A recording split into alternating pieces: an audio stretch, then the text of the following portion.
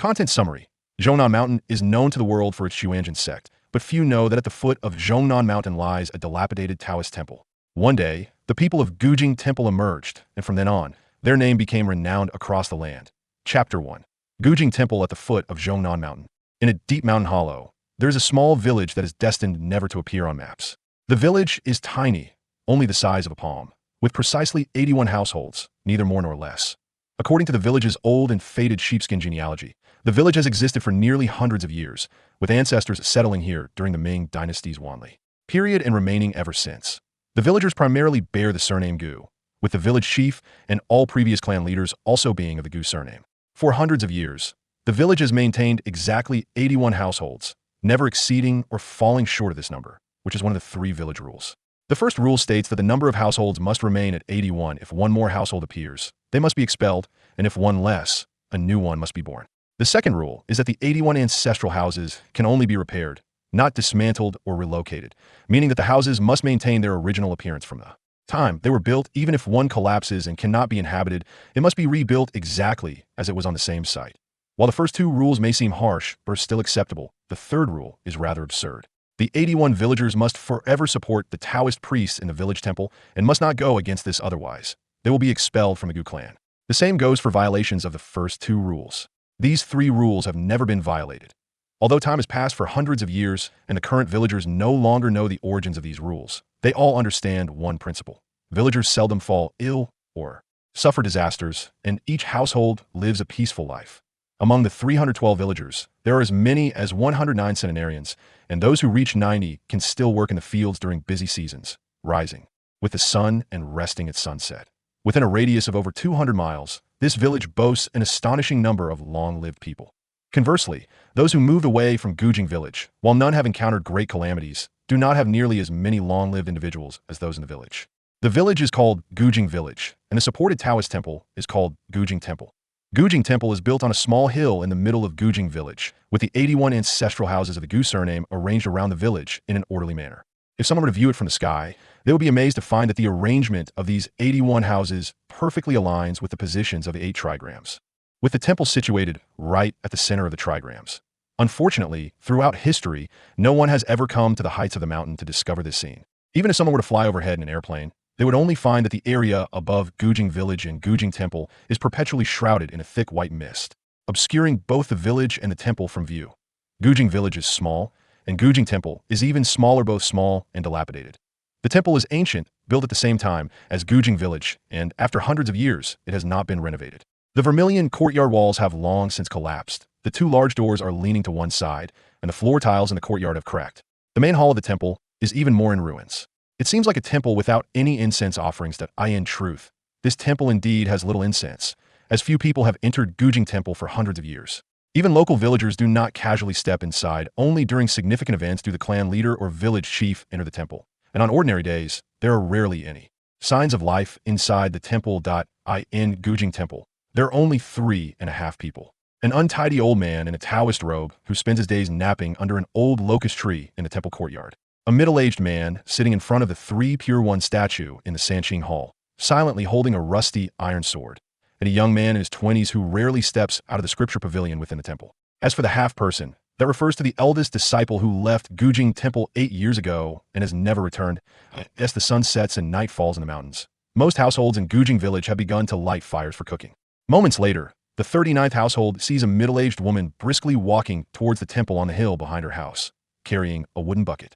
Upon reaching the front of the temple, she places the wooden bucket in the middle of the dilapidated door, then respectfully bows to the temple without looking inside before turning to leave. This has been the custom of Gujing Village for hundreds of years. Every day, one household will bring offerings to Gujing Temple. The untidy old Taoist under the locust tree opens his murky eyes, slowly stands up, walks to the door to pick up the wooden bucket, and then returns to his spot under the locust tree. This moment, the middle-aged man holding the iron sword also slowly approaches, and finally, the young man from the scripture pavilion comes over. The 3 of them sit cross-legged under the tree, opening the wooden bucket, which contains freshly cooked rice and 3 home-cooked dishes. The old Taoist, the middle-aged man, and the young man each take chopsticks and begin to eat. The scene of their meal is quite strange. The 3 do not exchange a single word from start to finish. Only the faint sound of chewing can be heard. They eat surprisingly slowly, chewing each bite of food exactly 36 times and at a painfully slow pace, turning an ordinary dinner into nearly an hour-long affair. After the meal, the three of them simultaneously put down their bowls and chopsticks. The untidy old Taoist suddenly twitches his right index and middle fingers without warning. He furrows his brow, then pulls out 3 copper coins from his robe, weighs them casually in his hand, and tosses them onto the ground in front of him. The untidy old Taoist and the young man both look at the copper coins on the ground. The young man's expression is one of surprise and oddity, while the old Taoist gazes silently towards the northwest direction of the temple. The middle-aged man holding the iron sword stands up, takes the wooden bucket outside the temple door, and then returns to the Sanqing Hall. Moments later, a crisp sound comes from the hall, and when the middle-aged man returns, he hands a rusty iron piece, about 20 centimeters long, to the young man. The young man stares at the half sword the middle-aged man holds and says, "Master Uncle, what is the point of this?" The middle-aged man replies indifferently, "You leave the temple, and I have nothing to give you. Besides, whether I have a sword or not is unimportant." The old Taoist, who has been watching the northwest direction, also picks up the 3 copper coins in front of him and hands them to the young man, still not uttering a word. This time, the young man does not hesitate and directly receives them in his hand, then sits back down beside the old Taoist under the locust tree. This time, the 3 do not return to their respective places, but sit together under the old locust tree. 2 days ago, in the northwest direction, 3 off-road vehicles with Ghibli license plates hurriedly arrived at the foot of the mountain. Once they reached the foot of the mountain, they could no longer drive in and had to proceed on foot. After the vehicles stopped, several people from the first 2 cars got out and stood beside them, bowing slightly. From the last vehicle emerged a middle-aged man in his 50s, wearing a tight black wool coat, his brow furrowed, and his expression extremely haggard. The middle-aged man gazes at the mountains, seemingly letting out a long sigh of relief, then turns to a man in his 30s beside him and says, "Jin Zhong, you come with me up the mountain, the others wait here." The man named Jin Zhong hesitantly asks, "Boss, shouldn't we bring more people to help take care of things? The mountain's here." The boss casually waves his hand and replies, "Just you and me. Having more people will only complicate things." Jin Zhong knows well that once his boss has made a decision, there is no possibility of changing it, so he does not say more. He takes a large travel bag from the car, slings it over his shoulder, and follows the middle-aged man up the mountain point. 2 privileged individuals from the city entered the mountains, and it felt like running a marathon. They walked for more than a day on mountain trails, taking 2 full days to complete the journey, their bones aching unbearably, yet neither of them uttered a word. The middle-aged man's weary expression eased as he moved closer to their destination, while the boss remained silent, knowing that Dedication had no choice but to keep quiet. 2 days later, as darkness fell, Dedication and the boss reached the top of the mountain. Both held binoculars, gazing northwest, where the outline of a small village gradually came into view. The boss let out a long breath, and his previously tense demeanor completely relaxed as he sat down on the ground, gasping for air. "Boss, that should be the place we're heading to," Dedication said. "People only know that there are hermits in the mountains, haha, but few know that there's also an ancient well temple up there," the boss replied, getting up and walking towards the foot of the mountain with his hands behind his back. "From now on, everything you see and hear must stay in your belly, and not a word should escape your lips." Dedication was taken aback. Even though he had a close relationship with the boss, his expression turned serious. He couldn't remember the last time his boss had given anyone a warning. Since he began following the boss, no one in their territory had warranted a warning from him. 3.5 hours later, it was pitch dark, but fortunately, they quickened their pace and finally arrived at the ancient well village. By that time, the lights in the village were mostly out, and most families had already gone to rest. Dedication and the boss did not stop, but headed straight for the ancient well temple on the hill in the center of the village. Upon reaching the foot of the hill, the boss instructed Dedication to wait below while he alone went up to the temple. The dilapidated temple made the boss hesitate briefly, but he quickly resumed his composure and stood at the entrance, tapping his fingers on the crooked door. After a moment, a young man approached the boss. Without hesitation, the boss said, "Descendants of Chun Liang, your ancestors advised that if the Chun family encounters misfortune, they can seek refuge at the ancient well temple." The young man nodded and said, "You can find a place to rest. I will take you down the mountain when dawn breaks." There exists a vast commercial empire known as the Baoxin Group. Half of the energy resources and real estate within its territory are under the influence of the Baoxin Group. In the commercial landscape of the Triangle region, the name Baoxin Group consistently appears at the forefront, and in recent decades, it has extended into other areas. However, Baoxin is a hidden presence. Ordinary citizens are unaware of the existence of the Baoxin Group and have never heard of it. Even most business people in the market are oblivious. The Baoxin Group is a collective controlling dozens of companies, and fewer people know that the helm of Baoxin is held by someone with the surname Chun. Each time the domestic wealth ranking is released, members of the Chun family smile faintly at the names at the top, accompanied by a hint of disdain. In the country, there are some individuals whom you could pay to appear on a list, and they would simply kick you off clearly. The Chun family belongs to the type of people who do not appear on such lists. The rise of the Qin family in the Baoxin group is little known, but those who are aware seem to have heard a rumor that the ancestors of the Chun family had entanglements with a Taoist during the war years, and it was from that point that the Chun family began to show signs of prosperity.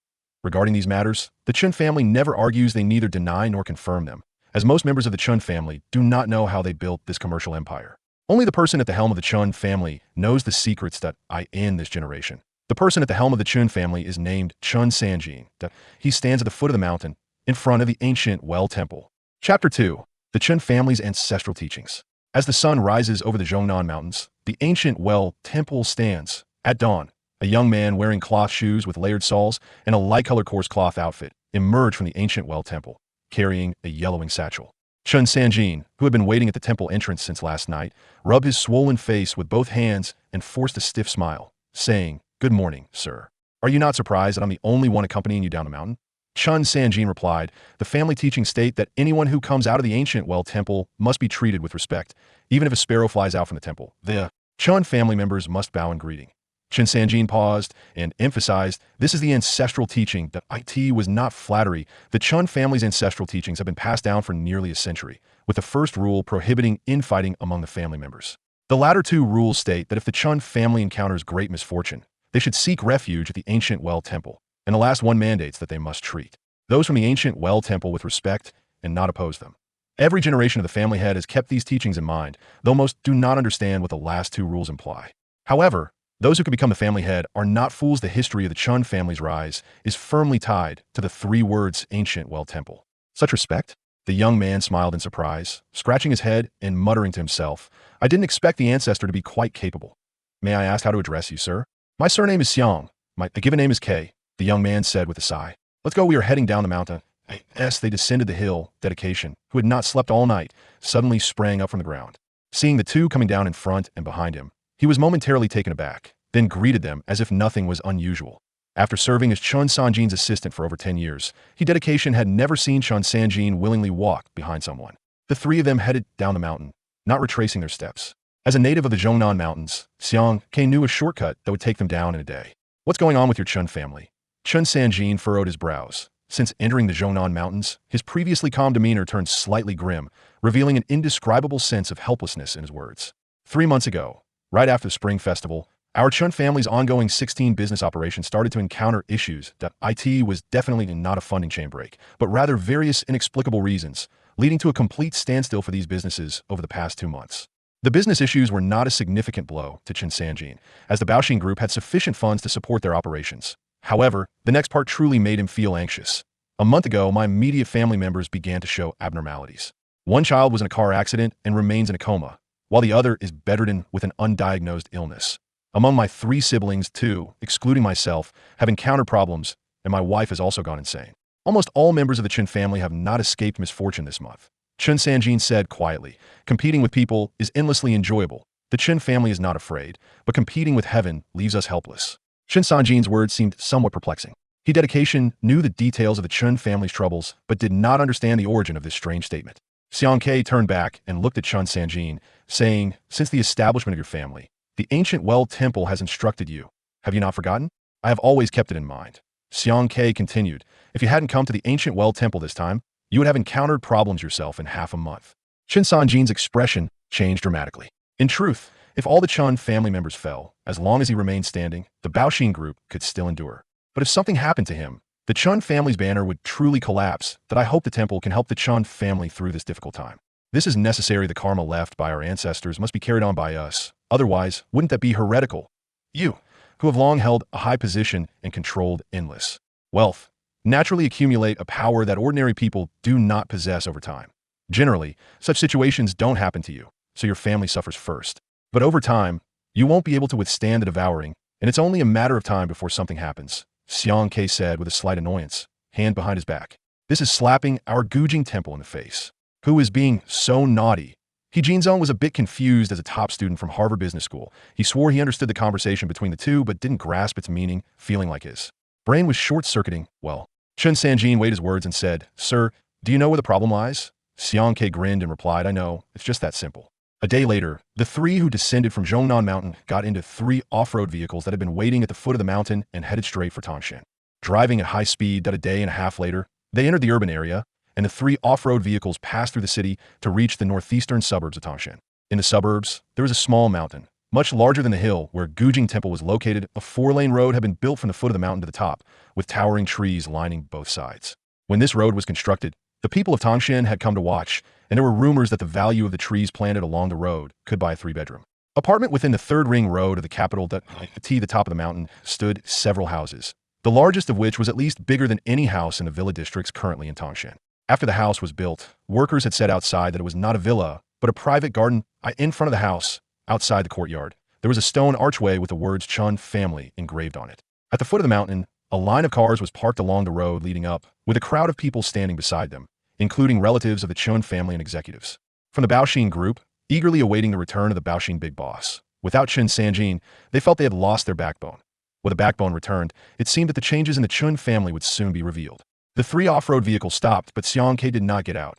Chun Sanjin impatiently rolled down the car window and poked his head out. "Get the hell back, all of you. You guys are just wasting time.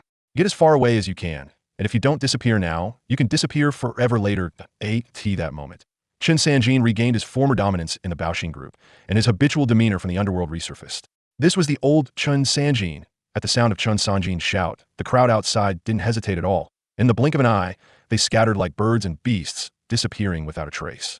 Not a single car drove up the mountain. They all sped away from the mountain in the Baoxin group and the Chun family courtyard. If Chun Sanjin farted, anyone who heard it would treat it like a royal decree. Chapter 3. Opening the Yin and Yang. The three cars did not go up the mountain. After stopping at the foot of the mountain, Xiang Ke got out, leaving He Jin's own behind. Only Chun Sanjin followed him on foot toward the courtyard at the top of the mountain. This road has existed for a long time. The people from Gujing Temple told Chun Liang that after the house was built on the mountain, a road directly leading to the foot of the mountain must be constructed. Years ago, this was just a small path, but by my father's generation, it was replaced with an asphalt road. A few years ago, I refurbished it again. Chun Sanjin pointed at the trees by the road and said, according to what the people from Gujing Temple told us after the Chun family prospered for 60 years, ancient trees should be planted along the road. I collected these trees from various places. There are a total of 810 trees from the foot of the mountain to the top, and there are dedicated personnel to take care of them. Xiang Ke remained silent, closing his eyes and tracing a line from his third eye to the bridge of his nose with his index finger. After moving his eyes for a moment, he opened them, and Chun Sanjin, glancing over, was startled to see that one of Xiang Ke's pupils had turned black, while the other had turned white. Xiang Ke looked toward the Chun family mansion at the top of the mountain, his eyebrows twitching continuously. A visible black energy enveloped the entire mountaintop, undulating and seemingly increasing in density every moment. Unaware, Chun Sanjin said, "The Chun family mansion has always been constructed according to the guidance of the ancestors from Gujing Temple, and all the details are recorded. I am quite sure that the layout from the foot of the mountain to the top has not been changed. You may not have changed it, but whether someone else has tampered with it is another matter." Xiang Ke stepped up the mountain. Chun Sanjin asked, "Sir, are you saying someone is sabotaging us from behind? Otherwise, what do you think? The feng shui arrangement of Gujing Temple has broken on its own? The Qin family could still enjoy great wealth for several generations. You're only in the fourth generation, right? There's still a long way to go," Xiang Ke said seriously, patting Chun Sanjin's shoulder. "This means there are two possibilities. Either you've offended someone, or someone doesn't want your Chun family to continue thriving. You think about it yourself, and check those two aspects. If you can find a match, that's the reason." "The latter," Chun Sanjin said without hesitation, setting the tone. "Someone doesn't want our Chun family to continue." Although Chun Sanjin had adhered to a low-profile approach in recent years, and the Chun family's reputation had never existed in the eyes of ordinary people or businessmen, those at a certain level knew of the existence of the vast commercial empire of the Chun family. The phrase "the taller the tree, the more the wind blows" is the best explanation. Simply put, the Chun family has too much money, and someone wants to take a piece of it. Even more so, it is possible that the other party wants to take the Chun family for themselves. Xiang Ke said, "A lot of effort has been put into dealing with your monsters and demons." Chun Sanjin asked, "Did it take a lot of effort?" "Ah, of course. Is it a big deal to tile the Great Wall?" "The effort spent on messing with your family is about the same," Xiang Ke said, rubbing his head in frustration. "It's a bit tricky. Although it was my master's handiwork decades ago, figuring it out now isn't that easy. The person who has stirred your Qin family into the current state clearly has some skills. They are not just a minor character running around in the underworld." "Then, thank you for your trouble, sir," Chun Sanjin said sincerely. "What trouble? I just consider it a breath of fresh air. Don't worry, I won't hesitate. Whoever did it, I'll take care of them. I can't let them get away with it. The name of Gujing Temple is not so easily tarnished." Xiang Ke nagged as he quickly walked toward the top of the mountain. Chun Sanjin followed behind him and suddenly asked, "Sir, are you from the northeast?" "Sort of. The first 10 years, yes. The last 12 years, my master took me from the northeast to Zhongnan Mountain, and I haven't come down since." Xiang Ke turned to look east, his mouth twitching. That old guy is such a piece of work, he insisted that my fate is bad, and I easily harm my relatives at home. So he dragged me from my hometown to that mountain gully for over 10 years that I can hardly remember what my parents look like anymore. After finishing his complaints, Xiang Ke continued walking toward the Chun family mansion at the top of the mountain. He didn't say another word on the way, his fingers constantly calculating in his sleeves, and his eyebrows mostly knitted together. When they reached the entrance of the Chun family mansion, Xiang Ke suddenly stopped, looked up, and pointed at the Bagua mirror above the two red doors, saying, "The mirror is broken." Chun Sanjin's heart sank, and he looked up to find that the mirror was still hanging there, shiny and intact, with no cracks at all. This mirror had existed since the Chun family established their residence here, and had always hung on the door. Chun Sanjin's father had warned him more than once before his death that the mirror must not crack, shatter, or fall no matter what happened in the family. This mirror must remain intact. To ensure this, after taking charge, Chun Sanjin had specially installed cameras on both sides and assigned dedicated personnel to guard it to prevent any issues with the mirror. The Chun family has many strange admonitions that have been passed down orally from one generation to the next, without being recorded on paper. Although Chun Sanjin's generation finds these admonitions quite puzzling, no one takes them lightly. This is because when the patriarch of the Chun family abdicates, he always tells his successor that the family's prosperity is closely linked to the existence of these admonitions. At this moment, Chun Sanjin sees no problem with the mirror, which remains intact hanging on the door. He looks suspiciously at Xiang Ke, who squints and says, "If you have someone take it down, you'll know." Chun Sanjin nods and tells a servant who comes out from inside, "Bring a ladder." After a moment, two people arrive with a ladder. One person climbs up, and just as his hand touches the mirror, it suddenly shatters with a crash, falling to the ground. Startled, the man falls off the ladder, his face turning pale as he stammers, "Mr. Chun, it's not your fault, it's fine." Chun Sanjin waves his hand. It truly isn't the man's fault. He clearly saw that the mirror shattered as soon as the man's hand touched it. He wasn't practicing iron sanpom, he merely touched it. So how could he have exerted that much force? Xiang Ke doesn't say anything more and steps into the Chun family courtyard. Chun Sanjin asks from behind, "The mirror has a problem, sir. My father once told me that mirror can't have any issues. Have someone buy an identical one and hang it back up quickly." Chun Sanjin is a bit confused. Xiang Ke replies, "Just buy one to put up for appearance's sake. After everything is resolved, I will handle it for you. At that time, the mirror will still be the original one." Once inside the Chun family mansion, Xiang Ke completely falls silent. For over 2 hours, he silently walks around the courtyard with his hands behind his back, his feet almost covering the entire yard, from the main house in the front to the rockery, garden, pond, and pavilion in the back. That he walks through every place that can be walked on. "I'm so damn tired." Xiang Ke mutters, "Old Chun, why does your family need such a big place? It's exhausting. Are you just burning money? You're too extravagant." Chun Sanjin replies, "Yes, it's just burning money." Chapter 4. Your family is ghosts. "You chat so much, and I love to hear it. I'm just proud to be a wealthy person," Xiang Ke says with a smile. Chun Sanjin earnestly replies, "After this is done, there will definitely be a generous reward for you, sir." Xiang Ke sighs, "Don't mention that it stresses me out." Chun Sanjin leads Xiang Ke into the main house and heads straight to the upstairs bedroom, where his wife, son, and daughter all reside, and now all three of them are having issues. "This is my son Chun Dong that he's been in a coma for over a month after a car accident." Chun Sanjin points to a man in his 20s lying on the bed and says, "The doctor talks nonsense, saying they can't find any problems, but that his life is not in danger. Yet he just won't wake up, and it's concluded that he is in a coma due to head trauma." Xiang Ke leans closer to the man's face and carefully observes for a while. The man appears stable, but his forehead is dark, indicating bad luck, but not severe. He turns and says, "The doctor isn't talking nonsense. Your son indeed has no life-threatening issues. Once this is resolved, he will wake up. Let's go. His issue isn't serious. Let's check the other two." In the room of Chun Sanjin's daughter, a young woman lies on the bed, her face terrifyingly pale, her lips purple, and her eyes tightly shut. Although her body remains still, her facial expression changes every so often, as if she's struggling with something, making her look extremely eerie, as if her body truly belongs to this woman. But her expression is that of another person, creating a deep contradiction. Chun Sanjin mentions that his daughter has also been in a coma for a month, relying on injections to maintain her bodily needs. The doctor has also drawn no conclusions. Xiang Ke pulls out a piece of yellow paper from his bag. Chun Sanjin notices that the paper is covered in a series of symbols resembling ghostly scribbles, densely packed across the entire sheet. The history of the Chun family's rise should help you understand that there are many things in this world that cannot be viewed through common sense, right? So I guess you won't find anything strange if you see something, Xiang Ke says, holding the yellow paper in his left hand, while with his right hand, he lifts the blanket off the woman and swiftly unbuttons her top, revealing a patch of fair skin. Chun Sanjin's eyes narrow slightly. Then he nods, saying, "That's right, the rise of the Chun family is indeed beyond common sense." Xiang Ke unbuttons the woman's top, and the yellow paper slaps onto her belly button. Strangely, the incomprehensible characters on the yellow paper begin to fade away slowly. 2 minutes later, the dense writing completely disappears. Wow, this is so eerie. Despite being somewhat prepared, Chun Sanjin is still taken aback. At the same time, the woman's body begins to tremble violently, enough that she rolls around on the bed. Suddenly, the woman's eyes snap open, her eyeballs completely white, devoid of any other color, resembling two white beads embedded in her eye sockets, which is extremely unsettling. Xiang Ke stares into the woman's eyes and calmly beckons with his finger, saying, "Come out. I'll send you off to reincarnation. That if I have to drag you out, well, you know the consequences." Chun Sanjin's daughter suddenly opens her eyes wide, quickly turning her gaze in one direction, mumbling a series of indistinct phrases. Xiang Ke remains calm, hand behind his back, continuing to stare into her eyes. "I'm going to count to 3.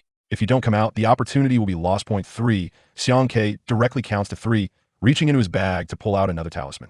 Suddenly, Chun Sanjin's daughter lets out a sharp scream, sits up abruptly, and begins to whimper. Then, her eyes close again, and her body falls straight back onto the bed. A faint shadow drifts beneath the bed, trembling at the sight of the talisman in Xiang Ke's hand. After putting the talisman back into his bag, Xiang Ke says, "Considering you were forced, I won't hold it against you. For now, find a place to hide and wait. Once I finish my business, I'll write you a talisman for reincarnation." Upon hearing Xiang Ke's words, the shadow beneath the bed stops, trembling, and slowly floats out, disappearing from the window. The woman on the bed returns to calmness, breathing evenly as if she is sleeping normally. Chun Sanjin stares in shock, pointing at the window where the shadow just vanished, and Xiang Ke says, "To put it simply, your daughter was possessed by a ghost, but it's just a minor ghost that doesn't pose any harm to people. It only makes her fall into a deep sleep, unable to live like a normal person. However, over time, her vitality will be depleted, and then she will be finished. For now, let her sleep it off. Tomorrow, let her eat something light and rest for a few days, and she will recover." If the mirror on your front door hadn't shattered, none of these things would have come in. Once it broke, all sorts of spirits could slip in. That Bagua mirror can ward off most dirty things. Chun Sanjin takes a long time to accept Xiang Ke's words. He knows that the Chun family's rise began decades ago when his great-grandfather received guidance from a Taoist priest to build a house on this mountain, which is the ancestral home of the Chun family.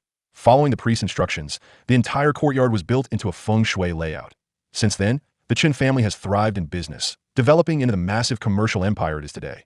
Feng shui is something he can accept in this day and age, which businessman isn't superstitious about feng shui, but the idea of being possessed by a ghost is a bit beyond comprehension, too far from ordinary understanding. Chun Sanjin said in a deep voice, "My wife's condition is more severe, so to speak." Xiang Ke didn't explain further and directly asked Chun Sanjin to take him to his wife's room to continue checking. Before they even entered the room, a gust of cold wind slowly blew out from the crack under the door, causing a shiver to run through them. As soon as Chun Sanjin's hand touched the doorknob, he felt an icy chill as if needles were pricking his palm. Inside the room, intermittent sounds that did not resemble human voices could be heard. "It's much worse than before. Before I left, I only felt that our bedroom was a bit cold and gloomy, but I thought it was just the weather. She just liked to talk nonsense and stay in dark places, at most crying and making a scene, biting anyone who came near it. I thought she was just stressed by recent family matters, but now it seems the one who possessed your daughter earlier was a minor ghost. This one is different. It's a vengeful ghost." Xiang Ke pulled him back and said, "Don't go in there, you won't be able to handle it. Go get 2 basins of black dog blood and smear it all over the windows outside the bedroom. Then find me a slaughterhouse and ask a butcher to come with his knife. And lastly, get some copper coins from the Qing dynasty, and more, the better." After hearing Xiang Ke's instructions, Chun Sanjin quickly picked up his phone and ordered someone to bring those items over. In fact, Xiang Ke didn't need to go through such trouble. He had several items on him that would allow him to confront whatever was inside the room. However, this guy had been in the ancient well temple on Zhongnan Mountain for over a decade and had never dealt with any formidable entities. To put it simply, he lacked practical experience and had only engaged in theoretical discussions in the past. This time, he planned to hone his skills. After all, in a few years, the ancient well temple would be passed down to him. Chapter 5. Battle with the Ghosts. The Baoxin system is a massive machine in operation, and the Chun family mansion is its engine. Chun Sanjin is the central control computer, and his words are the highest command. Once Xiang Ke asked him to prepare, everything required was ready in less than half an hour. 2 basins of thick, black, stinking dog blood were smeared outside the bedroom window. An old butcher with 30 years of slaughtering experience stood by with a beef knife, and Xiang Ke weighed a handful of copper coins in his hand, saying in disbelief, "Old Chun, you don't play with money like this. You're being a bit too flashy." "Huh, what's wrong? Not suitable?" Chun Sanjin asked. "Suitable, but if I throw this handful of copper coins, 100 or 80,000 will be gone. This is burning money."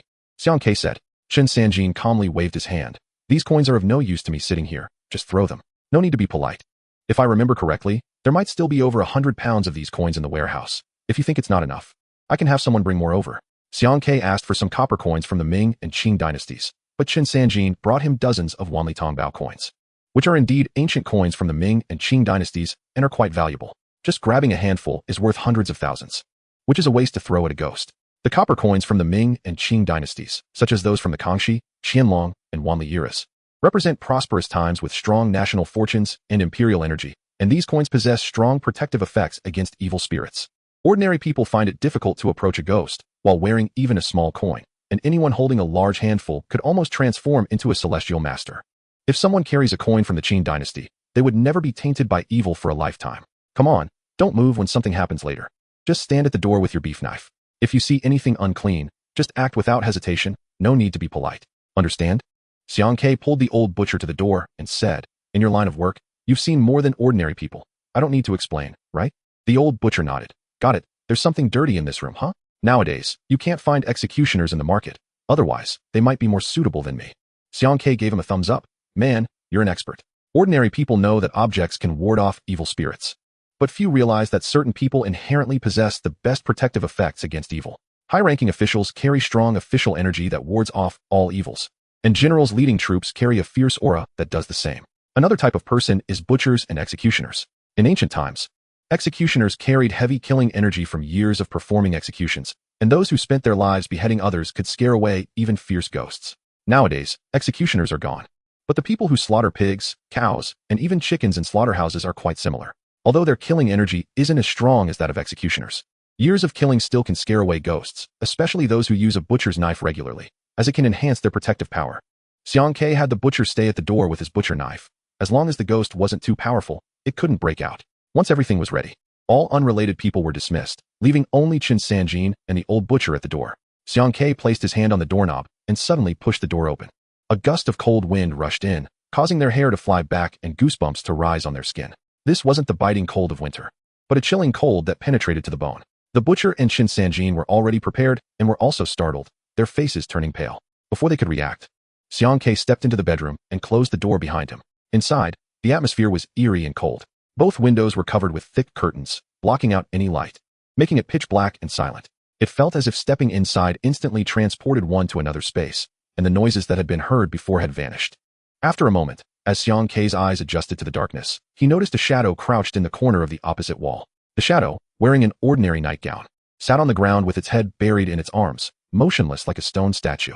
Seemingly sensing someone had entered, the shadow slowly raised its head, spitting at Xiang Ke and cursing, "You're an ugly ghost." The woman in the nightgown was Qin Sanjin's wife, Wang Linju. At that moment, her hair was disheveled. Her eyes squinted open just a slit, her eye bags bulging while her eye sockets were deep. And her face was pale with pink lips, completely not the complexion of a normal person. 2 streaks of blood flowed from her nostrils, and her expression twisted in an irregular manner, emitting a low, mournful wail from her throat, as if she were choking on phlegm she couldn't spit out or swallow. Seeing Xiang Ke standing in front of her, Wang Linju slowly crawled up from the ground and cautiously inched closer to him. Xiang Ke took 2 steps back, feeling along the wall until he found the switch and turned on the light with a loud click. The lights in the room suddenly illuminated, and Wang Linju hurriedly raised her arms to shield her eyes, letting out a piercing scream that echoed through the walls, sounding extremely eerie. Outside the door, the butcher and Qin Sanjin shivered at the sound that pierced through the wall. During the day, it was unsettling enough, but at night, hearing such a scream could scare someone into wetting their pants. The butcher turned to Qin Sanjin and said, "Boss, who is that in the room?" "My wife," Qin Sanjin replied. The butcher frowned. "There's a fierce ghost possessing her. From the sound, it seems like it's not an ordinary fierce ghost. It must have died a long time ago without reincarnating, wandering the world and harming many people." "What heavy killing energy?" Qin Sanjin asked in surprise. "You understand this too?" The butcher raised the butcher knife in his hand. "In our line of work, we see more than ordinary people. We've encountered all sorts of strange occurrences from killing so many. Years ago, someone in our village suffered from an evil illness, and a master once asked me to sit in for them. When someone was exhuming a grave and feared a big ghost might appear, they also asked me to bring a knife for courage. Although I don't know much, I've seen these things a few times. However, this time is quite unusual for me. I hope that the gentleman inside has some knowledge, otherwise it would be troublesome." "Why are you screaming, ghost?" Xiang Ke leaned against the wall, pointing at Wang Linju. "Come out. Give me a chance to pull you out. If I have to drag you out, it won't be so polite." The earlier warning about the small ghost on Chun Xia took effect, but this time, the fierce ghost on Wang Linju didn't take Xiang Ke seriously at all. A small ghost is just a small ghost. It doesn't have much power or skill. It can possess a person but doesn't cause much harm. mostly making them drowsy and draining their energy over time. However, fierce ghosts are different. Decades of fierce ghosts have committed many sins, and the longer they exist, the deeper their skills. Once they possess a person, they can control them and employ various methods. An unskilled master encountering them would find it impossible to handle, with a high risk of backlash. Clearly, the fierce ghost possessing Wang Linju was not an ordinary entity. It knew Xiang Ke was there to deal with it, and didn't take it seriously at all. Chapter 6. Manifestation. He. Wang Linju emitted a series of eerie laughs, her head lowered, long hair hanging beside her face, her eyes rolling back as she slowly approached Xiang Ke step by step. I know you can understand what I'm saying. I'll give you another chance. Come out of her body. Although you're a fierce ghost, I can help you find a high monk to help you reincarnate, Xiang Ke earnestly advised again. It's not that he lacks the confidence to deal with her. But ghosts are also a type of living being, and killing a ghost would also bring about karmic repercussions. The more karmic ties there are, the greater the impact on oneself, especially for Taoists involved in feng shui and divination, who often face backlash for revealing too much celestial secrets. The opportunities to resolve karmic backlash would become fewer. The old Taoist and the master uncle had both warned Xiang Ke that his fate was not peaceful. If he revealed too many secrets of heaven and accumulated too much karma, he could end up with a fate of 5 flaws and 3 deficiencies, which would be considered a good ending. If things went worse, the calamities in his fate would be heavier. You have a sin I really like. The fierce ghost on Wang Linju completely ignored Xiang Ke's warning and advanced step by step. Xiang Ke said irritably, "What are you playing at with this attraction? And this scent you like? Oh, come on. Why don't you just say you want to fall at my feet?" Typically, orthodox Taoist exorcists, such as those from the Maoshan, Mai, Longhu, and Xuanzhen schools, would use magical tools like peachwood swords, copper coin swords, or red string puppets, and then chant incantations or wave talismans. However, the exorcism techniques of the Gujing temple were unique. With his back against the wall and nowhere to retreat, when Wang Linju was just 3 or 4 meters away, she suddenly raised her arms and sprang forward, attempting to grab Xiang Ke by the neck. Her fingernails glimmered with a bloody light, and a foul, fishy smell emanated from her open mouth. Xiang Ke spat in disdain, wrinkled his nose, and pulled out a talisman from his bag. He then swiftly lifted his right foot and kicked Wang Linju in the stomach. With a loud thud, she only swayed slightly. Xiang Ke clearly felt a numbness in his right foot, as if he had kicked a stone. This kick didn't have much effect, but it slowed Wang Linju's advance. Xiang Ke quickly stepped forward and slapped the talisman onto her chest. 3 souls eternal, no loss of the spirit, swift as the law commands. This Taoist talisman, a calming spell, could help restore her clarity and regain her mind, preventing her from being bewitched by the ghost. As soon as the talisman was applied, Wang Linju froze, her body swaying in place. A faint black mist appeared on the surface of her body, and at that moment, her originally murky eyes seemed to regain some clarity. A look of pain emerged on her face, and instead of the ghostly smirk, she let out a painful cry. But this scene lasted only an instant. Wang Linju quickly reverted to her original form possessed by the fierce ghost, and the talisman fell to the ground as if moved by an unseen force. Oh my! How powerful! Quite skilled. Xiang Ke was startled. Normally, after a talisman was applied, Wang Linju should have been able to regain her senses, with the fierce ghost still present. But in a state of struggle, unexpectedly, she only regained clarity for a moment before reverting back, indicating that the fierce ghost within her was exceptionally strong, and the talisman couldn't subdue it. Xiang Ke felt he might have underestimated the situation. He didn't expect to encounter such a tough opponent on his first outing. Kill. Wang Linju mumbled incoherently, then quickly opened her arms and lunged at Xiang Ke again, feeling a bit overwhelmed. Xiang Ke realized that while being possessed by a ghost wasn't too severe, the fact that the calming spell didn't work was unusual, indicating a ghost of considerable power. With her 2 green glowing hands and sharp nails, she suddenly reached for Xiang Ke's neck. He took 2 steps back, his back hitting the wall again. With a poof, Wang Linju's index finger, like an eagle's claw, stabbed straight into the wall behind Xiang Ke's head, leaving a bunch of debris on the wall without breaking her nails. Xiang Ke dodged quickly, bending down to avoid the 2 claws, then pushed off the wall with his right foot and sprang out, rolling on the ground to quickly distance himself from Wang Linju. Unexpectedly, she was incredibly fast. After turning her body, she lunged at Xiang Ke from an extremely bizarre angle. Xiang Ke cursed under his breath as he rolled several times, and before he could get up, he fished out a Wanli Tongbao from his pocket and threw it at Wang Linju, who was preparing to pounce on him again. The copper coin struck Wang Linju with a muffled sound, and although she hadn't been kicked, this small coin unexpectedly sent her flying backward, and she crashed heavily to the ground, letting out a sharp scream, clearly in great pain. Xiang Ke then leaped up from the ground, quickly pulling out another talisman from his bag. Tai Shang Tai Xing, changes without end, exorcise evil and bind spirits, protect life and body, swift as the law commands. Chanting the incantation, he rushed towards Wang Linju on the ground and slapped the talisman onto her forehead. No longer careless, Xiang Ke hurriedly pulled out 3 more copper coins and pressed them onto Wang Linju's crown, navel, and the soles of her feet. The 3 coins sealed the fierce ghost's upper, middle, and lower paths, preventing it from controlling Wang Linzhu's body any longer. If it didn't want to get hit, it had to leave immediately. After doing all this, Wang Linzhu rolled on the ground, continuously howling in what appeared to be unbearable pain. A black mist swirling faintly on her body. Meanwhile, Xiang Ke sat cross-legged on the ground facing Wang Linzhu, continuously forming Taoist hand seals and chanting obscure talismans.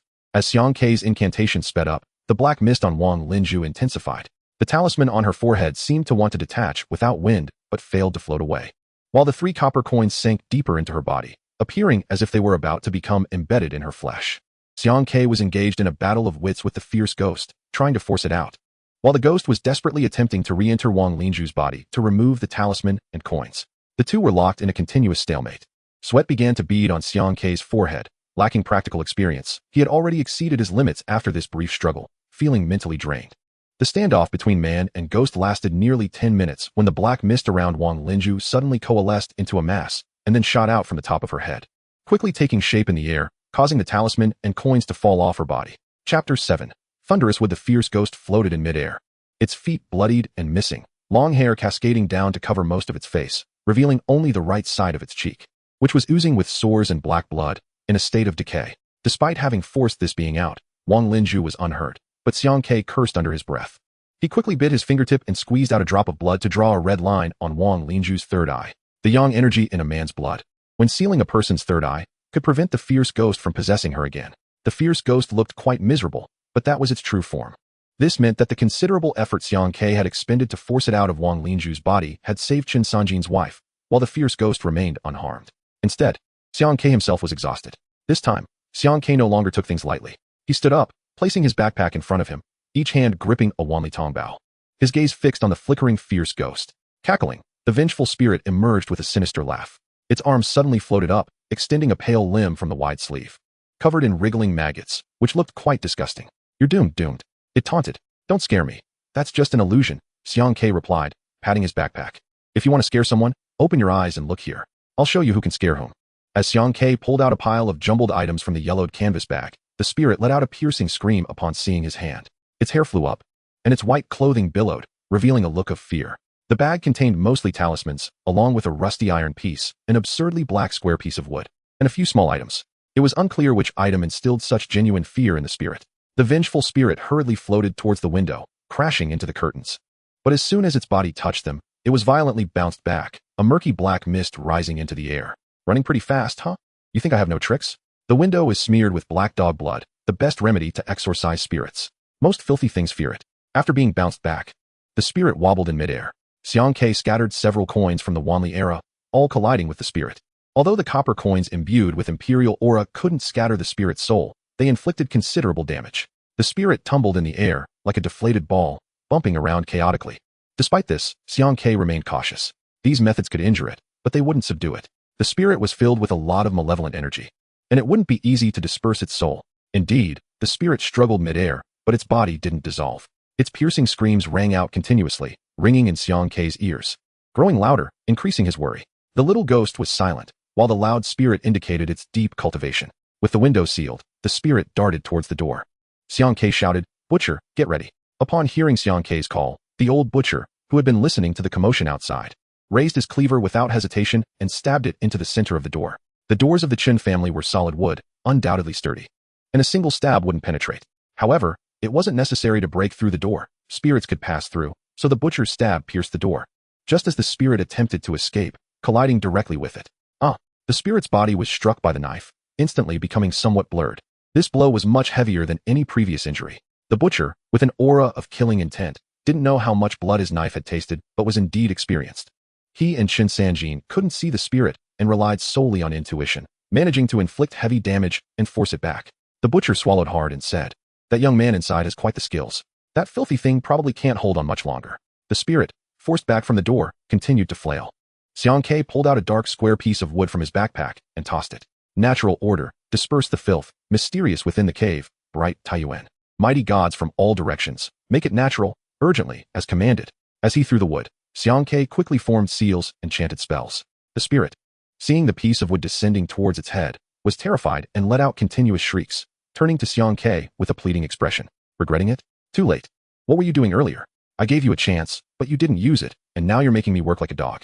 After throwing the dark wood above the spirit, a thundercloud rapidly gathered from all directions above the Chun family's hill, and a loud thunderclap echoed. Lightning striking the Chun family mansion. Crack! A strong light burst forth in the pitch-black room. A deafening thunder resonated, shaking the entire Chun household. Outside, Chen Sanjin and the old butcher, caught off guard and too close, were knocked against the wall, eyes tightly shut, head spinning. Thunder is the nemesis of all ominous evil entities. Those struck are obliterated, with no chance of survival, regardless of the spirit's cultivation. Inside, after the thunderclap, the spirit didn't even have time to scream before it scattered, the dense black mist slowly dissipating like fog, gradually vanishing. With the spirit gone, the originally cold room suddenly returned to normal. Despite the curtains still blocking the light, it was no longer pitch black, and the temperature began to rise again. Xiang Ke lay on the ground, exhausted like a dead dog, panting as he picked up the dark wood. A fine crack appeared on the smooth, black wood, and Xiang Ke cursed inwardly. This mission didn't go smoothly. I used this treasure on my first outing. I'm really pained. That unremarkable piece of dark wood was one of the few exorcism items Xiang Ke owned, extremely rare, known as the Thunderwood.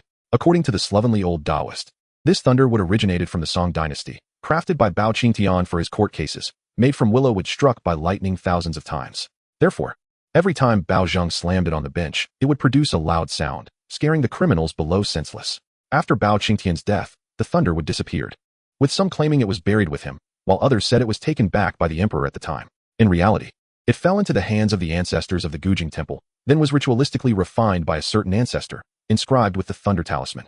This thunderwood transformed into a Taoist artifact, and because of the inscribed Thunder Talisman, it became known as Thunderwood.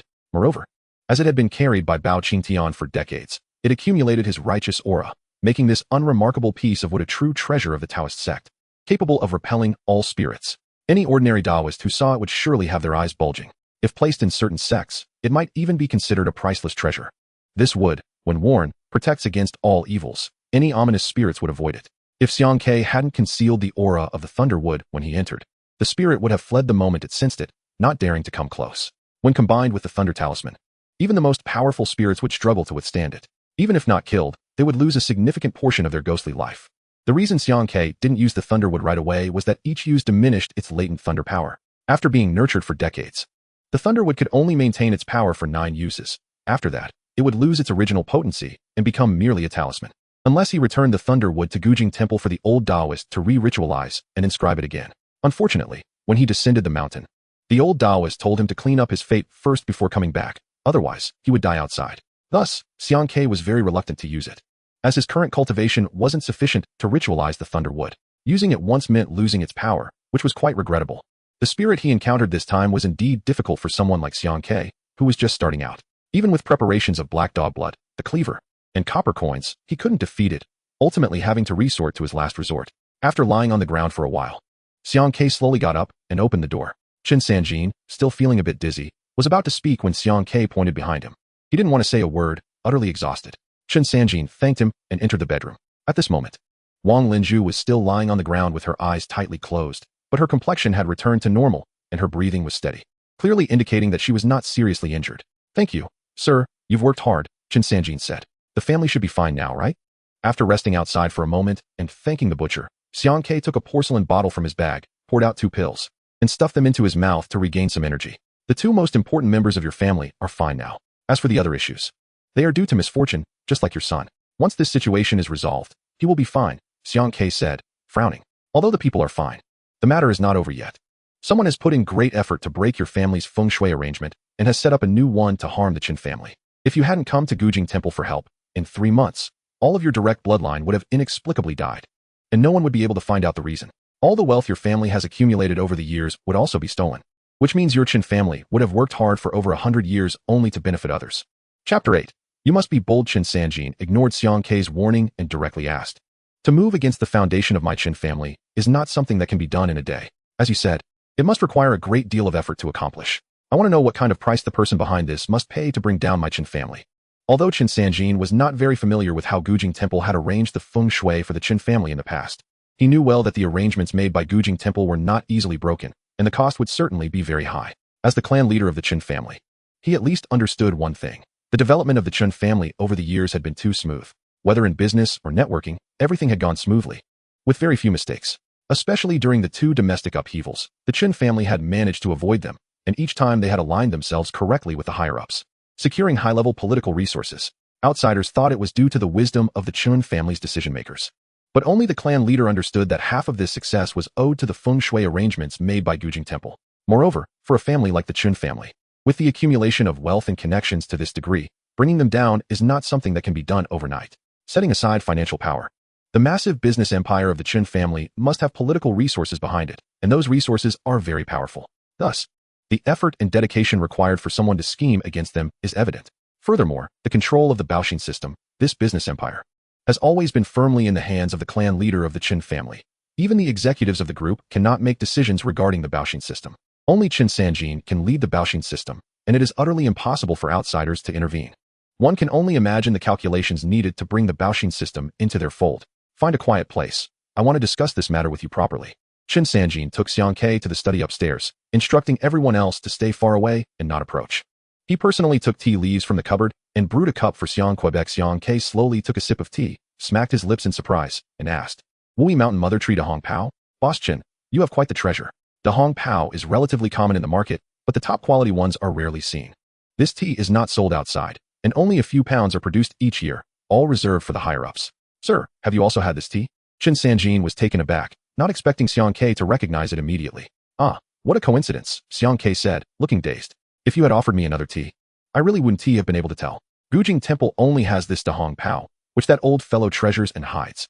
A few years ago, I stole quite a bit and drank it until my palate was numb. How could I not recognize it? But after I drank it, it ran out. And I haven't had it for 3 to 5 years. A black line appeared on Qin Sanjin's forehead, and the corners of his mouth twitched. He couldn't tell if this guy was being ridiculous or if there was some truth to it. It sounded absurd. Come on, while the tea is still warm. Let us get down to business, Xiang Ke said seriously. Old Qin, do you have any idea what's going on in your heart? Qin Sanjin frowned. Thinking for a long time, his mind constantly recalling the situation of the Baoxin system in recent months and the movements of the higher-ups in the country. A business empire as large as the Baoxin system cannot stand alone. There are bound to be similar entities. As everyone grows, competition becomes inevitable, and making enemies is quite normal. In such a vast country like China, anyone who reaches a certain scale can be considered a red-top businessman. Qin Sanjin is a red-top. And those outside like Qin Ergu and Lu Si are also red-tops. There are several equally matched opponents, and those who dare to ponder the Baoxin system surely exist. Qin Sanjin also knew another thing. In the domestic business world, many big shots are mere white gloves, specifically gathering wealth for certain people, and these individuals are equally dangerous. I can grasp the general range, but when it comes to a specific person or force, I can't be sure, Qin Sanjin said, a cold light flashing in his eyes. Only a handful of people can stretch their claws this far. Is that so? If I pull out the claws, do you dare to chop them off? Qin Sanjin asked in surprise. Can you find out who is behind this? Just put in some effort. Feng shui arrangements that create a major situation are not easy to hide, Xiang Ke said. Help me identify the person, and I'll take care of the rest. Hearing you say that makes me quite pleased. You must be bold, Xiang Ke said arrogantly. If you don't deal with him, he know how Gujing Temple is his father. Xiang Ke placed his backpack on the table, took out a compass, and after shaking the 3 copper coins given to him by the old Taoist, he casually tossed them on the table. The copper coins bounced a few times before the needle on the compass pointed southwest. This is the divination method of Gujing Temple. The copper coins divine, and the compass directs. To break the feng shui arrangement set for the Chun family by Gujing Temple is not something that can be done by just any feng shui master. They would need to scheme for at least 1.5 years to have a chance. Xiang Ke pointed outside the study and said, The arrangement made by Gujing Temple for your ancestors is called the Dragon Cave Gathering Wealth Arrangement. The road from the foot of the mountain to the main residence and the trees on both sides, as well as everything inside the residence, are all part of the arrangement. To break this arrangement, one must first disrupt the feng shui layout inside the residence. And then at least 3 feng shui masters would need to set up another layout to divert the fortune from your family's residence. I walked around the yard earlier, and 2 feng shui nodes have been tampered with. In other words, the Chun family's feng shui arrangement has been broken, Qin Sanjin said with a darkened face. In my Chun family's courtyard, someone has broken the nodes. How interesting. Find out who the insider is. Tampering with 2 nodes is not something that can be done in a day or 2. It must be someone who can frequently enter and exit the Chun family's courtyard. The gathering of fortune takes time and effort, so if it's scattered, it won't just disappear easily. First, find the insider. Then send people to guard the southwest direction. When I break the opposing arrangement, it will definitely trigger anomalies, allowing your people to notice where there is movement, indicating where the opposing feng shui master is laying out their plan, and you can follow the clues to find out. The southwest. Qin Sanjin fixed his gaze out the window and said, is indeed the capital. The 2 tampered nodes, one is in the pond in the backyard, and the other is in the rockery in the front courtyard. Check to see if anyone has deliberately approached these two locations recently. They probably won't escape. This point is not difficult to investigate. The Chen family's courtyard is covered with dozens of security cameras, monitoring the entire courtyard. That night, Chen Sanjin ordered his trusted aides to review the footage recorded by the cameras overnight and issued orders to have all those who usually have the opportunity to enter and exit the Chen family's mansion return immediately. Anyone who does not come back should never expect to enter the Chen family's courtyard again. Chapter 9. The Five Ghosts Bringing Wealth 2 days later. The senior members of the direct Chen family and the Baoxin faction gathered in the Chen family courtyard. With a single command from Chen Sanjin, no one dared to disobey, unless they wished to be expelled from the Chen family. In this courtyard, the supreme elder Chen Sanjin held absolute authority and control. The matter of dealing with the internal traitor was not something he had intervened in. It was a family issue, and as an outsider, he could only point out the path to catch the ghost. The handling of the issue was Chen Sanjin's concern. Over the 2 days, Chen Sanjin had his trusted subordinates extract the videos as instructed by Xiang Quebec. Anyone who approached the 2 suspicious locations during the questionable time frames was identified, and ultimately, the target was narrowed down to 1 person. Internal traitors had appeared in the Chen family before, and there were 2 methods to deal with them. The first was to expel those who did not seriously harm the family's interests. The second, for matters concerning the family's survival, had only one outcome. The people under Chen Sanjin would take action. 2 children, a boy and a girl under 3 years old, were brought to the front yard where Xiang Ke instructed Chen Sanjin's men to excavate half of the artificial hill. Beneath the collapsed hill, a dark hole was revealed. About 2 meters deep, the moonlight illuminated the entrance, where a black jar was surprisingly placed inside, sealed and looking ordinary, like a typical jar used for pickling vegetables in a rural household. Soon, the 2 children were brought over. They were the children of Chen family servants. Unexpectedly, as soon as they reached the entrance of the artificial hill, they began to cry loudly. Chen Sanjin had become somewhat immune to this over the past few days. Knowing that his family was currently in a messy state with many filthy things around, which was not surprising. Others present, however, were a bit bewildered by the scene. The incessantly crying children and the mysteriously appearing black jar were unsettling to witness. The parents of the 2 children felt uneasy and slowly backed away, wanting to turn and run if it weren't for the intimidation of the Supreme Elder. Everyone else, go back and keep quiet, Chen Sanjin ordered, instructing unrelated individuals to leave the artificial hill to avoid seeing what they should not see. You 2 families, after this, go to the steward to collect 10 years' worth of salary as a reward. From now on, your families can work in the Baoxin faction without charge. As long as the Chen family exists, you'll have no worries about food and clothing. Children around 3 years old still have their fontanelle not fully closed, allowing them to see things invisible to adults. If they encountered a fierce ghost, they would cry even harder. Adults would mistakenly think the child was possessed and would seek shamans or fortune tellers to ward off the evil. The method to ward off the evil was simple. Temporarily close the child's fontanelle so they wouldn't see the filthy things, thus stopping their crying. Xiang Ke didn't possess innate yin-yang eyes. They were forcibly opened by an old Taoist at the ancient well temple, located right in the middle of his forehead. Each time he used them, he had to press his finger on the spot to reveal the yin-yang eyes. Xiang Ke explained everything he saw to Chen Sanjin, who suddenly realized, so that's why there have been a dozen business deals suddenly falling through recently. That's right, your wealth was stolen. It's strange if your business succeeds. Xiang Ke replied. The 2 children had just been given a lot of water and were already feeling the urge to urinate when they were brought over. Their parents unfastened their pants, and 2 streams of child urine sprayed towards the jar.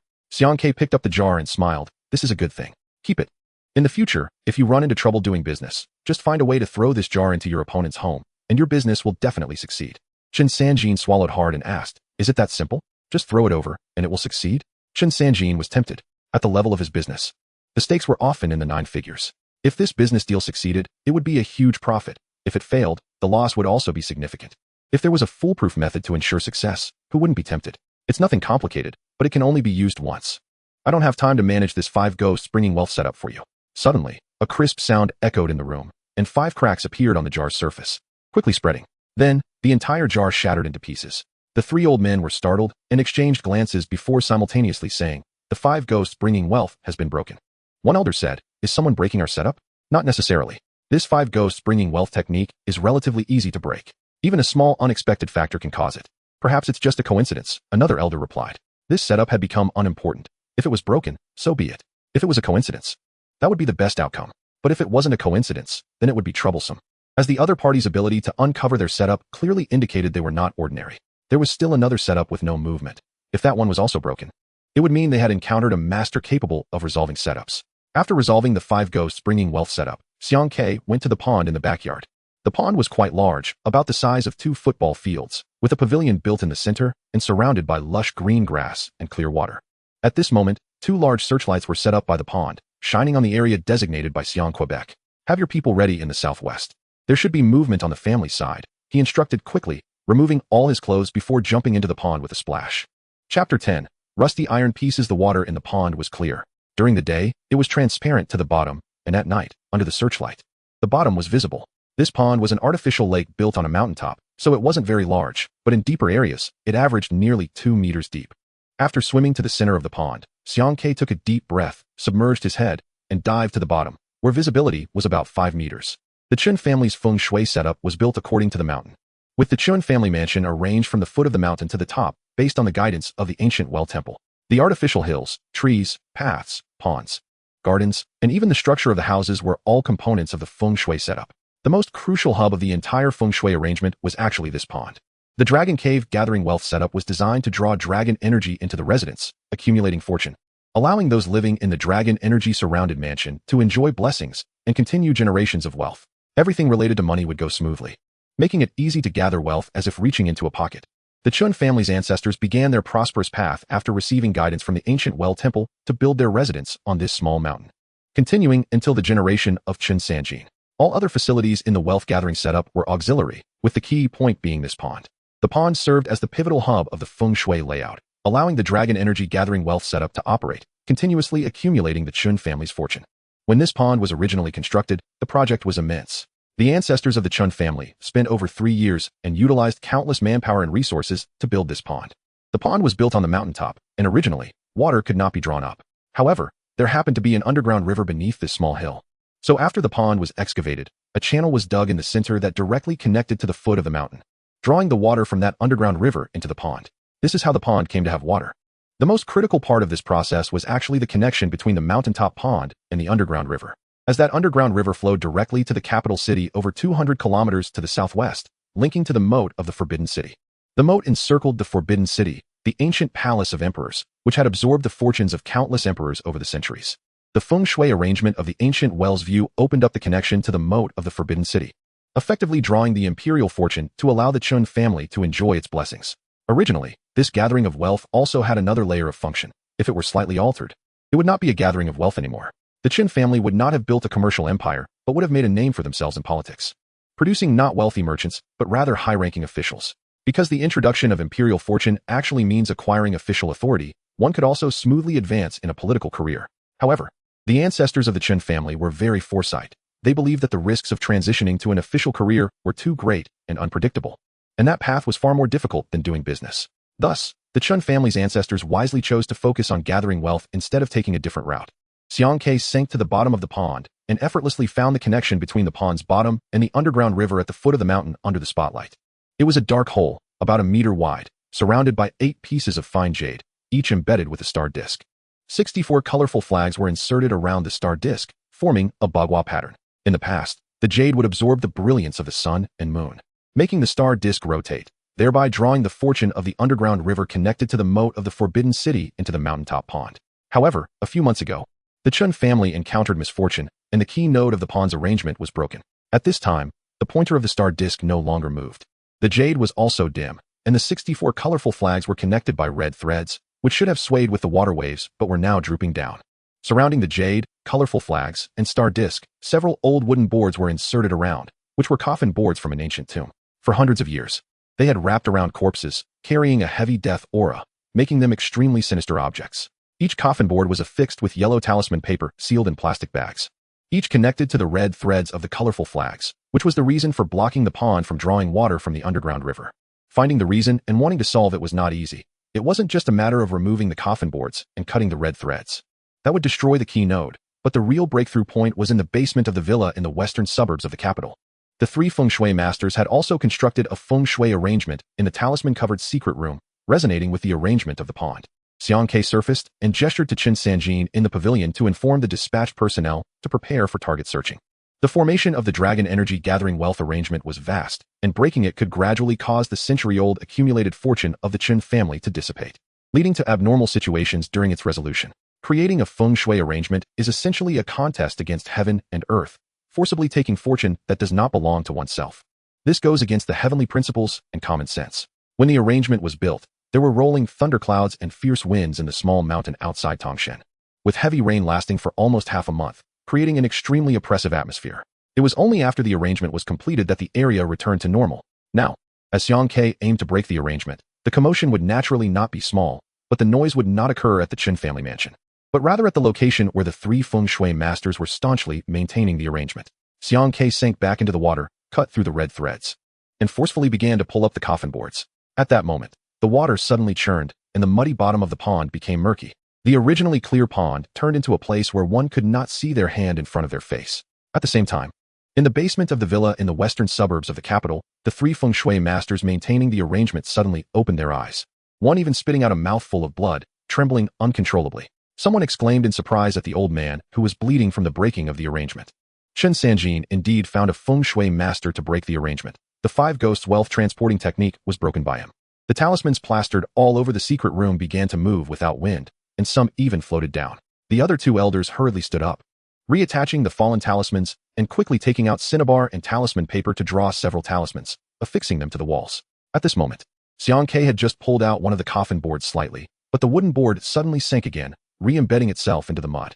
As the talisman paper above seemed to weigh 1,000 pounds, pressing down on the coffin board, Xiang Ke cursed inwardly and had to surface again for air, then climbed up to the pavilion, grabbed his backpack, and pulled out a rusted iron piece from inside. Xiang Ke returned to the bottom of the lake, found the coffin boards with talisman paper on them in the murky water, and swung the iron piece down.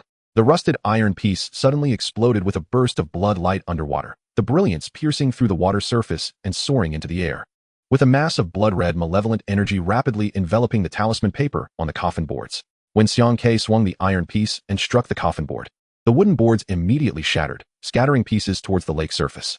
Chapter 11. The four masterpieces of the ancient well-view. The coffin board was shattered by Xiang Ke with an iron piece, with chips flying everywhere, and the talisman paper affixed to it fell down, with a portion of the board that had been embedded in the mud being pulled out from underwater. The remaining coffin boards began to shake incessantly, and the talisman paper on top started to sway with the water waves, about to float away from the wooden boards. At the same time, in the secret room of the villa in the western suburbs, as Xiang Ke broke the first talisman, the three feng shui masters received feedback. The feng shui arrangement draws the energy of heaven and earth, and both the one who lays out the arrangement and the one who breaks it are connected to the energy of heaven and earth.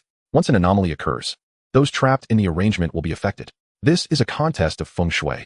If the one who lays out the arrangement wins, the one who breaks it will suffer misfortune, and vice versa. It seems that there is not much danger, but once the situation escalates, the feng shui master's own injuries will be exacerbated, not to mention the risk to their lives, and their own cultivation will be severely damaged. The three elders were alarmed, as the breaking of the arrangement caused them to be affected, and they spat out several mouthfuls of blood, while some of the talismans on the wall began to fall off. At that moment, Chen Sanjin received a report from his subordinates. He had sent out many trusted subordinates in the capital, and had also instructed the direct employees of the Baoxin system to pay attention. Someone reported to him that the originally visible starry sky in the western suburbs of the capital had suddenly become overcast with clouds. The weather forecast had not predicted rain for today, but suddenly the sky turned gloomy. His subordinates were uncertain whether this constituted an anomaly and hurriedly relayed the information to Chen Sanjin. Chen Sanjin quickly assessed that this was undoubtedly the sudden situation Xiang Ke had mentioned. Overcast and rainy weather is common, but occurring at this moment was clearly unusual. The employees of the Baoxin system and Chen Sanjin's trusted subordinates began to move towards the western suburbs of the capital, with the closest group immediately dispersing to widen the search area, striving to quickly lock onto the target. In the secret room, the three elders, regardless of their own injuries, wanted to stabilize the situation before the arrangement was completely broken, but Xiang Ke did not give them the opportunity, continuing to swing the iron piece towards the second coffin board to break the talisman paper affixed to it. After one piece, two pieces, and three pieces, suddenly a thunderous sound erupted in the western suburbs, and a bolt of lightning appeared in midair, striking one of the villas. The people from the Chun family in the western suburbs were a bit stunned. One group was very close to that villa, and they witnessed the lightning striking the house directly. Fortunately, someone reacted quickly and called Chen Sanjin to report the situation.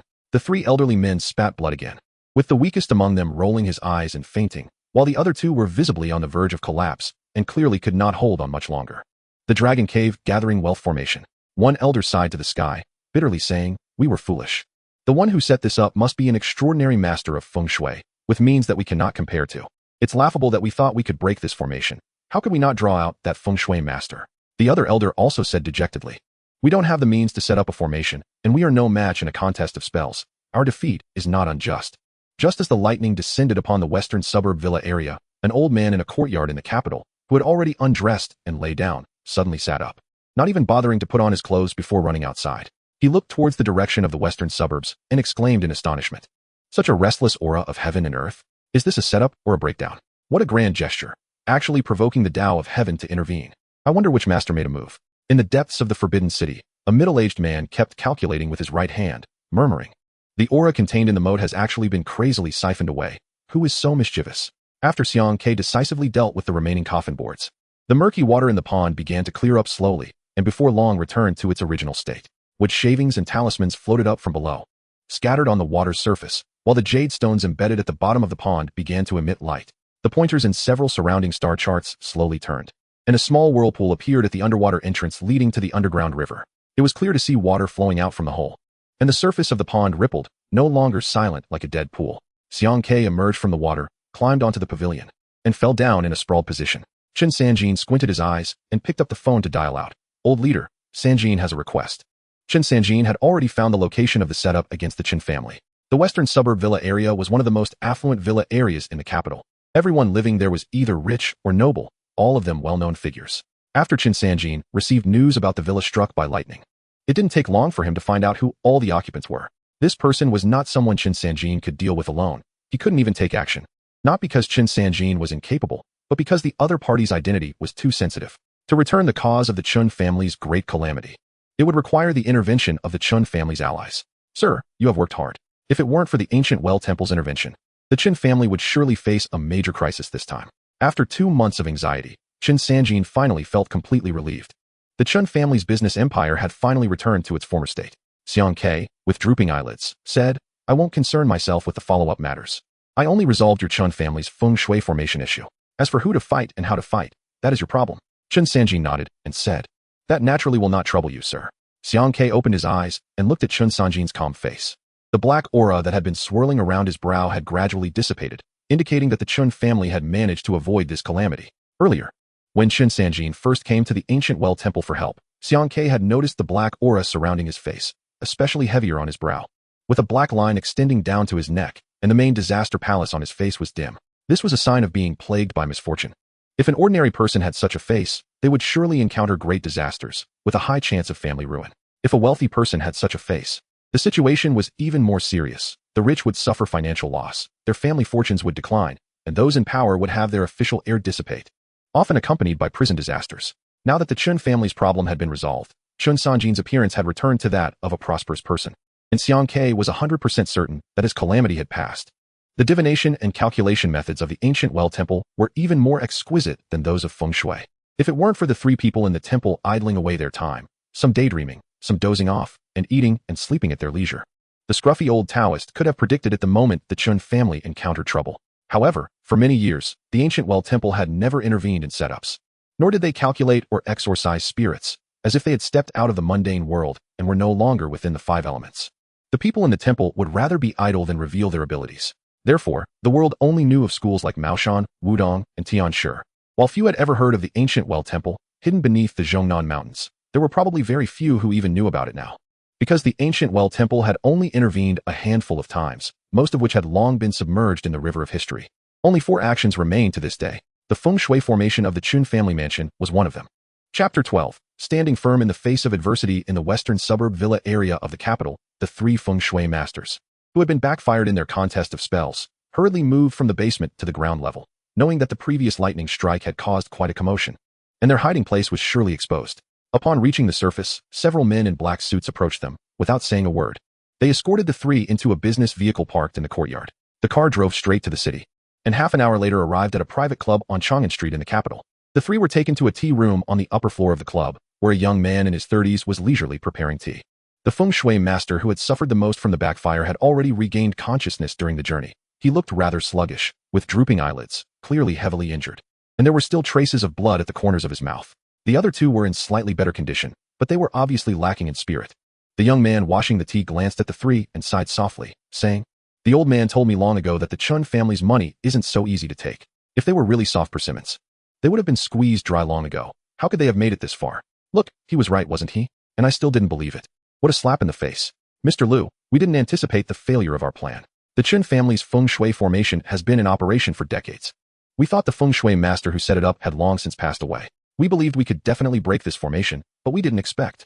One of the feng shui masters began to speak, but the young man interrupted him, saying blandly, "Didn't he expect that the person was still alive and then showed up to give you a beating, right? I say, you guys are not young anymore. Don't you know that there aren't that many what-ifs in this world? If only and similar phrases are all nonsense. You have to let facts speak. The fact is, you lost, right?" The three feng shui masters looked dejected. The young man's words were unpalatable, but they had to listen because, 1, they indeed lost, and 2, the young man's identity made them too afraid to refute. "Let's hear it. What level is the other party? How did they make you suffer so badly? Like you had no power to retaliate?" The young man leaned back in his chair, sipping tea lightly, and said, "If I were to invite a few higher-level people from your side out, could we still compete with the other party? I'm just someone who doesn't believe in evil. Is the Chen family's money really that hot? I can't believe it." The three feng shui masters exchanged glances and shook their heads, saying, "It's hard to tell. The opponent's level is clearly a notch above ours. From the start of the duel, we have been at a disadvantage, with no chance to turn the tables. The key is that we've never met him, so we don't know what other trump cards he has up his sleeve. If we could bring out a few elders from our side, perhaps we could have a fair fight." At this moment, another feng shui master interjected, "But Mr. Liu, the people above us rarely make an appearance anymore. They haven't acted for nearly a decade. I'm afraid I can't summon them, right?" I didn't like hearing that. What's this about summoning or not? It depends on the price, you know? Weren't you also reluctant to act? Yet I managed to get you to come out with money. Don't speak so loftily. If something can be solved with money, it's not really a problem. The three feng shui masters were flushed with embarrassment by the youth's words, but had no way to refute him. This youth indeed had the power to make the higher-ups act. Setting aside the financial aspect, his background alone was enough to make the elders wary. However, this matter needed to be handled cautiously. The Qin family had not been completely crushed, so they were on guard. I needed to clean up the loose ends first. The youth tapped his fingers on the table, thought for a moment, and said, "Go back and tell those old geezers above you that I have a few items lost in the Taigong tomb from back in the day. If they are willing to come out of retirement, I can generously let them choose one." The three feng shui masters were astonished, and even the one who had been most affected showed a glimmer of excitement in his eyes. The Taigong tomb is the burial site of Jiang Zia, which was excavated many years ago. Unfortunately, before the excavation, the tomb was robbed, reportedly by the top treasure hunters in the country. They did not completely ransack the tomb's burial items, but only took a few things. The treasure hunters have a keen eye. The items lost from the Taigong tomb, aside from their monetary value, are all coveted by masters in feng shui and divination. Treasure hunters are not ordinary tomb raiders. They have their own rules. Never enter a tomb empty-handed, but they will not take everything. There are rumors that the items taken were personal belongings of Jiang Zia from when he helped establish the Zhou dynasty and destroy the Shang dynasty. Jiang Zia was extremely proficient in divination, formations, and feng shui techniques, and his personal items are undoubtedly coveted by feng shui masters around the world. In Tangshan, at the Chen family's mansion, Xiang Ke returned alone to the bedroom arranged for him by Chen Sanjin, who had already rushed to the capital to handle the aftermath of the incident. Although he had won the duel and broken the stalemate, Xiang Ke's expression was not good because, despite his victory, he felt it was not impressive. He had to use quite a few tricks to secure this win and felt a bit overwhelmed. He had thrown several talismans, used 2 basins of black dog blood, scattered a handful of Wanli Tongbao copper coins, and in the end, he had to resort to using that iron piece, which he felt was a bit too costly and revealed too many of his cards. To be frank, if someone like the old Taoist or his master uncle had handled this level of confrontation, either of them could have easily resolved it without any effort. He remembered when he was 10 years old, accompanying the old Taoist back to the Gujing temple. They passed through a small village in Hebei, where a family was digging up a grave and accidentally encountered a problem. A corpse that had been dead for over a year had become a zongzi, a type of dumpling. The dozens of able-bodied men in the village, armed with iron tools, could not stop the zongzi and ended up getting injured. The old Taoist happened to pass by and resolved the issue effortlessly. Xiang Ke remembered that the old Taoist casually formed a hand seal and froze the zongzi, then pulled out a piece of yellow paper from his pocket, stuck it on the zongzi's forehead, and casually drew a talisman that destroyed it. That technique was very skilled, as if he waved his hand without a trace of cloud, exceptionally elegant. Later, in the 4th year of his mountain training, he accompanied his master uncle to gather household supplies. One night, they encountered a group of restless spirits rushing toward them in the forest. His master uncle was even more formidable. He spat out a wave of malevolent energy that forced the spirits to scatter, none daring to approach. Looking at himself now, winning felt a bit embarrassing and was a disgrace to the Gujing temple. Xiang Ke could only comfort himself that he was still young and had a shallow understanding of the way. Those 2 guys had lived for decades, so it was normal for them to be impressive. The waves behind drive the waves ahead. In a few years, he too should be able to stand out. Chapter 13. The 5 Arts of Taoism. The next morning, at dawn, Xiang Ke was already standing by the window of his bedroom. This was a habit he had developed over many years at the Gujing temple. The Mao hour is dawn, the beginning of the day when the yang energy rises. Cultivating at this time is greatly beneficial for feng shui and yin-yang masters. The black energy that had lingered over the Chun family's mansion for 2 months had dissipated, replaced by a faint purple aura that enveloped the entire mountain. The arrival of purple qi from the east, often referred to as noble qi, is associated with royalty. The Chun family had flourished for nearly a century, and this purple aura surrounding their mansion was the source of that prosperity. The dragon's whole gathering wealth had drawn in the noble energy accumulated over thousands of years from the moat of the Forbidden City, elevating the family's fortune to unparalleled heights in business. Previously, the feng shui setup had been disrupted, and the purple qi had been lost, causing the Chun family's fortune to be devoured by black energy. Now, with Xiang Ke defeating those 3 feng shui masters, the purple qi was returning, and the dragon's whole gathering wealth was back in operation, ensuring the Chun family's continued glory. There was a knock at the door, and Xiang Ke opened it to find Chun Sanjin's secretary, He Jinzong, looking respectful as he said, "Mr. Xiang, the boss instructed me to let you know that you should go downstairs for a meal after you wake up. Bring the food to my room." "I won't be going down," Xiang Ke replied. He Jinzong was taken aback, thinking this person was quite strange, as a guest in the host's home, who wouldn't go down to eat but instead asked for food to be brought up, just as he was about to say something. He recalled that Chun Sanjin had previously instructed him to unconditionally comply with any request from the guest. He Jinzong had no choice but to excuse himself and have the food brought up. The breakfast prepared by the Chun family was quite lavish, featuring not only the usual northern breakfast but also southern pastries. It looked very appetizing, but Xiang Ke sighed as he picked up his chopsticks, only casually grabbing a couple of buns and drinking a bowl of porridge. After finishing breakfast, Xiang Ke did not step out of his room at all. He spent the entire day sitting cross-legged on the ground, practicing the teachings of the Gujing Temple. The teachings of Taoism converge on different paths and are divided into 5 arts: mountain, medicine, fate, appearance, and divination. Among the 5 arts, mountain refers to using talismans to drive away ghosts and suppress evil. Medicine encompasses traditional Chinese medicine, elixirs, prescriptions, and acupuncture, also known as the art of Xianhuang. Fate pertains to a person's destiny, the relationship between humans and the universe, yin and yang. Appearance is closely related to fate and refers to face reading, which also includes feng shui, land surveying, and tomb assessment. Divination involves fortune-telling and is commonly referred to as the work of fortune-tellers. The 5 arts of Taoism can also branch out into various schools. For instance, the Mai school specializes in appearance, while Maoshan and the Tianshi school focus on driving away ghosts and suppressing evil. Yanggong specializes in feng shui and land surveying, and few Taoist schools integrate all 5 arts into one. However, the Gujing Temple is a unique exception. When the temple was established, it was built by 5 founding masters who collectively encompassed the 5 arts of Taoism, making the Gujing Temple a rare case where all 5 arts are integrated. However, over the past few hundred years, the Gujing Temple has also undergone many changes.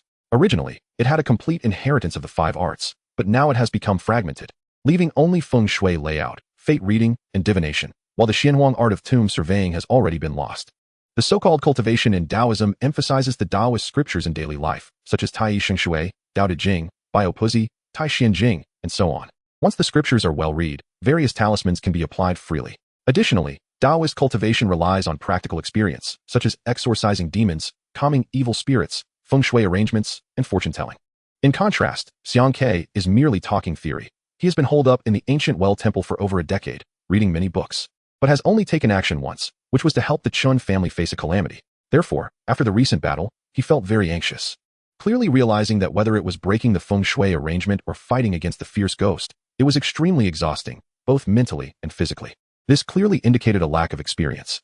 If he could draw talismans from a distance like the old Taoist and his uncle, he could easily deal with the fierce ghost by just standing still and moving his lips and fingers, unlike himself, who had to pull out and throw talismans, which was a tremendous waste of time and energy. In the evening, Chun Sanjin returned from the capital. He Jinzhong informed him that Xiang Ke hadn't come down all day and had his meals upstairs. He didn't come out, and no one went up to disturb him? No. No one in the house has seen him. I'll go up to see him. You get someone to prepare some food, and call down Chen Xia, Chen Dong, and my wife.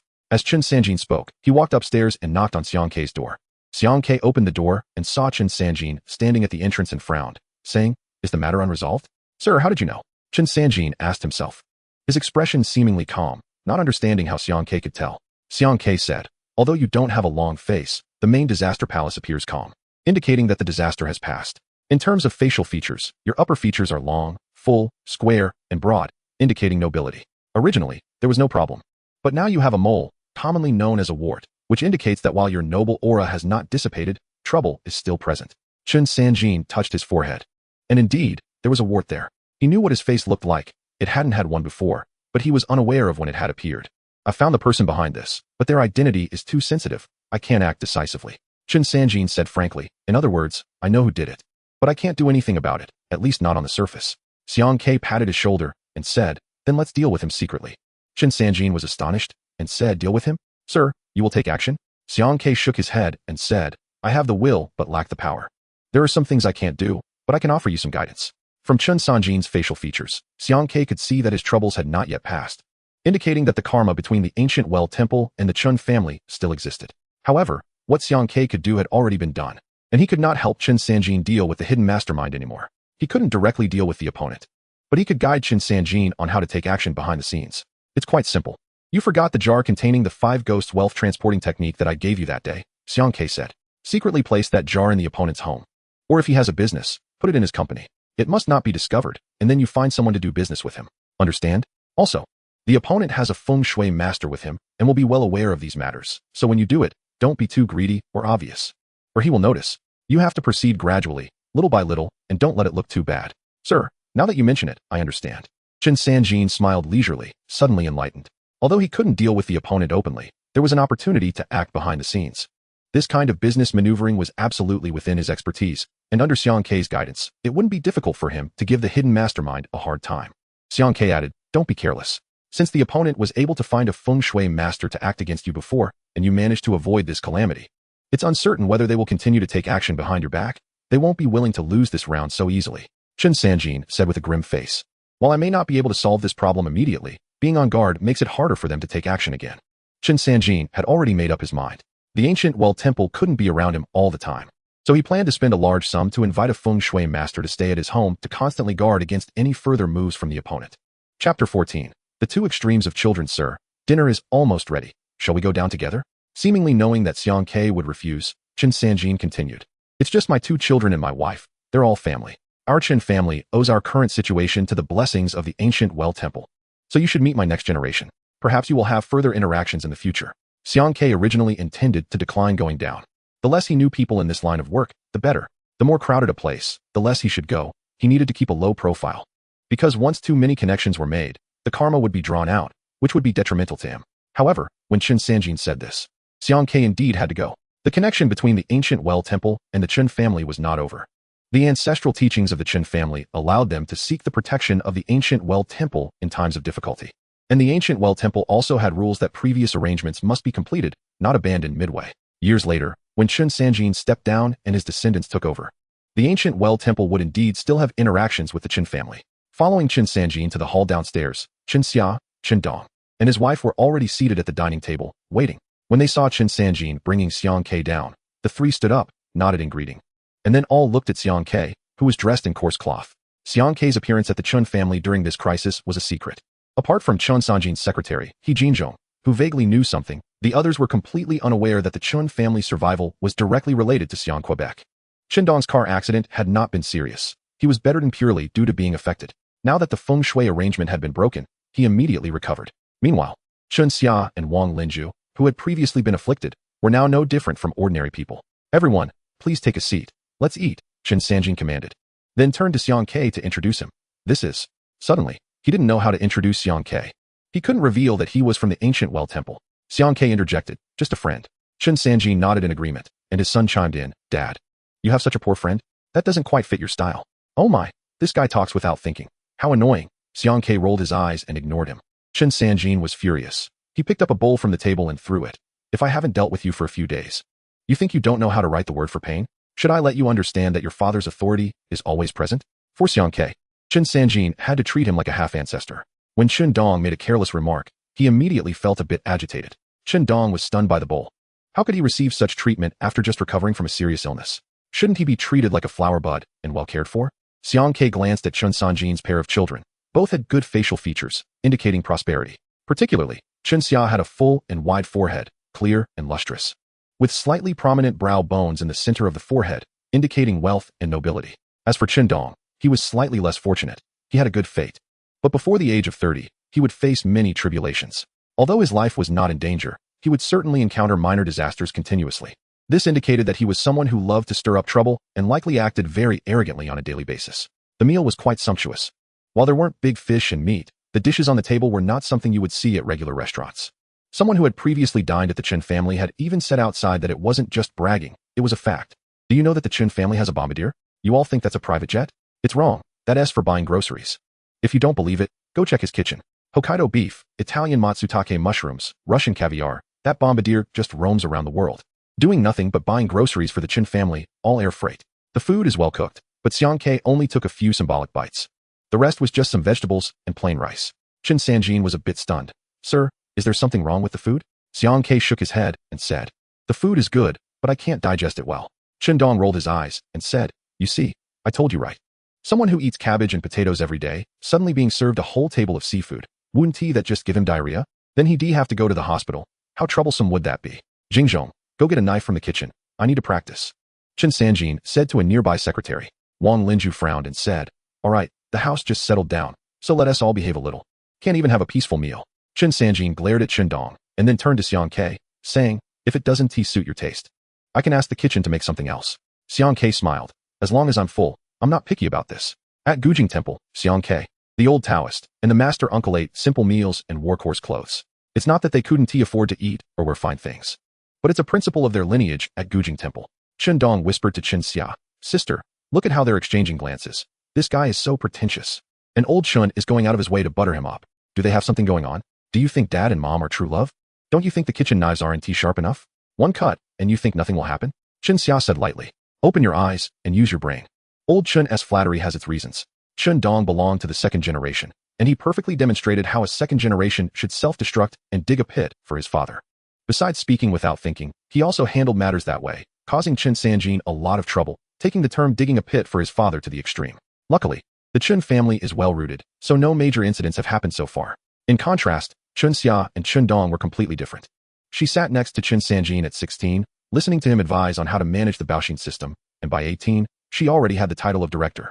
By 22, she was in charge of her own territory. Outsiders clearly recognized that a queen might emerge from the Baoxin system in the future. Thus, Chen Dong thought Xiang Ke was someone who only ate potatoes and cabbage, but Chen Xia sensed from Chen Sanjin's attentiveness that after the Chen family faced trouble, they might be able to see the light again, possibly thanks to Xiang Quebec. Xiang Ke ate very slowly, chewing each bite 36 times. His speed was like that of a snail, so by the time the other 3 members of the Chen family finished eating, he still had half a bowl of rice untouched. He hadn't touched it, nor had Chen Sanjin. They leisurely sipped their soup, and none of the other 3 moved either. Chen Dong rolled his eyes and said to Xiang Ke, brother, I advise you to finish your meal quickly, otherwise, at your eating speed, by the time you finish this bowl of rice, you'll have digested most of it already. Then you'll need to go to the bathroom. And after that, you'll have to come back to eat. At this slow pace, do you even have a head? If you eat until midnight, you'll still need a late-night snack. You might as well live at the dining table. Chen Sanjin put down his soup bowl, already on the verge of exploding. This kid was purely challenging his limits. Xiang Ke suddenly looked up and said, Old Chun, let me give you some advice too, after dinner. You should move around a bit, break his legs. Chen Dong stood up, looking flustered, and pointed at Xiang Ke, saying, do you believe I'll scream? And the guards of the Chen family will make you understand that you have to say goodnight when it gets dark? Disappearing is the only way out for you. Shut up. Chen Sanjin cleared his throat and asked Xiang Ke, sir, should I break both his legs or just one from each side? Chapter 15 Cause and Effect. Chen Dong was dumbfounded. He knew his father never sugarcoated his words. Once Chen Sanjin said that, his legs were as good as broken. How did his father's licking end up putting himself in trouble? Chen Dong panicked and shouted at Wang Linju and Chen Xia. Chen Sanjin is forcing me to rebel against the Chen family. Don't stop me. Chen Xia laughed and said, do you have the guts? How many times have you rebelled? You say it casually, but my ears are getting calloused from hearing it. Chen Xia then turned to Chen Sanjin and asked, Dad, you've always known Chen Dong's character. He has no filter. Aren't you tired of arguing with him? This is something that must be argued. Chen Sanjin said seriously. Wang Linju glanced at Xiang Ke, who was still calmly eating. She initially wanted to give some advice, but seeing how serious Chen Sanjin looked, she suddenly felt that this stranger held an unparalleled importance in Chen Sanjin's heart. Even if all 3 of them spoke up, they couldn't match even one word from him. Having been married to Chen Sanjin for 30 years, if anyone knew him best in the Chen family, it had to be Wang Linju. Xiang Ke put down his bowl and slowly wiped his mouth, saying, if you don't break one of his legs today, he'll still face the same consequences in a few days, maybe even worse than breaking a leg.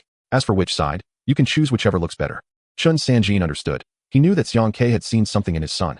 After speaking, Xiang Ke stood up and walked in front of Chen Sanjin, whispering, don't talk too much about my matters. I'll set off for Northeast tomorrow morning. You can handle the follow-up matters on your end. If similar situations arise again, I'll definitely help you resolve it once and for all. But I estimate the other party won't have the heart to think about this in the short term after our confrontation. Chen Sanjin asked in surprise, Sir, you're leaving already? Xiang Ke said bitterly, You've been taken from your home for over 10 years. Don't you want to go back? After saying that, Xiang Ke turned and walked upstairs. Chen Sanjin then instructed He Jinzong, have the driver wait downstairs for me tomorrow morning. I'll personally send the sir off. Also, tell the airport to be on standby at any time. Chen Sanjin, I'm asking you a question. Are you forcing me to rebel against the Chen family? Chen Dong stared wide-eyed and said, Do you see me as someone with that ambition? Even if Chen leaves the Chen family, he can still stir up a storm in Tangshan. There will definitely be another legend in the martial world. That idiot who ate seafood and got diarrhea. I'll pick him up tomorrow and make sure he doesn't go to the bathroom in Tangshan without cramping. Chen Sanjin kicked him, saying, All right. So you're a tough guy? Still chatting with me? If I break one of your legs, let us see how you stir up a storm. Do you think you're the reincarnation of Iron Crutchley? Enough. All of you be quiet. Wang Linju frowned and said, Sanjin, I want to ask why you want to break Chen Dong's legs. I just want to know if the person you refer to as sir is related to what happened in the family this time. As the matriarch of the Chen family, Wang Linju was clearly not a mere decoration. A woman who could stay with a wealthy man in Tangshan for 30 years without straying and never raising a flag outside must be very perceptive. She noticed that Xiang Ke held significant weight in Chen Sanjin's heart and immediately connected him to the recent troubles in the family. From now on, whenever you see that person, you don't have to kneel and bow, but you must treat him with respect. Chen Sanjin didn't state it explicitly, but emphasized again. If you offend him, you don't need to worry. I'll directly erase you from the Chen family tree. Wang Linju was stunned for a moment, not saying a word for a long time. Then she looked at Chen Dong and said, You want to have a chance to pick someone up tomorrow. Tonight. I'll help you decide which leg to break. Besides being the boss of Tangshan, Chen Dong hadn't figured things out yet. Wang Linju and Chen Xia immediately understood how they suddenly recovered after experiencing a disaster. One was mad, and the other was in a coma. Doctors couldn't figure it out. But after Xiang Ke arrived, both improved, indicating a significant issue. Xiang Ke slowly returned to his room with his hands behind his back. As soon as he opened the door, he felt a sudden chill in the room. The lights flickered and dimmed erratically, tilting his head to look out the window. He said, Come in. You have quite a bit of courage, not running away. You actually believed me when I said I would give you a paper for the afterlife. Aren't you afraid I might just decide to extinguish you on a whim? A dark shadow slowly drifted in through the window, and then took form inside the room, gradually. This was the little ghost who had previously possessed Chen Sanjin's daughter, Chen Xia, with little skill in the ways of the Tao. It belonged to the category of solitary souls and wild ghosts. The ghost floated slowly to Xiang Ke's front, hair disheveled, eyes vacant, feet not touching the ground, with a face full of resentment. Its pale face revealed an unmistakable hatred. This was a wronged female ghost. Xiang Ke took a glance at her and frowned, asking, You died wrongfully? He could clearly sense a flickering resentment emanating from the female ghost. This resentment was not very strong and had not formed for long. Otherwise, the little ghost would have turned into a vengeful spirit. A solitary soul or wild ghost that died wrongfully, as the saying goes, means dying with grievances, either through being harmed by others or encountering natural disasters, resulting in unnatural death. Typically, this type of ghost has no way to reincarnate. The underworld does not accept them, so they can only wander in the world. If they encounter someone who can control ghosts, they will be collected and utilized. If not, they can only drift between heaven and earth, having nowhere to settle, which could lead them to harm others or even possess individuals with heavy energy, until their resentment gradually intensifies and they slowly become vengeful spirits. This female ghost had clearly died not long ago, at most 1 or 2 years. She had been encountered and collected by some feng shui master and sent to the Chen family to possess Chen Xia. Do you have grievances? Xiang Ke said, Forget it. If I force you out of that woman and say I will help you write a paper for the afterlife, that means we have a causal relationship. If I don't resolve it cleanly, it will affect my cultivation as well. Speak out your grievances, and I will see if I can help you resolve them.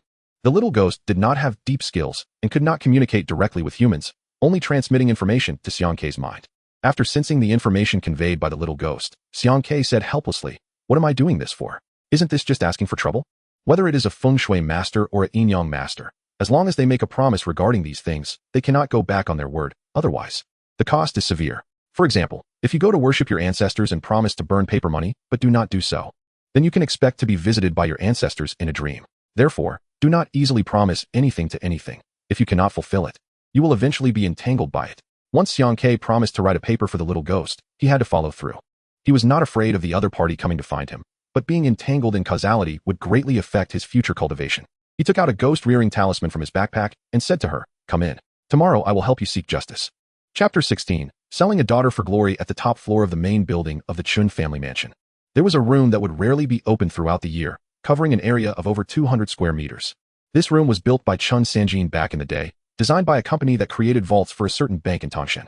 The entire structure of the room was a complete replica of a bank vault, with very tight security measures. Chen Sanjin and Wang Linju stood outside the nearly 20-centimeter thick bulletproof door, entering a password and using fingerprint recognition before opening the door. Inside, the room was indeed a genuine vault, and its value might even exceed that of a bank vault, as it contained all the valuable items collected by the Chun family over the decades, mostly consisting of antiques and priceless artworks, along with the Chun family's gold reserves. Chen Sanjin wandered slowly around the room, casually picking up a yuan blue and white porcelain cup, glancing at it for a moment, seeming dissatisfied, and then putting it back. He then walked over to another ancient bronze ding and paused for a moment, his outstretched hand retracting again. Wang Linju quietly said beside him, "That yuan blue and white piece was something you hard bought at Christie's 5 years ago. You were quite stubborn about it, spending exactly a 9-digit price to get it. And that ancient ding was something you forcibly bought from a group of tomb raiders. I won't mention how much you spent, but you certainly made quite a few enemies. And this item can only be privately kept, not traded. The group of tomb raiders had already been fed to the fish in the sea. And as for the intermediary with whom you had a feud, do you think he dares to speak out?"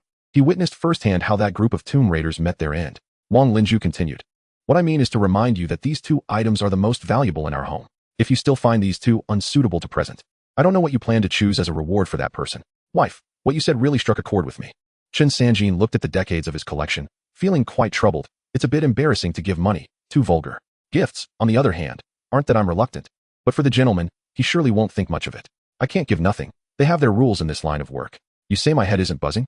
Wang Linju chuckled, shaking her head helplessly, then pulled Chen Sanjin to the innermost row of shelves in the room, taking out something from a very inconspicuous corner and handing it to him, saying, "This item was also sold to you by that group of tomb raiders. At that time, you had someone appraise it, but several experts in the antique world couldn't provide a clear explanation. They only said it should be an item from a certain Taoist sect, but its origin and value are unknown. You were so angry back then that you wanted to just throw it away. I advised you that since it was an accompanying burial item from an ancient tomb, it must be a rare object. It might be valuable if you keep it and encounter someone knowledgeable in the future." What Wang Linju handed to Chen Sanjin was a jade pendant, embedded with 2 yin-yang fish. At first glance, the jade pendant seemed unremarkable, with no particularly high-quality craftsmanship, at most feeling quite smooth to the touch. However, upon careful examination for a moment, it became apparent that the 2 yin-yang fish inside seemed almost alive, actually swimming slowly within the jade pendant. Chen Sanjin took the pendant with a frown, saying, "Since its value is unknown, wouldn't it be a bit reckless to give it away? You are confused by your concern. Since this yin-yang fish jade pendant is a Taoist item, giving it to that gentleman is appropriate. However, I think the jade pendant is just one part of it." Chen Sanjin asked him, "What do you think about sending your daughter out?" "Huh, oh my, are you selling our daughter for glory?" Chen Sanjin was a bit stunned at first, but after a moment, he quickly understood. "Wife, if I say you are not a virtuous helper, that would be pure nonsense. No wonder I haven't had the mind to flirt around outside, even though you've aged. Your cleverness can definitely keep me in line. Your idea is quite impressive." Early in the morning, Xiang Ke got up, tidied up, and walked out of the room with a yellowed canvas bag. He Jinzhong was standing outside the door waiting. When he saw him come out, he told Xiang Ke that the boss was waiting for him downstairs. In the Chun family mansion, 2 black cars were parked, with Chen Sanjin, Wang Linju, and Chen Xia waiting by the cars. As for Chen Dong, he was squatting by the car, smoking 1 puff at a time, casting sidelong glances at Xiang Quebec. "The gentleman is going back to the northeast. I've had the airport prepare. How about we take you there?" Chen Sanjin smiled and said, "You better not refuse. I need to see this through in Tangshan. Since I brought you here, I have to send you off as well." Before Xiang Ke could speak, Wang Linju held out a sandalwood box to him and said, "This is a gift prepared by Sanjin. We know the customs of people like you." The box felt weightless in his hand. With a slight shake, a faint sound came from inside. Upon opening the box, a yin-yang fish jade pendant made Xiang Ke narrow his eyes. After examining it for a moment, he looked at Chen Sanjin and asked, "Are you sure you want to give me this?" Chen Sanjin and Wang Linju exchanged a glance, and the 2 suddenly seemed to understand something. This item was indeed a gift, and Xiang Ke definitely knew the ins and outs of this jade pendant, at least its value. Originally intending to give money, they estimated that the master wouldn't accept it. They believed this jade pendant, which someone had told them was a Taoist artifact, would be a suitable gift for the master. It was indeed quite fitting, but holding onto it felt a bit excessive and not very useful. Xiang Ke picked up the jade pendant and suddenly held it out in front of Chen Dong, saying, "Come on, kid.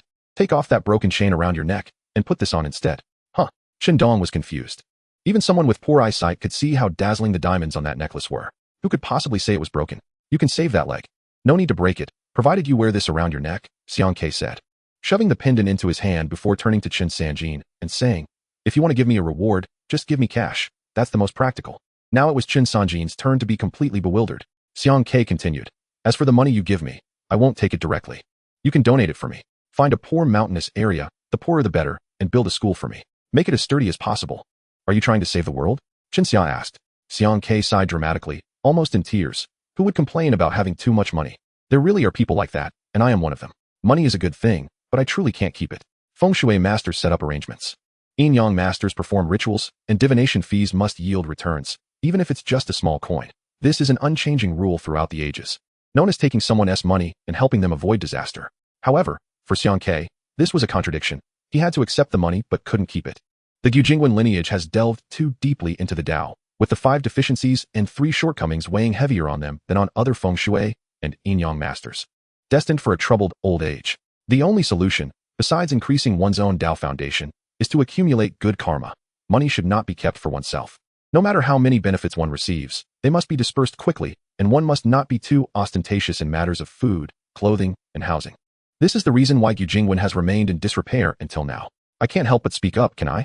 Qindong said, extinguishing his cigarette and holding the jade pendant. I've seen my fair share of show-offs, but if you can make show-offs ascend to immortality, you're definitely at the top of the list. Big brother, can you stop bragging? Can I bow to you? Are you taking it or not? If not, I'll just break your leg, Qin Sanjin said. Of course I will. Seeing you as my father, I've avoided a disaster. Qindong quickly took off that chain. Others might not recognize the potential value of the jade pendant, but Xiang Ke saw it at a glance.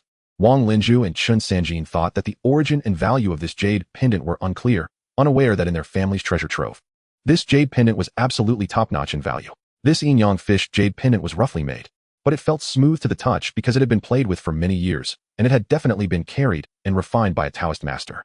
While the world did not know its profound use, Xiang Ke recognized that this jade pendant was actually a magical artifact, a treasure that was hard to come by. Both monks and Taoists produce magical artifacts, and those that have been carried and refined for many years by accomplished monks and Taoist masters possess a spirit, containing numerous miraculous uses. For example, if this jade pendant were worn by Qindong, it could dispel disasters and prevent calamities, making it difficult for evil entities to invade. That's why Xiang Ke insisted that he wear it to avoid having his leg broken. That disaster could be resolved by the pendant. Moreover, if Qindong or Qinxia had worn this pendant 2 months ago, they wouldn't have ended up lying in bed unable to wake up. After finishing his instructions with Qin Sanjin, Xiang Ke said, I won't return to the northeast for now. I have some matters to handle in Tangshan before I head back. As for sending me off, that's unnecessary. I get motion sickness and end up with diarrhea as soon as I board a plane. Qindong was stunned and asked, isn't motion sickness supposed to make you vomit? Why are you having diarrhea instead? Big brother, are you doing it wrong? That sounds a bit nauseating. Really not thinking straight. Qin Sanjin slapped him on the head and then turned to Xiang Ke. You have some matters to attend to in Tangshan? I won't ask what it is. But since this is your first time in Tangshan and you're not familiar, I'll arrange a car for you and find someone to accompany you. Consider it a guide. Before Xiang Ke could refuse, Qin Sanjin pulled Qin Xia over and said, my daughter will accompany you for the next few days. She can help you out. Xiang Ke didn't react in time. This guide was quite a high-level position, with the Chun family's eldest daughter as the companion. Qindong rolled his eyes back and forth between Wang Linju and Qin Sanjin.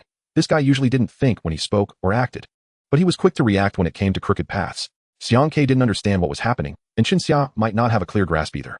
But Qindong suddenly realized, oh wow, this is quite interesting. Old Chun is acting like Sun Wukong, and now he's actually going to do something that loses money. And he's still taking his own daughter along. There must be something fishy about this. Old Chun smiled and patted his daughter's shoulder, saying, the master is an esteemed guest. You need to accompany him well in Tangshan these days, got it? After Qin Sanjin finished, he didn't give them a chance to refuse. Pulling Wang Linju and turning to leave, leaving the other 3 stunned on the spot. Chapter 17. Jinghong Hotel. Qindong's clueless little eyes circled around the 2 before waving to the driver and opening the car door, saying, let's go. I'm a bit confused. Let me sort this out. Xiang Ke thought that the Chun family members were even more superstitious than himself. How could these people come up with such oddities? Why was he still working at the Qin family when it seemed like a sequel was unfolding? He pointed at Qin Xia and said, she's here to be a guide. What are you still doing here? Let me put it this way. Qin Sanjin wants to create a story between you and my sister.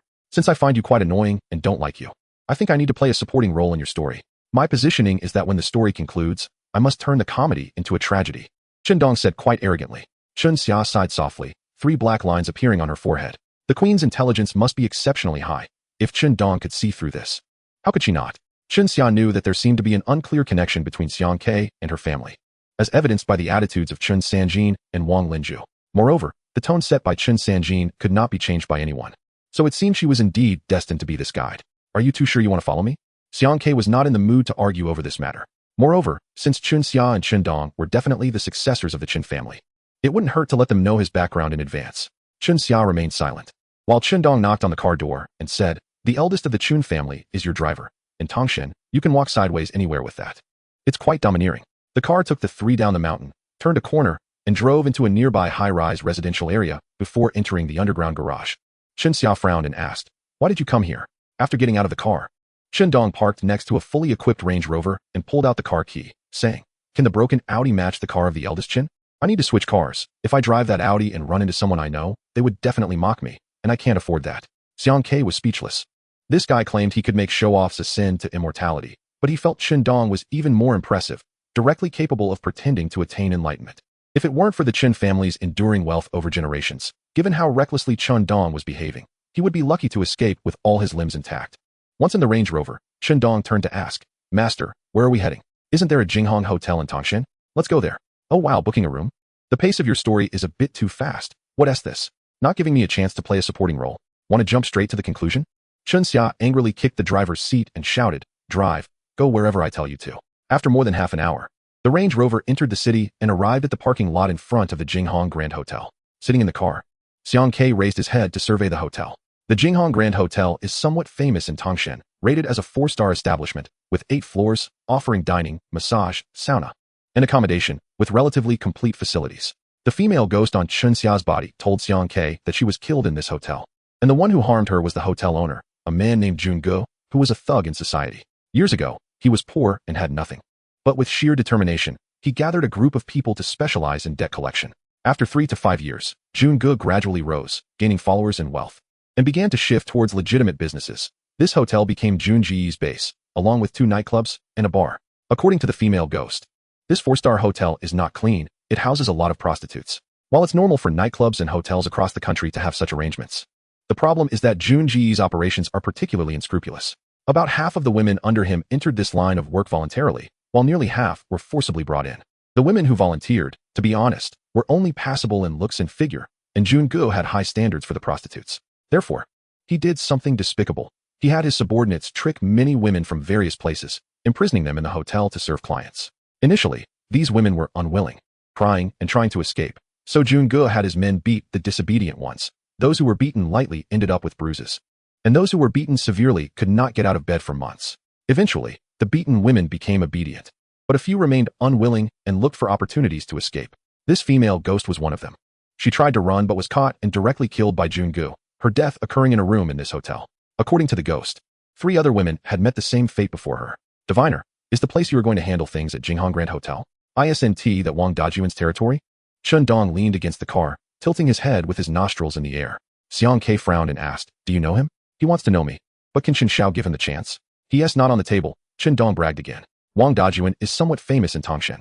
He has always wanted to cling to our family, trying to find someone to invite me to dinner multiple times, but I never gave him the chance. I'm not interested in him. What's the matter, diviner? Do you have a grudge against him?" Chen Xia slapped him on the head and said, "Speak properly and straighten your tongue. Mr. Xiang is here for the first time in Tangshan. How could he have a grudge against anyone?" Xiang Ke nodded and said, "I really have no relationship with him. Someone asked me to do a favor." Chen Dong, with exaggerated gestures and spitting words, said, "Here's the deal. I'll gather people to settle this for you. Just have Wang Dajuan crawl down from upstairs, and you can slap him with your shoe until he finds his teeth. Then, if you have grievances, you can get your revenge. What do you think of this design I've come up with?" Chen Dong didn't genuinely want to help Xiang Ke. His own leg had nearly been broken by Chen Sanjin because of Xiang Ke's words. He had no good intentions to stand up for Xiang Quebec. Chen Dong wanted to quickly resolve the matter, let Xiang Ke leave immediately, and end the story Chen Sanjin had designed for him and Chen Xia. If Xiang Ke and Chen Xia stayed in Tangshan for a few more days, the story might continue, which would be distressing for him to witness. Xiang Ke was speechless, his head aching, and said, "Can you just shut up? Just watch the show from the side and stop talking nonsense. I'm begging you." Even if this matter could end as Chen Dong arranged, Xiang Ke could not agree. He had to personally conclude the consequences he accepted without relying on external forces. Chapter 18. Finding the corpse at the entrance of the Jinghong Hotel, there were 2 stone lions with pearl-like stones in their mouths.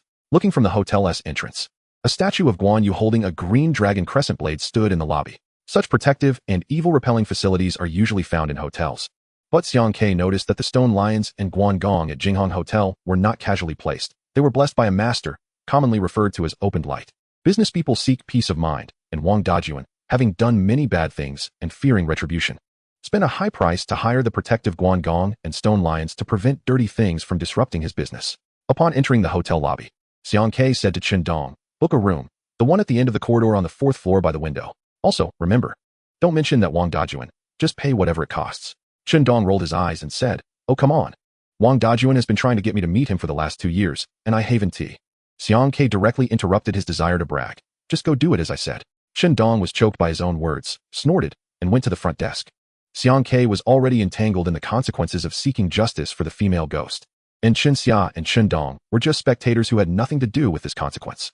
But once Chen Dong involved Wang Dajuan while booking the room, if the other party refused to take his money, then Chen Dong would also be pulled into the consequences, and who knows what twists might arise then. Chen Xia whispered in Xiang Ke's ear, "Chen Dong is just a child who hasn't grown up. Under Chen Sanjin's protection, he will always be living under the wings of an eagle, wanting to fly but never able to soar high. Mr. Xiang, if this kid has offended you in any way, I hope you won't take it to heart." Xiang Ke chuckled and said, "You've called him a child. How can I hold it against him? If you really want to know, that leg of his is definitely broken."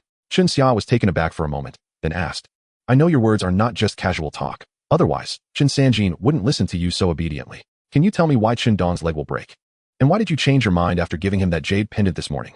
Xiang Ke, squinting his eyes and appearing very calm, said, "That's because he is destined to face a disaster sooner or later. In 2 months, your brother will encounter a major misfortune due to an accident. If he is lucky, he might lie in the hospital for 3 to 5 months. If he is unlucky, he may never get out of bed for the rest of his life. So, I asked your father to break one of his legs in advance to prevent him from suffering from the disaster in 2 months. A broken bone takes 100 days to heal, and if he stays indoors for 3 months, that calamity won't fall on him. Moreover, the pain of breaking his leg in advance counts as a way to mitigate the calamity he will face later." Chen Xia was left speechless, her head spinning, unable to accept what the other person was saying. Unexpectedly, Xiang Ke continued, "That jade pendant is actually a magical tool that can ward off disasters and evil. If your brother wears it, when the calamity arrives in 2 months, the pendant can secretly help him avoid misfortune. That's why I told Chen Sanjin that there was no need to break his leg anymore." Chen Xia's mind was racing, trying to formulate her question, "Who exactly are you? And why does Chen Sanjin trust you so much?" Xiang Ke smiled and said, "You're so smart. Just think of whatever comes to mind." Chen Xia rubbed her head, her thoughts becoming clearer. The Chen family had recently faced setbacks, with family members, including herself, encountering inexplicable situations, only to return to normal inexplicably. Chen Xia had already formed a judgment in her heart, but she found the thought too absurd to confirm. She always felt that describing everything as coincidence was the most fitting until Xiang Ke affirmed her idea. It was only then that Chen Xia sorted through her confusion and was left speechless in shock. Xiang Ke said calmly, "Just because you haven't encountered some things doesn't mean they don't exist. Most people in this world are guessing about those inexplicable things in ambiguity, wondering whether they exist or not. I can assure you that soon, you'll understand everything." Chen Dong completed the procedures and led the two to the room on the 4th floor. Initially, they wanted to take the elevator, but Xiang Ke insisted on going up the stairs. He noticed that there were altars on every floor of the hotel, dedicated to Buddha statues and deities. It seemed that Wang Dajuan had invested quite a bit in warding off evil. Upon entering the room on the 4th floor, Xiang Ke took out the talisman paper where the female ghost was hiding and released her. The moment the ghost appeared, the temperature in the room dropped significantly. This was the place where she died, and her malevolent energy was much stronger here than elsewhere. Chen Xia and Chen Dong couldn't see the ghost, but both shivered. They simultaneously looked at the air conditioner on the wall, only to find it still turned off. Ignoring them, Xiang Ke spoke to the ghost. "This is where you were killed, right? Do you know where you died? I wonder if there are any clues left after such a long time." The ghost pointed to the bed and told Xiang Ke that she was beaten to death there. Xiang Ke turned and waved for Chen Dong to come over. "Take apart the bed for me, and move the cabinet next to it. I'm just here to drive you. Why are you making me do manual labor?" Chen Dong protested. Xiang Ke remained silent and stared at Chen Dong's legs, making him feel uneasy. He was genuinely afraid Xiang Ke would turn around and bring up breaking his legs again. So he had no choice but to obediently dismantle the hotel bed and move the cabinet. "What are you trying to do?" Chen Xia asked in confusion. Xiang Ke replied, "This room had a murder case over a year ago. I'm going to see if I can find something." Chen Dong, who was taking apart the bed, chuckled and looked up, saying, "Big brother, are you going to shout out that there's only one truth and then boast to us? Do you think you're Conan or Sherlock Holmes reincarnated? Can't we have a normal conversation?" "You'll see soon enough," Xiang Ke said, brushing him aside and crouching down to search carefully. The place where the ghost died had been cleaned very thoroughly, leaving no traces behind. Just as he was about to stand up, he suddenly noticed a few faint red streaks in the gaps between the floor tiles, so subtle that they were hard to see if you weren't looking closely. "Can you feel if those are your bloodstains?" Xiang Ke asked. The ghost floated over and confirmed that the faint red marks were indeed her blood from when she died. "Do you know where your bones were hidden after you died?" The ghost shook her head in confusion. It had been too long. and she was too far from her remains to sense anything. Chen Xia and Chen Dong were both quite bewildered, watching Xiang Ke talk to himself, frowning and pouting as if he was performing a one-man show, completely engrossed in it. It wasn't until Xiang Ke took out 3 copper coins and a compass that Chen Dong stared blankly at Chen Xia and said, "When did Conan get this equipment? I can't handle this anymore. I feel like I'm losing my mind." Chen Xia nervously pressed her lips together and remained silent, suspecting she was about to witness something unbelievable. "Give me your birth date and time. I'll do a divination," Xiang Ke said, tossing the 3 copper coins onto the ground. The compass's needle began to slowly turn, eventually pointing southeast, while the hexagram formed by the coins indicated water. "Let's go. Follow me to a place," Xiang Ke said, putting away the coins and holding the compass. "Is there a lake or river in the southeast?" Chen Xia replied, "Yes, there's a river not too far away, about 10 kilometers, that runs through Tangshan City. Take me there." After leaving the hotel room and getting into the Range Rover, they drove straight southeast. After more than 20 minutes, a river indeed appeared ahead. Once they got out of the car, Xiang Ke walked ahead, holding the compass and slowly confirming the location along the riverbank. Chen Dong swallowed nervously and asked, "Sister, what if he really finds a body in the river? What can we do?" "It's not like you killed anyone," Chen Xia replied. Chen Dong was anxious and said, "What I mean is, if he really finds it, that would be too unbelievable. Isn't he just like a fortune teller then?" "You're not wrong. He is indeed a fortune teller." Chapter 19. Dismembered body sunk in the river. Xiang Ke used copper coins to divine for the female ghost, and the result was Yin, which belongs to water. This indicated that the ghost's remains should be hidden in a place with water. The compass pointed southeast, meaning there was water in the southeastern direction of the hotel. When they reached the edge of this inner city river, the compass needle began to spin wildly. Following the direction of the needle, Xiang Ke walked along the river for nearly 2 kilometers before it stabilized. The river's flow was not turbulent, and the water was about 1.5 meters deep. If there were remains underwater, they could be easily retrieved and wouldn't be washed away by the current. There were often people fishing by the river, and if they wanted to retrieve something, they would be more than happy to get into the water for a little money. Chen Xia had basically come to believe Xiang Ke's judgment, and now they just needed results. Xiang Ke nodded, and Chen Dong immediately ran to a few fishermen not far away, waving a stack of cash and saying, "Come on, dive in and get me something." The fishermen rolled their eyes and said, "Brother, although it's not below zero, the water is quite cold. What if we dive in and get cramps and can't come back? Come on, don't give me excuses. A river that's over a meter deep won't freeze you solid. You can just stand up and stick your head out, right? I'm in urgent need of a few little white dragons to dive in and sort out my worldview. If you can get me my worldview, you can name your price. I promise to be straightforward." The fishermen discussed among themselves and then said to Chen Dong, 5,000 each, for 4 people, that's 20,000. Deal. "Hurry up and transform into little white dragons," Chen Dong said, taking out a cigarette and squatting by the riverbank, eagerly watching as the 4 of them took off their clothes and jumped into the river. "Fortune teller, stop pacing around. My eyes are about to cramp from looking at you." Chen Dong turned to Xiang Ke, who was walking back and forth by the riverbank, and said, "Are you feeling uncertain? You look anxious and out of sorts. Let me tell you, I have a knack for reading people. I can tell that your heart is quite unsettled because your restless feet have betrayed your soon-to-be exposed lies." Xiang Ke chuckled, "You really are quite perceptive. Legend has it." Chen Dong scoffed. Xiang Ke patted his shoulder and said, "I admire your serious bragging demeanor. You've really got a style." Suddenly, someone emerged from the river, holding a pair of tattered shoes, and said, "Is this it?" Chen Dong's expression darkened, and he shouted, "Are you kidding me? I paid 20,000 for you to dive in and get shoes? Is it me being cheap or you guys being too easy? Come on, think a little. My heart is racing here, waiting for you to get me my worldview. Hurry up and find the right direction before you continue being a turtle in the river. Ugh, I can't take it anymore. In this restless world, there are so many tigers. I'm the only one left alone in the wind, feeling disheveled." Chen Dong couldn't help but sigh dramatically. While Chen Xiaoyu was still feeling disheveled, 2 more people emerged from the river, one of whom said, "We found a snakeskin bag. It's a bit heavy. We need to find a rope to pull it out." Xiang Ke squinted and said, "That's it. Pull it up." "What?" Chen Dong jumped up, his eyes wide in confusion. "Did you find it? How is this so mysterious?" The 2 in the river climbed ashore, found a rope, and threw it back into the water. The other 2 sank back down with the rope, and when they surfaced again, they all pulled on the rope together. A damaged snakeskin bag was pulled ashore, and Chen Xia and Chen Dong hurried over, their expressions quite complicated. Xiang Ke had no doubt that this bag contained a pile of bones. "Hurry, open it, and take a look," Chen Dong urged. The snakeskin bag was waterlogged and in terrible shape. Although it wasn't broken, it was quite weak and easily tore open with a tug, revealing a pile of stones, among which were several pieces of eerie white bones, some still bearing decayed flesh. The female ghost's body had been dismembered into more than a dozen pieces before being thrown into the river, and while the features and characteristics of the bones were definitely unrecognizable, anyone with eyes could tell they were human. Ugh, Chen Xia turned and vomited. Chen Dong was stunned, saying, "So the truth really is just one." The 4 who had gone into the river were already frightened and stammered as they spoke. "What is this, a dismemberment case? This $20,000 feels really hot in my hands. Why didn't you tell me I was diving for this stuff? This is really bad luck. Dong pulled out 2 more stacks of cash and handed them over, saying, here is a little something to comfort your wounded souls. Hurry up and calm down. This time, the 4 didn't take the money. It wasn't that it was too hot, but rather that it was a hassle. This was a matter of life and death, and money couldn't solve it. Take the money, and then you report to the police that while fishing, your hook snagged the bag, and when you pulled it up, you found dismembered bodies, Xiang Ke said. It has nothing to do with you or us. Just make a call. But you guys can't leave. You need to stay here and testify for us. Don't worry, we won't leave. A few minutes later, 2 police cars arrived, and several officers immediately froze when they saw the bag on the riverbank. The nature of this case was very severe. A dismembered body sunk in a river was considered a major case in Tangshan. The police interrogated everyone, and Xiang Ke told Dong and Xia not to reveal their identities and to just act as if they had discovered it by chance. After following the police to the station and giving their statements, it was already dark. At this point, Dong was being very cautious with his words. Looking at Xiang Ke with a dazed expression, you're not a fortune teller. What should I call you, Brother K? Can we have a good talk about this?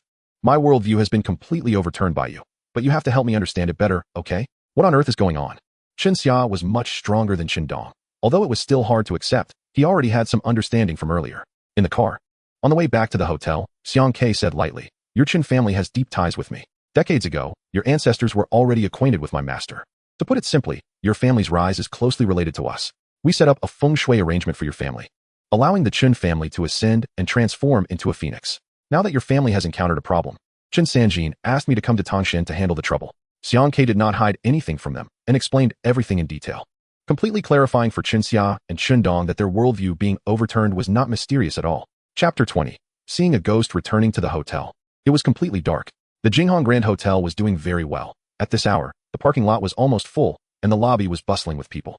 Upon entering the hall, Xiang Ke told the 2 of them to go back to their room first. Dong was instantly dumbfounded and asked, Ke Go, what kind of joke are you making? That damn room had a dismemberment case before, and you still say that the female ghost is there? What if I go back and get pressed down by the female ghost? I can't handle that. It's too heavy for me. I told you before. That jade pendant on your neck can not only ward off disasters, but also repel evil spirits. Don't worry. Then if you don't go up, that's fine. I'm too lazy to waste my breath with him, Ke said as he walked towards the statue of Guan Yu in the hall. After Xia stepped up to follow, he said, since you already know who he is, just stay by his side and see his methods. It's a good opportunity to broaden your horizons. Don't forget what happened to our family before. We might encounter similar situations in the future. The Jinghong Hotel didn't have the means to set up a feng shui arrangement. It's not just about the money, but Wang Dajuan didn't have the strength to invite a feng shui master either. There are many people in the country who can read feng shui, but the truly skilled ones are not accessible to ordinary people. So Wang Dajuan could only settle for a consecrated deity in his hotel to ensure business safety. The statue of Guan Yu standing in the hall is one of them. It has been consecrated and can prevent some evil disturbances, and the items placed on each floor to ward off evil spirits are similarly effective. According to the female ghost, the several women who were killed by Wang Dajuan and his subordinates still had not dispersed their own souls. However, because there were too many deities in the hotel, even if they wanted to come out to take revenge on Wang Dajuan, they had no way to do so. They could only hide in a remote corner of the hotel, unable to move. She happened to be encountered by a feng shui master, and after being captured, she possessed Xia. Otherwise, she might be hiding in the hotel like those other female ghosts, lost in darkness. The area around the Guan Yu statue was enveloped in a faint aura, known in the feng shui world as a qi field. Statues of figures like Guan Gong and Zhong Kuei, which have been consecrated, can repel evil and stabilize the home. Items like pixiu and gourds, when consecrated, can attract wealth. This is one of the most common methods in feng shui. A more advanced technique involves ritualizing magical tools, such as the thunderwood on Kei's body and the jade pendant around Dong's neck. These have been ritualized by feng shui masters and are considered rare treasures. If someone knowledgeable were to encounter them, they might offer a fortune, and yet they are priceless. No knowledgeable person would sell such items. For instance, if Dong had not brought the jade pendant, he might face disaster 3 months later, but with it, he has avoided that calamity. A magical tool is equivalent to giving oneself an extra life. Who would be foolish enough to sell such a thing? Magical tools can be passed down as family heirlooms. With no feng shui arrangement in the hotel, Kei felt no hesitation and could act freely. If there had been a feng shui arrangement, he would have had to consider his actions carefully. There is an unwritten rule in the feng shui world. Once a feng shui master has set up an arrangement, if another feng shui master encounters it and disrupts it, they are considered rivals. The one breaking the arrangement is seen as provoking, and the one who set it up must defend their dignity. 2 feng shui masters must confront each other to determine the victor. This is why the Chun family's feng shui arrangement was disrupted. Gu Jingguan immediately sent Kei down the mountain. You slapped my face, so I must take care of you. That makes sense. The Jinghong Hotel had no feng shui arrangement, only consecrated deities, which is child's play. Even if a feng shui master jumped out, Kay wouldn't need to pay attention to them. They weren't on the same level. He could absolutely look down on them. They wouldn't dare to have any temper. This is called a strong dominance. Breaking the aura of the Guan Yu statue is quite simple. Ordinary people can do it. There are many methods. The simplest is to let the statue become dirty, meaning to get something filthy on it, like feces, and smear it on Guan Yu, and the aura will be immediately broken. The second method requires a professional. Kay took out a piece of talisman paper, drew a spell on it, and slapped it on the statue. From the hall to upstairs, Kay successively disrupted the consecrated deities, and the temperature in the entire Jinghong Hotel immediately turned cold and eerie. The several female ghosts that had been suppressed felt the disappearance of the feng shui aura and crawled out from their hiding places. Back in the room on the 4th floor, Kay released the female ghost from the talisman paper. Go find those several unjustly dead Yin souls for me. Chun Dong trembled and lit a cigarette, asking seriously, bro, what did you just say to find? Unjustly dead Yin souls. What the hell is that? Commonly known as ghosts. Chun Dong was astonished. You mean, Chun Xia and I are going to see ghosts right away? Big brother, I'm freaking out. This kind of thing can lead to nightmares. I'm so scared I might pee myself. How about I book another room for you to bring those female ghosts over, and you can talk heart to heart? Or we can just leave this room for you. It's too late. Chun Dong was confused. What do you mean too late? They're already here. Chun Dong jumped up in shock, almost collapsing onto Kay. Bro, you're too full of it. You can't play like this. Good people will get scared to death. Chun Xia, mustering her courage, looked around and asked in confusion. Where are they? I don't see them. Chun Dong glanced around and saw that the room was empty except for the 3 of them, and said, you scared me to cold sweat for nothing. You're just playing tricks, Kay Gu. You're really hurting my feelings. Kay shrugged, helplessly saying, I'm being honest, and you still don't believe me. That hurts feelings. They're floating right next to you. Ghosts don't need to walk step by step. They can float right in. Don't you feel the temperature in this room suddenly drop a lot? Just because you can't see them doesn't mean they don't exist. Ordinary ghosts can't condense a body that regular people can see. Counting the female ghost that possessed Chun Xia earlier, there were now 4 Yin souls of women who were harmed by Wang Dajuan's subordinates floating beside Chun Dong and Chun Xia, looking at Kay with pleading expressions. Chun Dong was nervous, shrinking beside Kay with a pained expression. My emotions are all over the place. I've been so stressed I might have a heart attack. Big brother, you're cutting me left and right. This is too much fun for you. Can we not make it so intense? Go away, just pretend nothing happened. It's no big deal anyway, Kay said, gesturing to the 4 Yin souls. Come here, someone is here to mediate for you. Wait a minute. Chun Xia suddenly spoke. Are you saying we can also see those things? Kay tilted his head, interested. What, do you want to see? Chun Dong said, Sister, have you drunk too much fake wine and lost your mind? Chun Xia laughed. Since we already know so much, we don't care about seeing or not seeing. Let us take a look. It'll be a good experience. Chun Dong swallowed hard and gritted his teeth. Just to satisfy my curiosity is fine. Later I'll definitely have better bragging rights. Kay extended his index and middle fingers, made a hand seal, and drew a line on the foreheads of both Chun Xia and Chun Dong. Suddenly, they felt a flow of energy surging from their minds, and their eyes went dark for a moment before revealing a faint aura that was usually invisible to them. This is the aura of the heavens and the earth. Ordinary people cannot see it. Only those with yin-yang eyes or people in the feng shui world can see it. With this aura as a medium, they would be able to see the undispersed Yin souls. Kay temporarily opened their yin-yang eyes, but it could only last for a short time before being sealed again. Chun Xia and Chun Dong stiffly turned their heads, and as soon as they turned, they saw 4 women with long hair, dressed in red and white, floating nearby without touching the ground. Ordinary ghosts are not much different from regular people. They also have facial features and bodies.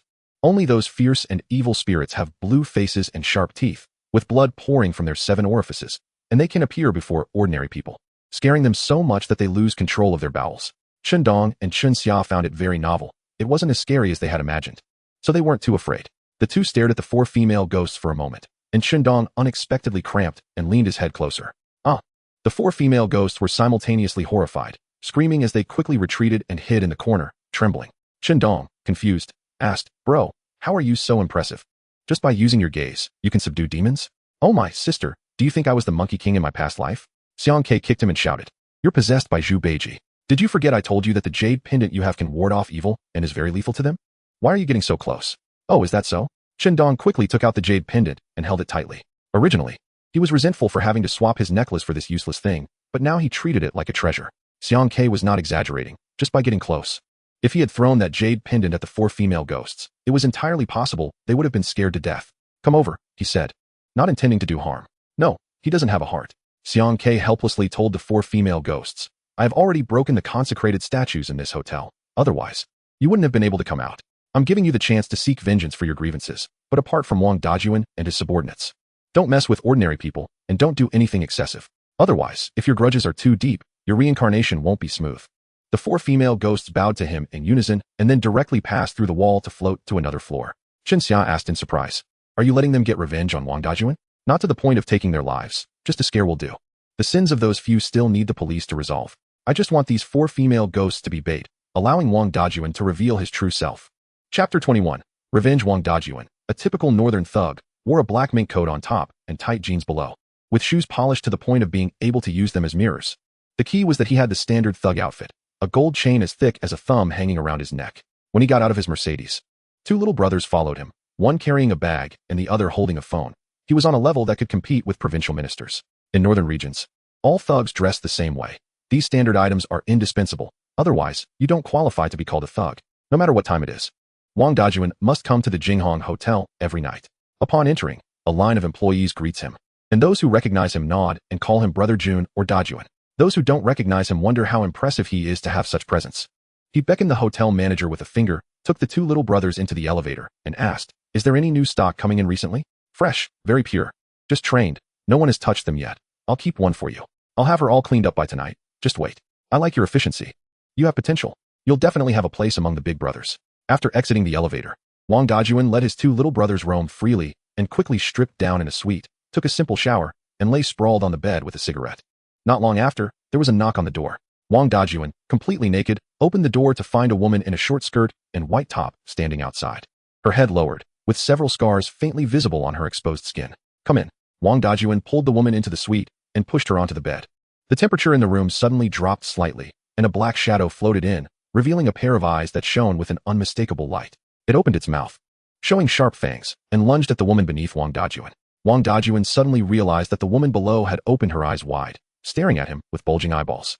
"Wang Dajuan, why are you staring at me?" "Wang Dajuan, I want your life." The woman suddenly opened her mouth wide, wrapping her arms around Wang Dajuan's neck and pulling down hard, trying to bite into his neck. Fortunately, Wang Dajuan had fought on the streets a lot in his early years and was quick on his feet. When the woman lunged at him, he didn't dodge. Instead, he quickly lowered his head and slammed his forehead against hers. Bang! The 2 heads collided, causing Wang Dajuan to see stars. But the woman continued to bite as if nothing had happened. "Ouch, are you crazy?" Wang Dajuan pushed the woman away, jumped off the bed, and covered his neck, where a large bite had been taken, blood pouring out and a chunk of flesh torn off. The woman possessed by the female ghost stood up straight, baring her teeth and claws as she lunged at Wang Dajuan. He was instantly dumbfounded. The way the woman floated towards him was scientifically implausible for someone like him, who had studied human anatomy for many years. Wang Dajuan was stunned, forgetting to dodge, and the ghost's hands tightly gripped his neck. He felt as if a tight band was being wrapped around his neck, growing tighter and tighter. Just when Wang Dajuan thought he couldn't hold on any longer, a thought echoed in the ghost's mind. "Let him go. You cannot take his life. Someone else will come to take revenge for you. If you kill him, your sins will deepen, and wishing to be reincarnated is pure fantasy. I will come to destroy you." The ghost hesitated, her expression conflicted. Xiang Kei's warning made her doubt whether to kill Wang Dajuan immediately or wait for someone else to handle him. For a wronged spirit, revenge was undoubtedly her only obsession. Sighing, Xiang Kei sent her another message. "Do you still plan to make me swear? You know that we feng shui masters don't easily make promises to beings like you. Once made, we become entangled in karma. I won't risk my cultivation for a little ghost like you. I know what is more important. Let me warn you one last time. If you don't let him go, I will destroy you." The ghost no longer hesitated. Xiang Kei could easily destroy her in an instant without any need for further threats. She released her hands, and Wang Dajuan, gasping for breath, yanked open the door and bolted out, completely naked. As soon as he emerged, he saw 3 of his little brothers running towards him, also naked. Their voices changed with fear. "Boss, this world is too crazy. We were so scared we almost lost our lives." "What?" Wang Dajuan was dumbfounded, seeing that 2 of his little brothers had large chunks of flesh bitten off their necks, while another was in worse shape, nearly half of his face gone. If it weren't for Xiang Kei's timely warnings, Wang Dajuan and his subordinates would have been devoured by the 4 female ghosts that night, leaving only a few bones behind. The 4 women had been tricked into the Jinghong Hotel and violated, and not only had they lost their lives, but their resentment was immense. If it weren't for Wang Dajuan having consecrated statues in the hotel to ward off evil, his group would have been finished long ago. "Let's go to my office." Wang Dajuan began to realize. When the hotel consecrated the statues, a monk helped him, costing a lot of incense money. That monk had told Wang Dajuan that if he ever encountered anything unbelievable in the hotel, it would definitely mean the statues had been broken. The monk had seen long ago that Wang Dajuan's sins were too deep, and disaster would eventually befall him. So after taking Wang Dajun's money, he issued a warning. If the hotel's statues were broken, he should return to his office, where a statue of a bodhisattva was enshrined. One that had received incense in a temple and wouldn't be easily broken. Chapter 22. Wang Dajun seeks help at this moment. An eye-catching scene unfolded in the Jinghong Grand Hotel. Wang Dajun, leading 3 subordinates, was running frantically from the 4th floor to the top office, their bodies exposed. He estimated that a statue of Guanyin there might help him temporarily escape the bizarre events of the night. However, it was peak time for guests in the hotel, and the hallways were crowded with people. Although it was only 4 floors from the 4th to the 8th, dozens of people witnessed 4 men running naked. Those who recognized Wang Dajun were instantly dumbfounded and exclaimed in admiration, "Hey, isn't that our brother Dajun? What's wrong with you? Running naked in this winter? Hush! Stop making noise." Wang Dajun was so frightened that he didn't have time to chat with the onlookers. He frantically sought to return to his office, having no idea how big of a stir this scene would cause in Tangshan. All he wanted was to find peace tonight. When he reached the office door, Wang Dajun was stunned again, nearly in tears. The key was inside the room. How could he go back to get it? Fortunately, his manager, who was good at handling situations, had sensed something was wrong and hurried over. Wang Dajun anxiously said, "Hurry up, bring me the key and open the door." The manager, taken aback, asked, "Brother Jun, what's going on tonight? Why are you in this state? Get lost. Have you forgotten your place since I haven't scolded you in a few days?" Wang Dajun kicked him and cursed, "What are you looking for? It's disgusting. Wait, that woman was under my supervision. No one else has touched her. She's quite clean. Even I just had a glance and didn't even touch her," the manager said, a bit confused and indignant. Wang Dajun pushed open the office door and rushed in, pointing at the manager. "Quickly go to Songshan and bring back some high monks to enlighten you and that woman. I now suspect you're not clean either. All right, get lost. If you don't bring her back, your life will be covered in band-aids." Inside the office, Wang Dajun hurriedly led his 3 subordinates to bow to the Guanyin statue on the cabinet, mumbling, "Great compassion and mercy, Guanyin Bodhisattva. Please help me get through this tough time. As long as I escape this trouble, I will make a golden statue of you and worship you every day." One subordinate blinked and naively asked, "Brother Jun, even if we don't talk about whether this is inappropriate, I've never heard of anyone worshipping Guanyin naked. Guanyin is a woman. Isn't this blasphemy? What if she strikes us with lightning?" Wang Dajun opened his mouth, about to realize something when another subordinate slapped the talkative one on the head. "You've been with Brother Jun for so long and learned nothing? Guanyin is male, understand? What blasphemy? This is honesty." Wang Dajun's head ached from their bickering and shouted, "Shut up. Do you have time to chat? Think of a way out. We can't stay in this room forever." Wang Dajun was terrified. After settling into the office, he calmed down and realized that the 4 of them being in such a state wasn't a coincidence. There must be something evil in the hotel. But knowing what was going on didn't help. Who knew if that evil was waiting outside? Going out might mean being attacked again. "Brother Jun, do you think I'm seeing things? I feel like there are dark shadows outside the window," one subordinate said, shrinking back and pointing at the window. "Huh, what? Don't talk nonsense. This is a critical time. One slip-up could scare someone to death." Wang Dajun turned his head, but there was nothing outside. As soon as he turned back, another subordinate gulped nervously and said, "You're not seeing things. I think I saw dark shadows too." The 4 of them turned their heads toward the window, and sure enough, 2 dark shadows floated by. Wang Dajun clearly saw the shadows with long hair staring in, grinning widely, revealing a mouth full of white teeth. The female ghosts had been chasing them, and if it weren't for the Guanyin statue in the office, they would have already entered. "Oh my god, we've encountered ghosts." The 4 of them trembled and collapsed to the floor, cold sweat pouring from their foreheads like rain. Earlier, in the hotel room, although they had been tormented by the 4 female ghosts, there had been no time to be afraid. Now, as they watched the 2 ghostly figures float past the window, fear surged within them. Wang Dajun muttered, "These ghosts are equipped with GPS, no matter how we hide. We can't escape. Brother Jun, it's okay, they can't come in. I heard ghosts don't use doors but pass through walls. It might be the Guanyin Bodhisattva showing her power. They dare not enter," one subordinate analyzed logically. Wang Dajun nodded but then helplessly said, "But that doesn't help. We can't stay in here forever, right?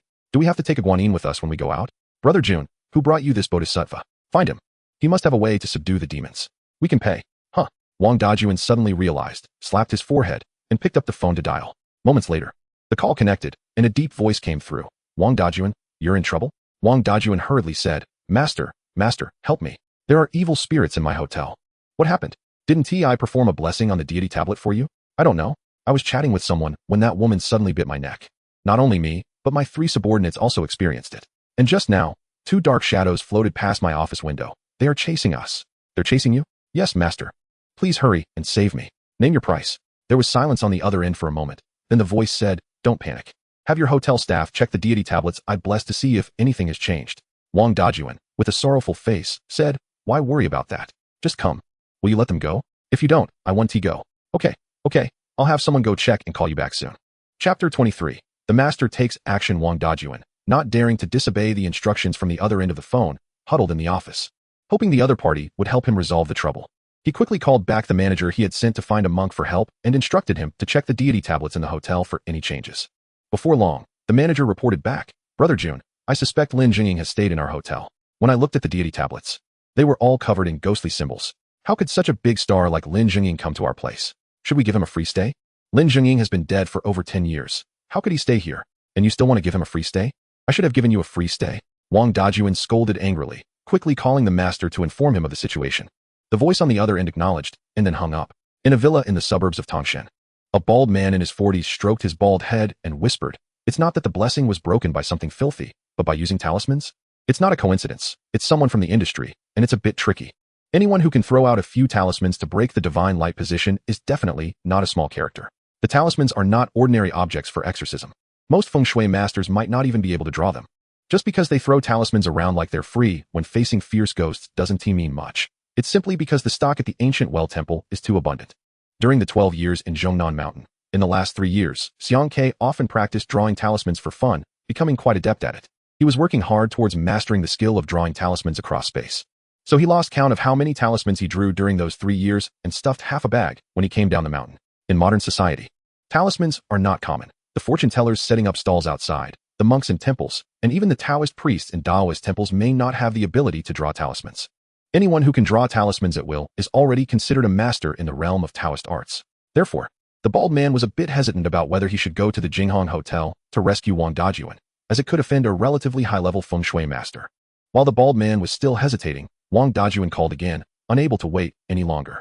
The two black shadows outside the window looked like kites with broken strings, hanging by the window without flying away, circling around, making the four people's calves cramp up. 5 million, master, I'll offer 5 million. Just come and save me." Upon hearing this, the bald man was stunned for a moment, but ultimately walked out of the villa. "Xiangge, do you know?" Chun Dong chuckled as he approached Xiang Ke and said, "Do you know what just happened?" After hearing some commotion outside the hotel, Chun Dong ran out to watch the show and happened to see Wang Dajuan running around naked, which shocked him to the core. Wang Dajuan and his 3 little brothers were practicing a 100-meter sprint in the hotel, completely naked. Chun Dong asked in confusion, "How did you know? You didn't even leave this room." Xiang Ke rolled his eyes and said, "Do you think I don't know who I've given orders to?" Xiang Ke hadn't moved from his seat, but he had been in contact with the 4 female ghosts, so he knew everything that happened over there. That's why he spoke up to stop Wang Dajuan when he was almost strangled by the female ghost. "Bro, what should we do next?" Wang Dajuan was so scared he looked like a frightened child, his face pale. "You didn't let those female ghosts scare them to death. It can't just end like this. Dealing with him is a must," Chun Xia interjected. "Most people in this world are not afraid of others. Rather, they fear things they cannot see or touch. Those female ghosts tormenting Wang Dajuan is much better than us letting him come out to confess." "Are you hoping to scare Wang Dajuan into confessing himself?" "You're really sharp," Xiang Ke praised. He indeed had that plan. He wouldn't drag Wang Dajuan out and tell him, "We know all the things you've done. You might as well turn yourself in." He found that approach troublesome. And Wang Dajuan wouldn't be foolish enough to turn himself into the police. The simplest way was to let the female ghost scare Wang Dajuan to the point where he would rather sit in jail for life than face them again. Unfortunately, despite Xiang Ke's good intentions, one thing surprised him. Half an hour later, a car stopped in front of the hotel. The bald man got out and quickly walked to the statue of Guangong, lifted the talisman, and examined it for a moment before letting out a slight sigh of relief. The talisman was the simplest exorcism talisman, and the residual feng shui energy was not strong enough to break the divine light aura. "Just a little trick. Since that's the case, I'll meet you." The bald man went from downstairs to upstairs, removing the talismans from several divine positions before heading straight to Wang Dajuan's office on the top floor. He knocked on the door, and Wang Dajuan instantly revived, tearfully saying to the bald man, "Master Wang, you finally came. I thought I was going to be scared to death." Master Wang calmly replied, "You've done too many guilty things. Even without ghosts knocking, you would still be afraid. It's already fortunate that you're not dead with ghosts at your door." That is true. Thankfully, Master Wang gave me the Guanyin statue. Otherwise, I would really be done for." Wang Dajuan quickly got up, took out a bank card from the drawer, and said, "Master, this is a little token of appreciation. Please accept it." Wang Dajuan was quick to act, knowing it wasn't the time to be stingy with money. Spending millions to buy his life was worth it. The monthly revenue of the Jinghong Hotel was more than that. Master Wang looked out the window, where the 2 female ghosts were still floating around. "A bunch of little ghosts really don't know how high the sky is. Do they think they can scare away my soul?" Master Wang snorted, quickly walked to the window, held up a peachwood sword, opened the window, and shouted, "Heaven has divine thunder, and earth has its own principles. all-powerful gods. Come swiftly to subdue the demons. Taishang Laojun, I command you urgently. Master Wang swung the peach-wood sword at the two black shadows in front of him, and the two female ghosts instantly sensed a terrifying aura from the sword, quickly retreating. Seeing the female ghosts retreat, Master Wang did not stop. He took out a gourd, poured a mouthful into his mouth, and sprayed it out of the window. A jet of water shot out. The gourd contained a mixture of talisman paper ash and cinnabar, creating exorcism water that was very effective against ordinary little ghosts. Although it wouldn't cause the female ghosts to be completely scared away, it would certainly deal them a heavy blow. The two female ghosts flew quickly, only getting a small amount of talisman water on their bodies. But they still emitted a wisp of green smoke, writhing in pain in the air for a moment before quickly flying towards Xiang Kei's room. The master strikes. The world is mine. Wang Dajuan gave a thumbs up, genuinely flattering him. Chapter 24. Taoist sword techniques. The two female ghosts returned amidst the green smoke. And Xiang Kei knew he had encountered a fellow practitioner, so he directly pushed the door open and walked upstairs to Wang Dajuan's office. Without a fellow practitioner interfering, Wang Dajuan's problem was easy to solve. With the involvement of a fellow practitioner, this matter escalated directly into a battle of feng shui masters. Xiang Kei was eager to face off against a feng shui yin-yang master and see what level he stood at in the domestic feng shui world after coming out of seclusion. There are two ways for feng shui masters and yin-yang masters to duel. The first is like the previous confrontation at the Chun family mansion, where you set up a layout and I break it. Whoever can hold their ground naturally wins. The second is a face-to-face duel between two feng shui yin-yang masters, where the one who stands proudly in the end is the winner. He didn't let Chen Dong and Chen Xiao follow him.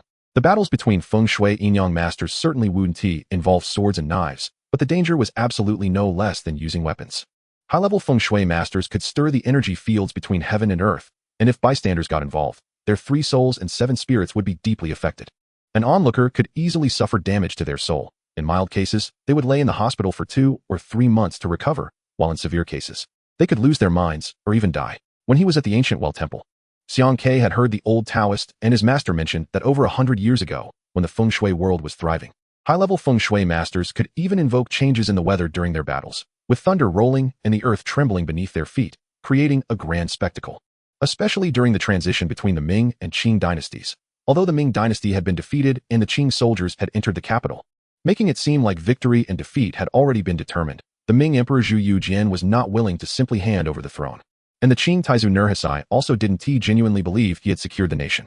Secretly, both sides sent feng shui masters supported by the court to compete for the national fortune and dragon vein. This was the crucial battle. At that time, the feng shui masters of the two dynasties faced off, battling at the peak of the Forbidden City for the Earth's dragon vein, vying for the fate of a nation. It was rumored that thunder roared and lightning flashed, shaking the entire sky, while heavy rain caused floods in the surrounding 3 provinces of the capital. The landscape of the nearby mountains and rivers was significantly altered. That battle between the feng shui masters and yin-yang masters could be said to have made the heavens and the earth change color. This shows how much energy a feng shui master can generate in the midst of the storm, something ordinary people can hardly comprehend. The Qingming period of the two dynasties was the peak of the feng shui world, with many talented feng shui masters emerging, their schools numerous, far surpassing what we have now. Masters with profound realms were often entrusted by emperors with the title of national master, and many feng shui masters were honored to protect the nation's fate. This means that if a feng shui master's realm reaches a certain level, it is entirely possible for them to have a far-reaching impact on a dynasty or nation. However, in modern times, there are very few feng shui masters left, with only those scattered wanderers, established sects, and extraordinary ancient schools surviving that disaster. Nowadays, it is very difficult to see a true feng shui master. What is commonly found in the market are mostly con artists wandering the world. Xiang Kei ascended alone, and as soon as he reached the top floor, he saw a bald man holding a peachwood sword walking out of a room, with Wang Dajuan and 3 of his subordinates following him, all naked. The two looked at each other, and Master Wang immediately concluded that the person coming was the one who had used talismans to break the hotel's evil spirit position. But he didn't expect the other party to be so young. In the feng shui world, age does matter. To reach a certain realm, one must primarily accumulate experience. Being too young obviously indicates that one has started their career early, while those who can be called masters in the feng shui world are generally over 70. The older one is, the deeper their feng shui skills naturally become. At over 40, having immersed himself in feng shui for over 20 years. Although he hadn't studied under a famous master, he had been guided by some wise individuals. The other party appeared to be only in their 20s. Compared to him, Master Wang was confident that he could easily make the young man submit at his feet. Moreover, the other party was empty-handed and carried no tools, while he held a peachwood spirit sword, a powerful weapon against ghosts, which could also suppress someone who was unarmed. Pointing the sword at Xiang Kei, Master Wang frowned and said, "Did you break the sacred position I set up in the hotel? With such skills, You must be someone from the feng shui and yin-yang world. Do you realize that what you did is crossing the line and provoking me? Yeah, so what? Xiang Ke asked straightforwardly. I said you're crossing the line. You're provoking me. Master Wang said angrily. If provoking is provoking, crossing the line is crossing the line. What can you do about it? Xiang Ke rolled his eyes, feeling that the other party was still rambling. Master Wang stepped forward, swinging the peachwood sword, and said, Young man, since you crossed the line first, don't blame me for being merciless. Just do it. No need to be polite. Xiang Ke replied. The peachwood sword stirred up a gust of wind, carrying a faint aura of heaven and earth towards Xiang Quebec. At the same time, Master Wang pulled out a piece of talisman paper from his pocket and threw it at him. The talisman suddenly paused in midair and then ignited, a fist-sized fireball rushing towards Xiang Quebec. The fireball technique is one of the most common offensive methods in feng shui combat. Hitting a person does not cause ordinary burns. Instead, the three souls would be scorched. For an ordinary person, this could lead to many diseases, while for someone from the feng shui world, it would damage their cultivation. Wang Dajuan's eyes bulged, his mouth agape, as he watched the fireball ignite spontaneously out of thin air right beside Master Wang. Xiang Ke took a slight step back and, after dodging the peachwood sword, suddenly inhaled deeply and blew towards the fireball. The fireball extinguished abruptly, leaving no trace of spark, vanishing completely into thin air. Master Wang was stunned, realizing that he seemed to have hit a hard wall. The other party's ability to inhale and then project was extraordinary. Xiang Ke then formed hand seals, his ring finger, middle finger, and thumb upright, while the little finger and index finger were bent. This was the Taoist sword technique, the fighting formula of the 9-character mantra. Xiang Ke gathered the aura of heaven and earth into sword energy, and visibly, a cluster of gas quickly condensed into a sword tip in midair about a meter away from Master Wang, shooting straight towards him. Master Wang was immediately terrified, his face turning pale. He hurriedly retreated several steps until he bumped into Wang Dajuan and the others, unable to escape. He quickly raised the peachwood sword to block in front of his face. The condensed sword tip struck the peachwood sword, shattering the entire blade. And Master Wang spat out a mouthful of blood, collapsing straight down. Wang Dajuan was shocked as he supported him, while Xiang Ke took a couple of steps forward. Forming hand seals again, the master, with his soul nearly fleeing, forced himself to raise his hand and shouted, Stop, stop, I concede, I admit defeat. Chapter 25, Disaster Strikes Family, It's Too Late. Xiang Ke formed his hand seal quickly, just as the words I admit defeat came out of Master Wang's mouth. The sword technique had already been completed, and the sword energy once again gathered in the air. At this point, retracting it was clearly too late. So Xiang Ke had to direct his hand seal downward to avoid Master Wang. Boom. The sword energy struck the ground a few dozen centimeters in front of him, shattering the marble floor of the hotel, with stone fragments flying everywhere, revealing a palm-sized damaged area. Wang Dajuan and Master Wang were drenched in cold sweat. This was even more impressive than using a gun. If it hit a person, it could create a hole. Master Wang stammered, Spare my life. Wang has eyes but cannot recognize Mount Tai, angering the master. I admit defeat, I admit defeat. Xiang Ke frowned and asked, Why are you so weak? Xiang Ke hadn't even gotten warmed up. He thought to test his strength against a feng shui and yin-yang master, but unexpectedly, just after a brief confrontation, he had taken the opponent down. Was this the end of the battle? It felt rather unsatisfying. Master Wang was left speechless by his words. Clearly, it was because Xiang Ke was too strong, able to condense energy into a sword and casually form seals. Just that skill alone was something he could never catch up to, no matter how long he practiced. It was a matter of foundation. Master Wang could see that the other party was definitely from a certain Taoist sect. Otherwise, an ordinary feng shui and yin-yang master wouldn't have such methods. He himself was purely self-taught, having once found a temple to become a monk to make a living when he was aimless and nearly starving. The temple only had 2 old monks and 3 young novices. He learned that one of the old monks understood feng shui techniques and wanted to become his disciple, but the monk had already retired and no longer accepted students. Seeing Master Wang's eagerness to learn, he occasionally provided some guidance. And the peachwood sword was a gift from the old monk when Master Wang left the temple. If it weren't for the fact that this sword had been with the old monk for many years and had developed some spiritual essence, Xiang Ke's strike might have pierced Master Wang. In comparison, Master Wang knew he was like a kindergarten student, while the other party was a properly trained professional. There was simply no comparison. Seeing that the other party had conceded, Xiang Ke ignored Master Wang and summoned 4 female ghosts to appear. He then said to Wang Dajuan, You should recognize them, right? No need for me to remind you. Wang Dajuan shivered in fear. No matter how impressive Xiang Ke and Master Wang were, they were ultimately human. These 4 female ghosts, although he couldn't tell how powerful they were still ghosts. And he was definitely terrified. 4 female ghosts lined up in front of Wang Dajuan. He looked up at them but quickly averted his gaze. After all, who would dare to stare at ghosts indefinitely? Behind him, a younger brother, though lacking in courage, was quite naive and was scrutinizing them closely. Brother Jun, these female ghosts look so familiar. Do we know them? Wang Dajuan was stunned, wondering how he could possibly have such connections. Even knowing people from the ghost realm? Summoning his courage, he looked over again. With his younger brother's reminder, he indeed felt that these women seemed a bit familiar. Oh my, it seems we have discussed certain subjects together? Wang Dajuan felt a bit confused. Xiang Ke said lightly, do you recognize them? These 4 women were killed by you. You forced them into prostitution, disregarded their lives, and discarded their bodies in the wilderness. Wang Dajuan, you've done a lot of bad things, haven't you? You might not even remember them all, right? Wang Dajuan was stunned. Xiang Ke was undoubtedly telling the truth. No one knew better than him what he had done. Over the years, he had lured many women into prostitution, and he couldn't even count how many he had tricked. He remembered a few who had been dealt with by others for not listening to him. After looking closely for a while, Wang Dajuan recognized that these 4 female ghosts were indeed the ones who had died at their hands. So what? Just because you say we harmed them doesn't mean we did.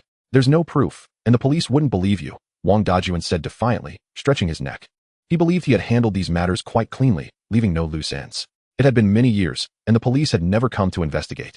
Moreover, he had spent quite a bit of money to smooth things over in this regard. Even if the matter were exposed, he was confident he wouldn't be implicated. Hee, you think you've done a clean job? Xiang Ke laughed, saying, I came to you to tell you that you can't be so confident. There are bloodstains left from their deaths in the room on the 4th floor, and I found the bones you threw into a river in the southeast. You can't be that forgetful, can you? Wang Dajuan was stunned, his heart trembling. How do you know this? How do you think I know? These female ghosts were released by me. How could I not know? Xiang Ke squinted and said, I'm telling you this now to give you a chance to resolve it yourself. If I didn't tell you, you would have no chance. Don't act tough. You can't handle it. You conspired against these 4 women and have become entangled in their karma. I can choose not to take them, allowing these 4 female ghosts to haunt you and your family for eternity, including your next generation. This karma is unavoidable. If the police come looking for you, the karma will be heavier. After you die and enter reincarnation, you will suffer endless torment. However, if you make amends now, at least your family won't be implicated. If they can be reborn smoothly, you will suffer less after death. In the end, it's all about dying, so why not accumulate some good karma for your family?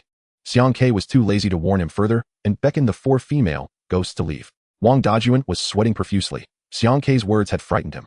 As a big thug, he knew that eventually, one had to pay for their actions, but when the day of reckoning arrived, no one could accept it. Wang Dajuan felt that whether he lived or died was irrelevant. He had already lived freely in this life, and dying would be worth it. But if, as Xiang Ke said, his family and future generations were also implicated, that would be a loss beyond measure.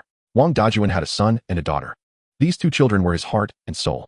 No matter how ruthless he was to outsiders, he couldn't be cruel to his own children. The thought of the female ghosts haunting them for eternity made Wang Dajuan anxious. What should I do? What can I do to prevent them from haunting my family? Wang Dajuan was defeated and scared. He couldn't think about what would happen after his death, but he had to consider the living. First, release the other women in your hotel, then contact the families of these 4 female ghosts. This can only be compensated with money. After doing this, go to the police and confess, handing over whoever was involved. After that, give away all your money, which means doing good deeds. Remember, it's best if you leave not a single cent of the dirty money you earned. Chapter 26, Afterlife Master. Is there really no other way for me to go?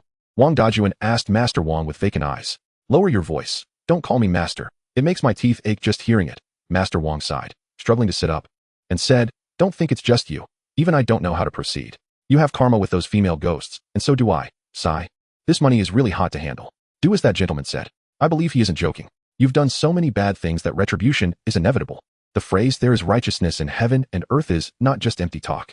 After giving him a command, Master Wang's expression changed unpredictably, gritting his teeth. He chased after Xiang Ke down the stairs. Xiang Ke frowned and looked back at Master Wang, saying, why are you following me? Are you interested in another round? Oh, no. Master Wang waved his hands hastily. In front of you, I can't be called a master. My surname is Wang. Given name Yufeng. Just call me Little Wang. I truly don't deserve the title of master. Then why are you following me? Wang Yufeng lowered his head and said, the master's skills are profound, far beyond mine. To be honest, I've been studying feng shui for over 20 years, but have never truly grasped it. Today, seeing you in action, I realize you are a true expert. I hope you can guide me a little. Xiang Ke continued walking forward. I have no time to deal with you. Just because someone says I'm an expert, I should guide them. If that's the case, I might as well just open a school and take in disciples. No, Wang Yufeng suddenly cried, Master, you destroyed my peachwood sword. How can I make a living without it? You talk about karma. Without my sword, I can't earn a living. And that means I'll starve to death. If I starve to death, you would be the cause, Master. You can't just ignore me. So I have to compensate you for something? I beat you, and I still have to pay you? Xiang Ke asked, somewhat confused. Otherwise, you can just beat me. Then I feel like I'm at a loss here. Wang Yufeng grinned. Oh, no need for that. No need for that. I just hope you can guide me a bit so my skills can improve even a little. Just a little is enough. This way, I can walk the world more easily, don't you think? Wang Yufeng had this tenacity when he was nearly starving years ago. He had wandered into a temple and encountered an old monk who refused to take him as a disciple or teach him. Wang Yufeng stubbornly stayed at the old monk's door for several days, kneeling there, begging for mercy. The old monk, unable to stand it any longer, eventually tossed him a beginner's feng shui book. Wang Yufeng treasured it and learned a bit over the years, then ventured out to make a living. 20 years had passed, and Wang Yufeng had made a small name for himself in the feng shui world in Tangshan. He couldn't do things like point out graves or tell fortunes, but he was quite adept at lighting incense for deities and driving away minor ghosts, and he could draw a few simple talismans. However, anything more advanced was beyond him. Wang Yufeng knew well that the world of feng shui was deep, and there was plenty of money to be made. Having learned a bit, he had saved up quite a fortune. If he could improve his skills, he would surely prosper. Thus, when he encountered Xiang Ke, he felt that his opportunity had come and clung to him without fear of death. Xiang Ke stared at Wang Yufeng, his eyes scanning his face, suddenly realizing that this guy had a pretty good fate. Follow me. We'll talk about your matters later. All right. Wang Yufeng followed eagerly. Back on the fourth floor, Qindong stuck to them like a band-aid. It's quite intense. I can hear the commotion from below. What did you do to the Wang army? Qindong's way of addressing others completely depends on his mood. If he doesn't like someone, he won't bother with any titles, but if he respects them, he'll add a bro at the end. If he's close to someone, he'll just call them by the last character of their name. His attitude towards Xiang Ke is just like that. From initially ridiculing him for getting diarrhea after eating seafood to now being as close as he can be. Xiang Ke shook his head and said, I didn't do anything to him. I just slightly threatened him. If he's not foolish, he should know what to do. Qindong looked at Wang Yufeng and asked, who is this guy? Did we win the fight and also get a bonus? Wang Yufeng rolled his eyes but still stood obediently next to Xiang Ke without saying a word. Since the other party was with Xiang Ke, he had to keep a low profile. Besides, if he really were to give himself to Xiang Ke, he would definitely walk away with a heart full of joy. Go out and buy some incense and an incense burner for me, 3 candles, a ladder, as well as some gold ingots and paper money. You know what offerings are, right? You should also inform Wang Yufeng. Wang Yufeng was taken aback and said with some joy, no need to buy, I already have all these things. It's almost midnight now, and you can't buy anything. What else do you need? I have everything I need, so it's not necessary. You must come back before 12 o'clock. No problem. Master Wang Yufeng then asked, are you going to help these 4 female ghosts to be transcended and reincarnated? Wang Yufeng is somewhat knowledgeable about the matter. As soon as he heard the things Xiang Ke wanted, he immediately knew what he was up to and couldn't help but laugh. He had never seen a ritual for guiding souls to the afterlife before. It isn't exactly a rite of passage, as they aren't vengeful spirits. So there's no need for such trouble. Just following the normal procedures would suffice. For talismans for rebirth would be enough to allow them to enter the cycle of reincarnation. After Wang Yufeng left, Xiang Ke said to Qin Xia, once this matter is settled, I will leave Tangshan. You can keep this person for now. Qindong scoffed and said, what a gift. Why would we want a freeloader? Qin Xia asked, is he also a feng shui master? Do you want to have someone stay at Qin's house to watch over things for us? Look, your sister understands things better than you. Qindong laughed and said, big brother, look at that guy. How does he resemble someone from the master class? With a shaved head and rat-like eyes. He looks even more like a thug than Wang Dajuan. Xiang Ke said, he can't really be called a master, he knows a little bit. And while he can't really help you, he understands some things better than you do. Before Qin Sanjin finds a real feng shui master to settle in the Qin family, we can use him as a temporary stand-in. Later, I'll write him a couple of spells for him to learn. At least he can help you prevent some troubles. Xiang Ke had previously glanced at Wang Yufeng's face. A wide face and thin brows indicated a bit of a petty person. But he had a broad sky and considerable fortune, and his lips were red with a thick chin, which indicated good luck, meaning he had more luck than most. People with this kind of facial features tend to have many bad intentions, but are not extremely rich or powerful. However, they are often very lucky in life and can turn misfortunes into blessings when encountering major events. It's a decent face. If he performs well during his time with the Qin family, he could be a good support. At 11:15, Wang Yufeng returned with the items Xiang Ke needed. Midnight before 12 is when the Yin Gate opens wide. At this time, all sorts of spirits and demons come out. And it is the easiest time to encounter dirty things in the world. The Yin Gate is the entrance to the underworld, and when it opens, rituals can be performed to send spirits into reincarnation. On the west side of the hotel, after setting up the incense burner and lighting long incense, Xiang Ke turned his palms inward and outward, bowed 3 times towards the incense burner, then bowed 3 times towards each side, and finally bowed 3 times towards heaven and earth. This is the Taoist way of worshipping heaven and earth and the spirits of the 4 directions. He lit candles, inserted 3 sticks of long incense into the burner, and closed his eyes to feel the aura of heaven and earth. Boundless holy offerings. Incense smoke dispersing to the great void. Countless holy beings of the heavens, sun and moon, stars and constellations, masters of the scriptures, heavenly deities. May you bestow great compassionate power to guide this spirit. Xiang Ke recited the Taoist sutra for guiding spirits, waved his hand to pick up a piece of talisman paper, and let it burn with the wind. The ashes then began to float into the air and gradually dissipate in the distance. After reciting the sutra for the spirits, Xiang Ke opened his eyes and looked at the 4 female ghosts, saying, Lu Qing, Su Jinyuan, Chen Ziu, Fang Huishu, repeating each name 3 times. The 4 female ghosts bowed in response. Boundless holy offerings, incense smoke penetrating the underworld, Fengdu and Daiyue, examining the souls of the guilty, prisons filled with spirits. May you bestow great compassionate power to guide this spirit. Xiang Ke picked up another piece of talisman paper, ignited it, and threw it onto the heavenly ladder, which then roared and started to burn intensely. This is called the heavenly ladder. Once the ghosts ascend it, they will no longer linger in the world. Under the glow of the fire, the 4 female ghosts began to fade away, and the 3 lit candles flickered and swayed unsteadily. Boundless holy offerings.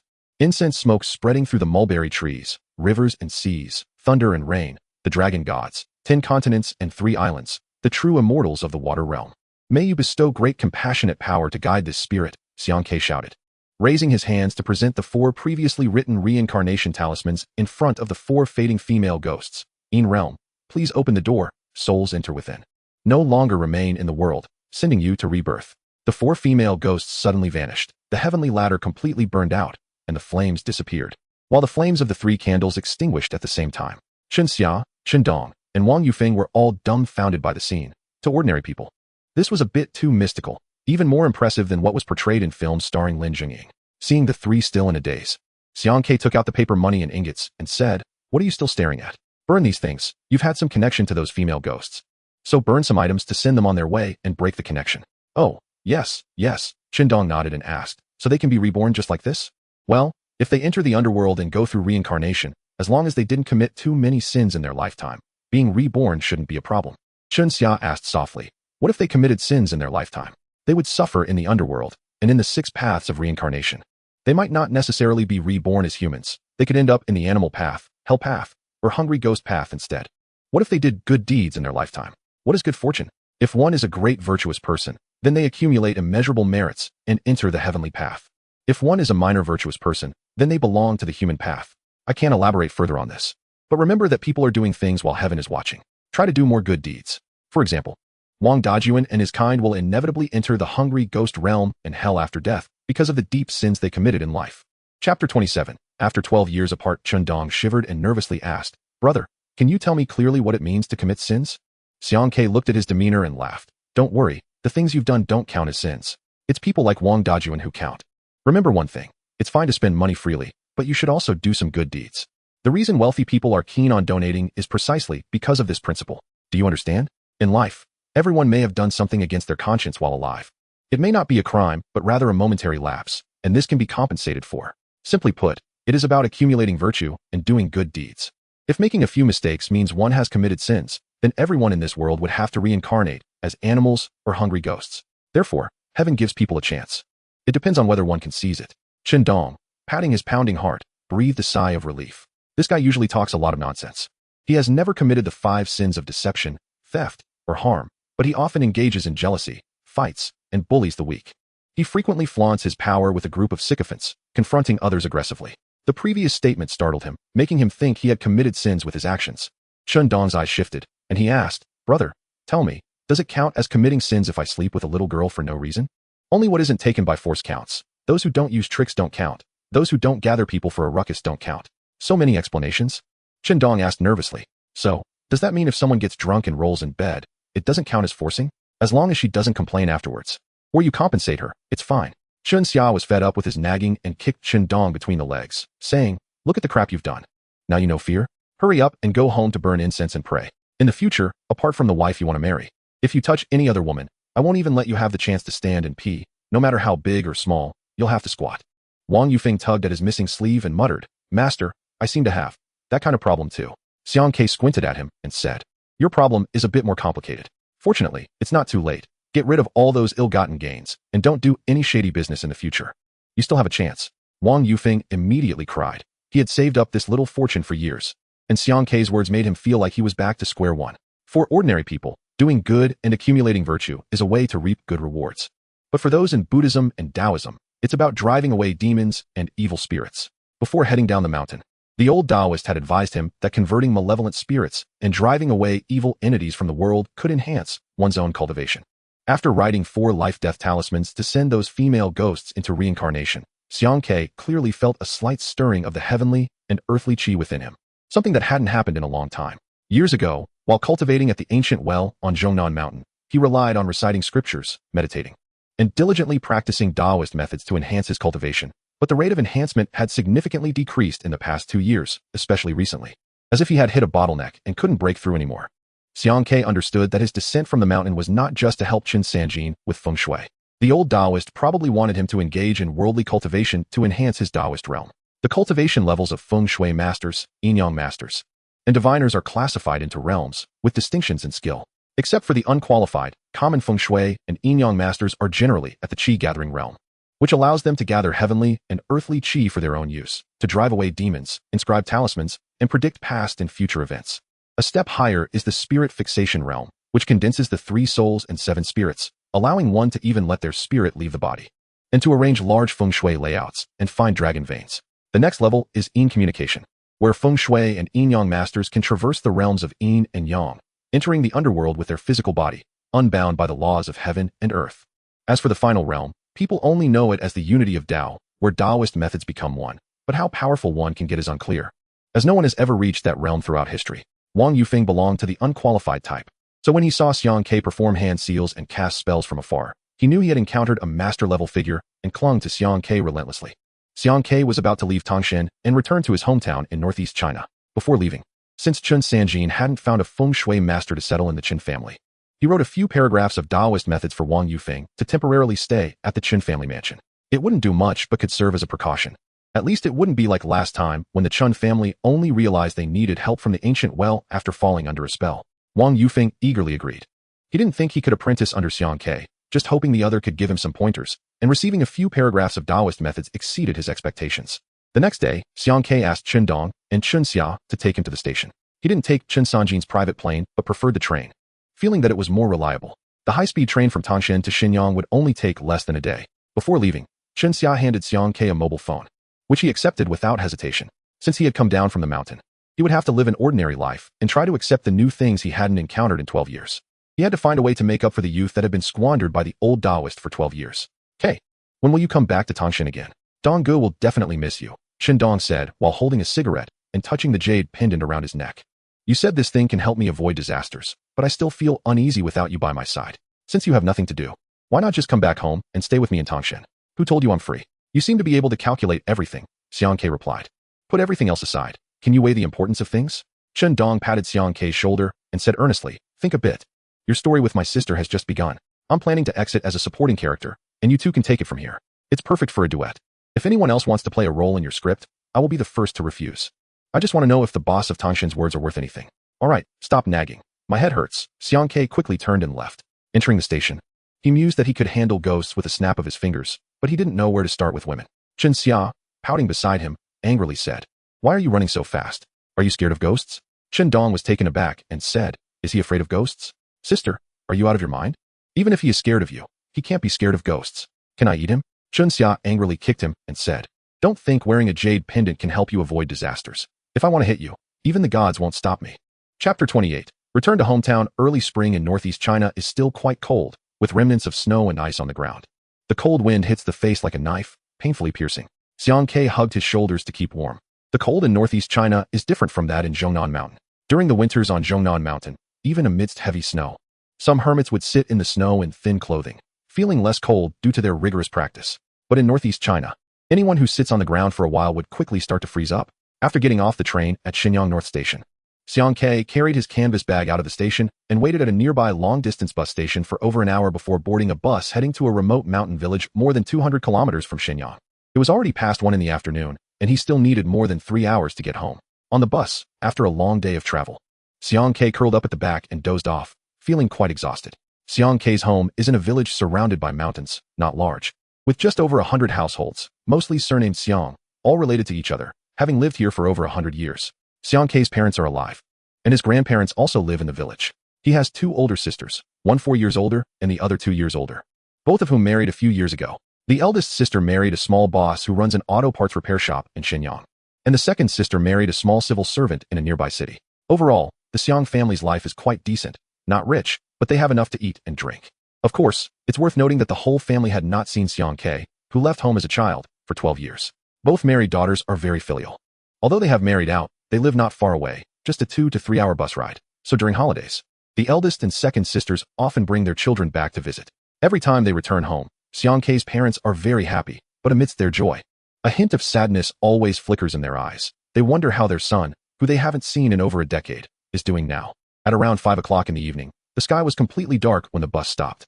The ticket collector shouted at the top of his lungs that they had reached the destination.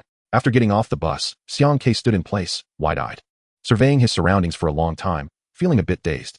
The scenery around him was entirely different from when he left home, in the pitch-black darkness. He had no idea which way to go, with fields covered in deep snow all around, and not a glimmer of light in sight. Where do we go from here? If we go out, won't we just lose ourselves? Xiang Ke hurriedly grabbed a man next to him and asked, "Big brother, can you tell me how to get to Xiangjiatin?" The man looked him up and down, surprised, and asked, "Going to Xiangjiatin? What for?" "To go home. I'm from Xiangjiatin." Xiang Ke replied. The man furrowed his brow and leaned closer to Xiang Ke's face, staring for a while before saying, "Home? How come I don't know you?" "I'm from Xiangjiatin, and I know everyone in the village." "Which family do you belong to?" "Oh, I'm a relative," Xiang Ke said excitedly, grabbing the man's hand and saying, "Big brother, I'm the third son of Xiang Laosher from the east side of the village. I have 2 older sisters. My eldest sister is named Xiang Yulian, and my second sister is named Xiang Yuping." "Huh? What did you say?" The man seemed a bit confused, and after thinking for a while, he asked uncertainly, "The third son of Xiang Laosher? Now that you mention it, there was indeed a kid from his family about 10 years ago. But then he just left the village and never came back. Is that you?" Xiang Laosher is the nickname of Xiang Ke's father. He was known for being honest and straightforward, so everyone in the village called him Xiang Laosher. Xiang Ke nodded hurriedly and said, "Yes, big brother. I am Xiang Laosher's son. I went out to work and have just returned." "Hey, you're calling me big brother, but you're out of line. You should call me uncle." The man slapped Xiang Ke on the head and said, "Your dad and I are cousins. We share the same grandfather. So you should call me uncle, got it?" "Oh, I understand. Uncle," Xiang Ke said, feeling warm inside despite the cold slap on his head. The two of them walked through the snow, crunching for about 4 or 5 miles. After crossing a small hill, they began to see some light ahead, and a village's outline gradually appeared. This was Xiangjiatin. Once they entered the village, the man pointed ahead and said, "I haven't been home for a while either. I'll go home to take a look first, and I'll visit your house tomorrow. Just follow the small road ahead, and when you see 3 brick houses, that's your home. Your parents should be home at this time." "Okay, thank you, uncle. I'll come over for a drink when you have time." Xiang Ke said his goodbyes and quickly ran towards the east side of the village, eager to return home after 12 years. After running for a couple of minutes, Xiang Ke stopped. Ahead on the left side of the road was a 3-room brick house surrounded by a courtyard wall. One room had its light on, and it seemed they heard some noise as a dog barked from the yard. Xiang Ke slowed down and carefully examined the front door. It was still the same place. When he left home, the house was still a thatched cottage, and he didn't expect it to have turned into a brick house after more than a decade. It seemed his parents had been doing quite well over the years, which made Xiang Ke feel a bit better. That old Taoist didn't deceive him. He said that after I left, the family would live better and better, and indeed, life was getting better day by day. If he lied to me, I would have to teach him a lesson when I go back. Xiang Ke stretched his neck and looked around but couldn't find a doorbell, so he shouted, "Open the door. Is anyone inside?" After shouting a few times, the door opened, and a man in a coat slowly walked out and asked, "Who is it?" "Dad, it's me. I'm Xiang Ke," he said, his voice choked. "Huh." The man in the coat stood frozen for a moment, seemingly not processing what Xiang Ke had just called him. Xiang Ke shouted again, "Dad, I'm back. I'm Xiang Ke. Ah, ah, ah." The man repeated several times, then threw off his coat and ran over, pressing his entire face against the cold, iron gate, staring wide-eyed at the young man outside. Xiang Ke stepped closer so his father could see him better and softly said, "Dad, why can't you even recognize me?" Xiang Ke's father stared at him for a whole minute, tears welling up in his eyes. He nodded repeatedly and said, "It's my son. My son has come back. Come in quickly, it's cold outside." Xiang's father fumbled with his keys to open the door, and once it was open, he grabbed Xiang Ke's hand and pulled him into a tight embrace, unable to say a word. After being held for a while, Xiang Ke finally spoke up, "Dad, where's Mom? Let us go back inside." "Oh right, let us go inside. Your mom is watching TV inside," Xiang's father said as he hurriedly led Xiang Ke back inside. The house was very warm. In rural northeast China, they had heating and firewalls installed, and stepping inside felt like entering a different world compared to the freezing outdoors. "Old Xiang, who is knocking at the door?" A woman's voice called from the inner room. Before Xiang's father could answer, Xiang Ke pushed open the door and called out to the middle-aged woman leaning against the Kong watching TV, "Mom, it's me." The woman, sitting up straight suddenly, with wide eyes, stared at Xiang Ke, and then burst into tears, almost crawling off the Kong, and fell to the ground holding Xiang Ke's legs, shouting, "It's my eldest son. My eldest son has come back. Am I dreaming? You finally came back." Xiang Ke squatted down and patted his mother, saying, "Mom, since you're hugging me, how could you be dreaming? It's really me, I'm back." Xiang's father quickly helped his wife up, saying, get up, get up. Our son is back. Why are you sitting on the floor? Hurry up and sit on the kong, it's really cold. Xiang Ke just got back. He must be freezing outside. The three of them sat on the warm kong, and Xiang Ke's mother stroked his face, saying, "Son, you look just like you did when you were a child, not a bit changed. I recognized you at a glance." Xiang Ke chuckled and said, "But my dad just stared at me for a long time when I came back, as if he didn't dare to recognize me." Xiang's father mumbled, "I wasn't doubting you. It's just that who would know you would suddenly come back? It felt a bit unreal." Xiang Ke replied, "I didn't know our home phone number. After getting off the mountain, I took the bus back to the village, and after getting off, I didn't know where to go. Fortunately, I met an old uncle from the village who brought me back. Look at that. That old Taoist didn't even leave a contact number. How dangerous is that? What if you took the wrong path?" Xiang's mother complained. Xiang Ke said, "It's fine. I was old enough to remember where I lived. I was over 10 years old back then." Seeing the smiles on his parents' faces that seemed to have no end, Xiang Ke felt much more at ease. He let out a long sigh. For 12 years, his parents had been thinking about him, and he too had missed home. "Hey, where are my older sisters?" Xiang Ke tilted his head, noticing the other two rooms were dark, and no one had asked where his sisters were. Xiang's father smiled and said, "They both got married and moved out of the village. I'll call them and tell them to come back quickly." Just as Xiang's father was about to get up, Xiang Ke pulled him back and said, "Dad, look how dark it is outside, and the road is slippery. It's too dangerous for them to come back now. Let us wait until tomorrow. You can call my sisters to come back then. I'm not leaving tonight." "Yeah, you're right. We'll call them tomorrow." Xiang's mother then asked, "Eldest son, did you eat yet?" "I've been on the bus all day and only had a bowl of instant noodles," he replied. "Just sit tight. I'll go make you something to eat. We still have a lot of meat left from when we slaughtered the pig for the new year. I'll make you some sauerkraut stew."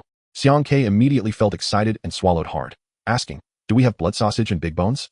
If we do, throw them in too. I was thinking about eating sauerkraut stew with bones on the mountain. I almost forgot what it tastes like." Yes, we have plenty.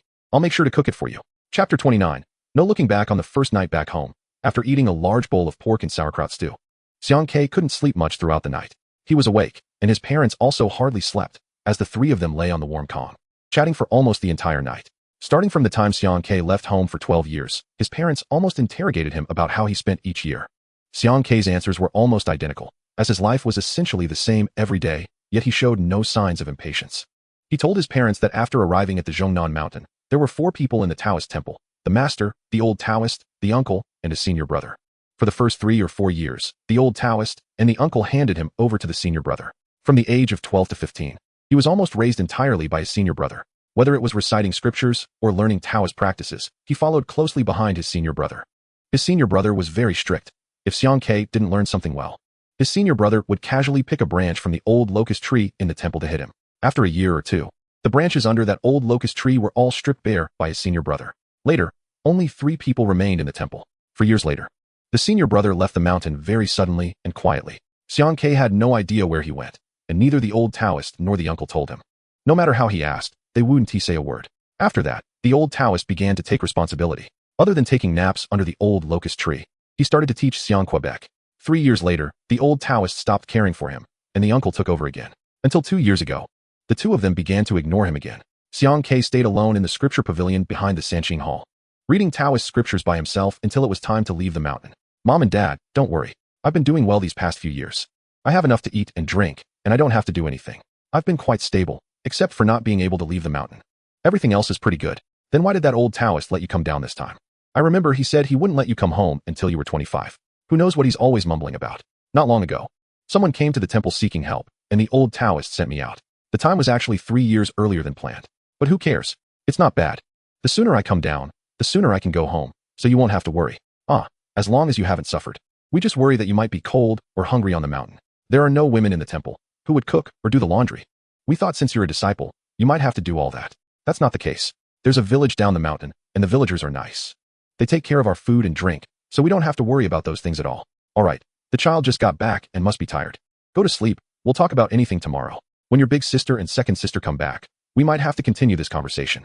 Those 2 girls are just like you, always worrying." "We're worrying? Who doesn't worry? I don't know who keeps mumbling when drinking, asking why my son hasn't come back yet. It's driving us crazy." Early the next morning, Xiang Ke was able to sleep in for the first time and woke up naturally. His parents had already gotten up and were busy. One went to buy vegetables while the other tidied up the house. Today, the Xiang family had to be festive. It had to be more festive than the new year. Around noon, a car drove into the yard, and 2 cars came to a stop one after the other. Xiang Kei's mother looked up and said, "Your big sister and second sister are here. They must have brought their husbands and children back. You haven't met your nephew and brother-in-law yet. Hurry up and go greet them." Xiang Kei walked outside and saw two women in their 20s, holding children and rushing towards him with tears in their eyes. "Hurry and let your sister see. What have you turned into? Oh my, why did you suddenly come back? You should have told me in advance. I would have sent your brother-in-law to pick you up." When Xiang Kei's big sister and second sister saw him, they were indeed just like when he met his parents yesterday, asking him questions nonstop. Xiang Kei patiently answered his two sisters while also glancing at the man standing beside them. His brother-in-law, Liu Yang, was 30 years old, not very tall, with a sturdy build and an ordinary appearance. He had been an apprentice to a mechanic since childhood, learning for 7 or 8 years, and was very hardworking. Later, he opened his own auto repair shop and became a small business owner. His second brother-in-law, Su Wei, worked as a civil servant in a prefecture-level city. He had a stable 9-to-5 job, although he didn't earn much. Both families were doing well, and both men were honest. Among the women who married out of the village, Xiang Yuping and Xiang Yulian were considered role models that others admired. The whole family went inside the house. The children from both sisters, one 4 years old and the other 2, were playing on the comm. While chatting casually with his sisters and brother-in-law, Xiang Kei picked up both children. In Taoism, there is a saying in divination called 3 things not to look at. The first is not to look at the ruler of the country. It means that the ruler and master of a nation cannot be divined. The emperor is the true dragon son of heaven, gathering the luck of a nation. Anyone who dares to read the fortune of the emperor is seeking death and will face retribution, at least losing 10 to 20 years of their lifespan. The second is not to look at those who are about to die. It means that those who are close to death should not be divined. This is because once you look, you must take money, and you cannot take money from the living for the dead. No luck means that the person being divined will have no fortune in their next life, making it useless to read for them. Like someone who spends their life picking up scraps, the reading would be futile. The third is that close relatives cannot be divined. For example, Xiang Kei cannot divine for his own parents, his 2 sisters, or himself. If forced to divine, it will disrupt the other person's fate, leading to great trouble. He had already looked at the faces of his 2 brothers-in-law. They were ordinary faces, belonging to those who would live a stable life without major disasters or illnesses. However, he had yet to look at his 2 nephews. The children were still young, and their bodies and features had not fully developed. Generally, fortune tellers do not read for children because it is often inaccurate, but Xiang Kei dared to read for them. Some might ask, since Xiang Kei's 2 nephews are his close relatives with deep blood ties, how could he not read for them? The truth is, his 2 nephews belong to different surnames. Although they are related by blood, they are now considered part of the Liu and Su families, so there is no problem in reading for them.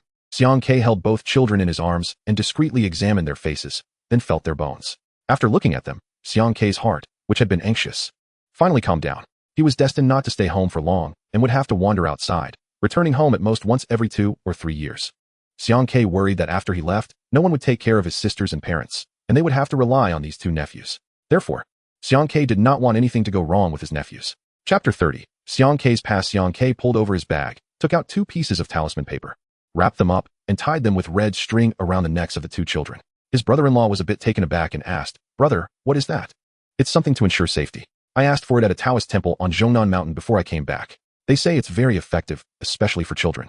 It can ward off illness and disasters. Every year, many people take their children to the temple to ask for it, and spend quite a bit on incense money."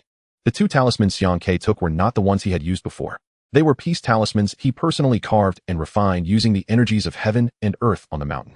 Although they weren't as valuable as magical artifacts, ordinary people could never obtain such talismans. If someone knowledgeable saw these 2 talismans, trading one for a car would not be a problem. Wearing these talismans is more effective than those that have been consecrated. They can not only ward off illness and disasters, but also prevent malevolent spirits from approaching. And they can also resist 3 instances of bloodshed. They belong to a very high level of peace talismans. Xiang Kei still had a few magical artifacts in his hand. It wasn't that he was reluctant to give them to the 2 children. The key issue was that the artifacts were too valuable. It would be fine if no one noticed the 2 children wearing them, but if someone knowledgeable saw the artifacts, they would definitely find a way to get them. At that time, who knows what trouble could arise. Therefore, to be safe, Xiang Kei gave them 2 talismans to prevent anyone from having improper thoughts. The 2 brothers-in-law both seemed to doubt it, but they couldn't refuse. After all, it was Xiang Kei's good intention. However, Xiang Fu, Xiang Mu, and the 2 sisters' expressions suddenly changed. They all knew that Xiang Kei's words were definitely not false, because the events that happened to Xiang Kei more than 20 years ago made them have to believe in such things. Xiang Kei's grandfather spoke up. "Take them.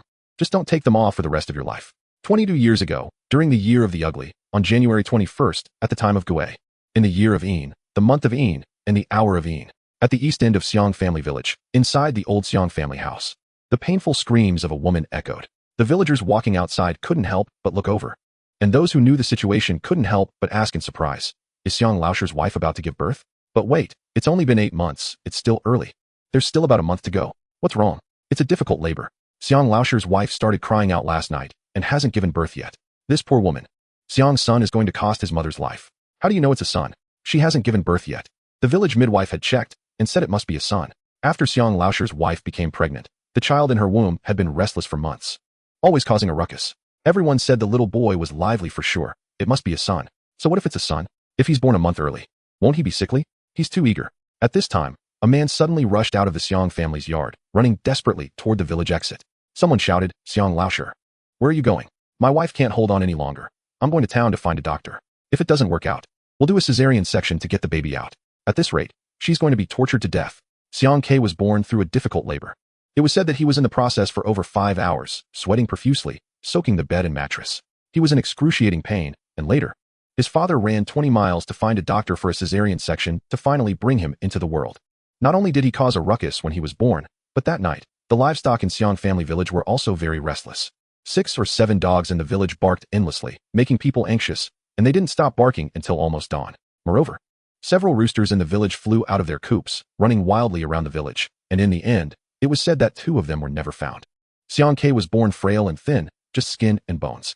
At that time, his family was worried, thinking that this child would be hard to raise, as he didn't look like he could survive well. But they had to raise him regardless. Fortunately, his mother had enough milk, so feeding him was not a problem. They fed him 3 to 5 times a day, hoping he would gain weight quickly. Xiang Ke survived, but after he was born, the Xiang family was not peaceful. On the day he turned 1 month old, the Xiang family originally planned to hold a banquet, as it was a custom in rural northeast China to celebrate a child's 1-month birthday with a feast for family and friends. However, that day, they couldn't celebrate because Xiang Laosher wanted to kill a pig in the morning. But just as he pulled the pig out of the pen and was about to slaughter it, the pig suddenly went wild and knocked Xiang Laosher over. It was winter, and the snow had not melted yet. When he slipped, he fell perfectly, landing directly on a stone pillar in the yard, breaking his leg. With Xiang Laosher's leg broken, they naturally couldn't hold the banquet. What was supposed to be a joyous occasion turned into a troublesome situation. But it didn't end there. In the 2nd month after Xiang Ke was born, his elder sisters went out to play, not far behind Xiang family village. There was a pond that had frozen over in the harsh winter. Rural children had nothing to play with, so they liked to skate on the ice. However, unexpectedly, while the 2 sisters were playing, the ice beneath them suddenly cracked open. Both girls fell into the icy hole, flailing to grab onto nearby ice blocks to keep themselves from sinking, and cried for help. Fortunately, there were many children playing nearby, and when they saw the sisters in trouble, some ran to call the adults. The villagers came and pulled the 2 girls out of the hole with a rope. Luckily, the water in the pond was not deep, only about a meter. If it had been deeper, they would have been completely lost. A month after that incident, spring had arrived, and in April, when Shenyang was no longer so cold, Xiang Ke was exactly 3 months old. A family in the village was building a house, and his grandfather went to help. Xiang's grandfather was a tiler and climbed onto the roof to lay tiles for that family. Unexpectedly, just as the old man climbed up, he suddenly lost his footing and fell from the roof, breaking 3 ribs. With the old man's accident, the villagers were no longer calm. Because in the 3 months since Xiang Ke was born, the Xiang family had experienced 3 incidents. Xiang Laosher had been knocked over by the pig. The 2 girls had fallen into the icy hole, and Xiang's grandfather had fallen from the roof. Although none of these incidents had resulted in fatalities, the key was that these 3 events seemed a bit eerie, because when the pig was being slaughtered, it was being held by 5 or 6 people. Normally, a pig couldn't break free, but it did, and it just happened to knock Xiang Laosher over. Children played near that pond every day, and the ice was more than half a meter thick. Over the years, there had been no reports of anyone falling in. But the ice cracking in the middle of winter was absolutely ridiculous for Northeasterners, as it was common for vehicles to run on the ice. And it had never been heard of that a sled with 2 girls could break through. Xiang's grandfather was not old at that time. He was only in his 50s, and his limbs were still strong. He had climbed on roofs for many years without incident, yet he had encountered the 3rd misfortune of the Xiang family. There were rumors in the village that the premature Xiang Ke had caused trouble for his mother and then for the rest of the family. He was said to bring bad luck and harm people, and if this continued, it would eventually bring disaster to the Xiang family. Some villagers suggested to Xiang Laosher to quickly find a shaman or a deity to look at Xiang Ke, to see if there was something wrong with him, and that he should be purified. Xiang Laosher became furious. A man who was usually honest became irate. Anyone who dared to tell him that his son was unlucky would get into a fight with him. From that point on, no one in the village dared to mention this matter to Xiang Laosher. However, in the 4th and 5th months after Xiang Ke was born, the Xiang family was peaceful again. No one had caused any trouble, and the family thought the previous 3 incidents were coincidences, so they felt relieved. But who would have thought that 3 months later, on the exact day that marked half a year since Xiang Ke's birth, the Xiang family would have trouble again? It was summer, and it was not completely dark yet. Xiang Kei's parents were working in the fields, leaving only the two sisters to play with Xiang Quebec. The three children were having fun, but that day the adults were late returning home due to the heavy workload in the fields. By the time it got dark, they still hadn't arrived, and the two girls were already hungry, while Xiang Kei was crying loudly and making a fuss. So, the two girls decided to go to the kitchen to find something to eat, leaving their brother on a patch of grass in the yard to play by himself. The two children didn't think much of it. After all, Xiang Kei was only 6 months old and could only crawl around, not walking yet. So he would be fine in the yard. Unexpectedly, when his elder sister and second sister found something to eat and came to the yard, they discovered that Xiang Kei was nowhere to be seen. Immediately, both of them panicked, searching the entire courtyard and house without finding him. The two children ran crying towards their family's fields and told their parents that their younger brother was missing. Xiang Kei's parents began to realize what was happening. During those years, there were no incidents of child abduction in northeast China, and Xiang Kei was so small that he couldn't even walk. How could he go missing? Xiang Kei's mother was so angry that she beat his elder and second sister, while his father had no time to waste and hurried back home to search for the child. After searching around the house, there was still no sign of him, and the entire Xiang family was in a state of panic. The villagers in Xiangjiatin were all related and knew each other. So Xiang Kei's father mobilized everyone in the village to look for him. However, after searching the entire village, there was still no trace of Xiang Quebec. This time, everyone was baffled. Although Xiangjiatin was not large, it was certainly vast for a 6-month-old child. In such a short time, where could he have crawled to? Was it possible that a wild animal came down from the mountains and took the child? Some villagers murmured.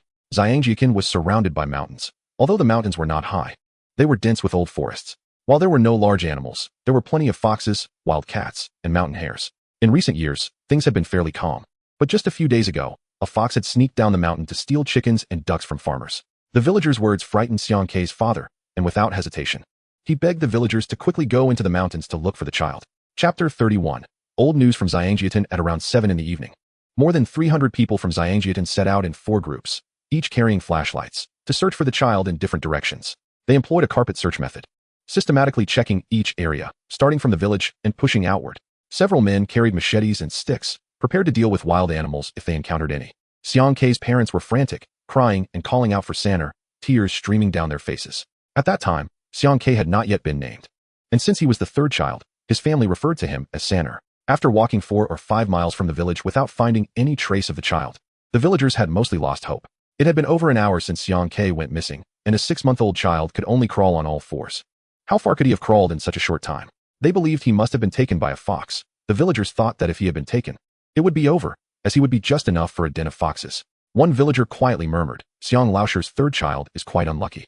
He caused quite a stir at home a few months ago, and we thought things had calmed down. Who would have thought that just 2 months later, another incident occurred? What is going on with that child? If only we had known, we should have invited a shaman or something to take a look. I also feel something is off. Do you remember when that kid was born? His mother had a difficult labor, and all the livestock in the village were restless. My chickens are still missing. And my second uncle's dog barked all night long, no matter how much we tried to quiet it. It was quite eerie. All right, stop saying useless things. Be careful not to let Xiang Laosher hear you, or he'll get angry. Who wouldn't he be anxious if their child was missing? Let us hurry up and help find him. Brothers and uncles, I know everyone has lost hope.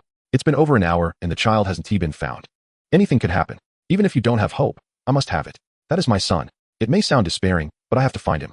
If one day doesn't work, then 2. I must see him alive or find his bones. As long as there is even a slight possibility, I cannot give up. Xiang Laosher bent his legs and knelt down in front of the villagers, saying, I beg everyone, every family has children, you can understand my feelings. I don't ask for anything else, whether we find him or not. I just want an explanation. Hey, Laosher, get up, get up. We are all from the same village. Why are you doing this? He is your son, but he is also our nephew. We all share the same surname, Xiang. Don't worry. Even if we don't sleep tonight, the villagers will search every mountain around here for you. Yes, Xiang Laosher, don't waste time. Hurry up and get up to look for him. Perhaps if we move forward a bit, we'll find the child. We have many people, and we'll search quickly. Ah, thank you all. Xiang Laosher stood up, wiped his face, and hurriedly continued walking into the mountains. After walking for more than 2 miles, Xiang Laosher suddenly stopped. Xiang Kei's father asked, Dad, why aren't we moving? Xiang Kei's grandfather stood still, looking around, and after searching the area again, he frowned and said, This place, it seems we just passed through. Huh, passed through? After Xiang Laosher spoke, the villagers were all confused. Several people looked around and said doubtfully, Hey, it does seem familiar. Could it be? The dark mountains all look the same. We're not walking along the mountain path. Perhaps we've turned around. Xiang Laosher raised his machete and chopped off a branch from a nearby tree, then said, I'll leave a mark. Let us walk a bit further and see. We must have turned around. A group of villagers continued walking forward. After about 10 minutes, Xiang Laosher bent down to pick up the chopped branch and blankly said, "Again. We're back?" The villagers immediately lost their composure, chattering, Really, how did we come back again? What is going on?" Xiang K's grandfather said. "Perhaps we have turned around. It's dark at night, and we could easily go in circles. Laosher, take your knife and make a mark on the trees for me. Draw an arrow every few steps. That way, we definitely want to turn around." Xiang Laosher carved an arrow into a nearby tree and then led the villagers forward, drawing an arrow every few steps. After about 10 minutes, Xiang Laosher was stunned, and the villagers were also stunned. They discovered that all the trees around them had arrows on them, which meant that in the past 10 minutes, they had been wandering within this small area of over a mile and hadn't moved at all. The villagers were in an uproar, with some shouting, "It's over. It's over. We've encountered a ghost wall. It must be. There's no doubt about it. We've walked this path 3 times already. So many of us can't all be blind. We're going in circles. If this isn't a ghost wall, what is?" Ghost walls often occur in the suburbs or mountains, where people lose their sense of direction and keep wandering in circles. Once you encounter a ghost wall, it doesn't matter if you walk for 2 hours or all night. You still can't get out. The villagers had never encountered such a situation before and were immediately in a state of panic, feeling anxious and terrified. Fortunately, they were all from the same village and related, so no one blamed Xiang Laosher's family. Suddenly, Xiang K's grandfather frowned and asked, "When we went up the mountain, did we head towards the west of the village?" "Ah, yes, why?" "What do you mean, why? Have you forgotten that there are several old graves in the mountains to the west of our village? They've been there for many years. I heard my grandfather say that those old graves existed before our village moved here. Xiangjiatin had relocated as a family to escape the chaos of war. The Xiang clan began surveying the area after arriving at this mountainous place, and they found a lonely cluster of a dozen graves to the west. The graves had nothing. Not even tombstones, just mounds of earth overgrown with weeds, looking very desolate.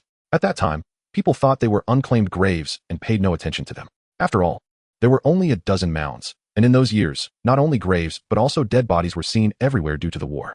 Otherwise, the Xiang clan wouldn't have moved deep into the mountains to escape the turmoil. According to the older generation, when the clan members moved here, they began to build the village. Initially, the village wasn't built in the current location. The first chosen site was quite close to a dozen graves, just about 2 miles away. They didn't think much of those graves, as they were used to seeing dead people and weren't afraid of such things. However, on the first night of the village's construction, the Xiang clan members vaguely heard strange noises coming from the west in the middle of the night. The sound was odd, something none of them had ever heard before. It was somewhat like the call of a night owl, but not exactly. It seemed like the sound of an animal choking on something. Chapter 32. Strange happenings at the old graves. The sound was terrifying, faint yet persistent, and the Xiang clan members couldn't sleep at all that night. Every time they closed their eyes, the sound drilled into their heads, making it even creepier. That night, over 100 people sat there, dazed, gathering to talk and encourage each other. In those days, they had seen many dead people and even more graves. So while they were scared, it wasn't to the point of being unable to endure it. By daybreak, the sound disappeared. So no one paid it any mind and continued building the village at the original site. After a day of work, in the evening, while resting after dinner and preparing to sleep, they were startled when the noises suddenly started again around 10 o'clock, just as frightening as the previous night. This time, the people of Xiangjiatin were unsettled. It didn't matter much if there were sounds before the houses were built, but once the village was established, how could they live if the noises persisted? Were the people of Xiangjiatin supposed to reverse day and night, sleeping during the day and working at night? That was nonsense. So, the villagers decided to investigate and see what was causing the noise. If it was some animal, they would drive it away or simply kill it. They selected a dozen strong men armed with knives and sticks and slowly followed the source of the sound. After walking about 3 miles, they discovered the noise was coming from the area where the old graves were located. The men all trembled, for upon approaching, they realized the sound was emanating from the graves themselves, with nothing around to make it. The sound echoed over the empty graveyard, making the legs of those who saw it feel weak. Even if they saw a wolf or tiger, they wouldn't be afraid. But this noise was utterly irrational. Who wouldn't be scared? Should we go see what is going on? Someone suggested. We have 10 or so people and we're armed, right? To hell with that. You're feeling brave enough to go? I'm not daring to. In the end, none of them dared to step into the old graves to investigate. They all quickly returned and told the villagers what had happened, and everyone felt it was too eerie. They decided it was not safe to stay here, and the people of Xiangjiatin resolved to abandon this site and choose another location for the village. In those times, people believed in ghosts and supernatural matters. If the graves had been silent, nobody would have been afraid, but when the noises came at night, it was too unsettling. Over 100 people moved overnight, and after walking 4 or 5 miles, the sound suddenly stopped. They could no longer hear it. So, the people of Xiangjiatin rested in place, waiting a day. By the next evening, when the sound had still not returned, the villagers decided not to look for another place and simply built the village here. Thus, Xiangjiatin as we know it today came to be. Initially, everyone in the village knew about this incident, having heard it from the elders at home. Although everyone was aware, no one paid it much attention, and over time, they almost forgot about it. For decades, the people of Xiangjiaton lived well without any incidents, and during the day, villagers often went up the mountain to gather wild vegetables and mushrooms, seeing those old graves, and some even walked into them without any issues. Decades passed, and gradually, those lonely graves were hardly given a second thought. Had it not been for someone suddenly bringing it up today, no one might have cared. But once someone mentioned it, the villagers began to feel uneasy. Humans tend to be suspicious and overthink things. Although nothing had happened in the village for over half a year, the old Xiang family had been facing problems one after another, particularly now that the third son of the Xiang family had inexplicably gone missing. Connecting the recent events, they naturally linked it to the old graves. Xiang Kei's grandfather said, "All right, after all, these are just rumors. Why should we take them seriously? Even if we encounter something strange, what's there to be afraid of? We are dozens of strong men with plenty of vitality. Even if some bizarre creature shows up, we won't be scared." Although he said this, the villagers were actually a bit nervous. They weren't afraid of encountering wolves or other predators. But who wouldn't be afraid of supernatural occurrences? Xiang Lasher also said, "Let us hold hands and walk out. Maybe if we walk for a bit, we'll find a way out. We all grew up in this village. Who doesn't know the lay of the land around here? We've walked every inch of this land. This is our home turf, so what is there to fear?" After more than half an hour passed, the dozens of people were getting tired, but the situation hadn't changed. They were still wandering left and right, nearly trampling the grass underfoot. Complaints began to emerge, and murmurs of discontent could often be heard from the crowd. At this point, finding the child was no longer important to them. What mattered was getting out themselves. Just then, the crowd suddenly fell silent, and everyone stopped talking, as a faint sound began to drift over. They all looked westward, knowing that direction was where the old graves were located. Creak, creak. Oh, the sound grew louder, shifting from faint to a continuous noise. Yes, it was that sound. It turned out this noise had been going on all along. Even after so many years, it was still present. The villagers had never heard the old generation describe what the sound was when they first arrived, but at this moment, everyone realized that the noise reaching their ears must be the same sound the Xiang clan had heard when they sought refuge here. The crowd began to feel anxious. The people from back then only heard the sound, but didn't encounter anything supernatural. The earlier people could still leave after hearing the noise, but now they couldn't get away, only spinning in place. What should we do? What the hell is going on? Someone began to shout, hoping the 3 search teams that had gone into the mountains would hear their cries and come to help. Everyone thought that the more people there were, the better. The whole village had hundreds of people, and if they all gathered together, their courage would surely be greater. Unfortunately, their cries couldn't escape, and an echo appeared in the forest, making it seem as if they were trapped in a closed space. But anyone could see they were in a forest. At that moment, fog began to rise in the mountains, a faint white mist slowly spreading from the west of the woods towards the crowd. Although the fog moved slowly, everyone could see clearly that the direction the mist was coming from was the very place they couldn't escape. Chapter 33. All an illusion. The villagers panicked. At least half of them began to run around in chaos, their heart-wrenching cries echoing. This scene was something ordinary people had never experienced in their lives, and anyone who witnessed it would be stunned. Soon, the smoke had spread to where the crowd was, gradually filling the entire forest. Some people took off their clothes, trying to wave away the white mist, but found it utterly futile. The smoke felt almost tangible, remaining unmoved no matter how strong the wind they generated. It crept closer and thicker, creating a separation between this area and the outside world. After a while, those who wanted to escape stopped running around, and those trying to disperse the smoke also ceased their efforts. They had been busy for most of the day, exhausted from the unknown dangers, yet all in vain. Everyone gathered together, leaning against one another, quietly watching what would happen next, with cold sweat breaking out on nearly all of them. About 20 minutes later, when the white mist had thickened to the point where people could hardly see each other, they suddenly heard a solitary sound of footsteps approaching, while the strange noises that had been incessantly ringing out earlier had vanished. Step, step, step. The footsteps sounded peculiar. They seemed like the noise of a person walking, yet it felt as if each step was as heavy as 1,000 pounds. With each step, the ground seemed to tremble, but the footsteps were very steady, stopping every few steps before continuing. As the sound drew nearer, it became clearer, and at the same time, they noticed the thick fog around them beginning to dissipate, making the people and scenery less blurry. Xiang Laosher suddenly pointed into the distance and said, You all look over there. It seems like someone is walking towards us." In the mist, a figure slowly emerged. Strangely, although the fog had thinned, it had not completely cleared, and they could still not see each other very clearly. However, they noticed that they could see the person approaching distinctly. Moreover, with each step he took, the heavy sound they had heard earlier perfectly matched his movements. The sound would disappear when he lifted his foot and reappear when he set it down. This seemingly ordinary person brought immense pressure to the dozens of villagers present. Moments later, the figure had walked closer, and they could see his appearance quite clearly. He was a man whose age was difficult to determine. He appeared to be in his 40s, but also looked like he could be in his 60s or 70s. There was no way to judge his actual age. He wore a wrinkled Taoist robe, with his hair tied up high at the back of his head. His left hand was empty, while his right hand cradled the child. Indeed, the person who had suddenly appeared was holding Xiang Ke, who had been missing for several hours. The other villagers were all stunned and did not move. When Xiang Ke's father and grandfather saw the child in each other's hands, they rushed over in a panic without thinking about anything else. And the Taoist handed the child over as they approached. At that moment, Xiang Ke was sleeping with his head tilted, making faint breathing sounds, and with his eyes closed. He showed no signs of distress. However, there were several tears in his clothes, and blood had dried on his hands and feet. If it weren't for the fact that the child appeared to be sleeping soundly, Xiang Laoshi would have undoubtedly lashed out at the Taoist with the knife in his hand. The child is fine, no need to worry, the Taoist said, and then he took a few steps around the fog.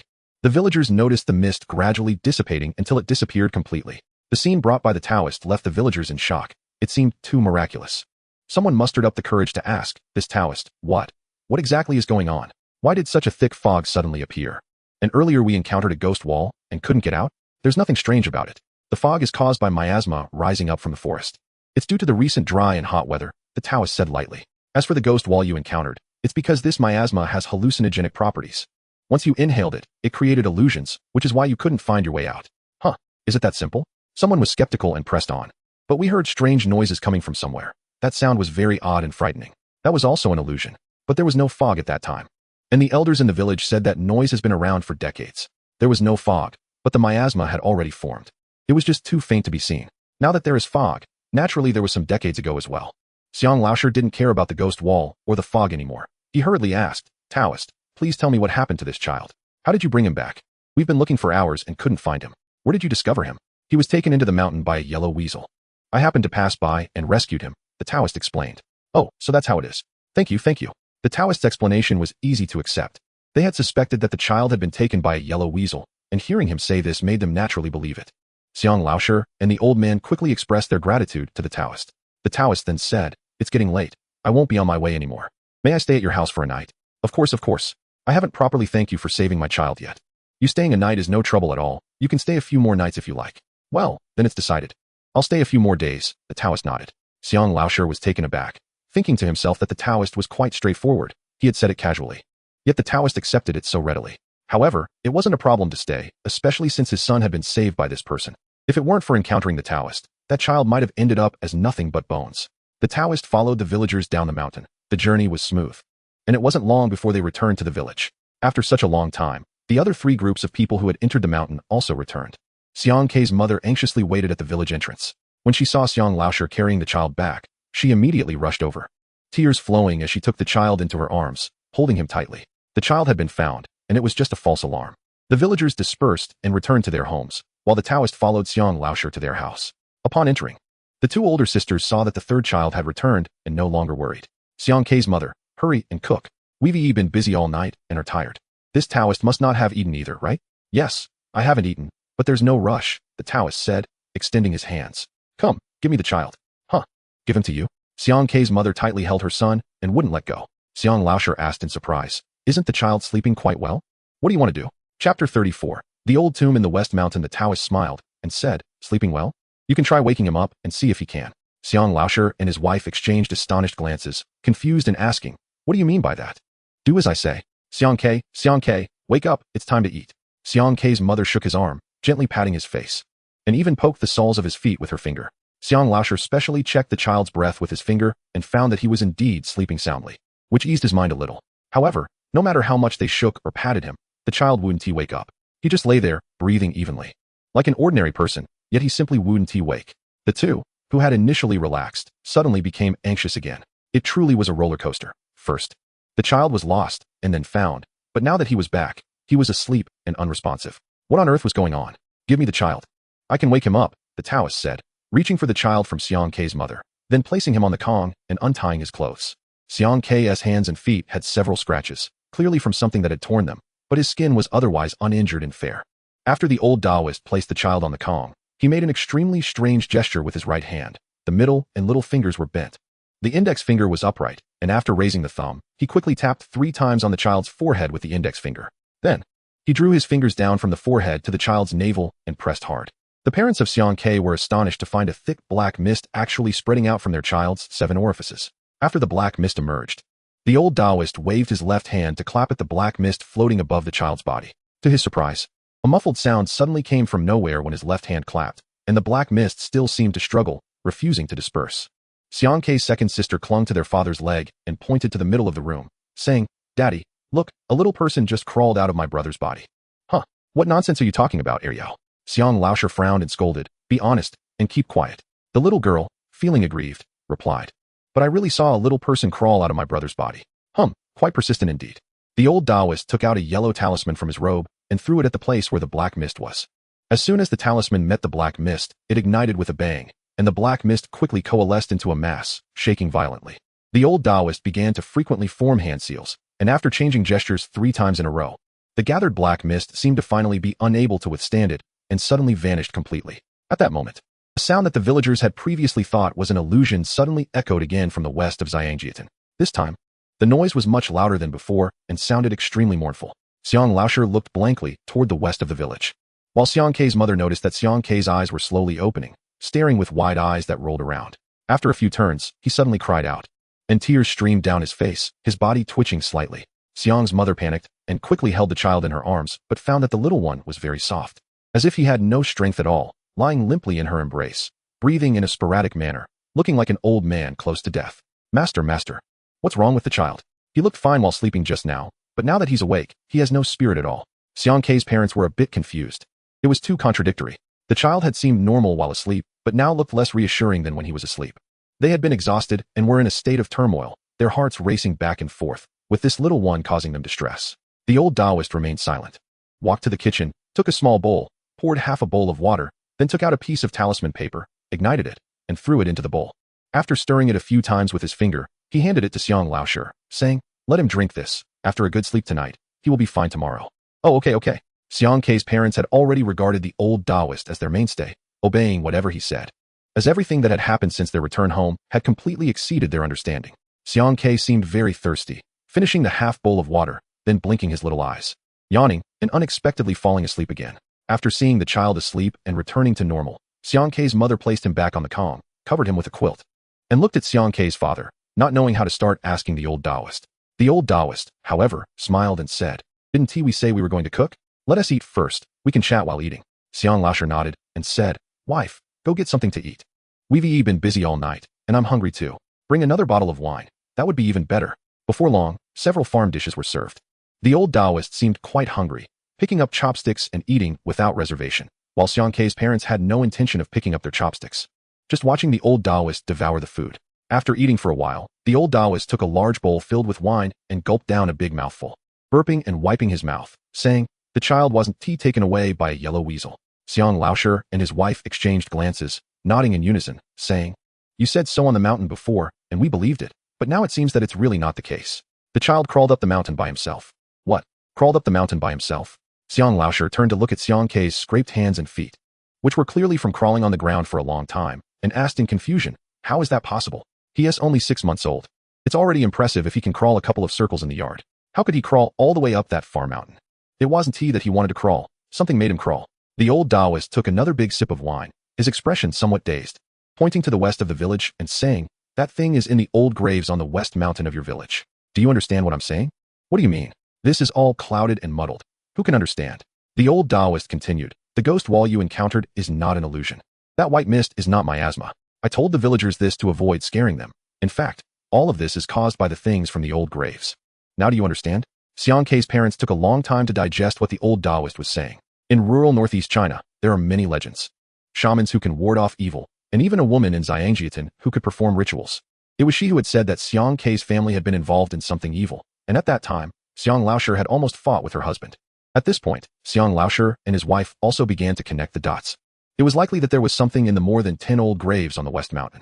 Chapter 35. The 100 Ghosts entangled. The presence of something in the old graves on the West Mountain is not terrifying. What is terrifying is that it has a connection to their family. Xiang Kei's parents realized that their little one might have been entangled by something. The old Taoist saw that the two were beginning to understand, and said, "Your child has been possessed." And something led him to crawl to the old graves on the West Mountain. Otherwise, how could a 6-month-old child crawl so far? He wouldn't even be able to get out of your yard. Xiang Kei's mother was immediately flustered, saying helplessly, "What does this mean? Our child is only 6 months old and has never even left the village. How could he attract something dirty?" Xiang Laoshe also incredulously asked, "Master, please tell us the reason. The child is fine now, But will he still be entangled by that thing in the future? He will still be entangled. As long as that thing exists, your child has the possibility of being entangled. What? What should we do?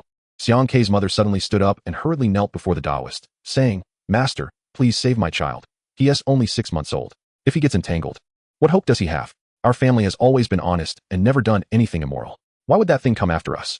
This has nothing to do with your family. It's the child's own issue. The old Taoist frowned and said, This child was born on January 21st of the year of the dog, at the hour of Gui, which is commonly known as Een Fate, born in the year, month, and hour of Een. If it were just Een Fate, it wouldn't be a problem.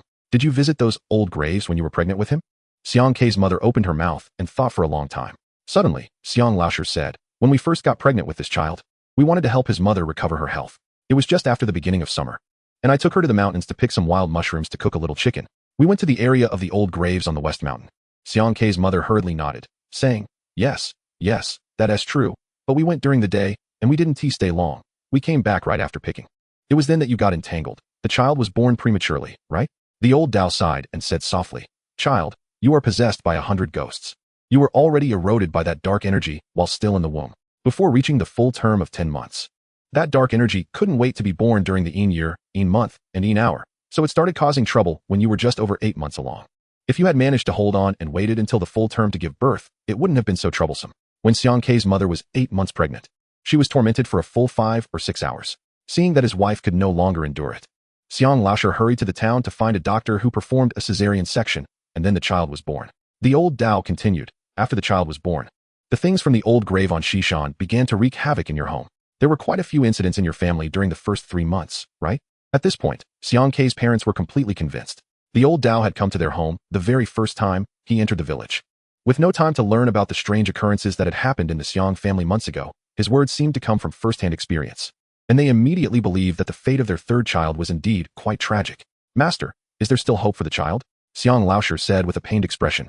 Sighing, You must find a way to save this child, whatever the conditions, even if it means exchanging our lives for his. I want to save him. It's not that serious.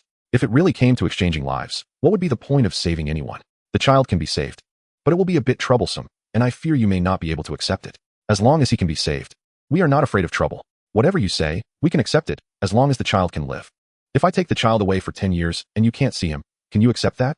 Even if he is cured, he won't be able to live by your side for the rest of his life. Can you accept that? Xiang Laosher and his wife were stunned.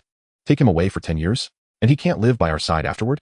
Isn't raising a son the same as not raising one? The old Tao laughed. You won't be able to live together, but you can still see him. Meeting once or twice a year is not a problem. What I mean is that he won't be able to take care of you in your old age. He will have to wander all his life. Xiang Laosher gritted his teeth and said, Fine, let us just consider it as raising a son for someone else. As long as the master can cure him, we can accept any conditions. Let's rest for now. We'll talk more tomorrow. The old Tao yawned, his eyes half closed, and fell asleep on the Kong. That night, Xiang Kei's parents, as if they had lost their souls, couldn't sleep until dawn. Their minds were swirling with 2 thoughts. 1, that their third child was possessed, and 2, that the old Tao said even if he was cured, the child would have to be taken away, not just for 10 years, but also unable to return home afterward. Having a son seemed like giving birth for someone else. Xiang Laosher sighed, Don't think too much. As long as the child can survive. Even if he isn't by our side, he will still be our son. I don't ask for anything else. I just want him to live a stable life. The next morning, when the old Tao woke up, he saw the little one beside him grinning and laughing at him. The old Tao squinted and said, What are you laughing at? You'll suffer for it later. I've put in a lot of effort for you. But we have plenty of time to get to know each other. I'll slowly bring you back. Xiang Kei seemed to understand the old Tao's muttering to himself. His little mouth pouted, and tears began to well up in his eyes, and he cried out loud. In the next room, Xiang Laosher and his wife hurried over. They saw the child crying, but his tone was strong and powerful, clearly indicating that he was fine. The old Tao glared at the child and said, You've got quite the stubborn temper. I'll give you a pass for now, but I'll deal with you later. Xiang Laosher chuckled. This little guy is indeed quite stubborn. He was like this from birth. Master, what should we do next? The old Tao said, Get a dog, preferably a black one. And take some blood, just 2 bulls will do. You also need to raise a few big roosters with mixed feathers and red crowns. Then get me a red thread. The old Tao stripped Xiang Kei down completely. Once Xiang Kei's parents brought the black dog blood and red thread. He smeared the dog blood all over Xiang Kei's body and tied the red thread around his left hand's 5 fingers. I need to go out for a while. I want to be back for 10 days or half a month. From today, follow my instructions. Every day, smear the dog blood on him. Once in the morning and once before bed. The red thread on his hand must not be removed. Keep it tied. If the rooster crows at midnight, hold on to the red thread and don't let go until the rooster stops crowing. After finishing, the old Dao took out a piece of yellow talisman paper, wrapped it with the red thread, and handed it to Xiang Laoshi. Hang this talisman on the outer door of your house. Make sure it doesn't fall down. With it, your family will be safe for half a month. Nothing will come in. I'll be back in 10 days. Chapter 36. Smearing dog blood. On the day the old Dao left Xiang Jiatuan, the originally clear weather suddenly turned gloomy. From noon until night, the sky remained overcast but did not rain, with the dark clouds hanging low, making it hard to breathe.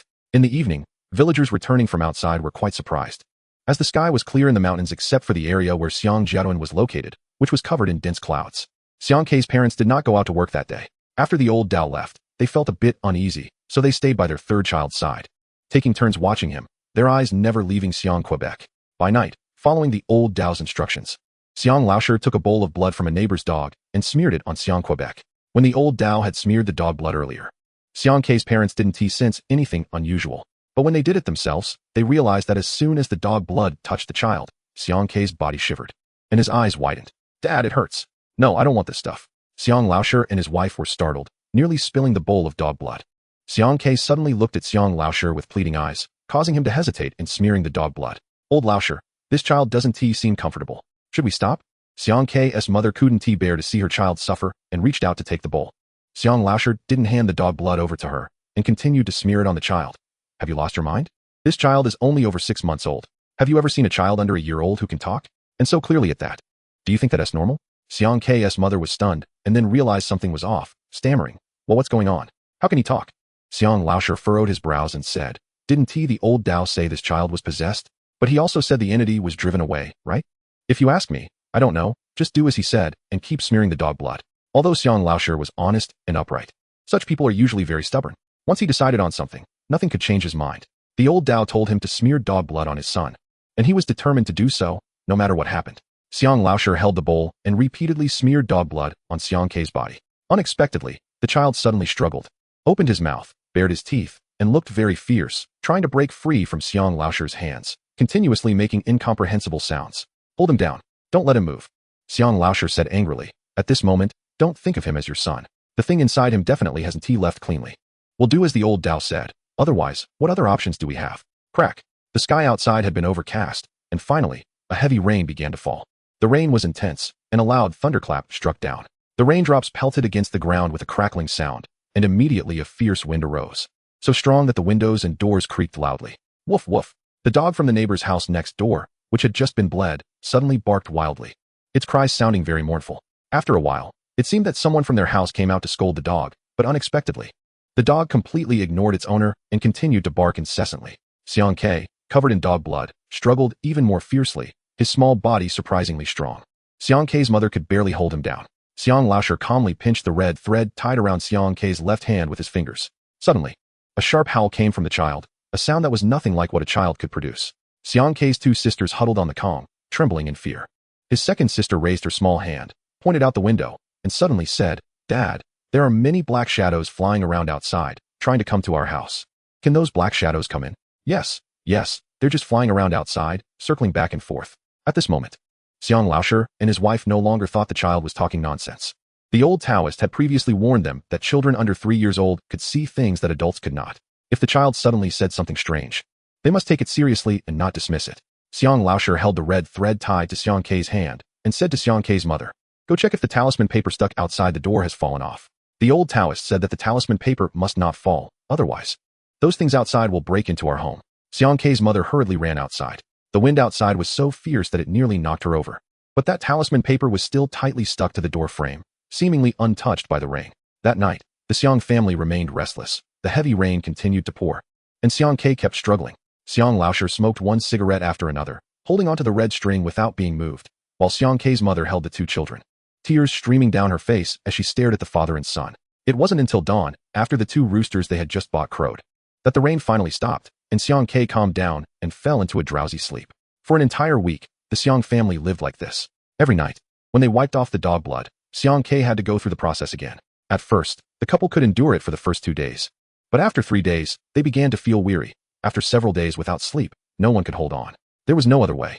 Xiang Laoshi called Xiang Kei's grandparents over and explained what had happened at home. Although the elderly couple had lived for decades and couldn't be said to have seen it all, they could still accept the situation. Thus, the 4 adults of the Xiang family surrounded the 6-month-old child. After 7 days, when they wiped the blood off the little third child again, he finally calmed down. No longer struggling, just lying on the Kong obediently, though his expression remained fierce.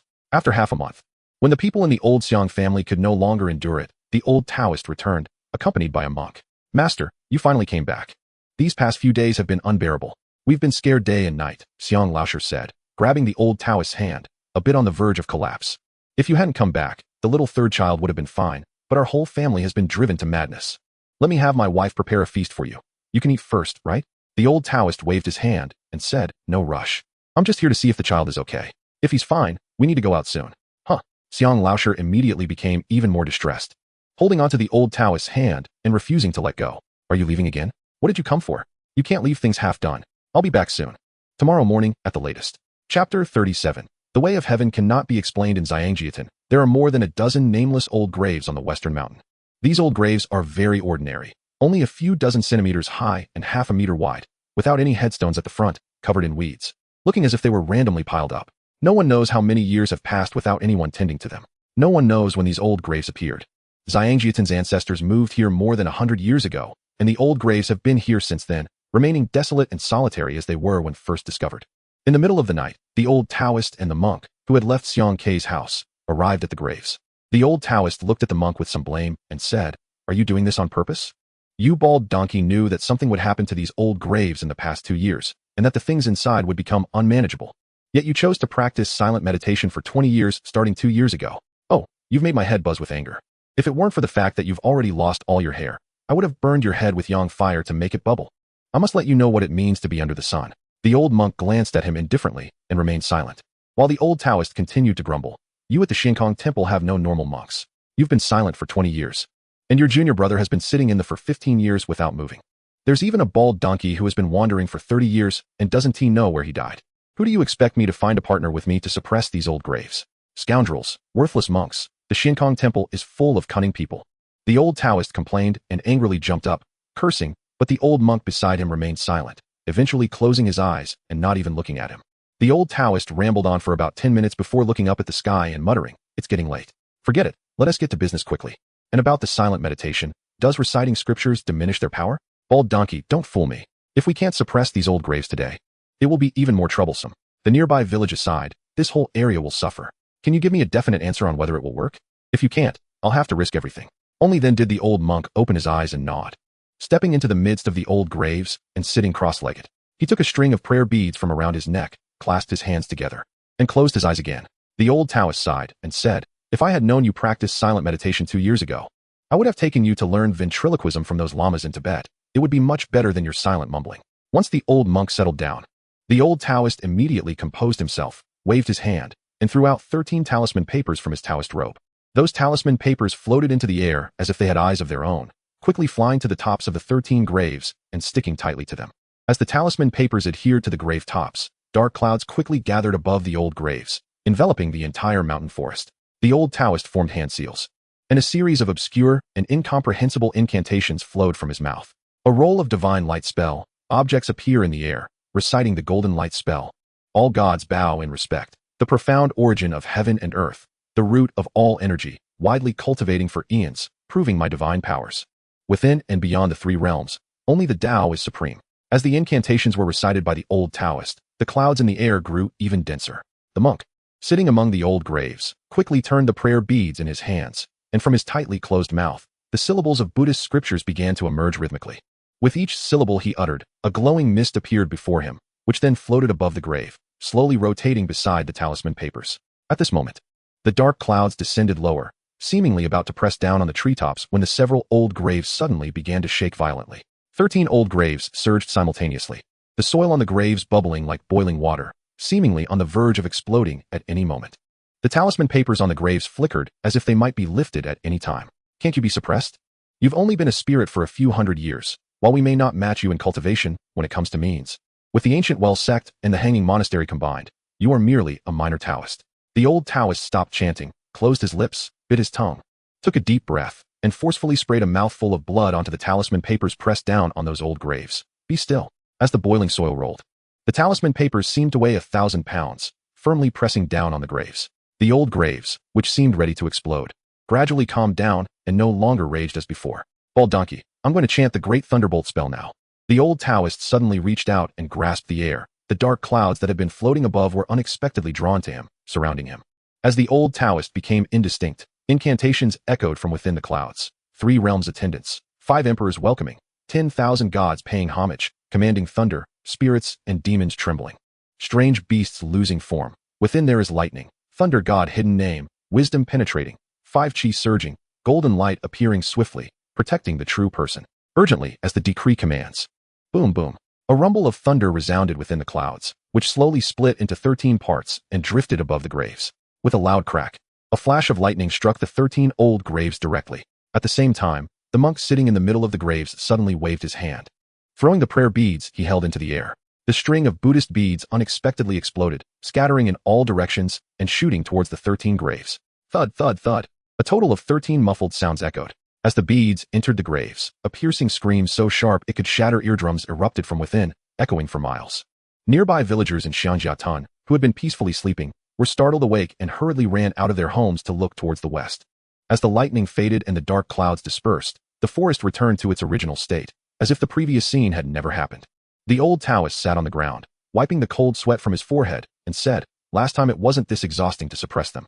I didn't expect the things inside to be on the verge of breaking ground this time. Ah, such is the way of heaven. No matter what tricks are laid, they can't escape heaven's calculations. It seems that the little fellow beset by 100 ghosts is the true solution." The old monk in the grave stood up and walked to the old Taoist, taking out a jar from his robe and handing it over. The old Taoist did not reach out to take the jar, but joined his hands in a respectful gesture and said, "This is Master Mingjing's ashes, right? The master has passed away. His merits are immeasurable." Good, good. Chapter 38. Suppression for 25 years. There are 2 ways for a high monk to attain nirvana. One is to become a physical Buddha and be enshrined in a temple for worship by believers. The other is cremation. A high monk who has attained enlightenment will condense relics after death, which are precious in Buddhism and hard for outsiders to obtain. Besides the relics, the monk's body will also be turned to ashes.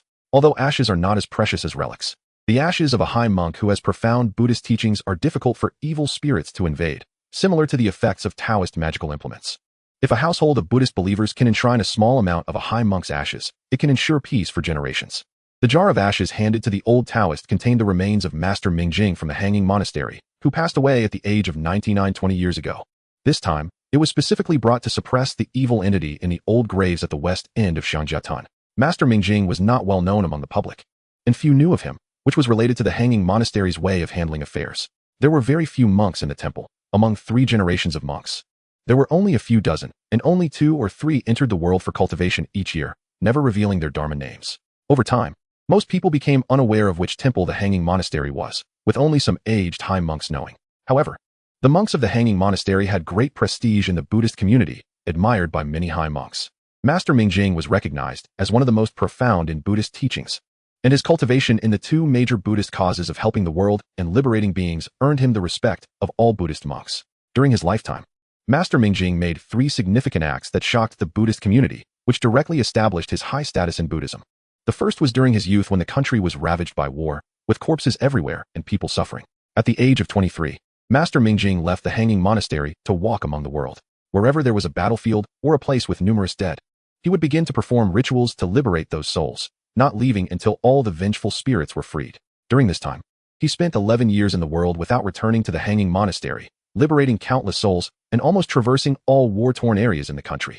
The second time was when Master Mingjing was 50 years old. He ventured to India, emulating Master Xuanzang's journey to seek scriptures. He endured 8 years of hardships, returning with a few scrolls of scriptures that were scarce in domestic temples from Nalanda Temple in India, publishing them for the public and allowing domestic monks to practice the scriptures. Master Mingjing's final foray into the world occurred during the Tangshan earthquake in the mid-1970s, when he sat in meditation at the epicenter of the earthquake, continuously chanting scriptures for 81 days to liberate the ordinary people who died in the earthquake, only returning to the mountain after no vengeful souls were wandering in the world. These 3 acts of Master Mingjing's cultivation earned him respect from many high monks in Buddhism. Even he himself did not know how many souls he had liberated, creating unparalleled merits that no monk had achieved for many years. Furthermore, after Master Mingjing's death, there was an opportunity for him to attain nirvana as a physical Buddha and be sculpted into a golden statue for worship in the temple. However, Mingjing requested to be cremated and have his ashes placed in several extremely evil locations to suppress evil entities. He also stated that if there was a need for his ashes anywhere, they could be taken out for suppression. Thus, The old Taoist left Xiangjiatun for more than half a month to go to the Hanging Monastery, seeking a monk skilled in silent meditation to join him in suppressing the old graves, and hoping to bring back some of Master Mingjing's ashes to use for arranging a feng shui formation. After receiving the jar containing Master Mingjing's ashes, the old Taoist took out 5 small flags inscribed with the 5 elements from his robe. The old monk beside him instantly brightened his eyes upon seeing this.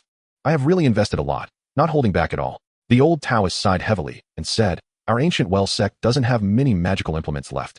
Just a few. After I brought these flags, our treasured implements are nearly gone. Unlike your Hanging Monastery, which has been established for over 1,000 years and left countless Buddhist treasures, you can casually give some away without feeling pain. Oh, comparing people really makes one feel frustrated.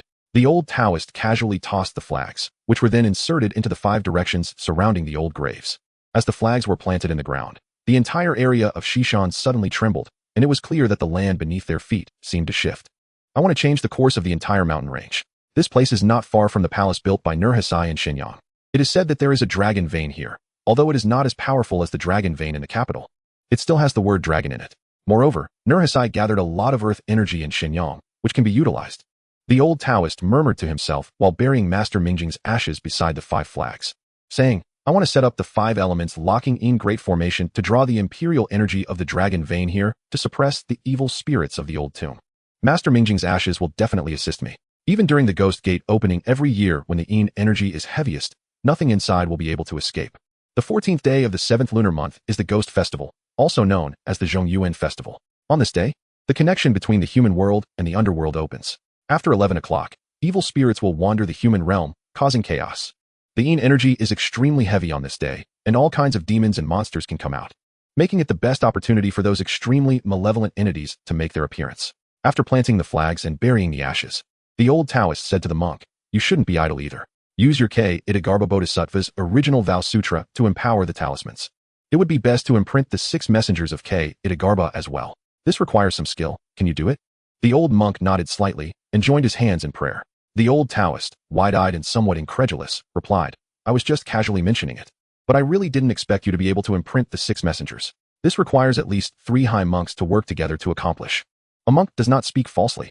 Bald donkey, if you didn't deceive me, I can at least suppress the things in this old tomb for 25 years. The old monk remained silent. The old Taoist shook his head repeatedly and then took out 6 talismans, spreading them out in front of him. After biting his middle finger to draw blood, he began to inscribe the talismans on the paper. Once the 6 talismans were completed, the old monk loosened his cassock and moved his index finger continuously, slicing the cassock into 6 pieces while seemingly chanting the K-Itagarbha Bodhisattva's original vow sutra.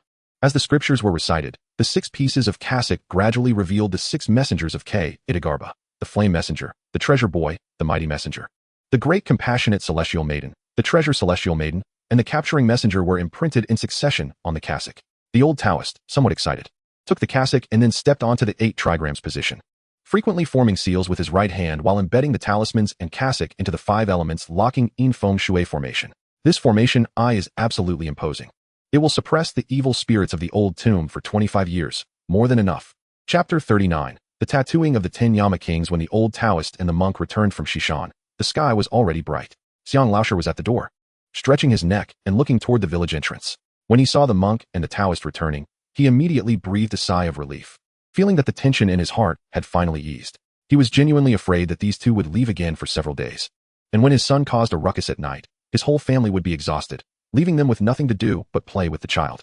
From now on, there would be no need to smear dog blood on that child anymore. He could also take off the red string tied to his finger.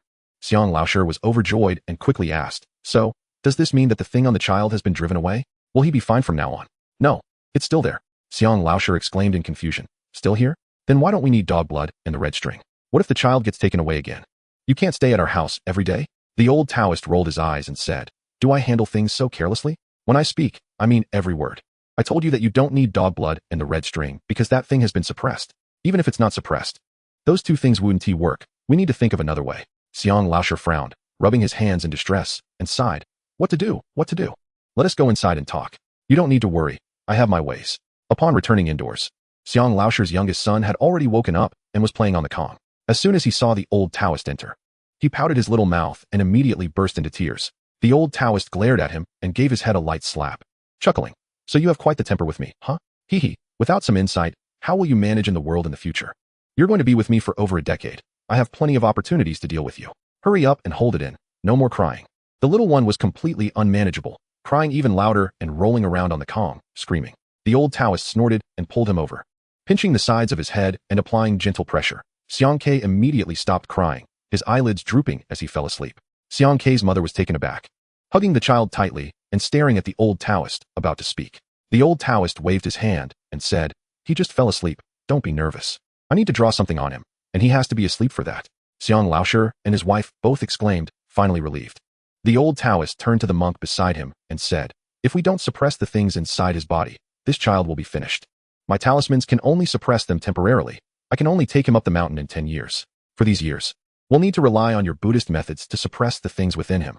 The old monk nodded and stepped forward to take Xiang Ke, laying him flat on the Kong and lifting his little feet. He then took out a silver needle and a small bottle of incense ash. The monk dipped the silver needle in the ash from the bottle and slowly pierced the center of Xiang Ke's left foot. After one needle, a black dot appeared on the foot sole. Moments later, after dozens of needles, the foot was covered with dense black dots, which vaguely seemed to form some pattern. The incense ash is something that high monks at Xiankong Temple have burned for years while chanting and meditating, and it has long been imbued with the power to ward off evil. When tattooed into the body, it enhances the power of the imprint. Your child has a body plagued by 100 ghosts. When you were pregnant with him, you happened to be at the old tomb in Shishan, and the evil entity that emerged from it invaded the embryo, being nurtured by the innate energy. After more than 8 months, it just so happened to be during the Yin year, Yin month, and Yin day, when the evil entity caused the doppelganger formed in your body to be born. The night the child went missing was when he was to be taken to the old tomb. If he had reached the tomb then, he would have been dragged inside, and the ghostly entity nurtured within him would have merged with the things in the tomb, allowing it to break out of the ground. The old Taoist honestly explained to the Xiang family why the little one was afflicted. He had already calculated that the things in the old tomb would try to break through the ground during this time, so he hurried over from Gilingwen. Fortunately, he arrived in time to intercept Xiang Ke before he could be taken to the old tomb and brought him back to the Xiang family. If he had arrived even a moment later, Xiang Ke would have been finished, and the things in the tomb were not something that could be dealt with easily. After settling Xiang Ke and preparing for the next steps, the old Taoist hurried to Xiankong Temple to ask the monk who had joined him in suppressing the old tomb to come out of the mountain again. Wanting to resuppress the evil entity and address the issues with Xiang Quebec, that monster would be temporarily suppressed for 25 years. After 25 years, it would gradually break through the feng shui formation and emerge again. As long as the evil entity is not completely eradicated, Xiang Ke's body afflicted by 100 ghosts will not be resolved, and the evil entity within him will always exist. Common methods are simply not enough to suppress it, which is why the old Taoist instructed the monk to use Buddhist secret techniques to tattoo the 10 Yama Kings on his body. The palms and soles, as well as 6 places on his back, will each be tattooed once a year. After 10 years, the entire 10 Yama Kings tattoo will be completed. The reason it cannot be completed in 1 year is that each Yama King tattoo contains supreme Buddhist teachings, which such a small child cannot withstand. It must be done gradually, otherwise, if all done at once, he would explode and die. The old Taoist had no way to bring Xiang Ke back to the Gujing Temple. This child was destined to be entangled with 100 ghosts and could only resolve this karma by entering the Tao. Moreover, Xiang Ke still had 10 years of familial bonds to fulfill. If he were to be taken up the mountain now, it would break the fate of the Xiang family, which would not benefit anyone. He could only be taken up the mountain after 10 years. Half an hour later, the first of the 10 halls of Yanluo, King Qingguang, was completed by Jiang, and a pitch-black tattoo was inked on the sole of Xiang Ke's foot. The pattern drawn by the old monk was very lifelike at first glance. The Yanluo diagram seemed almost alive, as if it were about to emerge from the bottom of Xiang Ke's foot. The old Taoist said, "For these 10 years, he will stay with you at home. Every year, I will come with the monk to the Xiang family to tattoo the 10 halls of Yanluo on him. It will continue until 10 years later when I take him up the mountain. Only when he is about 25 can he come down. As for the days after that, he will spend very little time with you. If he learns the Tao and explores the heavenly principles too much, he will be prone to the 5 deficiencies and 3 shortcomings in his fate. This life is destined to require some sacrifices. Many things cannot be possessed like ordinary people. If you forcibly bind him with familial affection, it will only harm him." Xiang Laoshi and his wife had also come to terms with it after these days of torment. As long as the child could live, it didn't matter whether he was beside them. After all, he still had 2 older sisters to take care of him. The old Taoist looked at the still sleeping youngest son of the Xiang family and suddenly said, "Since he is afflicted by the 5 deficiencies and 3 shortcomings, let us name him Xiang Quebec. You will be his master, and you will also be like a half-father to him. Since you have given him a name, let it be. The child will always have the surname Xiang, so it doesn't matter what his given name is." Chapter 40. Leaving home from then on, the Xiang family returned to peace. In the first few days after the old Taoist and the monk left, Xiang Laoshi and his wife were still a bit worried about any further troubles at home. After 10 days to half a month passed, everything returned to normal, and they finally felt completely at ease. To that end, Xiang Laosher specifically went to the city to buy 2 large black dogs to guard the yard. Ever since the dogs were brought back, they had hardly barked. The second young lady of the Xiang family had also not seen any unclean things, and the family no longer worried about the youngest son's issues reoccurring. The following year, the old Taoist and the monk arrived as scheduled to tattoo the second 10 halls of Yinluo diagram on the sole of Xiang Kei's right foot. The same happened in the 3rd year, and this continued until the 5th year. By then, Xiang Kei was able to roll around on the ground in the yard instead of just on the bed. This time, after finishing the tattoo of the 10 halls of Yinluo, the old Taoist did not leave, but stayed at the Xiang family for a month. The old Taoist took out a tattered scroll made of sheepskin, which contained only 10 pages, each with a drawing. The first 5 drawings were identical to the 5 10 halls of Yinluo tattoos on Xiang Kei's body. During the month at the Xiang family, aside from eating and sleeping, the old Taoist personally taught Xiang Kei to meditate according to the illustrations on the sheepskin. You little rascal, such a great benefit is right in front of you, and you don't cherish it. Are you stupid? The old Taoist pulled Xiang Kei, who was wrestling with the black dogs in the yard, and pressed him in front of him, saying, "Those bald monks at Xiankong Temple treat these few tattered papers like treasures, claiming they are the temple's treasures, which were personally imprinted by the Ksiddhagarbha Bodhisattva. I spit on their faces. Do they think I don't know these are the 10 halls of Yinluo scriptures that Master Mingjing brought back from that landed temple? You better practice these meditation images well. And when paired with the 10 images on your body, you will walk the world with the power of a tiger, killing gods when they block your way, and dealing with Buddhas as well. In short, you just need to remember these images firmly in your mind." Xiang Kei looked up at the old Taoist with a confused expression, saying, "Old rascal, let me go, or I'll have Ari get you. Hey, you are just a little brat, and you dare to have thoughts of betraying your teacher," the old Taoist shouted. Feeling it was beneath him to argue with a child, he pulled out a talisman from his pocket and tossed it into the air, where it suddenly ignited into a ball of fire. "Rascal, what is your relationship with those monkey performers from the village?" "That is monkey performing. I'm practicing Tao." "Turns out those monkey performers can practice Tao too?" "I'll say it again. This is Tao, and that is just a performance. They are not the same." "What is the difference?" "This is Tao. Do you understand Tao?" "I don't understand. Isn't it similar to monkey performing? They are even more powerful, able to spit fire just with their mouths." "All right, you win." The old Taoist was completely out of patience now and smiled, saying, "Let us change our approach. Do you want to learn some tricks?" "I do." "All right, come here. According to the patterns on these 10 images, practice them for me. Once you finish, you will be able to learn those tricks." "Rascal, are you kidding me?" Xiang Kei pouted, wiping his nose with an annoyed expression, saying, "This is completely different, Ari. Get him." Woof woof woof. 5 years later, on the day Xiang Kei turned 10, the entire Xiang family gathered together.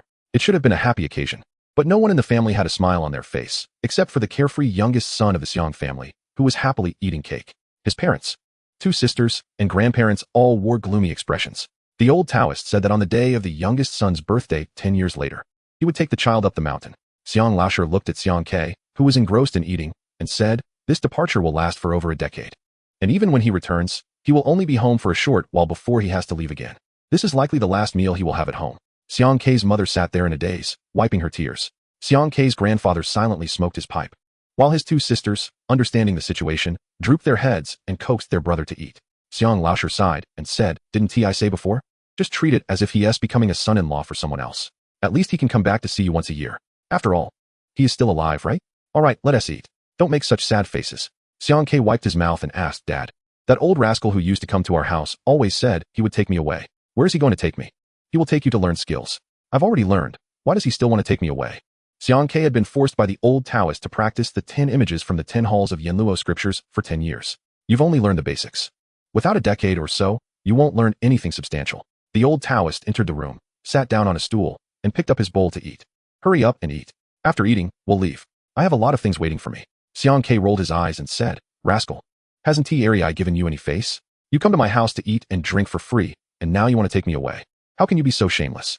The old Taoist ignored him and turned to Xiang Kei's parents, saying, "Keeping him at home will not only bring no benefits, but will also harm him. The closer he is to those old graves, the more restless the things inside will become. I can't stay in the Xiang family all the time, so I have to take him up the mountain. Once he finishes learning the Tao and comes down, you won't have to worry about his later life. He will have his own ways to resolve it." "I understand that. But how can we let our child be away from us for such a long time? Who wouldn't he miss him?" Xiang Laosher frowned and said, "How about you leave a phone number? When we miss him, we can at least give him a call to hear his voice." The old Taoist shook his head and said, "He must completely sever ties with the family during those 10 years on the mountain. Besides not being able to see people, there can be no other contact either." Xiang Kei's parents became even more worried. They thought they could at least communicate with him once a year, but now, The old Taoist's words cut off all their hopes. They wouldn't even know if their child was alive or dead, let alone how he was doing out there. The old Taoist put down his chopsticks and said seriously, Xiang Kei's facial features do not indicate a short life. There will be some ups and downs in life, and it's impossible to live a life of great wealth and nobility. However, in the end, he can still complete his life well. It's normal for you to worry. But I hope you understand the principle that concern leads to chaos. These past 10 years have passed in a flash, and it will soon be over. After dinner that day, the old Taoist took Xiang Kei away from Xiangjiatin to the ancient well temple on Mount Zhongnan, and he did not return for 12 years. Chapter 41. Du Jinshi. 3 days after Xiang Kei returned home, at noon, he walked alone from his house towards the West Mountain.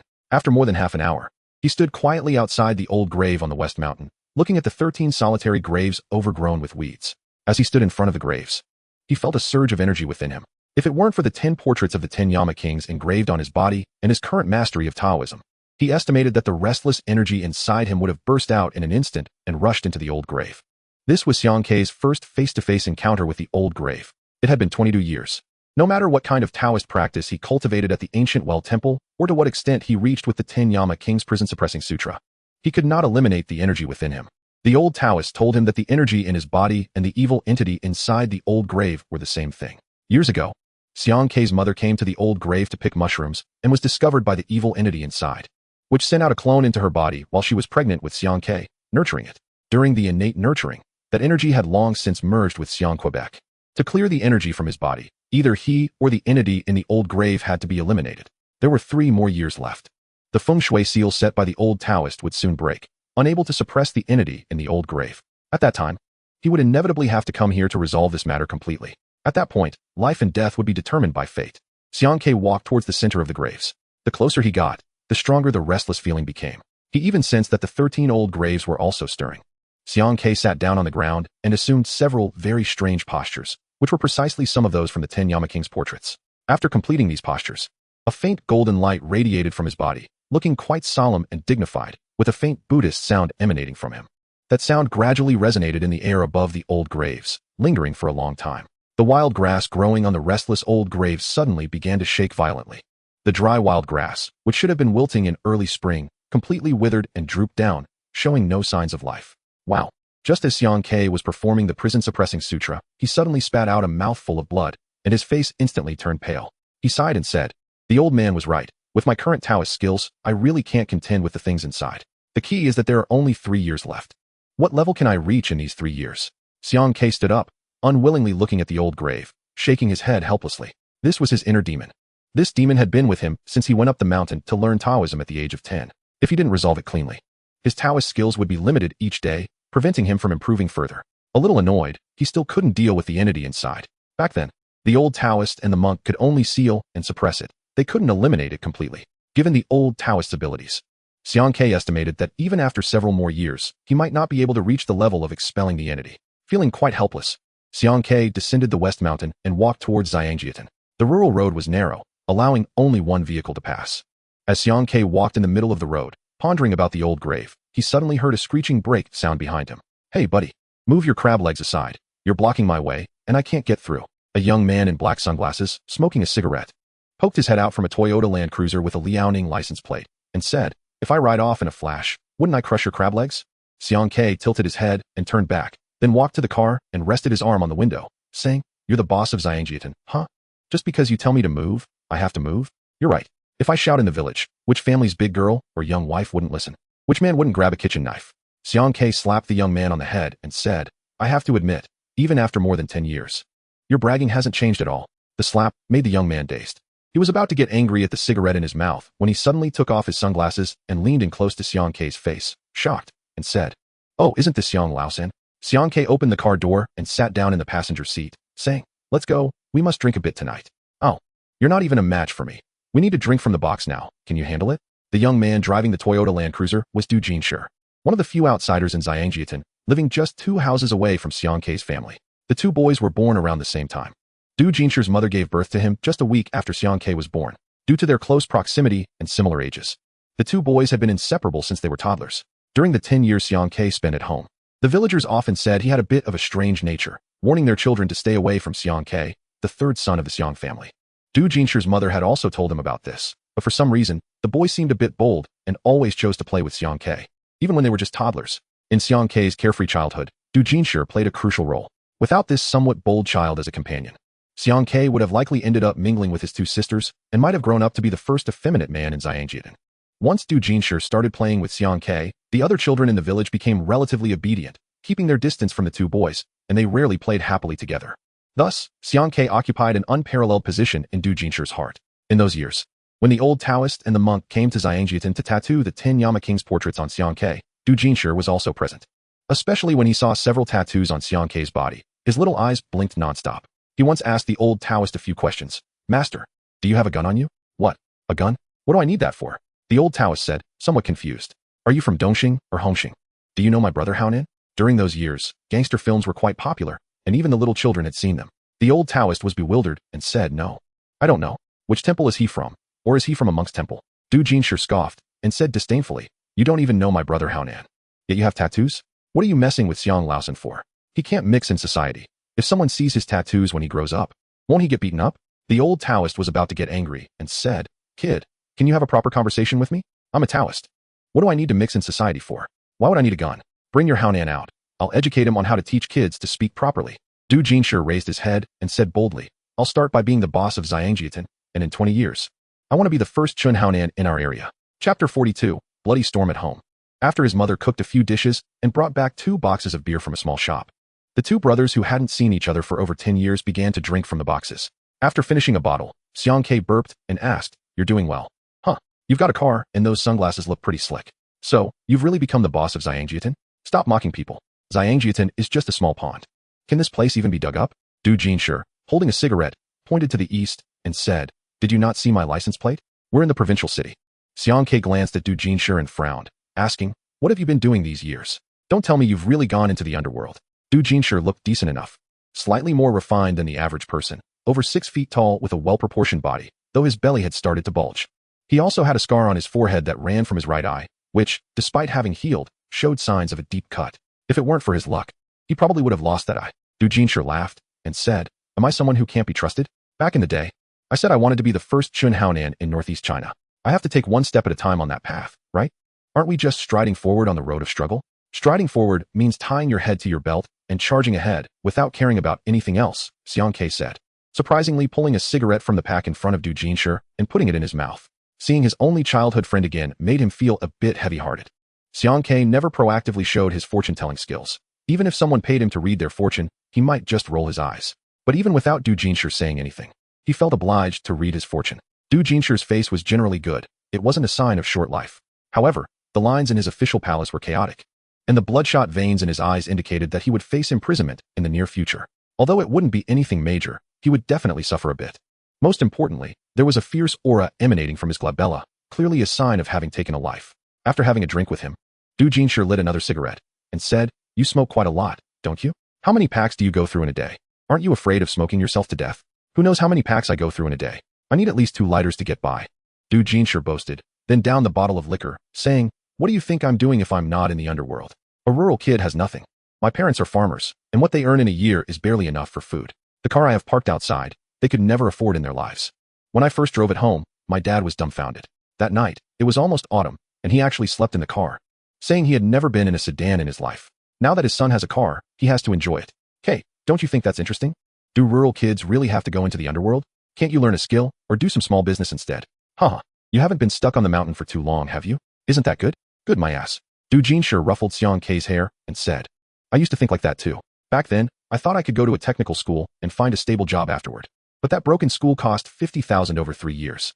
I just laughed. My parents couldn't save that much in 10 years. How could I go?" Xiang Kei fell silent.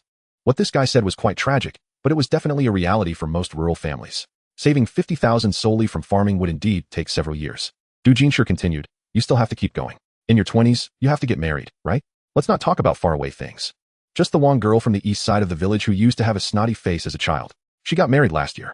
Her in-laws gave her an extra 88,000 in betrothal gifts, not counting the gifts they bought. According to her dad, that guy's family was so poor after the wedding that they were practically bleeding from their eyes. Is this how people should live? That girl was such a mess at 7 or 8 years old. I didn't even want to look down at her when she wore those split-crotch pants. You say a girl like this should get married for at least 100,000? Isn't that nonsense? So, I couldn't go to school. So I went to Shenyang to work, thinking I'd make money quickly. Xiang Ke asked in surprise. So this is how you started your bloody journey into society? At first, it wasn't like that. I was still a naive youth with dreams about life. I worked as a waiter in a bar, making over 2,000 a month. Which wasn't bad, right?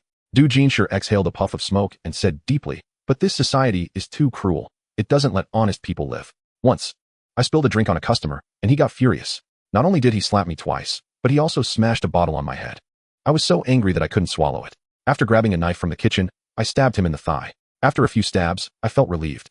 To be honest, I wasn't scared at all. I was pumped with adrenaline, feeling like I was possessed by Brother Haonan, full of energy. At that moment, if anyone dared to stop me, I could have danced with that fruit knife. Then you started your journey in the underworld? Du Jinshi shook his head and said, no. After those stabs, I didn't run away. The key was I didn't know where to run, and that customer might have been scared. He didn't come looking for me afterward, and I continued working at the bar. Now it was Xiang Ke's turn to be anxious. Brother Shi, when did you start your bloody journey? Du Jinshi squinted and said, that was my first winter after entering the city. One day, there were some customers in a private room at the bar, and it happened to be the room I was in charge of. The manager told me to serve them well, treating them like grandmasters and giving them whatever they wanted. They didn't have much going on after entering, but later, when they were about to leave, two people came from the hallway, wearing hats and carrying bags. Their outfits were quite strange, I noticed because I had never seen anyone go to a bar with a backpack.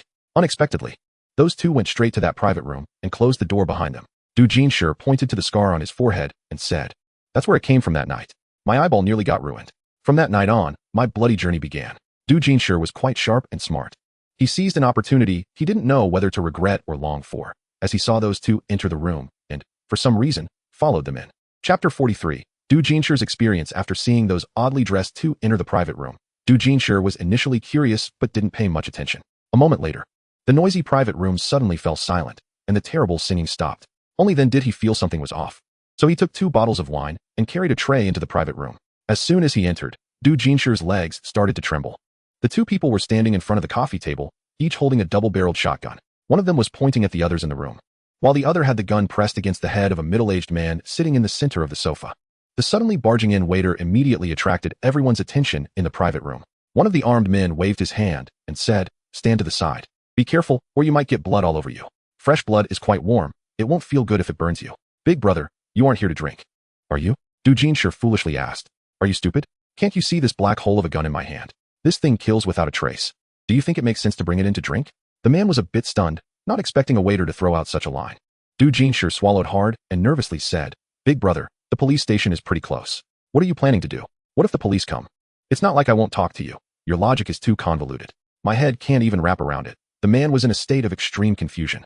The other person, still pointing the gun at the middle-aged man's head, said in exasperation, Big brother, I'm done with you. Why are you wasting time talking to a waiter? Stop dawdling and let him stand aside. We can shoot the guy and retreat immediately. It's dark already. How can there still be traffic? I think he is just blocked in the head. Hurry up, stand aside. If I keep talking to you, my head might go sideways. Oh, okay. Du Jinshi, holding the tray, seemed to want to turn around, but before he could fully turn, he suddenly smashed the 2 bottles of liquor he was holding, along with the tray, onto the nearest person. The 2 bottles he brought were Royal Salute worth over 10,000, and not only were they expensive, but the bottles were also quite thick. So when he smashed them, they all hit the guy on the head. Instantly, that person was completely dazed, and the gun in his hand dropped to the ground.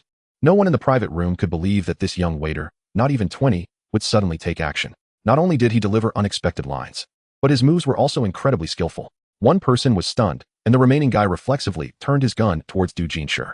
Just as the gun barrel was pointed at Du Jinshi, he reached out and grabbed the double-barreled shotgun, lifting it up. Bang! 3 bullets hit the ceiling of the private room directly. Seeing this, Du Jinshi quickly pushed forward, knocking both himself and the other person down onto the coffee table in front of them.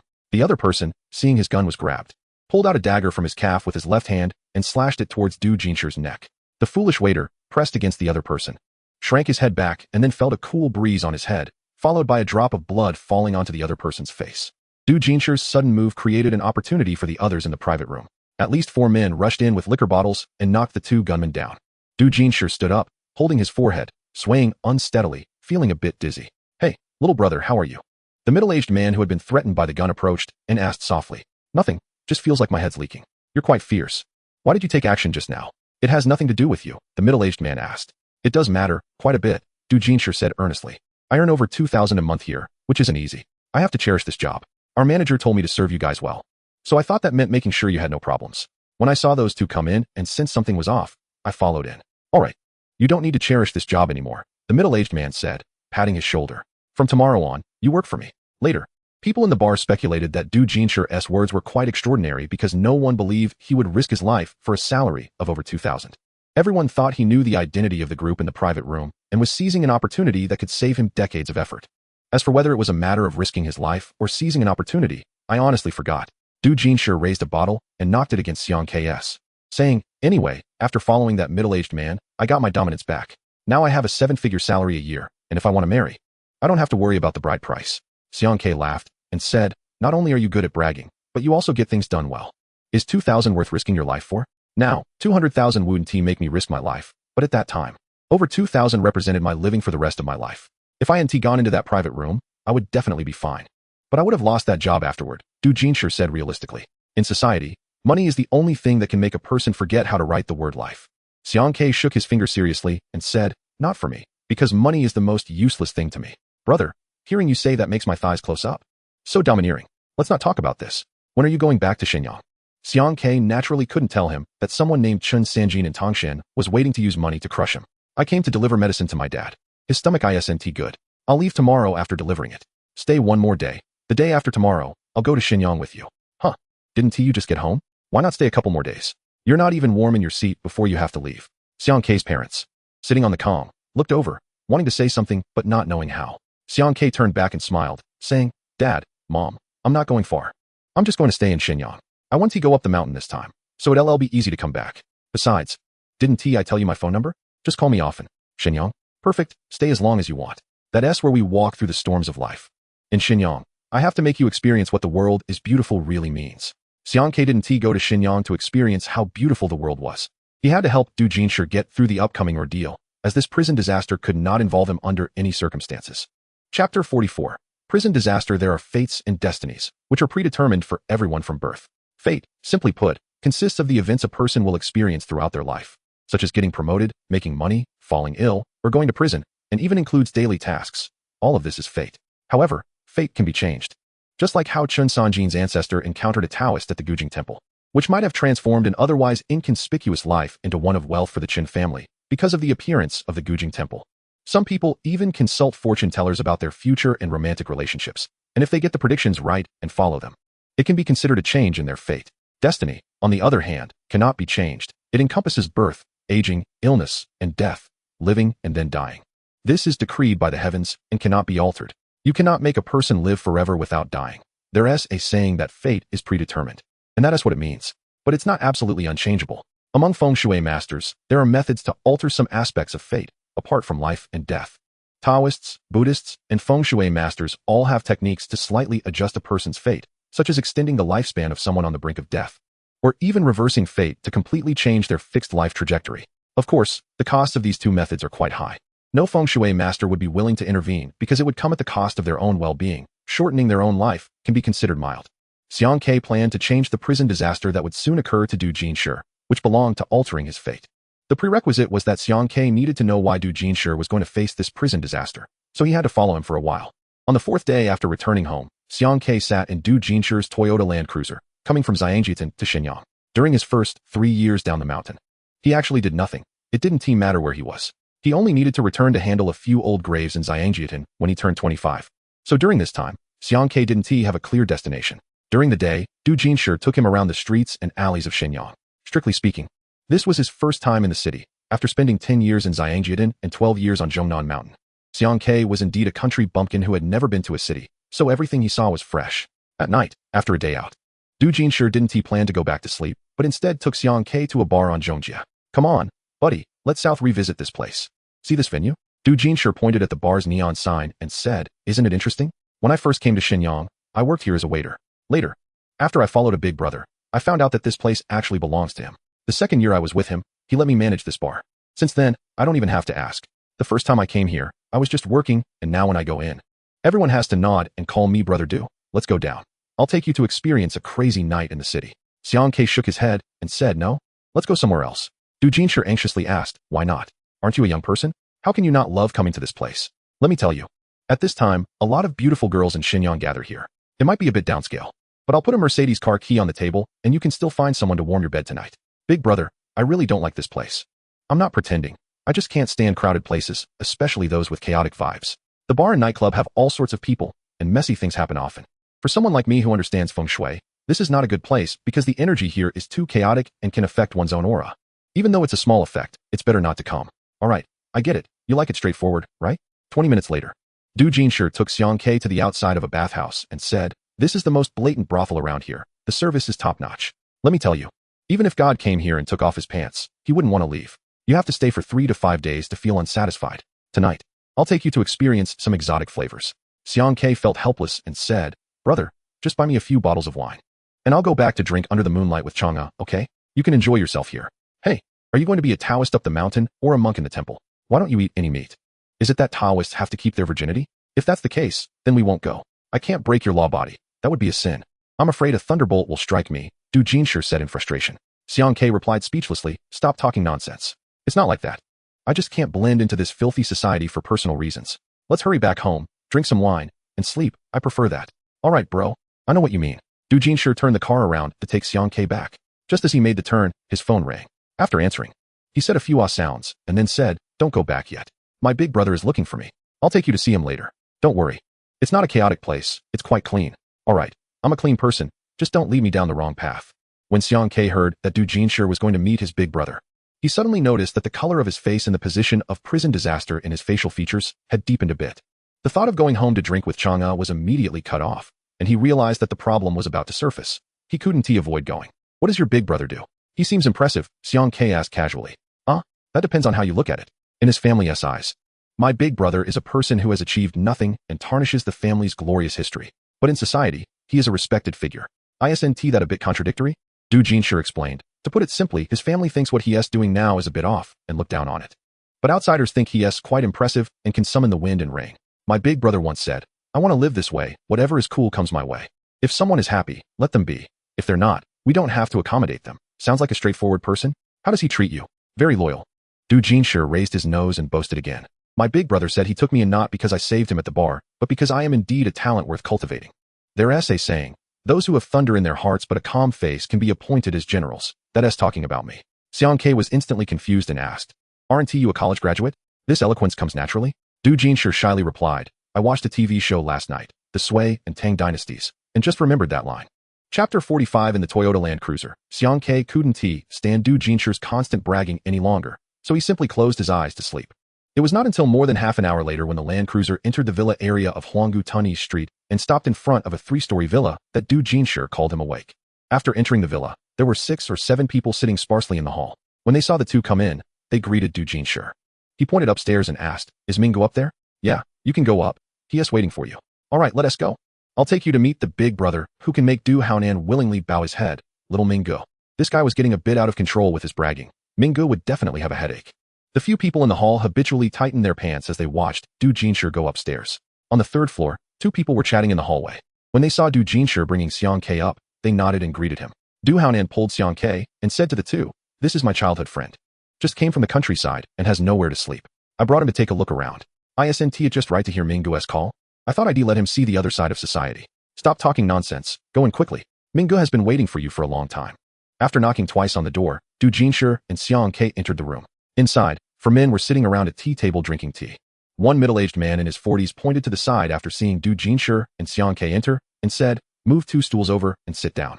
After Du Jinshi moved the stools and sat down, he quickly picked up the teapot on the table to wash and brew the tea, and his technique was quite authentic. He poured a cup of tea for each person at the table and then sat there like a little wife. At first, the 4 people didn't pay much attention to the 2 of them, chatting casually. Xiang Ke didn't know any of the people at the table, but he didn't feel uncomfortable. He picked up the teacup, took a sip, and put it down. This tea couldn't compare to the Dahong Pao that Chen Sanjin brought out, but it was drinkable. For someone like Xiang Ke who was used to fine teas, it could only moisten his throat. "Little brother, is this tea not good?" Minga noticed Xiang Ke frowning while drinking tea and smiled. "Not many people in the north know how to drink tea, just like us. We're just here for the fun of it. If you really ask me how good this tea is, I couldn't tell you, but if you ask me if it's bad, I actually think it's quite expensive." Drinking tea is all about mood and meaning, savoring its essence to cultivate one's character, Du Jinshi said modestly beside him. "Mingo, talking about money is vulgar. This is elegant and shouldn't involve anything related to money. As soon as I hear you speak, I feel like there are cows flying in the sky. Hurry up and shut up. I want to talk business," Mingo said, feeling a bit of a headache. He raised his hand and pointed to the other 3 people at the table and said, "Wang Gu and the others have dealt with you a lot. So quickly offer them a toast with tea instead of wine. You'll need to rely on them a lot in the future. Du Jinshi politely picked up his teacup, stood up, and respectfully bent over to the three men, saying, Wang Gu, Li Gu, Zhao Gu, Little Du is not new to you. It's been a while.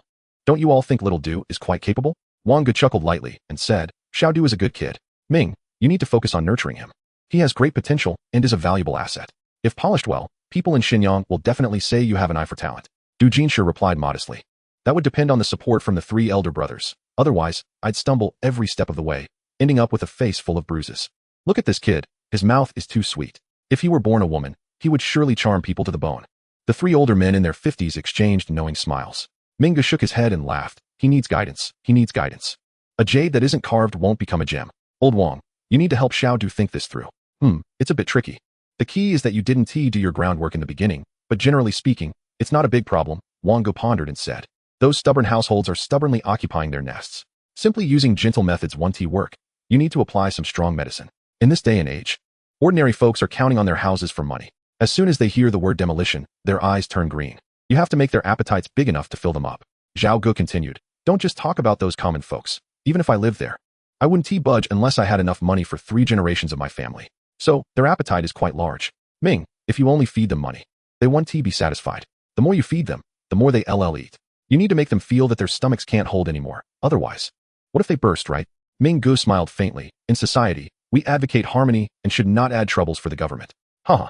You still understand the big picture and know when to advance and retreat. Wang Gu stroked his chin and said, rest assured, the government won't see the discord.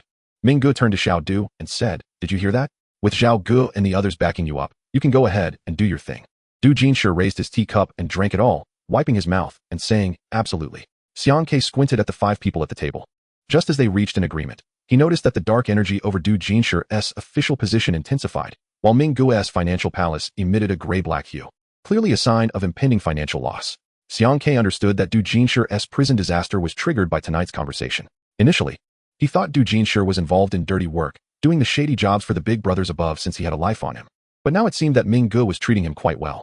Ming Gu had no mole at the corner of his mouth, which was not a sign of a petty person. On the contrary, his broad forehead and bright center indicated a broad-minded person who could accommodate others and wouldn't do anything sneaky behind the scenes. So the issue must have stemmed from the demolition they just discussed. Ming Gu suddenly looked at Xiang Ke and smiled. Little brother, why are you staring at me?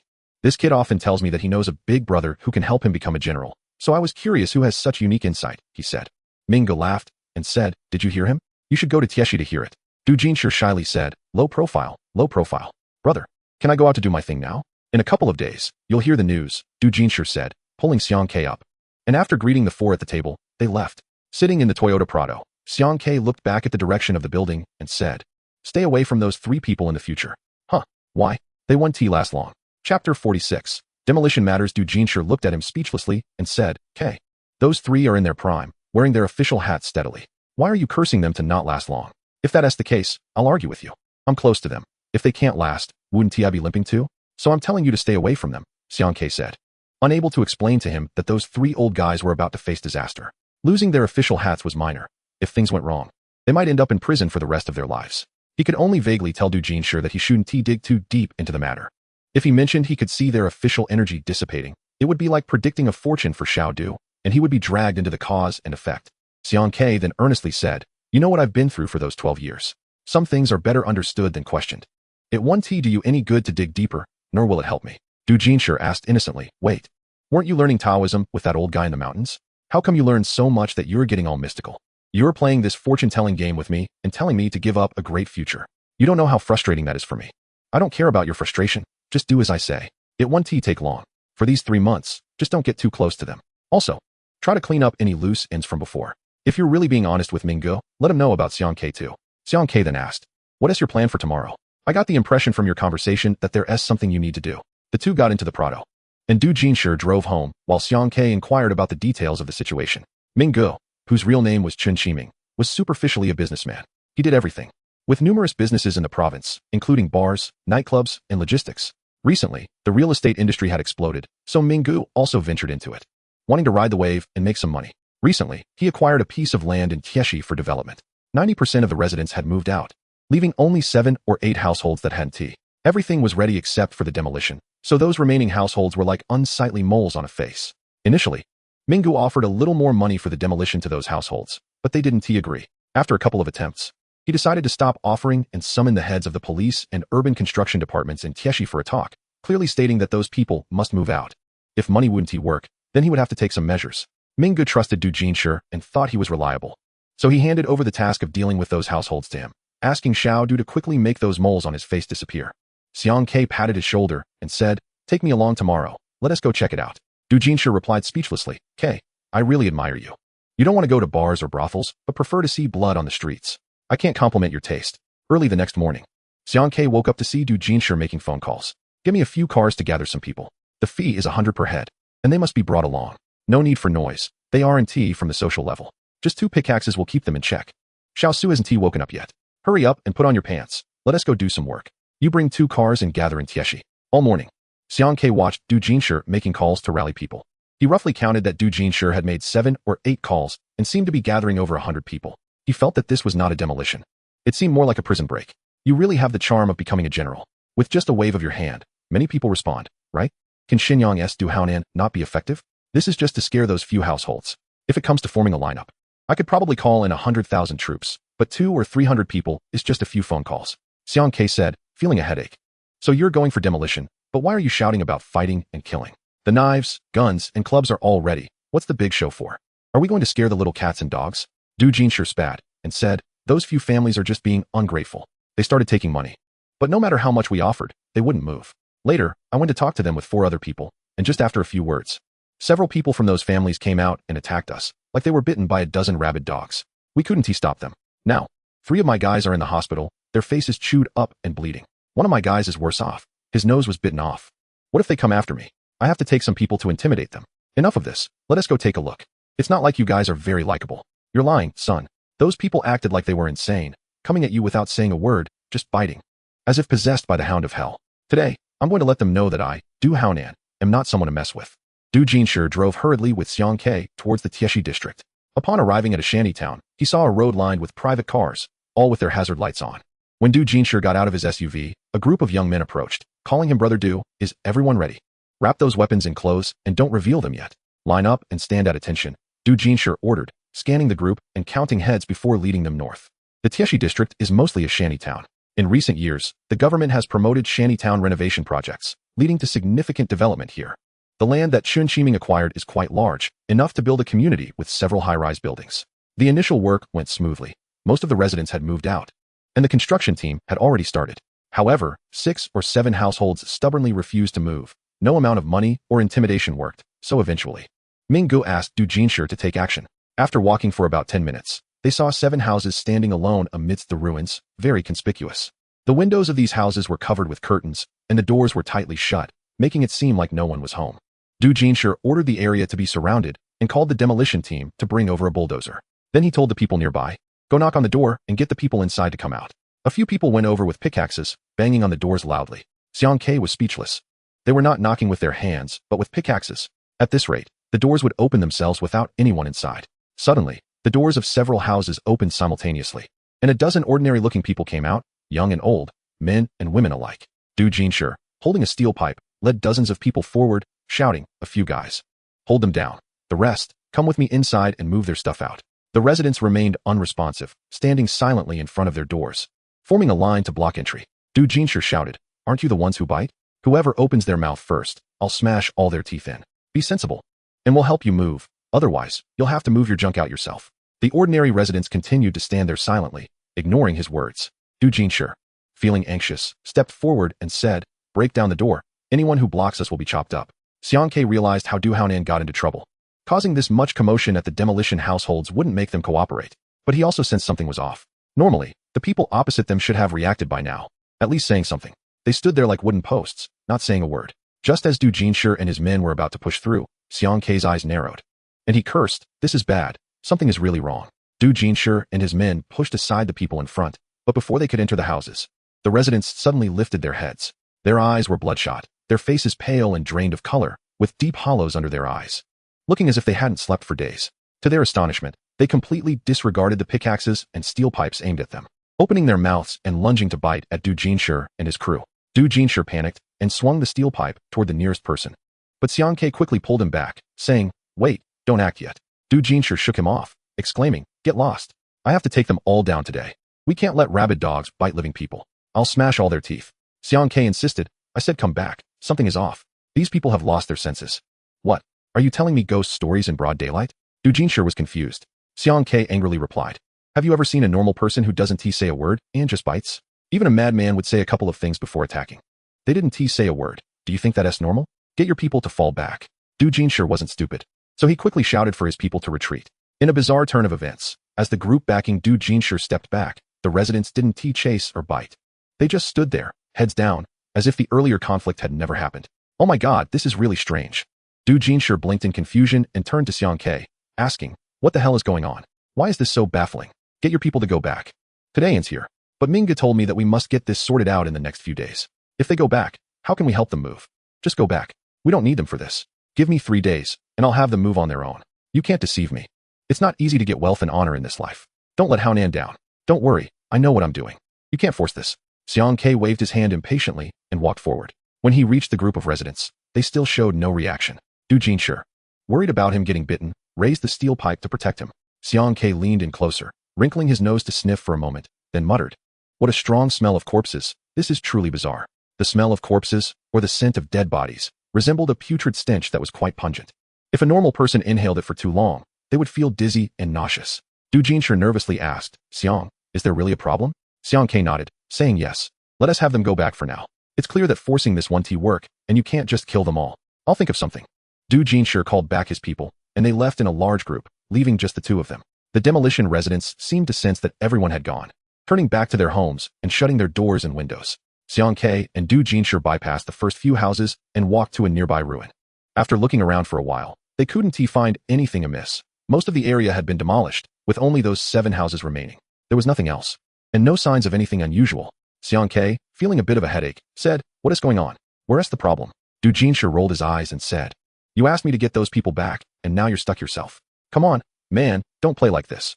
This joke isn't funny at all. I'm almost in tears. Aside from smelling a hint of a corpse's odor on that group of people, Xiang Ke couldn't see anything else. A living person couldn't possibly have the smell of a corpse, unless they were about to die or were in a terminal state with no hope of recovery, in which case they would emit a faint odor. Those residents looked perfectly normal. They couldn't be in either of those situations unless their bodies had been corroded by the corpse odor. But such situations generally occur in ancient tombs or recently buried graves, and would definitely not appear in a bustling urban area. Do you know what this area used to be? Before it was inhabited? How would I know? I've only been in Shenyang for a few years. Find out for me, quickly. Du Jinshi completely gave up, and after thinking for a moment, he said, let's ask the local police station. They must have records.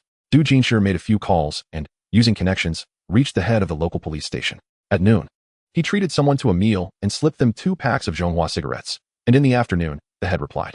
This area was a chaotic graveyard decades ago. Later, when Shenyang expanded its urban area, they pushed outwards, turning the chaotic graveyard into a shantytown for nearby farmers who came to work in the city. And they had lived there for over 20 years. Chapter 48. A mess of feathers. Chaotic graveyards often appeared during times of war or famine. During the 11 years of war, countless people died, all homeless, frozen to death, starving, or dying from diseases. Thousands died on the battlefield. With so many dead people left unattended, they couldn't just leave the corpses lying around, so they basically gathered the dead and buried them in one place.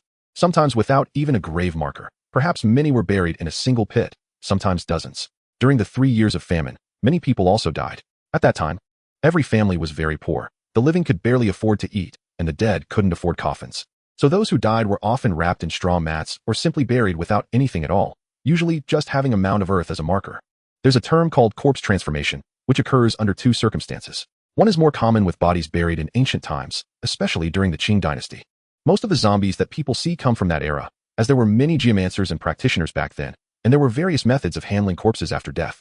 If a body doesn't decompose, it will absorb yin energy, making the likelihood of zombies appearing in ancient times very high. The second occurrence happens in chaotic graveyards, where many people died, and some may not have fully died yet, still having a breath left, but with no hope of recovery, all mixed together and buried.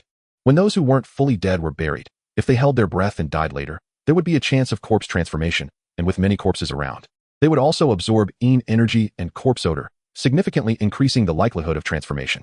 Xiang Ke speculated that beneath those few households was once a chaotic graveyard, and some of the buried corpses had undergone transformation. When they were excavated during the recent demolition, the corpse odor invaded the few stubborn residents who refused to move, causing them to lose their sanity and only know how to bite people, without any ability to behave normally. To be honest, this situation was a bit tricky. Much harder than dealing with malevolent spirits, and confronting transformed zombies wasn't something Xiang Ke was experienced in. In this regard, he could say he had basically no experience. But lack of experience didn't stop him from charging ahead. He couldn't let Brother Haonan be stuck in this matter, so he had to deal with it quickly. Although he had little experience dealing with transformed zombies, Xiang Ke knew what methods were effective. During the day, he had Du Jinshi take him to buy a pile of items: glutinous rice, black donkey hooves, 7 juju pits, and a bagua mirror. Looking at the pile of things in the back of the car, Du Jinshi exclaimed, "K, are you telling Brother Haonan that you bought these things just to pass the time? You can't be serious about using them, right? Why would I have that kind of leisure?" Xiang Ke laughed and said, "Sounds like you understand a bit. You know what I'm buying these for? It's all mentioned in online novels. Black donkey hooves, glutinous rice, and juju pits are the most effective against zombies. Besides, I haven't read many books, but I've seen quite a few movies. When I was a kid, Lin Zhengying was the hottest in the village. I've watched all his films. You think I can't tell what these things are for just by looking at them? Good to know. You come with me tonight and help me out." Du Jinshi became anxious and asked, "Big brother, are you really sure those stubborn residents have zombies or something? This is way too mysterious. In this new society, how could there be such things? Do you not know what I do? Can I be wrong about this? You're not a Taoist from Longhu Mountain or Maoshan. Why are you acting so profound?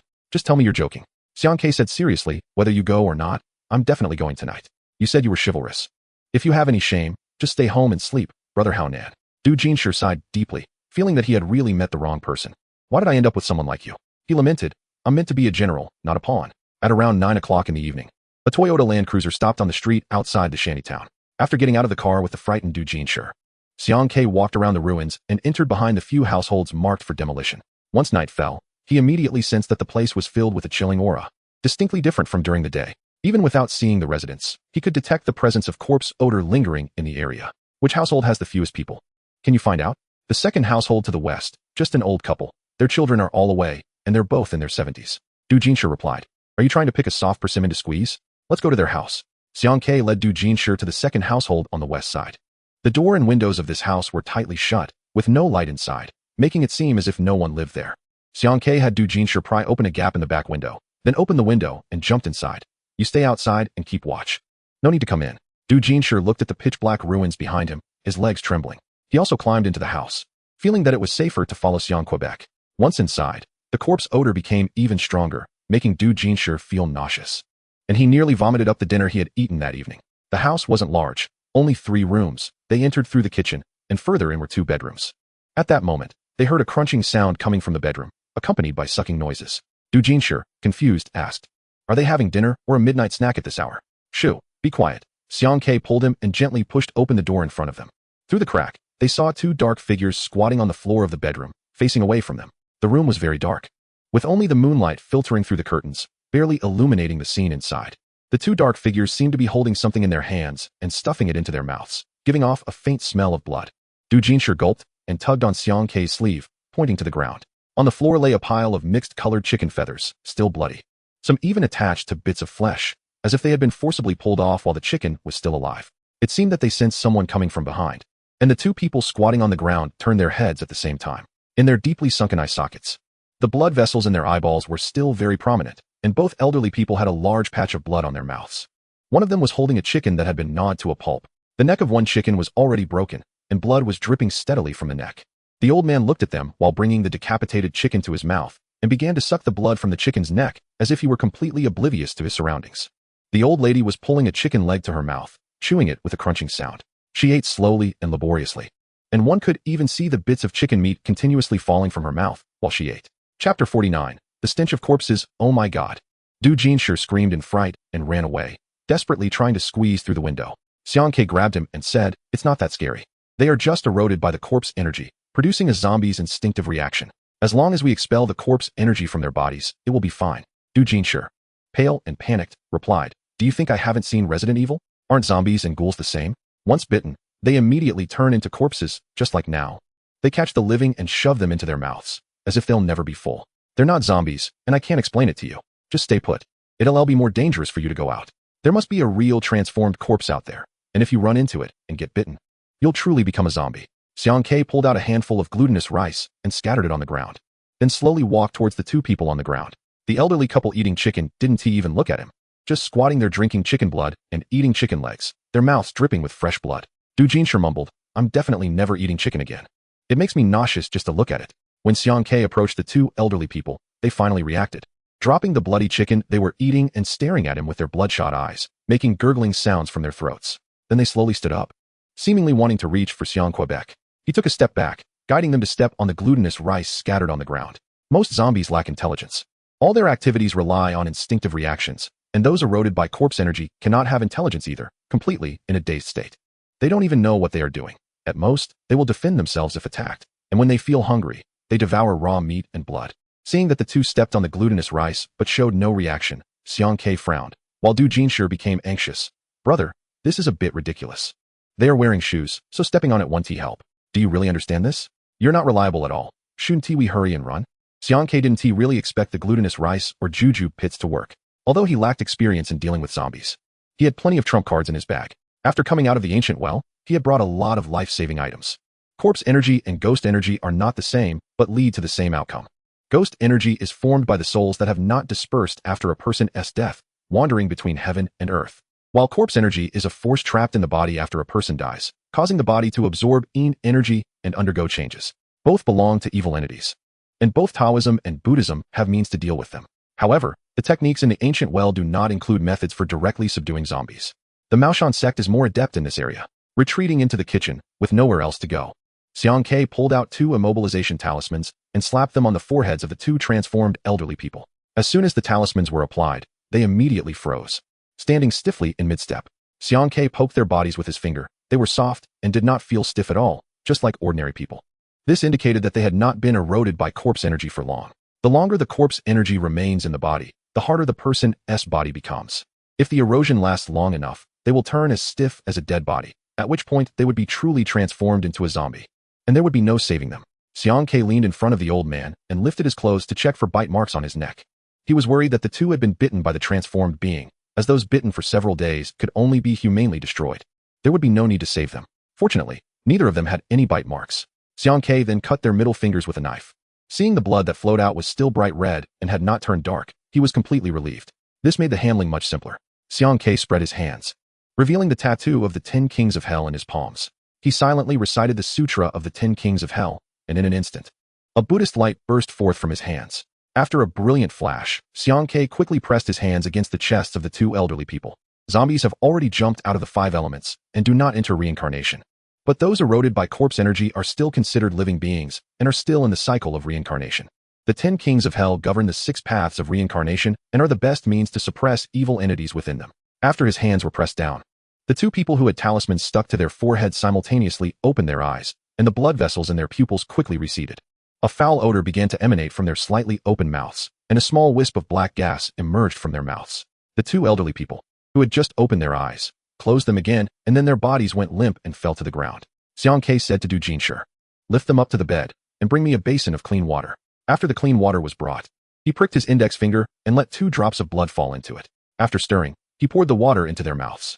Having practiced Taoism for many years, Xiang Ke had a very strong yang energy. The two elderly people, having been eroded by corpse energy, were already weakened. After drinking his 2 drops of blood, they could quickly eliminate the residual energy in their bodies, and their health would soon recover. Du Jinsher silently watched Xiang Ke busy himself, then asked in a deep voice, "Have you really been studying Taoism with that old Taoist on the mountain all these years?" "Yeah, for 12 years. Xiang Ke sat cross-legged on the bed and extended his finger, saying, "Light a cigarette.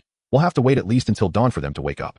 One person lit a cigarette, and Du Jinsher sighed, saying, "I always thought the things that happened to you when you were young were just nonsense made up by adults. Even when the old Taoist and the monk came to your house once a year, I thought they were just distant relatives of yours. I didn't expect that when you were just born, you really were possessed by a ghost, and you really went to learn Taoism. Yeah, if I hadn't met my master, I wouldn't have survived past my first birthday. I would have been killed by the things in the old grave." Xiang Ke took a puff of his cigarette and tilted his head to ask, "Do you find it hard to believe? If you randomly pull someone on the road and ask them, who the hell would believe that? It's purely nonsense." Du Jinsher said, "Heartbroken, if I had known. I would have gone up the mountain with that old Taoist and you. I think this line of work has more prospects." Xiang Ke laughed. "Wasn't he your wish to walk the path of your brother Hao Nan in the martial world, filled with blood and gore? That's nonsense too. Who doesn't want to live a stable life? Dancing on the tip of a knife is something only a crazy person would want to do. I'm just forced into this situation." Du Jinsher said in confusion, "You said yesterday that Minggu's 3 people wouldn't last long. How am I any different? I've stepped too deep and can't get out." Xiang Ke patted his shoulder and said sincerely, doing our line of work is even more worrying. You should just be your brother Hao Nan. Du Jinshi said, the key is, I'm afraid I won't last long either. Don't worry, just follow me. And I'll guarantee you. Chapter 50. The dead body in the well. The elderly couple woke up at dawn. As soon as they opened their eyes, even Du Jinshi could see that they were very different from yesterday. The blood vessels in their pupils had dissipated, and their deeply sunken eye sockets no longer had a dark hue. Aside from looking a bit weak and listless, they were almost like ordinary people. An elderly couple stared at the strangers sitting on their calm, momentarily unable to react. Xiang Ke poked Du Jinshi, who cleared his throat, and said, Sir, ma'am, we are from the demolition company. Your house is being demolished, isn't it? Since you haven't moved yet, I came to check if you have any problems. The elderly couple remained silent, looking at the two of them with indifference. Xiang Ke spoke again, sir. Is it that you can't remember what happened in the last couple of days? After a moment, the old man finally spoke. It seems I don't remember anything. Xiang Ke continued, we arrived last night. At that time, both you and your wife had high fevers and were unconscious. We called a doctor to give you an injection and some medicine, and then we stayed here overnight until you woke up in the morning. We were sick? The elderly couple asked in disbelief. Yes, you were sick and didn't even know it. If we hadn't come last night, you might have been in danger, Xiang Ke said. Turning to Du Jinshi and quietly instructed, call for a car to take them to the hospital. The old man quickly got up and shook Xiang Ke's hand, saying, Thank you. If it weren't for you, who knows what would have happened to us? Xiang Ke handed them a cup of hot water and continued. You just have a cold. It's not serious. I'll call a car to take you to the hospital for a checkup. If necessary, you can stay in the hospital for a couple of days, and you should be fine. Thank you for your trouble, the old man said, then asked in surprise. You said you are from the demolition company? Yes, we are responsible for the demolition in your area. Are people from the demolition company really this kind-hearted? The old man questioned. Du Jinshi, unable to hold back, said with righteous indignation, Sir, we are the kind-hearted ones in the demolition company, prioritizing the people and serving society, not engaging in those despicable acts. The old woman shot a glare at the old man and said, Look at these young folks. They are nothing like those who rob and smash things. If it weren't for them, we might not have woken up at all. What you said is really hurtful. Du Jinshi nodded shyly, took out a cigarette, and lit it, feeling quite embarrassed since he was indeed one of those who robbed and smashed. At that moment, Xiang Ke asked, Sir, can you think back to just a few days before you lost your memory? Did anything unusual happen at home? The old man asked blankly. What do you mean? Xiang Ke pondered and said, Something unusual. The old couple shook their heads, saying no. Xiang Ke frowned and asked, Think carefully, for example. Did you hear any noises at night? Or did any of your chickens or ducks go missing for no reason? Now that you mention it, we have a bit of an impression, the old man suddenly realized and said, About a month and a half ago, we are old and usually sleep late. One night in the middle of the night, we heard something calling from the backyard, but we didn't know what it was. Then that night, the neighbor's goose was eaten by something, and there were feathers everywhere. The dead goose was cut into several pieces, and all the blood was gone. A few days later, our hen also disappeared. We, the few households that haven't moved, were still wondering what kind of creature was starving and came out. Xiang Ke continued to ask, Was there anything else? The old man thought for a long time, but couldn't remember. At this moment, the old woman interjected, Aren't the houses around us being demolished? Just over 100 meters behind us, when it was being demolished, they dug a well under a family's warehouse. The well had no water and was quite deep and dark, and we couldn't see what was at the bottom. They said they would fill it in a few days. But we don't know if it's still there. Okay, the car is here. Yes, get these two elders out and take them to the hospital. Someone should keep an eye on them. For the next couple of days, don't let them out. If they come back and see the neighbors like this, it will be bad, Xiang Ke instructed in a low voice. After coaxing and tricking, the elderly couple was put into the car and taken to the hospital. Xiang Ke and Du Jinshi found the well they mentioned. The well was not wide, only about half a meter, and even in the daytime, it was pitch black inside, making it impossible to see anything. Du Jinshi picked up a stone and threw it into the well, waiting for a long time before hearing an echo. Xiang Ke handed him a shovel, and Du Jinshi asked in confusion, Brother, you can't be telling me to dig up this well, right? Are you crazy? Xiang Ke replied, No need to dig it all up, just unearth the top layer of loose soil around the well. Xiang Ke vaguely suspected that there was something wrong with the well, estimating that the reanimated corpses had crawled out from there. After they dug away the soil around the well, he squatted down, grabbed a handful of dirt, frowned, and handed it to Du Jinshi. Ugh, Du Jinshi grimaced. Why is this soil so cold? Though it was already March, it was still quite cold. So the coolness of the soil was normal. However, the soil in Du Jinshi's hand felt different, chilling to the bone, making him shiver involuntarily. Xiang Ke squinted and said, That's it. There must be a lot of corpses piled up in the well. After so many years, the corpses had produced corpse gas, leading to their reanimation. Due to the heavy energy in the well, it had corroded the surrounding area, making it icy cold. He estimated that the water source near the well had also been contaminated by the corpse gas, causing the nearby people to absorb the energy after drinking the water. Du Jinshi was startled and asked, What should we do? Can you handle it? We'll come back tonight. You bring a bucket of oil and pour it in. Then set it on fire, and that will be that. Is it really that simple? Do you think so? We still have to fight 300 rounds. Xiang Ke laughed. I'll stay here and watch to see if it comes out. If it doesn't come out tonight, we'll burn it. Reanimated corpses are impervious to knives and guns. But they fear fire the most. A single fire will turn them to ash. During the day, by midnight, Du Jinshi drove back with a big bucket of gasoline. Did anything come out? No. I've been here all day and haven't seen it crawl out. Come on, let's pour the oil in, Du Jinshi said luckily. There's no one around here. Everyone moved away after the demolition. Otherwise, people would think we were starting a fire. A whole bucket of gasoline was poured into the well, and after Du Jinshi took a few puffs from his cigarette, he flicked it into the well. Boom. A huge flame erupted, and the fire burned fiercely. Both of them stepped back a few meters, and in the glow of the fire, they vaguely saw a thick black smoke mingling within, accompanied by a sharp burnt smell and a series of crackling sounds, reminiscent of frying beans. This is the smell, Du Jinshi said in astonishment. Years ago, when I went to my family's funeral at the crematorium, when the fire was burning, it all smelled just like this. They didn't know how many corpses had been stuffed into that well over the years.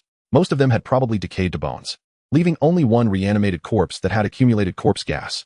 Luckily, they discovered it quickly. Otherwise, if the reanimated creature had not been dealt with in a few years, the people in this area would be in trouble. Brother, hurry and leave. The smell is making me lose my appetite for 2 days. After all this fuss, I'll have to stop eating chicken in the future, Du Jinshi said angrily, pulling to hurry him away from this cursed place. Wait, don't move. Xiang Ke suddenly froze.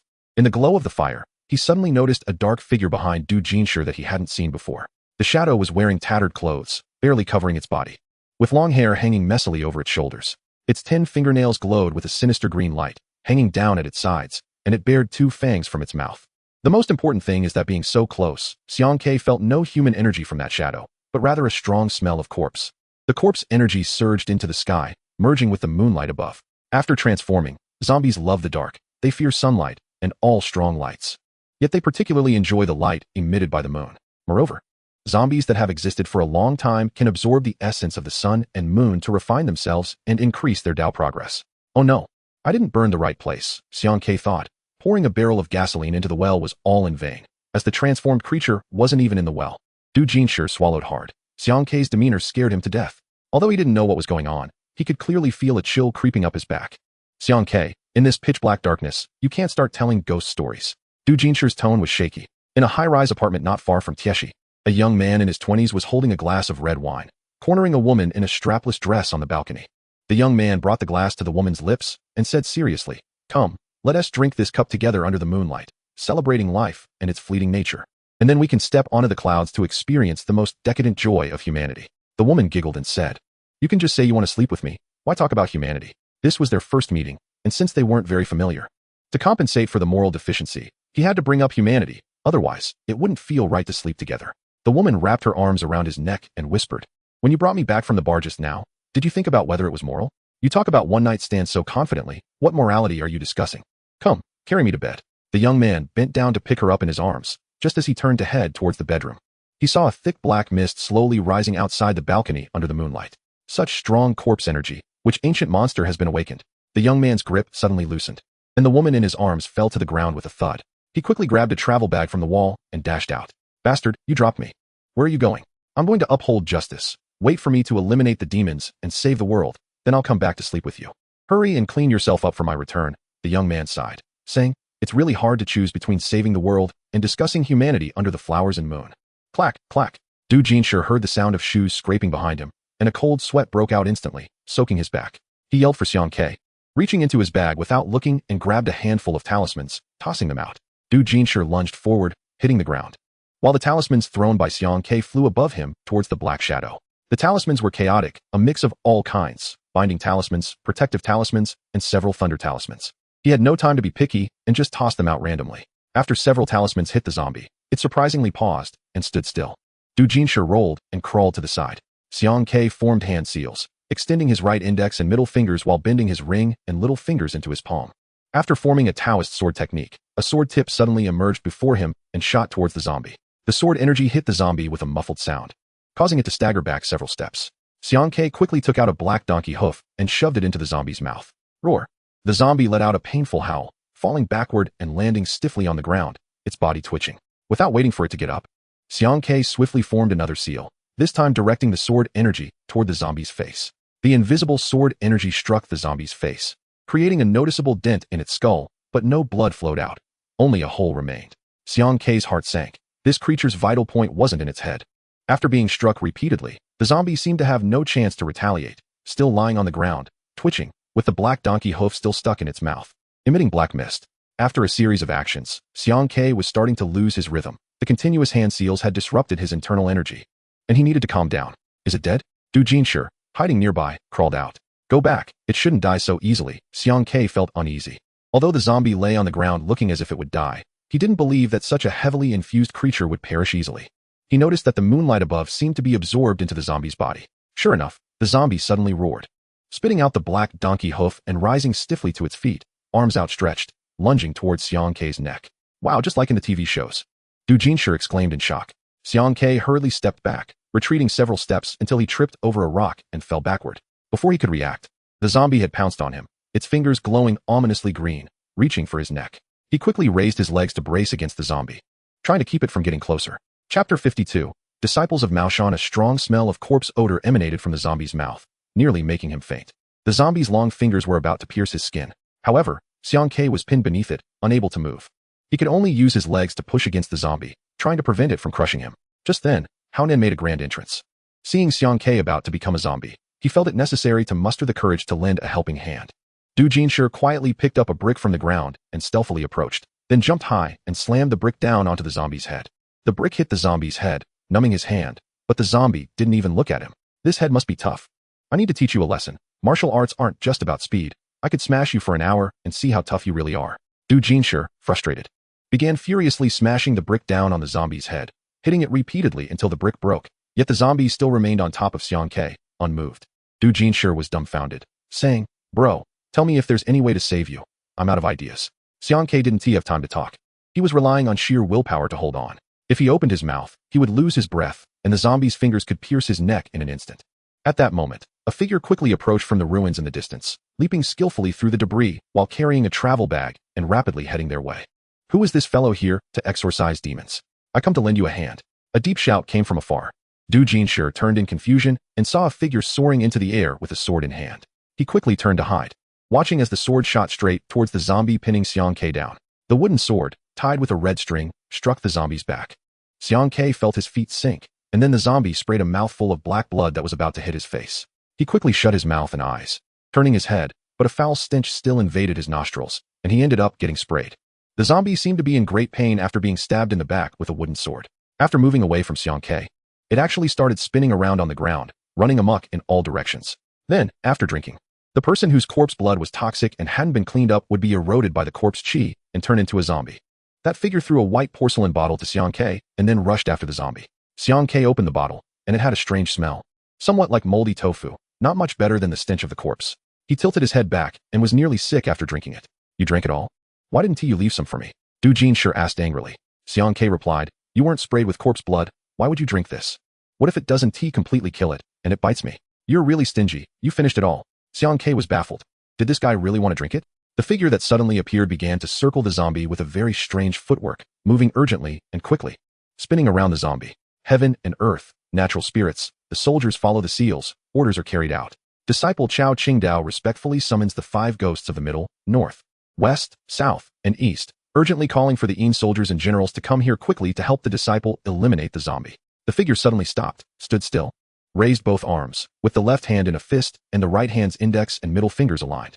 With a swoosh, he swung downwards, and suddenly gusts of wind came from all directions, swirling around the zombie's body. At the same time, he pointed the index and middle fingers of his right hand at the wooden sword stabbed into the zombie and quickly recited, Gather the 5 thunder divine generals.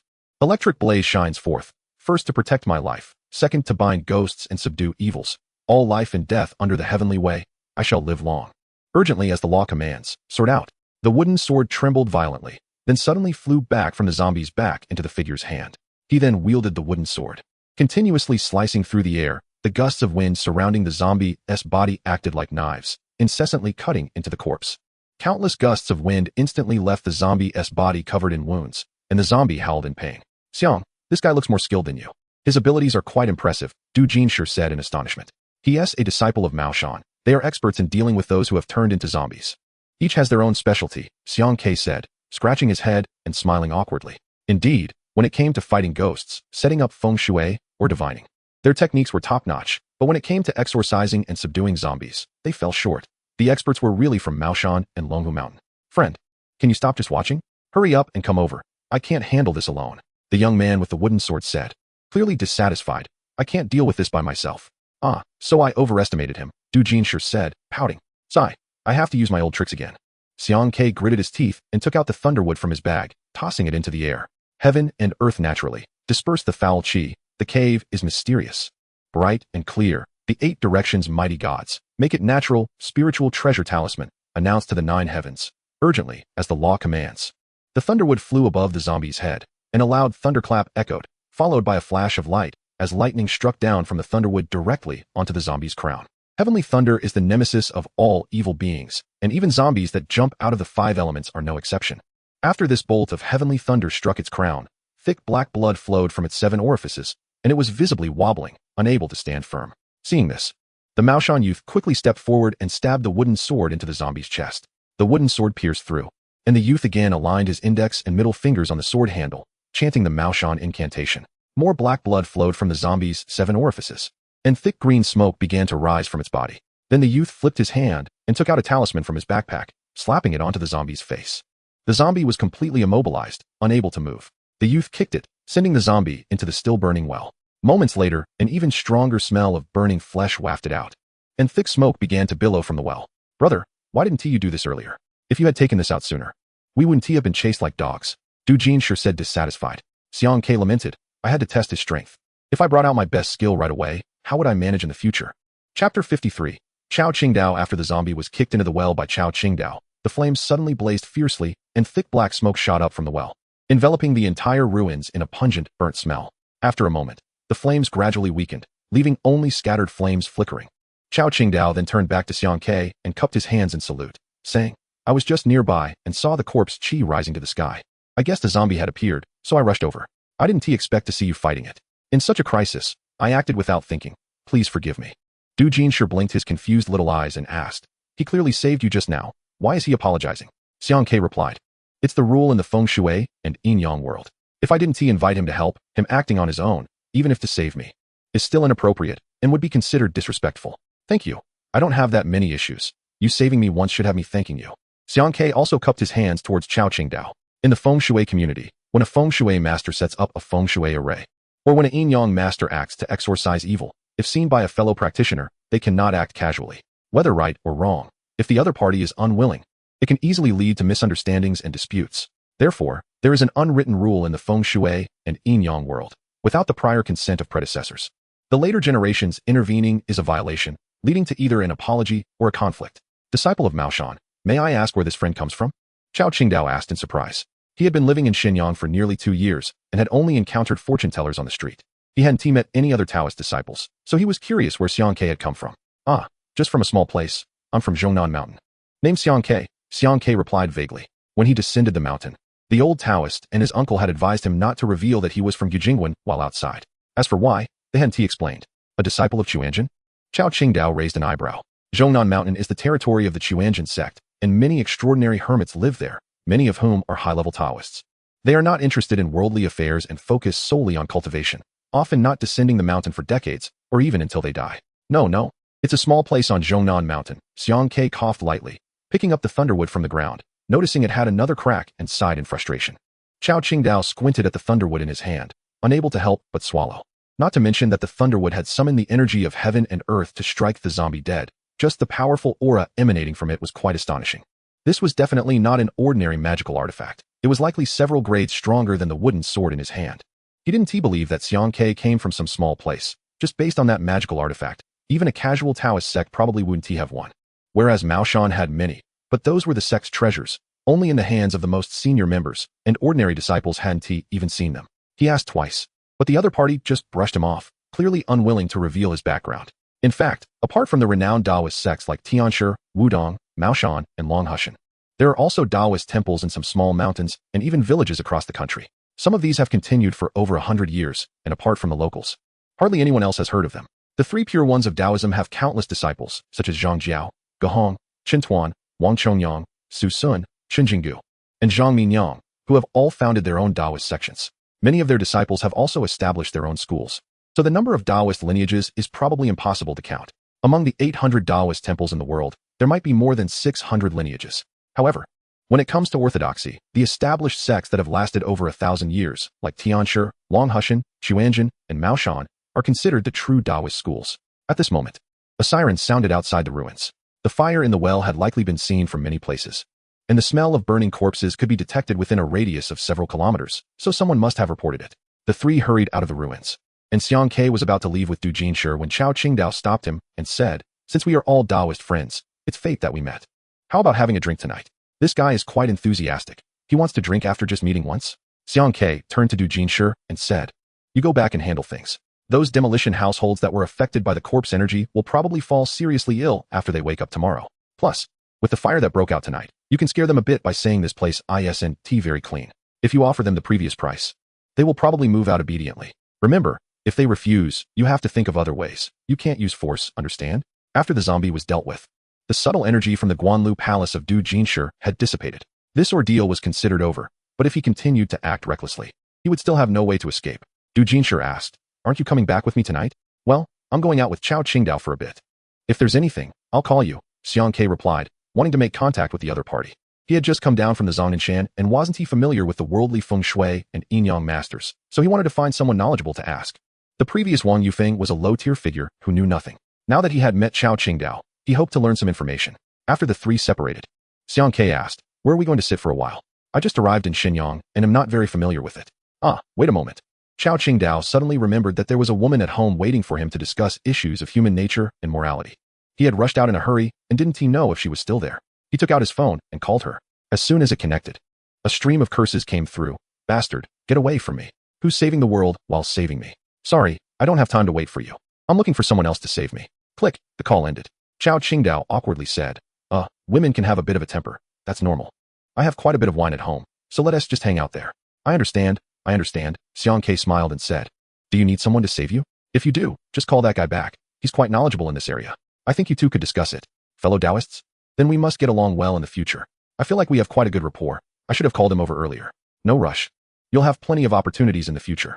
After walking a short distance, they arrived at a high-end residential area. The area was quite large, lush, and the environment was nice. But Xiang Ke suspiciously pointed at a nearby high-rise building that was still under construction and was about to speak when Chao Qingdao said, "Let us talk later. This is the reason I brought you here." Chapter 54. 18 floors. Chao Qingdao lived on the top floor, allowing him to overlook the entire community. The area was not small, mostly consisting of high-rises, with many of the buildings already occupied, except for one building on the eastern side of the community that was still dark. That building was not completed, standing at 18 stories tall. With the outer walls already built, the windows not yet installed, and the top floor still open, basically completed to 2/3.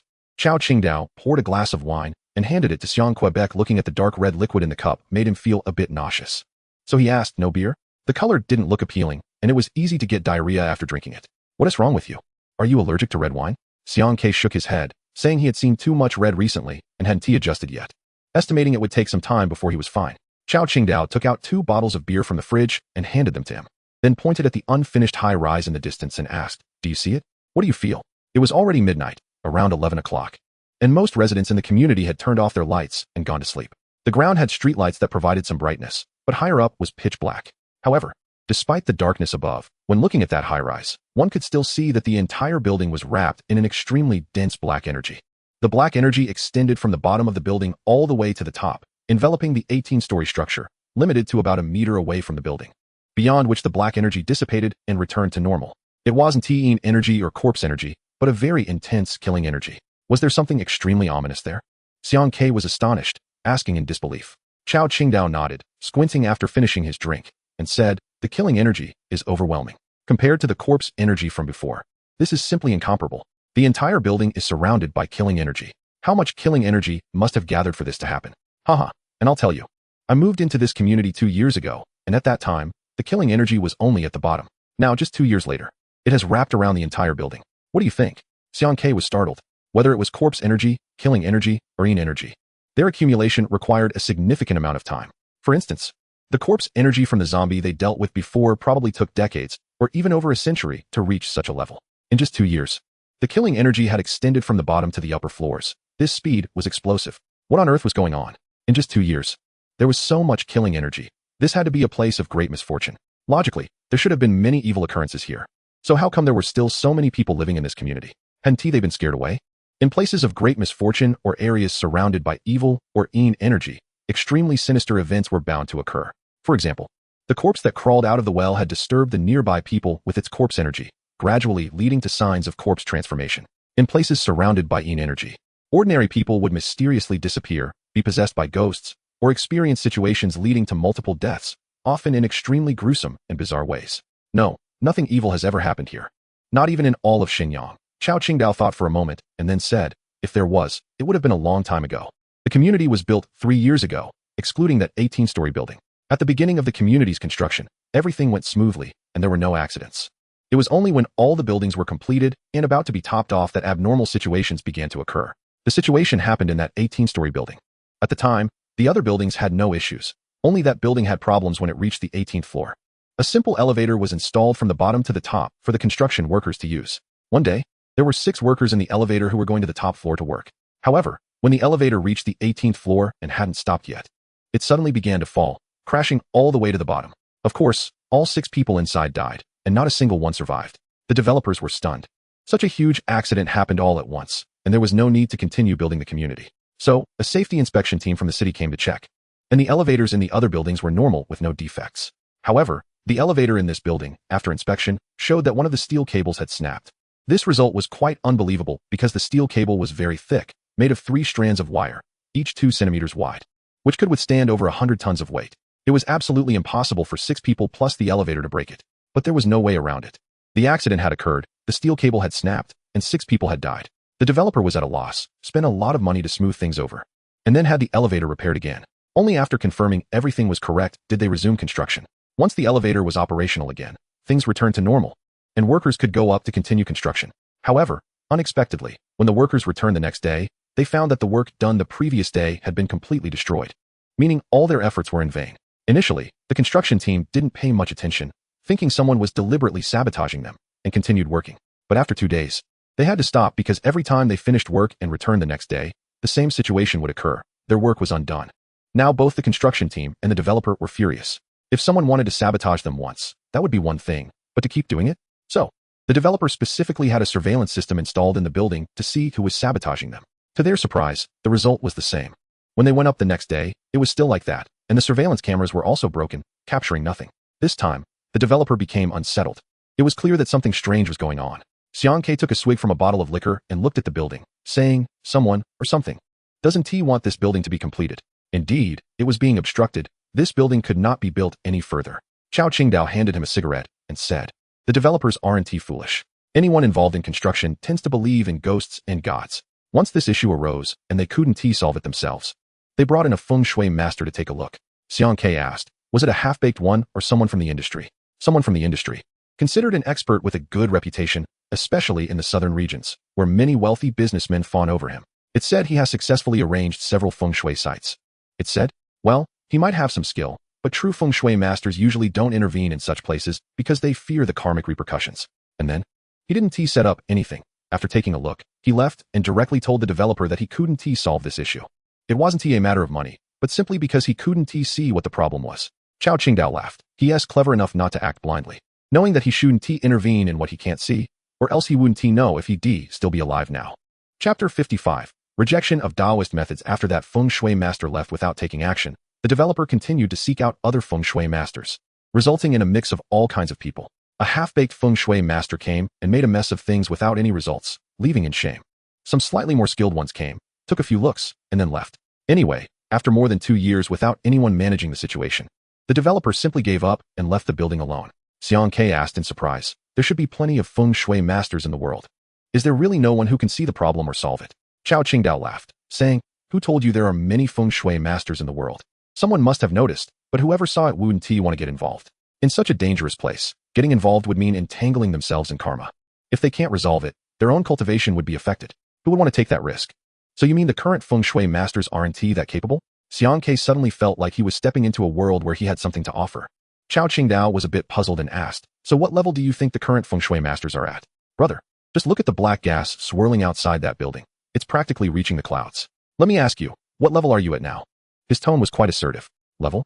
Xiang Ke blinked and said ambiguously, I guess it's all right. I've been practicing for quite a few years. The levels among feng shui masters and yin-yang practitioners are clearly defined. Gathering qi is relatively common. Anyone who can see that there's a problem with that building should belong to that level. The next level is concentration, which absolutely belongs to the ranks of experts in the feng shui and yin-yang world, and is quite rare. Basically, they are extraordinary individuals. As for passing through yin, that's more like a legend. Only leaders or high-ranking individuals from major sects possess that level of skill. And such people are rarely seen in the world because they focus solely on cultivation and don't concern themselves with worldly matters. The remaining level, harmonizing with Tao, is something that has only been heard of but never seen. When Xiang Ke descended the mountain, the old Taoist had told him that it was best not to let outsiders know he was at the concentration level. When Xiang Ke asked why, the old Taoist cryptically told him not to say, otherwise he might be attacked by all the Taoists in the world. Xiang Ke suddenly felt like he had been brought up the mountain and was in a wolf-fest den. Why did it seem that the Gujing temple was not well regarded? Once he descended the mountain, he couldn't reveal his background, nor could he let others know his level. Was Gujing temple like a rat crossing the street, where everyone would shout to beat it? Chao Qingdao didn't mind. In the feng shui and yin-yang world, people who aren't familiar with each other generally want to pry into each other's backgrounds, as that would cross a line and could easily lead to misunderstandings. Xiang Ke pointed at the building and asked, "It seems you didn't just call me over for a drink, did you? Come, let me show you." Chao Qingdao took out a talisman from his backpack. He didn't activate the Taoist method contained within, but let the talisman float towards that building.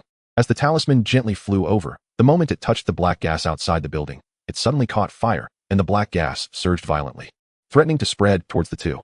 Xiang Ke stared wide-eyed, extremely confused, and asked, "Rejection of Taoist methods?" A talisman that hadn't been activated with Taoist methods had no power whatsoever. It was not much different from a regular piece of paper. Normally, the talisman should have entered the black gas and then fallen, but now, the moment it touched the black gas, it caught fire, clearly being rejected. This wasn't just strange. Even more strangely, ever since this building had issues, it had been rumored to be haunted. Many bored people would come to explore, and previously, people often entered the building during the day or even at night, but none of them encountered any problems or made any discoveries. They would just take a turn inside and come out unharmed. Chao Qingdao sighed and said helplessly, "The strange thing is, I had also explored it once, just like earlier. As soon as I got close, I was pushed back by that black gas. Even going during the day didn't work. Ordinary people can, but we can't? That's right. It's as if there's discrimination against us. I feel like there's a sign that says, no entry for Taoists and dogs." Dogs. Xiang Ke suddenly spoke up. "Have you thought about putting a dog in to see what happens?" "What? Why catch a dog?" As soon as Chao Qingdao asked, he realized and clapped his hands, saying, "Your reaction is really quick, right on the mark. Tomorrow we'll go buy a dog and throw it into the building to see what reaction we get." Dogs are spiritual animals. When they come into contact with evil spirits or wandering souls, they bark incessantly. That's why in the past, families that raised dogs did so not only to prevent thieves, but also to be alert to any dirty things approaching their homes. However, in modern times, such evil occurrences have become rare, and most people don't really believe in this anymore. They raise dogs purely out of affection, and the idea of warding off evil is mostly forgotten. What should we buy? This neighborhood has everything. During the day, people let their dogs out for a walk. Let's just throw one in and see what happens, Chao Qingdao said maliciously. "You really are something," he added. Early the next morning, 2 dog thieves went downstairs. They wandered around the neighborhood for half a day and indeed saw many people walking dogs, and some dogs were even running around without leashes. "Let's get one. Look for one that's not being held," Xiang Ke said, looking around. "Big ones are hard to steal. I think we should go for a smaller one. What do you think about it, Teddy? I think that dog has a strong fighting spirit. Don't be fooled by its size. It's definitely one of those with a lot of guts." Xiang Ke was speechless and said, "Dude, we're just stealing a dog, and you're considering its pedigree? I'm really impressed." In the end, the two decided to target 2 brown teddies playing on the grass, but it was a bit frustrating because those 2 teddies were quite agile. They chased after them, sweating profusely, but couldn't catch a single one. Chao Qingdao lost his patience and actually pulled out a talisman to immobilize one of the teddies, then picked it up and ran towards the building. Using a talisman to steal a dog?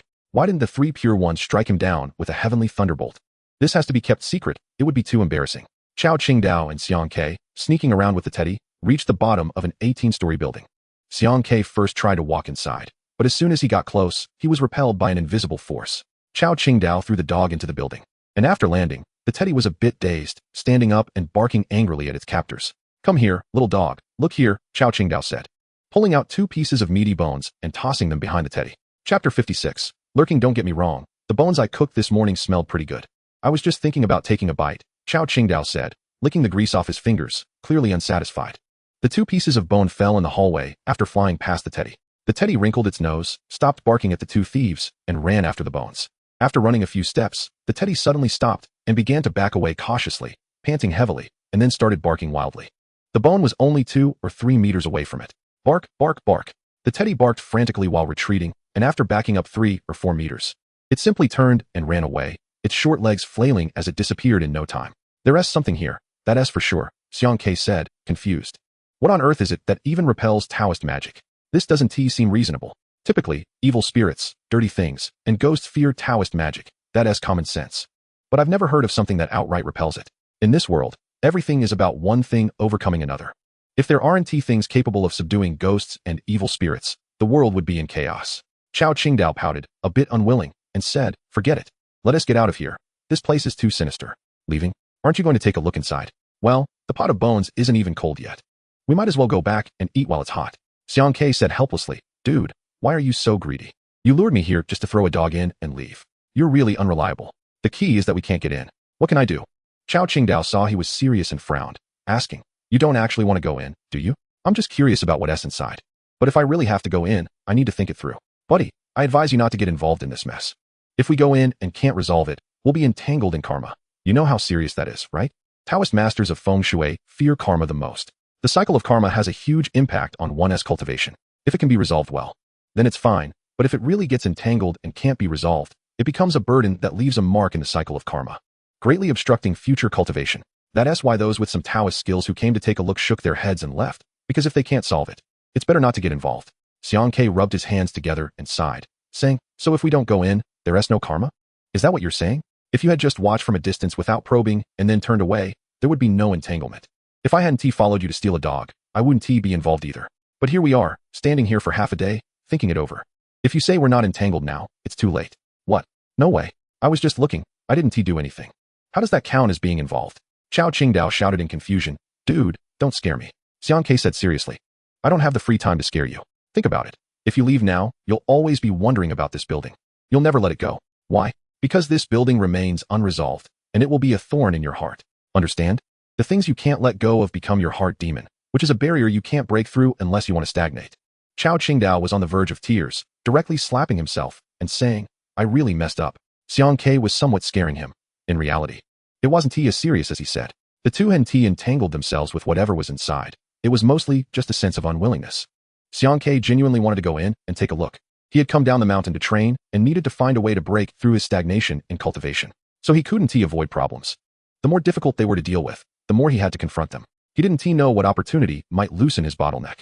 If he couldn't advance further, how would he face the old graves of the Xiang family in 3 years? So, Xiang Ke wanted to see what it was that could repel Taoist magic, but he was also afraid he couldn't handle it alone. And Chao Qingdao happened to be a helper. Of course, he couldn't tell Chao Qingdao that. He was afraid that if Chao Qingdao panicked, he would think of him as a bone to chew on. Chao Qingdao, squatting on the ground and smoking, raised his head in frustration and asked, what do we do if we can't get in? Xiang Ke pointed at his backpack and asked, what equipment do you have? Tell me about it. Chao Qingdao took off his travel bag and opened it, saying, a peachwood sword, which my master refined. It's considered a spiritual tool. I've been wearing it since I started practicing in Maoshan nearly 20 years ago. It has been attuned to me. I also have a few talismans and a corpse-controlling bell. After waiting for a while, Chao Qingdao pulled the backpack back up, and Xiang Ke coughed and said, that's it. Just that little bit of stuff? Hey, I'm not a magic cat. What do you think I can pull out? Xiang Ke, somewhat irritated, asked, aren't you from a major sect of Maoshan? It's been over 1,000 years. As a disciple of Maoshan, you're out here in the world with just this little bit of stuff? Seriously, isn't Maoshan being irresponsible? Why don't they give you some magical tools or spiritual items? If you run into something tough, wouldn't you be done for? Chao Qingdao rolled his eyes continuously, very speechless, and said, dude, Maoshan disciples have been around for over 1,000 years. You think everyone has magical tools? Maoshan isn't a magic cat. Besides, my master only has me as a disciple, so this gear is already pretty good. Some disciples leave the mountain completely empty-handed. They even have to draw their own talismans. And they don't even have anything of decent quality. You're really talking without thinking. Chao Qingdao looked at Xiang Ke suspiciously. Remembering how last night when dealing with the zombie, this guy casually tossed out a magical tool that could summon heavenly thunder. This guy definitely had a solid background. The piece of black wood, Chao Qingdao could guarantee, was something that only an elder or the sect leader of the Maoshan sect might possess. And not everyone would have one. Yet this guy was able to casually pull one out. Where did he come from? Xiang Ke felt a bit uneasy under his gaze. So he turned to look at the tall building and pondered, if I could get in, would you dare to follow me? What? You can get in? Chao Qingdao jumped up instantly, incredulously saying, impossible. This place repels all Taoist techniques. If you don't believe me, try walking forward now, you'll definitely be bounced back. I mean, if I could get in, would you follow me? Xiang Ke impatiently fiddled with his backpack. Since you put it that way, how could I lack the backbone? Chao Qingdao exclaimed. Dao Master, we must have backbone. Chapter 57. The evil place. The black energy repels Taoist techniques. Once a person from the feng shui and yin-yang realm reaches the gathering energy stage, their body will contain the energy of heaven and earth. After cultivation, they will generate Taoist techniques, whether it's to exorcise ghosts, dispel evil, divine, or even inscribe talismans. All must be driven by the energy of heaven and earth to be completed. Both Xiang Ke and Chao Qingdao were practitioners of the Tao, having cultivated for many years and already having achieved mastery in Taoist techniques. Therefore, as soon as they approached the building shrouded in black energy, they would be repelled. However, Xiang Ke had an object in his hand that, while not containing Taoist techniques, could allow both of them to penetrate the black energy and enter the building. Xiang Ke took out a rusty iron piece from his canvas bag. The iron piece looked quite shabby. It was likely that no one would even bend down to pick it up if thrown on the ground. But when Xiang Ke held the iron piece and walked towards the building, waving it, Chao Qingdao was instantly stunned because he saw the black energy actually parting to create a gap as Xiang Ke moved the iron piece. What are you still dawdling for? Come in quickly, Xiang Ke urged impatiently. Chao Qingdao seemed dazed. As he walked over, he tightly clamped his legs together and asked in disbelief. What is that in your hand? How can it part the black energy? You're really something, carrying such strange objects. Chao Qingdao became increasingly curious about Xiang Quebec. This guy was odd, carrying objects that ordinary Taoists didn't have, yet he seemed unaware of matters related to the world of feng shui and yin-yang. If anyone was truly strange, it was him. Xiang Ke put the iron piece away and ignored him. One's own secrets cannot be casually revealed. Do you feel it? The malevolent energy here seems to be even denser. Chao Qingdao finally came to his senses. What he said was correct. The black energy was swirling outside the building. But once inside, he felt an overwhelming malevolent energy surrounding his body. This energy was extremely dense, as if every corner of the building contained it. Ordinary people might not feel anything, but those from the feng shui and yin-yang realm are very sensitive to the energy of heaven and earth and could immediately sense the boundless malevolent energy enveloping them. Xiang Ke exhaled deeply. The malevolent energy felt very uncomfortable. This is a place of great misfortune. It definitely didn't form in a short time. Without a few hundred years of accumulation, such dense malevolent energy wouldn't arise. Do you know of any outrageous places around Shenyang? Chao Qingdao shook his head and said, I only arrived here 2 years ago, so I don't know this place at all. I'll ask around, find someone to inquire. Xiang Ke said as he took out his phone to call Brother Haonan to help check what this place was before, but when he took it out, there was no signal. Chao Qingdao looked at his phone and said, it's either the magnetic field is too strong or it's affected by the malevolent energy. No worries, let us go up and take a look. If anything goes wrong, we can just run, Xiang Ke said boldly, holding the sword tip given to him by his master uncle. If things looked bad, they could just flee. The 18-story building was mostly completed, with each unfinished room already partitioned. It was estimated that in another 2 months, people would be able to move in. Nothing had happened during the construction, but just as it was about to be finished, something went wrong, and it couldn't be completed no matter what. Xiang Ke suddenly said, this building repels all those who contain Taoist techniques. Similarly, it does not allow any construction workers to enter. Other than that, it doesn't stop anyone else. As if it has a specific target. Exactly. It's as if the things inside this building don't want anyone to finish it, nor do they allow Taoists to destroy it. Instead, they don't care about people who have no intentions towards the building. The two talked as they walked from the first floor to the 18th floor, but were left dumbfounded because they found nothing. The building looked completely normal, just like those already completed outside, with no signs of anything unusual. I'm a bit confused. Everything here seems strange, but I can't pinpoint what is odd. The more I can't figure it out, the stranger it seems. Do you think it's because we lack experience and our skills aren't sufficient? Chao Qingdao felt a bit disheartened. Climbing 18 floors for nothing felt pointless. Xiang Ke said, I don't deny what you're saying, but you shouldn't dampen morale like that. My confidence is strong, but also fragile. Can you refrain from saying discouraging things? Chao Qingdao leaned against the window, took out a cigarette, and tossed one to him. After looking outside for a while, he frowned and asked, I don't know much about feng shui, but do you think this building could be a feng shui formation? Apart from evil objects or ghosts that have the ability to block. If the whole building has been constructed into a feng shui formation, it would have the same effect. Moreover, sometimes a feng shui formation can be even stronger than human efforts. For example, the feng shui formation of the Chun family in Tangshan has operated for nearly 100 years, directly making the entire Chun family immensely wealthy, which is something human effort cannot achieve. Xiang Ke had thought of this long ago. Before entering, he had walked around the building 3 or 4 times, but didn't see that it was a formation. Furthermore, if the building had been turned into a feng shui formation, the developers and construction teams couldn't possibly be unaware. If it wasn't them, then someone must be secretly manipulating a conspiracy, altering the construction plans without anyone knowing. There are 2 places we haven't been to. If we go to those two places and still can't find the reason, then we're completely out of options. Xiang Ke pointed to the upper and lower parts of the building and said, the rooftop, an ISNT there, an underground parking garage below. The rooftop had a very broad view. This building was one of the tallest in the community. After climbing up to the rooftop, Xiang Ke looked around twice, but found nothing. The two had no choice but to go down from the rooftop and head straight to the underground parking garage below. The underground parking garage had 2 levels, each 3 meters deep, and these 2 garages had hollowed out nearly 10 meters underground, occupying a very large area. The garage wasn't equipped with lights, and it was pitch black inside, where one couldn't see their hand in front of their face. But the two didn't need to see. As soon as they stood outside the garage, they felt a chilling, eerie aura slowly seeping out from within. The energy above was malevolent, while below was cold and sinister. What kind of ghost place is this? Chao Qingdao asked, astonished. Malevolent energy signifies a place of extreme danger, while sinister energy indicates a place of evil. These are 2 different concepts. It's very difficult to find a place of extreme danger containing malevolent energy in modern times, as they were often more common in ancient times. For instance, the site whereby Qi slaughtered 400,000 Zhao soldiers is famously known as a place of extreme danger, where ordinary people find it hard to enter and birds and beasts do not approach, because as soon as one gets close, they would be eroded by the boundless malevolent energy, either becoming insane or completely dying. On the other hand, a sinister place is typically where vengeful spirits or lonely souls reside, such as the buildings commonly said to be haunted, which can be considered sinister places. Chapter 58. Curiosity kills. The cold and eerie aura in the underground garage was bone-chilling, and it felt as if countless sharp knives were slicing through Xiang Ke and Chao Qingdao's bodies, causing a stinging pain. The 2 men simultaneously deepened their breathing, drawing the energy of heaven and earth from within to float at the surface of their bodies to resist the encroaching yin energy. Chao Qingdao exhaled heavily and finally managed to say, I've never seen such a sinister place. The yin energy here is heavier than when the ghost gate of Fengdu Ghost City is wide open. This isn't even the underworld. It's like seeing a ghost. Fengdu Ghost City is the entrance to the underworld, where all the souls in the world are taken by the yin officials to gather in the Ghost City, and then they cross the Naiha Bridge to enter the underworld.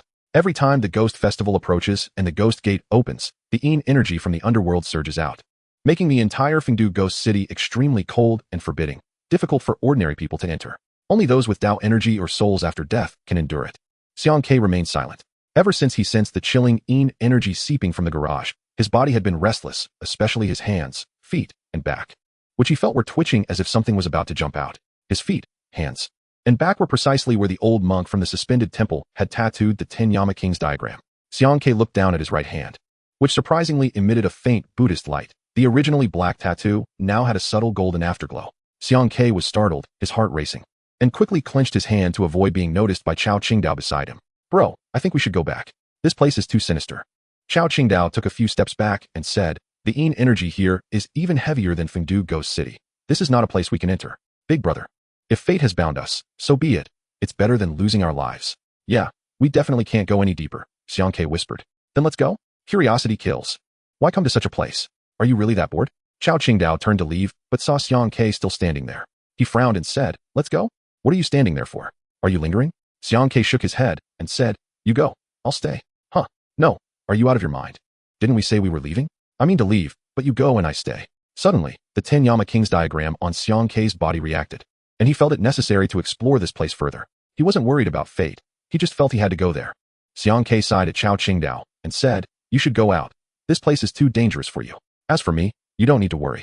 I have many things to protect my life. Even if I really go to the underworld, I might not be left behind. I'm confident I can retreat safely. Chao Qingdao stood there with his mouth agape, unable to utter a word for a long time. After a while, he stomped his foot in frustration and cursed. You're really stubborn. How did I end up with such a fool? Fine, since I came in with you, I won't leave you alone. Let us face it together. Who made me call you here? Xiang Ke tilted his head and smiled at him. Aren't you afraid of death? This place is so sinister. If we go in, we might not come back. Chao Qingdao replied with frustration. The key is you're not going back. How can I throw you away? If you don't come back, I'll definitely be entangled in this fate. Xiang Ke patted his shoulder and said, don't worry. It's not certain that we won't come back. I once heard that those with profound Tao can traverse both yin and yang realms, and even after the soul leaves the body and enters the underworld, they can return safely. Chao Qingdao rolled his eyes and said, you really talk big. What you're talking about is the realm of crossing into the yin. But we're just small fry. Can we compare? I'm still gathering energy. There's a huge gap. Good fortune and misfortune. What seems like a dangerous place might actually hide opportunities. Xiang Ke felt that too smooth a path in cultivation might not be a good thing. One must stumble and struggle to rise higher. Back when he entered the ancient well temple, He had heard his master uncle say that he left the mountain at 18 and returned at 30, spending 12 years honing himself in the world. Every encounter with danger was a form of tempering for his cultivation, and the benefits led to improvements in his skill. If he had stayed in the ancient well temple his whole life, he would have only reached the state of concentrating his mind at best. He could never have achieved his current level. Xiang Ke had also asked his master uncle and the old Taoist what their current cultivation was, but neither had answered him. However, Xiang Ke had witnessed once when he was with his master uncle that when they were besieged by wild ghosts, his master uncle merely exhaled a breath of killing intent, causing those wild ghosts to flee in panic. With Xiang Ke's current cultivation, he wasn't at that level yet. He estimated that both the old Taoist and his master uncle should belong to the realm of crossing into the Yin. One could imagine that when the old Taoist and the monk from the suspended temple teamed up, they couldn't solve the issues with the things in the old grave on the west mountain of Xiang's family. And if he remained stagnant in his cultivation for 3 more years, he would definitely be finished. Thus, Xiang Ke needed to take a chance. Even if it was a dangerous situation, he had to venture in. Perhaps there were hidden opportunities inside. If he retreated at the first sign of danger, he would definitely not be able to contend with the old grave on the west mountain 3 years later. Xiang Ke took out 2 talismans for protection and handed one to Chao Qingdao. The talisman couldn't save lives, but could help them maintain clarity of mind, preventing them from losing their sanity due to the erosion of Yin energy. As they entered the underground garage, the Yin energy became denser the further they went in, reaching an alarming level. In this enclosed space, they could even vaguely hear the sound of Yin winds howling. When they reached the middle of the garage, they discovered a massive black vortex slowly rotating, with countless streams of Yin energy pouring out from it, spreading in all directions. Chao Qingdao exclaimed in shock. The Miao Mountain secret record states that there is a sea in the underworld called the Sea of Suffering. And within the Sea of Suffering is a giant vortex that has been turning since its formation, drawing countless Yin energies from heaven and earth to fill the entire underworld, never stopping. Years later, whenever Chao Qingdao recalled this scene, he would sigh and exclaim, "The young are fearless. Youth is capital." This saying was indeed not wrong. If I had another chance, I would absolutely not go into the underground garage with that idiot. Seriously, I would never bring my son into such a place. Someone asked, "Do you regret it? Are you really not going?" Chao Qingdao sighed and said, "To say I don't regret it would be a lie. But to say I want to go, I still have to go." That idiot is right. Opportunities often come with unknown dangers. If you don't take a step forward and instead retreat, you may avoid danger, but likewise, opportunities will also slip away from you. Chapter 59. The Soul Lamp. Seeing that Chao Qingdao had stopped speaking, Xiang Ke asked with a hint of eagerness, "Why aren't you continuing? What happens next?" "That's it. Is that all the Miao Mountain secret record has? What good is a few words? What you said is no different from not saying anything at all," Xiang Ke said unhappily. Chao Qingdao explained. The Miao Mountain secret record was compiled over thousands of years by the Miao Mountain sect. 80% of it is from the experiences of past ancestors and elders recorded during their travels, and a portion is hearsay of unknown authenticity. The part about the underworld indeed comes from our Miao Mountain ancestors. It is said that one ancestor reached the realm of crossing into the Yin and once had his soul leave his body to enter the underworld, but after returning, he only described a few things and said nothing else. Later, that ancestor instructed that matters of the underworld should not be casually revealed to the outside world. So very little was recorded. After Chao Qingdao finished speaking, he asked in surprise, "You have quite a bit of material, and it's of a high level. It seems that the foundation of your sect is not necessarily worse than ours at Miao Mountain. Does your sect not have records like this?" Xiang Ke sighed with a bitter face. The scripture repository of the ancient well temple holds hundreds of thousands of books. Over the years, he has read a lot. Some of the scriptures record Tao methods, while others, like the Miao Mountain secret record, document various legends. As for matters of the underworld, there are records in the scriptures of the temple, but there is no mention of the vortex that can absorb the Yin energy between heaven and earth, and he knows nothing about it. Just as the two were perplexed by the vortex, Xiang Ke suddenly felt the 10 halls of Yanluo tattooed on his body stirring more violently, and an extremely strong Buddhist light began to emanate from him. The Buddhist light then suddenly connected with the Yin energy seeping from the vortex, wrapping around Xiang Ke and quickly enveloping him, pulling him violently inward toward the vortex. Chao Qingdao, who was beside him, reflexively reached out to grab Xiang Ke, and the two felt their bodies suddenly lighten, disappearing into the vortex. At the moment Xiang Ke vanished, 1,000 miles away at the ancient well temple, the old Taoist, still dozing under the old locust tree, suddenly felt his right hand twitching frequently. He abruptly opened his eyes and looked incredulously toward the northeast. Then, a man holding a half-broken iron sword hurriedly ran out from the main hall of the temple and said in a deep voice, "Xiang Ke's life lamp is about to extinguish."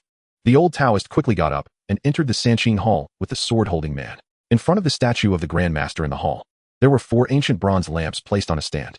The ancient lamps were of an old style, covered in bronze rust, appearing very primitive, as if they had undergone countless years. Above the lampstand was a cluster of blue flames burning in midair, the flames burning quite cleverly.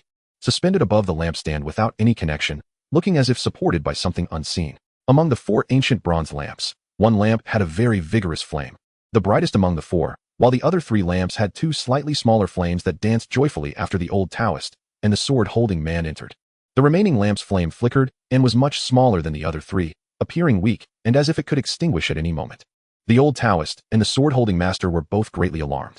They sat cross-legged on the ground and quickly raised their hands, frequently forming hand seals in front of the lamp that was about to extinguish. In an instant, all the vital energy of heaven and earth in the Zhongnan mountain range began to swirl violently, rushing toward the small hill of the ancient well temple. Although early spring is the season of revival, and the snow on Zhongnan mountain had melted, the vegetation and trees were still in a deep winter slumber. However, when the old Taoist and the sword-holding man formed their hand seals to draw in the vital energy of heaven and earth, the surrounding vegetation of the ancient well temple began to show signs of greening, revealing a strong vitality. On the ground, withered grass welcomed spring. At this moment, the villagers of ancient well village suddenly felt their bodies relax, as if all their pores had been opened, feeling incredibly comfortable. Several children and elders who had been suffering from colds suddenly healed, and those with ailments began to improve quietly. The elders and current leader of the Chuanjian sect, who had been cultivating in Zhongnan mountain, rushed outside, looking horrified at the massive vital energy of heaven and earth slowly gathering in the air toward the Zhongnan mountain area. Those hermits who had been cultivating in Zhongnan mountain for years, with profound Taoist abilities, also stepped out of their dwellings and looked up at the sky. Who was manipulating the vital energy of heaven and earth in the depths of Zhongnan mountain? What a powerful method to forcibly extract the energy without any resistance. An elder of Chuanjian, over 80 years old, exclaimed in surprise. The leader of Chuanjian said softly, the previous leader once mentioned that there are unknown existences deep in Zhongnan mountain. These existences do not enter the world, do not participate in disputes, and never show themselves. I always thought it was just a rumor, but it seems to be true now. Leader, since this person is cultivating in Zhongnan mountain, should we send an elder to inquire? The sword-holding man asked. The leader of Chuanjian smiled and said, what for? With his ability to mobilize such a large-scale vital energy, can we find anyone in our Chuanjian sect who is on par with him? It's better not to know and to let him be. We should best extinguish any thoughts of interference, or it may bring disaster to Chuanjian.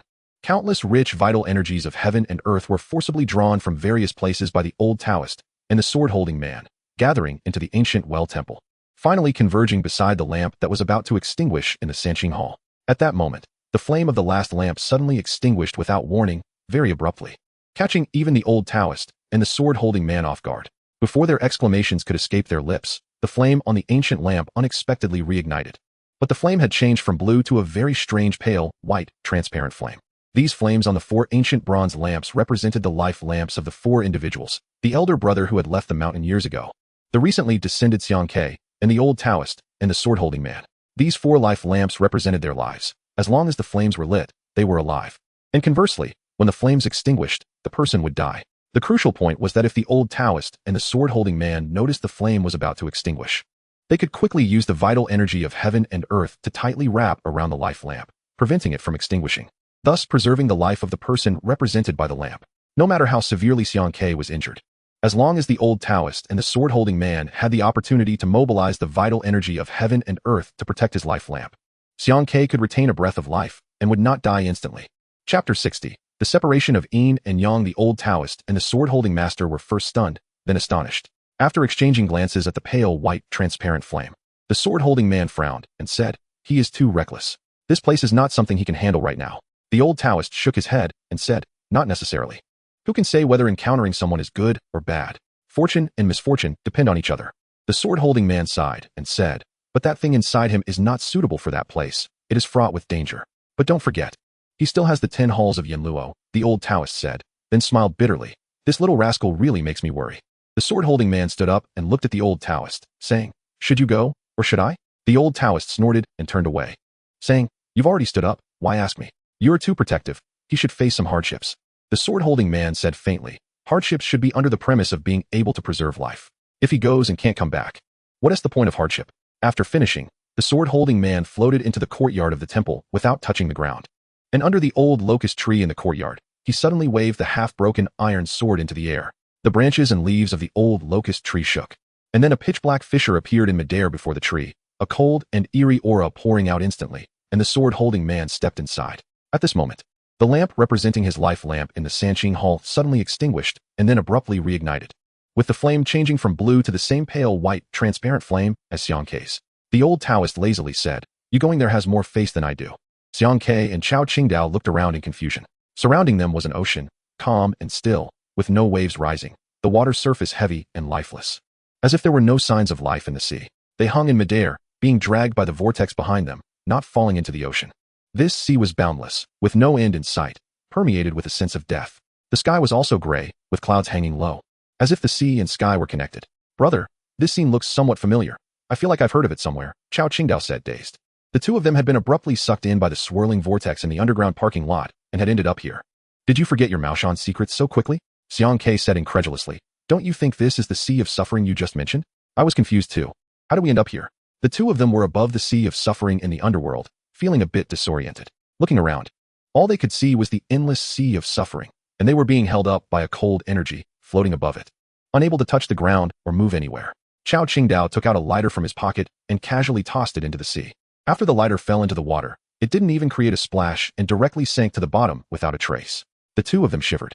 If a person fell in, there wouldn't even be a bubble coming up. Even the little white dragon would have no way to help. After more than half an hour, Chao Qingdao helplessly said, the only thing that can ease my mind is that we seem unable to fall down.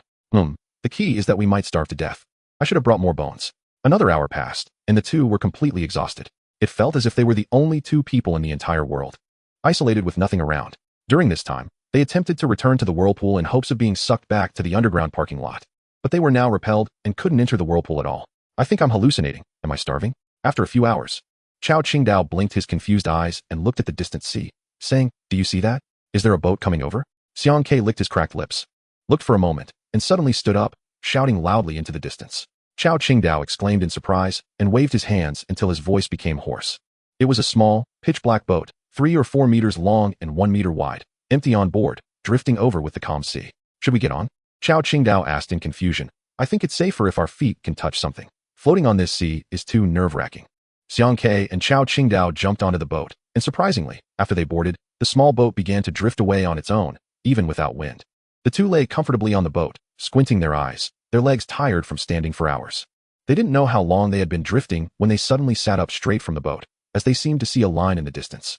Like a horizon, the boat finally reached the shore. Stepping on solid ground was much more reassuring than floating on the sea, although the land was still desolate and lifeless, with only dry branches and stones on the ground, along with the pervasive coldness in the air.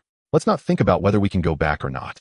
I'm just worried about what to do if we starve to death, Chao Qingdao said anxiously. This way of dying is hard for me to accept. I'd rather be struck dead by a heavenly thunder from the Maoshan ancestors.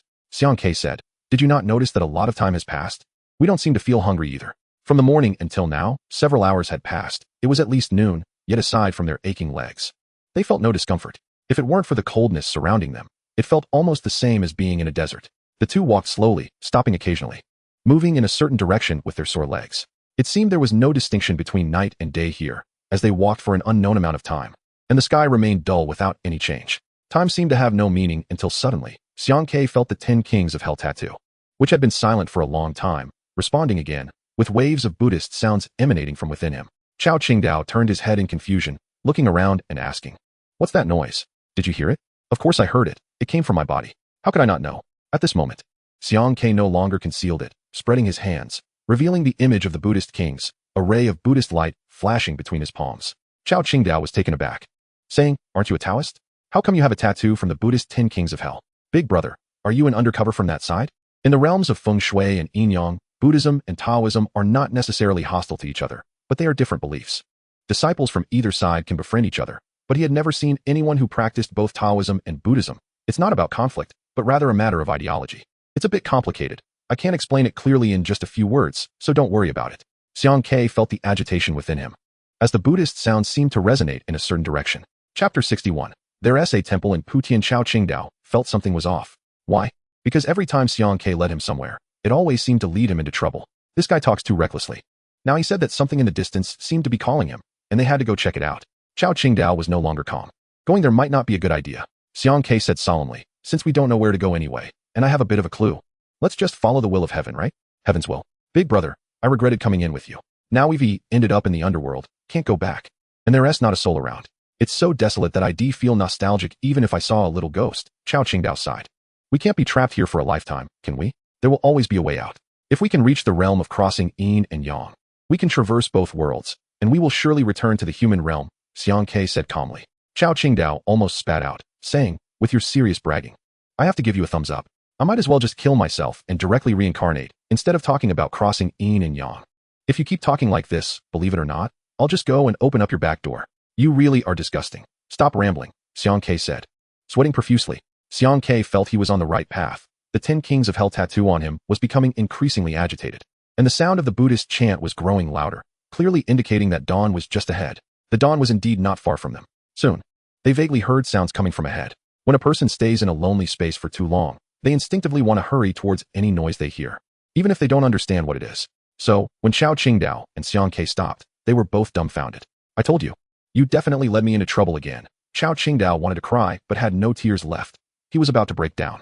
Ahead was a bottomless cliff, with a terrifying aura below, where countless vengeful spirits and evil ghosts were howling, their cries echoing in the clouds, deafening the two and making their hearts tremble. Chao Qingdao stared in shock, saying, Is this the noise calling you? This is clearly the prison for vengeful spirits and evil ghosts suppressed by the underworld for their heavy sins. Are you being summoned here?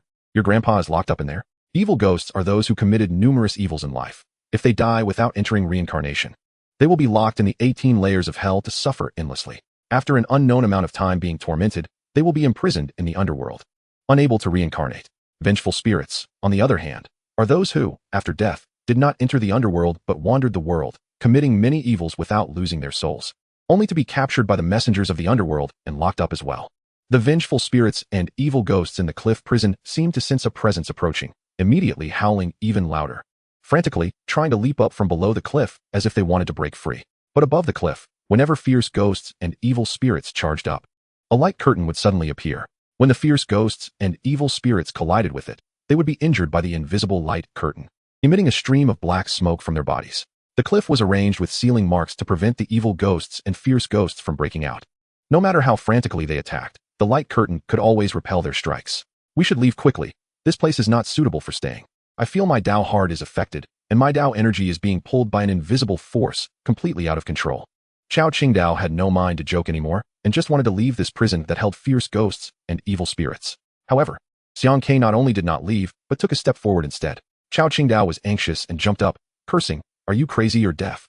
Xiang Ke was in despair, struggling to turn his head, and said, I can't move. What? Chao Qingdao was dumbfounded, as he saw Xiang Ke seemingly being pulled towards the edge of the cliff. The closer Xiang Ke got to the cliff prison, the more fiercely the fierce ghosts below charged at the light curtain, attacking without fear of death. After one wave was repelled, another wave immediately followed. At the same time, golden light radiated from Xiang Ke, and a grand Buddhist chant echoed. 10 images of the 10 Yama kings appeared outside his body, slowly circling in front of him. At this moment, Xiang Ke finally understood why he had been summoned and why the 10 Yama king images had manifested with Buddhist sounds. All of this came from within him. It was the thing from the old grave in Shishan that was causing trouble, forcibly guiding Xiang Ke to the cliff prison where the fierce ghosts and evil spirits were held. The 10 Yama king images were suppressing the thing inside him, continuously chanting to subdue it. However, in the end, Xiang Ke was still influenced, step by step moving towards the cliff's edge. A thunderous roar echoed within Xiang Ke, and under this roar, the 10 Yama king images that floated around him were abruptly shattered. The Buddhist sounds vanished, and the golden light dimmed. At that moment, Xiang Ke suddenly fell to daze, his mind going blank, and he instantly lost his senses. Chao Qingdao watched in shock as Xiang Ke took out that strange iron piece from his bag and swung it at the light curtain above the cliff prison. With each strike, the light curtain trembled, and the fierce ghosts and evil spirits below howled and attacked even more fiercely. Xiang Ke tirelessly swung the iron piece, attacking the same spot on the light curtain with all his might. Gradually, after a long time, the light curtain suddenly dissipated above the cliff. The prison was broken. Chao Qingdao was so scared that his legs went weak, nearly fainting. Countless fierce ghosts and evil spirits erupted from the prison below the cliff. The fierce ghosts and evil spirits that charged out were all heading straight for Xiang Ke, instantly rushing into his immobile body. In Putian, Fujian, there was a small temple with a simple plaque that read 3 words, Sky High Temple. In the back courtyard of the temple, there was an old monk who sat and chanted sutras year-round. The old monk always turned the Buddhist beads in his hand, but had never uttered a single verse. Suddenly, the beads in the old monk's hand scattered and fell to the ground without warning. The old monk, who had his eyes closed, suddenly opened them and stared northeast for a moment before waving his hand to collect the scattered beads, then forcefully scattering them again, causing the beads to explode one by one. A pitch-black, cold gap appeared in front of him. The old monk put his hands together, and a Buddhist sound erupted from his body, continuously entering that pitch-black gap. Chapter 62, The ghost general leads the troops. Chao Qingdao was alarmed. Watching as fierce ghosts and evil spirits surged into Xiang Kei's body, he knew this fellow was completely finished. To put it simply, Xiang Kei's current state could be described as being possessed by ghosts. This was not uncommon in the human world. Many people had been possessed by ghosts. Chao Qingdao had only seen one person possessed by a single ghost, but he had never seen someone possessed by countless ghosts at once. Xiang Kei felt strange. He lost all sense, and after releasing the evil ghosts and fierce ghosts from the prison, his mind instantly regained clarity but lost control over his body. He watched helplessly as fierce ghosts and evil spirits rushed into his body, feeling a black energy starting to flow throughout him, devouring the souls that rushed in. The souls of the fierce ghosts and evil spirits seemed like moths to a flame, knowing they would be devoured yet unable to resist the temptation, continuously rushing into his body. With each soul devoured, the black energy that roamed throughout his body grew slightly stronger, like a hungry snake, growing larger with each bite. I know what you are. You are the thing from the old grave in Shishan that entered my mother's body before I was born. You also led me into the underworld and guided me to the prison where the evil ghosts and fierce ghosts are held. You want to devour them to strengthen yourself. Xiang Kei sighed softly and transmitted a thought to the black energy, saying, no wonder the old Taoists and monks couldn't completely eliminate you back then. You really are formidable. The black energy ignored Xiang Kei, tirelessly continuing to devour, and the countless souls released from the prison had completely wrapped around him, making it impossible for Chao Qingdao to see Xiang Kei's figure. If this continues, when you have devoured enough, is it possible for you to break out of my body? The silent black energy paused slightly upon receiving Xiang Kei's thought, then continued to devour without hesitation. Xiang Kei smiled. This guy could still sense his thoughts after all. You want to replace me? Do you think I would agree? The 10 Yama King images could not suppress it because Xiang Kei had been deceived back then.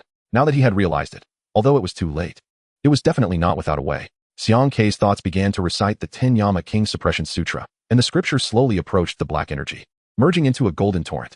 As the black energy devoured the souls, the scripture followed behind, gnawing at it. Xiang Kei felt its unwillingness. It panicked and desperately accelerated its devouring speed. At the same time that Xiang Kei's thoughts silently recited the 10 Yama King Suppression Sutra, a sound of Buddhist chanting, condensed with the old monk scriptures, suddenly floated over, passing through the sea of suffering, arriving at the top of the cliff. And then the Buddhist sound instantly surged into Xiang Kei's body, which was wrapped by the evil ghosts and fierce ghosts. Chao Qingdao was stunned to find that all the souls surrounding Xiang Kei suddenly let out a shriek, as if being pushed away by an invisible force, scattering in all directions, revealing Xiang Kei's body. Xiang Kei looked at the dumbfounded Chao Qingdao and said, we need to leave quickly. Let's get out of here. Huh? You're not dead? After being possessed by so many ghosts, you're still alive? Chao Qingdao exclaimed in disbelief. Stop the nonsense. Hurry up and go. A string of Buddhist sounds that drifted from somewhere merged with the 10 Yama King Suppression Sutra, and the black energy had no time to continue devouring souls. Fully focusing on resisting the scripture's erosion, Xiang Kei felt that he had to leave the cliff prison immediately, not allowing the evil ghosts and fierce ghosts any more chances to possess him. The two of them ran away quickly, escaping the cliff, while countless fierce ghosts and evil spirits shrieked and chased after them madly, as if Chao Qingdao and Xiang Kei were dragging a long tail. The speed of the soul chase was extremely fast, and they didn't need two legs at all, simply floating towards them. Elder brother, if we keep running like this, we will eventually be done for. How can two legs outrun something floating in the sky? Chao Qingdao is on the verge of crying. He takes out a peachwood sword and says, let us do it. I can't run anymore. You have so much equipment on you. So don't hold back now. Saving our lives is the priority. Xiang Kei pulls out a heavenly thunder talisman from his backpack, flicks it into the air, then draws out the broken sword tip and stands firm, sweeping it horizontally. An invisible murderous aura quickly gathers in front of Xiang Kei, and once the aura takes shape, the souls closest to them are instantly reduced to ashes, without even a scream. What is this broken iron piece? Not only can it cut through the Yin energy of 18 stories, but it can also break the seals of the cliff prison. Those souls perish upon contact. This must not be an ordinary magical tool. Of course, it's not a magical tool. It's just a sword tip. The Grandmaster of the Three Qings practiced it, right? I haven't heard of any Grandmaster of the Three Qings using a sword. The sword belongs to my master uncle. After I left the mountain, he gave me this sword tip for self-defense. The sword of the sword-wielding man, which he carries year-round and is covered in rust, is the sword of the god of death, Bai Qi, from when he fought the 6 states. Over 20 years of battle. It drank the blood of countless souls and is ranked as the most vicious weapon in the world. Bai Qi alone killed 400,000 Zhao troops in the battle against Zhao, and it said that nearly 1 million souls perished at his hands during those years. Bai Qi earned the title of the god of death, and the sword in his hand became the most famous vicious weapon in the world. So, this sword has consumed countless souls and condensed boundless murderous aura. No one knows how many vengeful and evil spirits are imprisoned in the cliff prison of the underworld. Not even the 10 Yama Kings of the underworld. After the prison was broken, the souls imprisoned for countless years surged out. The first ones to escape were attracted to Xiang Ke and Chao Qingdao, while the later ones flew out aimlessly. In the end, the underworld realized that the cliff prison had been broken, and the 10 Yama Kings immediately received orders to come and suppress it. In an instant, the 10 Yama Kings of the underworld quickly gathered their underlings, the Yin soldiers, and rushed to the cliff prison. Exhausted from fleeing, Xiang Ke and Chao Qingdao noticed the overwhelming Yin energy in the distance, with countless Yin soldiers hurrying towards them. In front of the Yin soldiers were the Ghost King, the Day Traveler, the Night Traveler, the Unchanging, the Ox Head, the Horse Face, the Leopard Tail, the Bird Beak, the Fish Gills, and the Hornet. The duty of the Yama Kings is to capture the souls. Whether in the human realm or the underworld, no soul can escape their grasp. Groups of Yin soldiers rushed into the vengeful and evil spirits, battling the souls, while the 10 Yama Kings commanded their Yin soldiers from the back. The vengeful spirits and evil souls no longer cared about Xiang Ke and Chao Qingdao. They began to flee in all directions to avoid being hunted by the Yin soldiers. Chapter 63. Coming with the sword, the souls, in disarray, fled everywhere, and 4 Yama Kings began to surround them. Chao Qingdao and Xiang Ke looked helplessly at the approaching Yama Kings, their palms sweating. The Yama Kings themselves have come? This is getting serious. Xiang Ke awkwardly said to Chao Qingdao, I told you not to follow me. Look at this. Brother, I guess I'm a burden to you. Chao Qingdao said, speechless. Letting out a long sigh. I studied literature at 3, practiced martial arts at 4, mastered Taoist scriptures at 5, broke stones at 6, and could subdue demons at 8. With such a glorious life, I ended up in your hands. I'm so frustrated. Xiang Ke blinked in confusion and asked, what were you doing when you were 7? Didn't you break stones at 6? My ribs were broken, and I had to rest for a year. Chao Qingdao looked at him in disbelief. Xiang Ke covered his face and said, hurry up and boast to these Yama Kings. Find a way for us to escape. The 10 Yama Kings include the Ghost King, Day Traveler, Night Traveler, Unchanging, Ox Head, Horse Face, Leopard Tail, Bird Beak, Fish Gills, and Hornet, with countless Yin soldiers under them, specialized in capturing souls of the living. What most people are familiar with are the Black and White Impermanents and the Ox Head and Horse Face. These 4 major Yama Kings are responsible for capturing souls unwilling to enter the underworld after death, and those who harm the human realm, while the others maintain order in the underworld. The simultaneous appearance of the 10 Yama Kings is a rare occurrence in the underworld, happening only when the underworld is unable to control a situation. The last time this happened was over 100 years ago. This time, the breaking of the cliff prison is a significant event that hasn't occurred in many years, and the Yama King ordered the Yama Kings to come and lead the troops to suppress it. Bro, don't think about escaping. It's like we robbed a bank and are now surrounded by armed police and troops. If you move, you'll be shot to pieces. The key is, we can't offend them. Anyone who dies must enter the underworld for reincarnation. If you offend these Yama Kings, just wait until it's time to be reborn and see the consequences. Chao Qingdao said dejectedly, let us accept it. We've made a huge mistake. In my estimation, the best outcome is being imprisoned in the underworld, and if it's worse, we might never be able to reincarnate in this life. The Ghost King frowned and glanced at the two, saying, do you have yang energy? You have not yet reached the end of your lifespan, but have entered the underworld, and your cultivation has not reached the level of crossing the 2 realms. How did you come to the underworld? Well, it's a long story, Chao Qingdao stammered. Yama King, I want to say we don't even know how we got to the underworld, and those souls don't know how they escaped either. I don't know if you believe it. Really, I'm not lying. The Ghost King said, no more nonsense. There are souls that reveal this prison was broken because of them. Take them away and lock them up, then interrogate them slowly. The Day Traveler angrily said, the entire underworld is in chaos. We still don't know how many souls have not been captured. Yama Wang is furious and demands a thorough investigation of this matter. Anyone involved must be imprisoned. Xiang Ke rubbed his nose awkwardly and said, can we explain, Yama Kings? There is nothing to explain. Take them away first.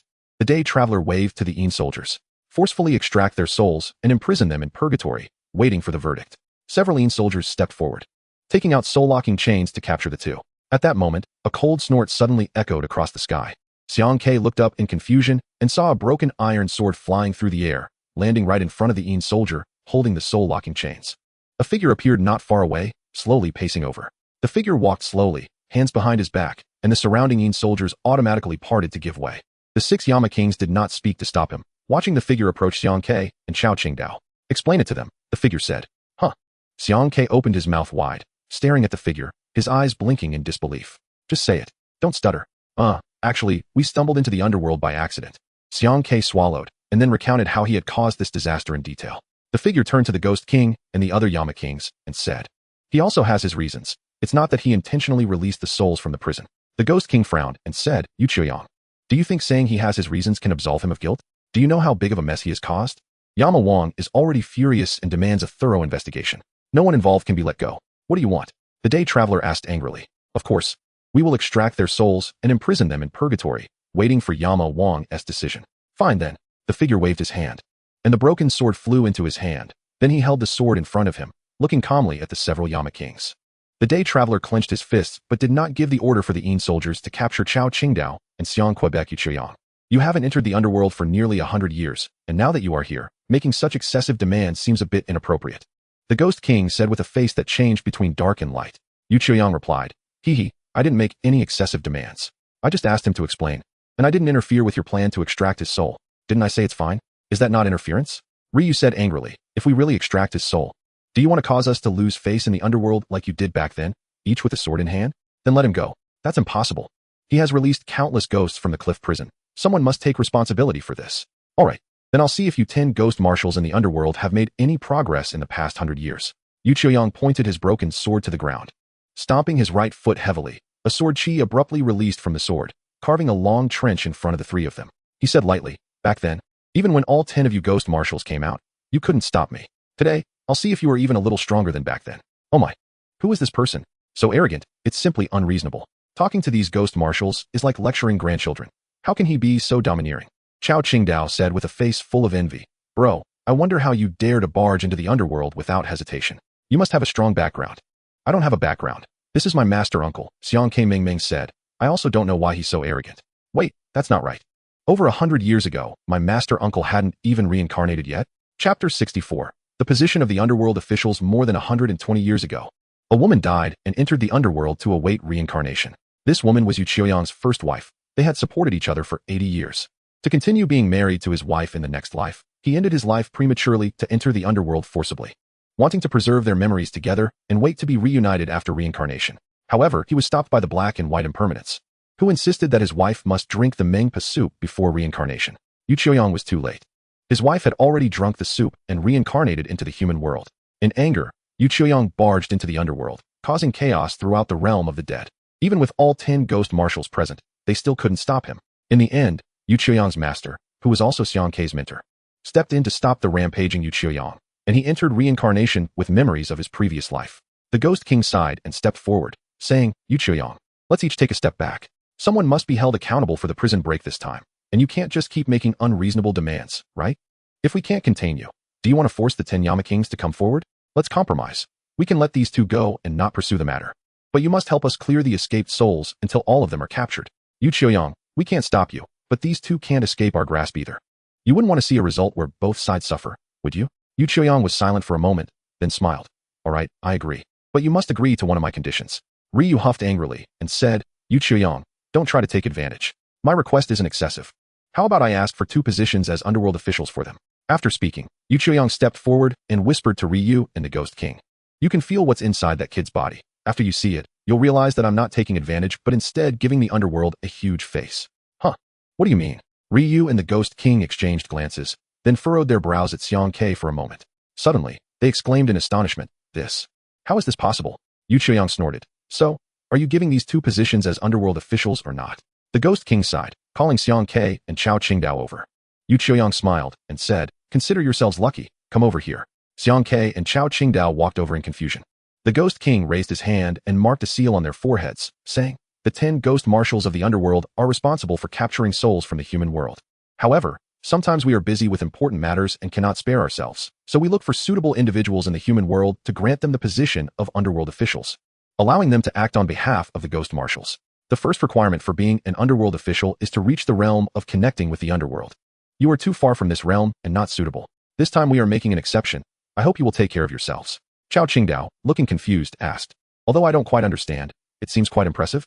The Ghost King replied, as underworld officials, you can freely traverse the realms of the living and the dead, and can act on behalf of the ghost marshals to capture souls, even disposing of them at will, without being restricted by the cycle of cause and effect. Besides, there are many other benefits. You will gradually understand them. After the Ghost King finished speaking, he turned to Yu Qiuyang and said, this matter ends here. I hope you can give us a proper explanation.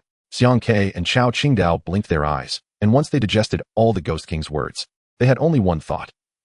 This must be impressive. The Ghost King led the other ghost marshals away, and Xiang Ke walked up to Yu Qiuyang and said, Master Uncle, we won't cause trouble, but it's quite troublesome. Troublesome? What trouble? Yu Qiuyang replied, I didn't expect you to enter the underworld so quickly. If I had known you were coming, I should have reminded you. Remind me to be low-key? No. I meant to remind you to display the sign of the Gujing Temple when I left the mountain and the temple. Didn't you and the master tell me not to mention that I'm from Gujing Temple? Oh, right, you should still be low-key. Yu Qiuyang cleared his throat and said, this matter is settled. You should return to the human world immediately, although you can now freely traverse the realms of the living and the dead. Staying in the underworld for too long is not beneficial for your cultivation. Go back. Xiang Ke scratched his head, shyly saying, Master Uncle, I'm sorry for the trouble this time. Next time. Get lost. Do you still want it next time? This is not to be repeated. Yu Qiuyang decisively left with his broken sword. Xiang Ke and Chao Qingdao returned to the human world from the underworld smoothly. After the seal was marked on their foreheads, they understood its function and also realized why that 18-story building was surrounded by heavy yin and malevolent energy. It was a transit station set up in the human world to collect souls back to the underworld.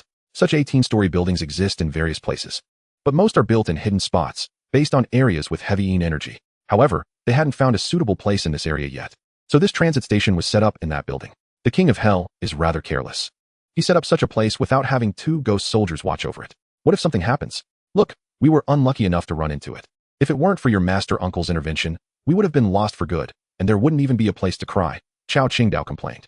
Xiang Ke patted his head and laughed. Sounds like you're not quite satisfied? Just a false alarm. Just a false alarm. Chao Qingdao chuckled. You see, this is called surviving a great disaster brings good fortune. We actually made a profit. The position of underworld officials is extremely important in the realm of feng shui and yin-yang practitioners. With this title, when they encounter ghosts or souls in the future, they can act with legitimacy. They are acting on behalf of the underworld and are not bound by the heavenly laws, so they no longer have to worry excessively. For them, it was as if they had gained a cheat code. They were now formidable. Xiang Ke stayed at Chao Qingdao's home for over half a month without going out.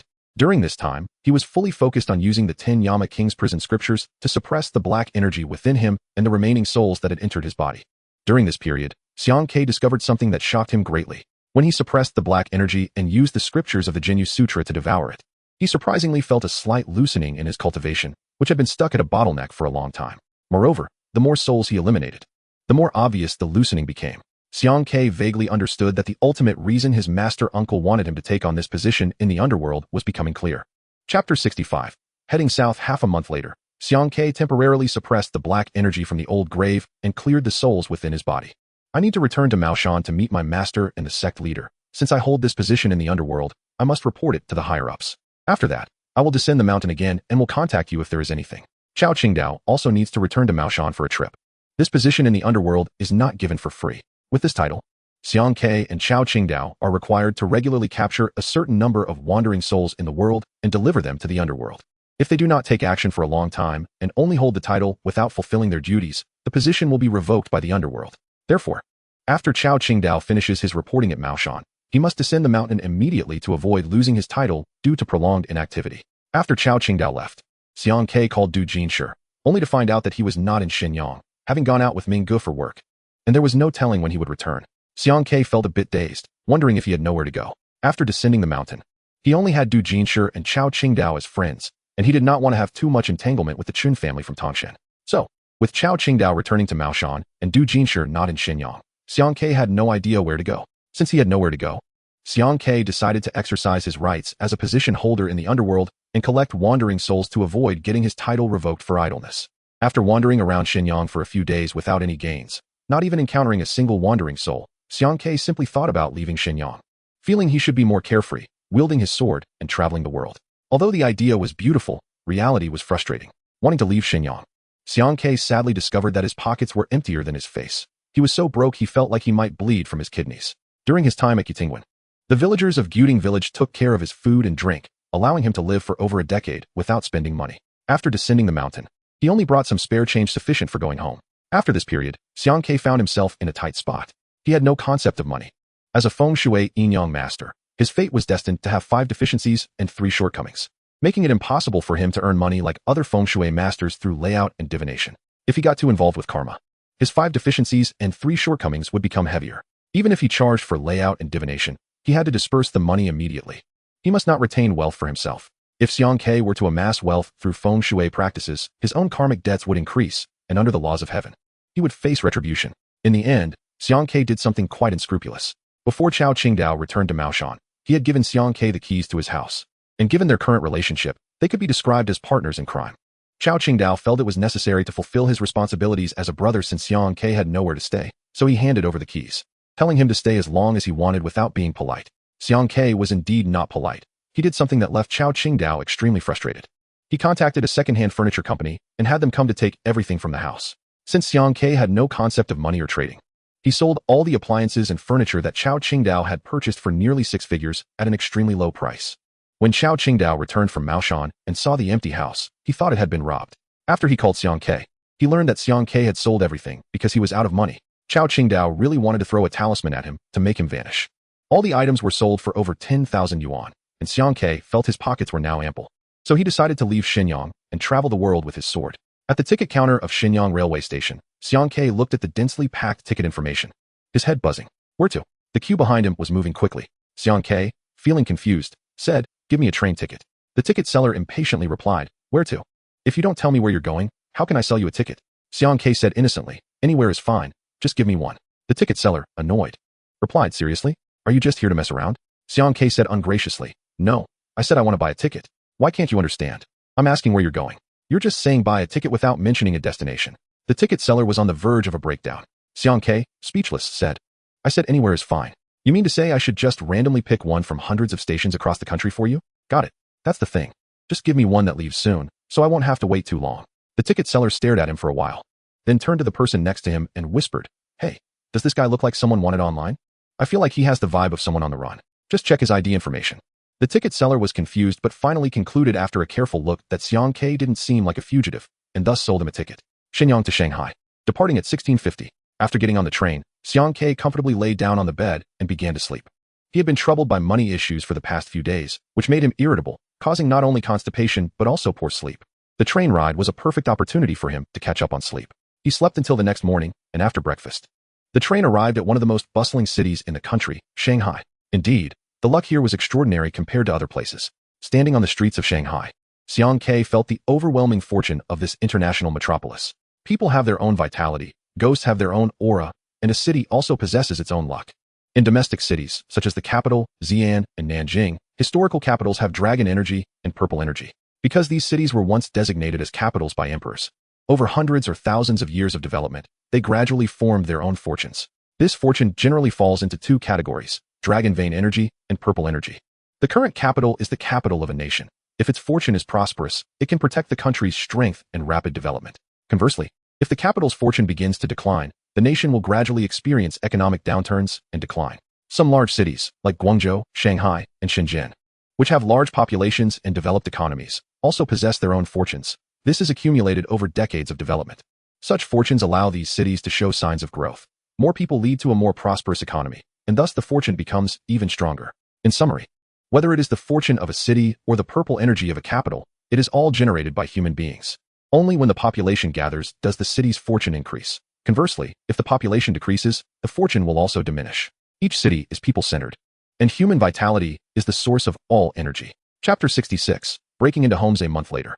At the west gate of Ruijin Hospital in Shanghai, Xiang Ke was sitting cross-legged against the wall, with a bottle of water and a pack of 10 yuan Hong Shuangxi cigarettes in front of him. The ground was littered with cigarette butts, and his mouth felt a bit numb from smoking. In just over half an hour, it would be midnight at 11:30. Since arriving in Shanghai, Xiang Ke had rented a small room for 800 yuan a month. During the day, he basically sat in meditation, recited scriptures, drew talismans, then ate, defecated, and slept. Around 9 o'clock in the evening, he would leave his residence and take the bus to Ruijin Hospital, which was 8 stops away, and then sit down next to the West Gate. The West Gate is where the hospital's inpatient department and morgue are located. In less than a month, he had collected 4 souls at the West Gate of the hospital, 1 wrong spirit, and 2 vengeful ghosts. His workload was quite impressive, and his skill was improving day by day. Xiang Ke estimated that if things continued like this, it wouldn't be long before he could complete this year's task ahead of schedule, without worrying about losing his title in the netherworld. "Come on, young man, have a smoke," said the old man at the gate, moving a small stool to sit next to Xiang Quebec. "Thanks, old man, but I can't smoke anymore. If I do, my mouth will feel like it's been numbed with anesthetics, and I won't feel anything." Xiang Ke quickly waved his hand. The old man chuckled. "It's fine. Just have a quick smoke with me. I've noticed you've been hanging around here for a while. Are you waiting for someone? Does someone in your family stay here?" Xiang Ke took the cigarette, put it in his mouth, lit it, and shook his head, saying, "No, I'm here for work." The old man was taken aback and, somewhat confused, said, "Working here? Young man, what can you do?" "Huh, why do you say that?" The old man laughed and said, I've been a night watchman here for over 30 years. You think I don't know anything? In a hospital, people die every day. After someone dies, their souls most easily encounter the inpatient department and the morgue. In my 30 years here, what haven't I seen? There was a young man who was here for about half a year, similar to you. After we got familiar, he would tell me why he was hanging around the hospital at night. When he left a few years ago, he even gave me a talisman, saying that since I'd been a gatekeeper for too long, the negative energy was too heavy, making me susceptible to illness. You know what? Ever since he left, I really haven't had any issues. Xiang Ke chuckled and asked, you actually believed him? The old man, puffing on his cigarette, replied, why wouldn't I believe it? If you walk by the river often, how can you not get your shoes wet?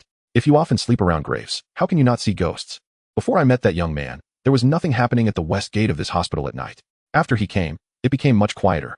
And then when he left, it got lively again. Now that you're here for a month, isn't it quiet again? Xiang Ke laughed and said, old man, am I helping you relax? Well, with you here, it's much quieter for me at night. The old man glanced at his watch and stood up, saying, it's about time. I won't delay you any longer. After you finish up, hurry back to sleep. Staying up late like this will make you age prematurely. You're still young, and you haven't even married yet. Be careful about disharmony in married life later. Oh my, old man, you really understand. Xiang Ke patted his backside and stood up, using his finger to draw a line across his forehead, opening his celestial eye. In a place like this hospital, there were quite a few wandering souls, and he could encounter them almost every day. If these wandering souls were the result of a normal life cycle, they would be carefree, having no attachments to the world, and would naturally head to the ghost city to cross the Naiha Bridge into reincarnation without needing anyone's help. However, some wandering souls died suddenly from violent illnesses or accidents, and because they died unexpectedly, they would be reluctant to leave the world behind. If these souls had family members who cared for them, offerings would be burned on the seventh day, and after reciting a few words, they could be sent away. Conversely, if no one cared for them, these souls would typically not go to the ghost city, but would linger in the place of their death. And then the underworld officials or soldiers would capture them and send them to Fengdu Ghost City. A small portion of souls are those who died wrongfully, such as murder victims. These souls accumulate a lot of resentment at death, and after dying, they are reluctant to reincarnate, only wanting to take revenge or harm the living. For this type, coercive measures must be taken. That night, Xiang Ke didn't have any harvest. By around 1 o'clock in the morning, no wandering souls had appeared, and he figured he had wasted the night waiting. So he stood by the roadside for a moment before taking the night shift bus back to sleep. An hour earlier, at midnight, in the Huafu Villa in Rongqing, a Passat with Anhui license plates drove through the villa gates and went straight in, finally stopping in front of the innermost 3-story villa with a creak. The first and second floors of the villa were dark.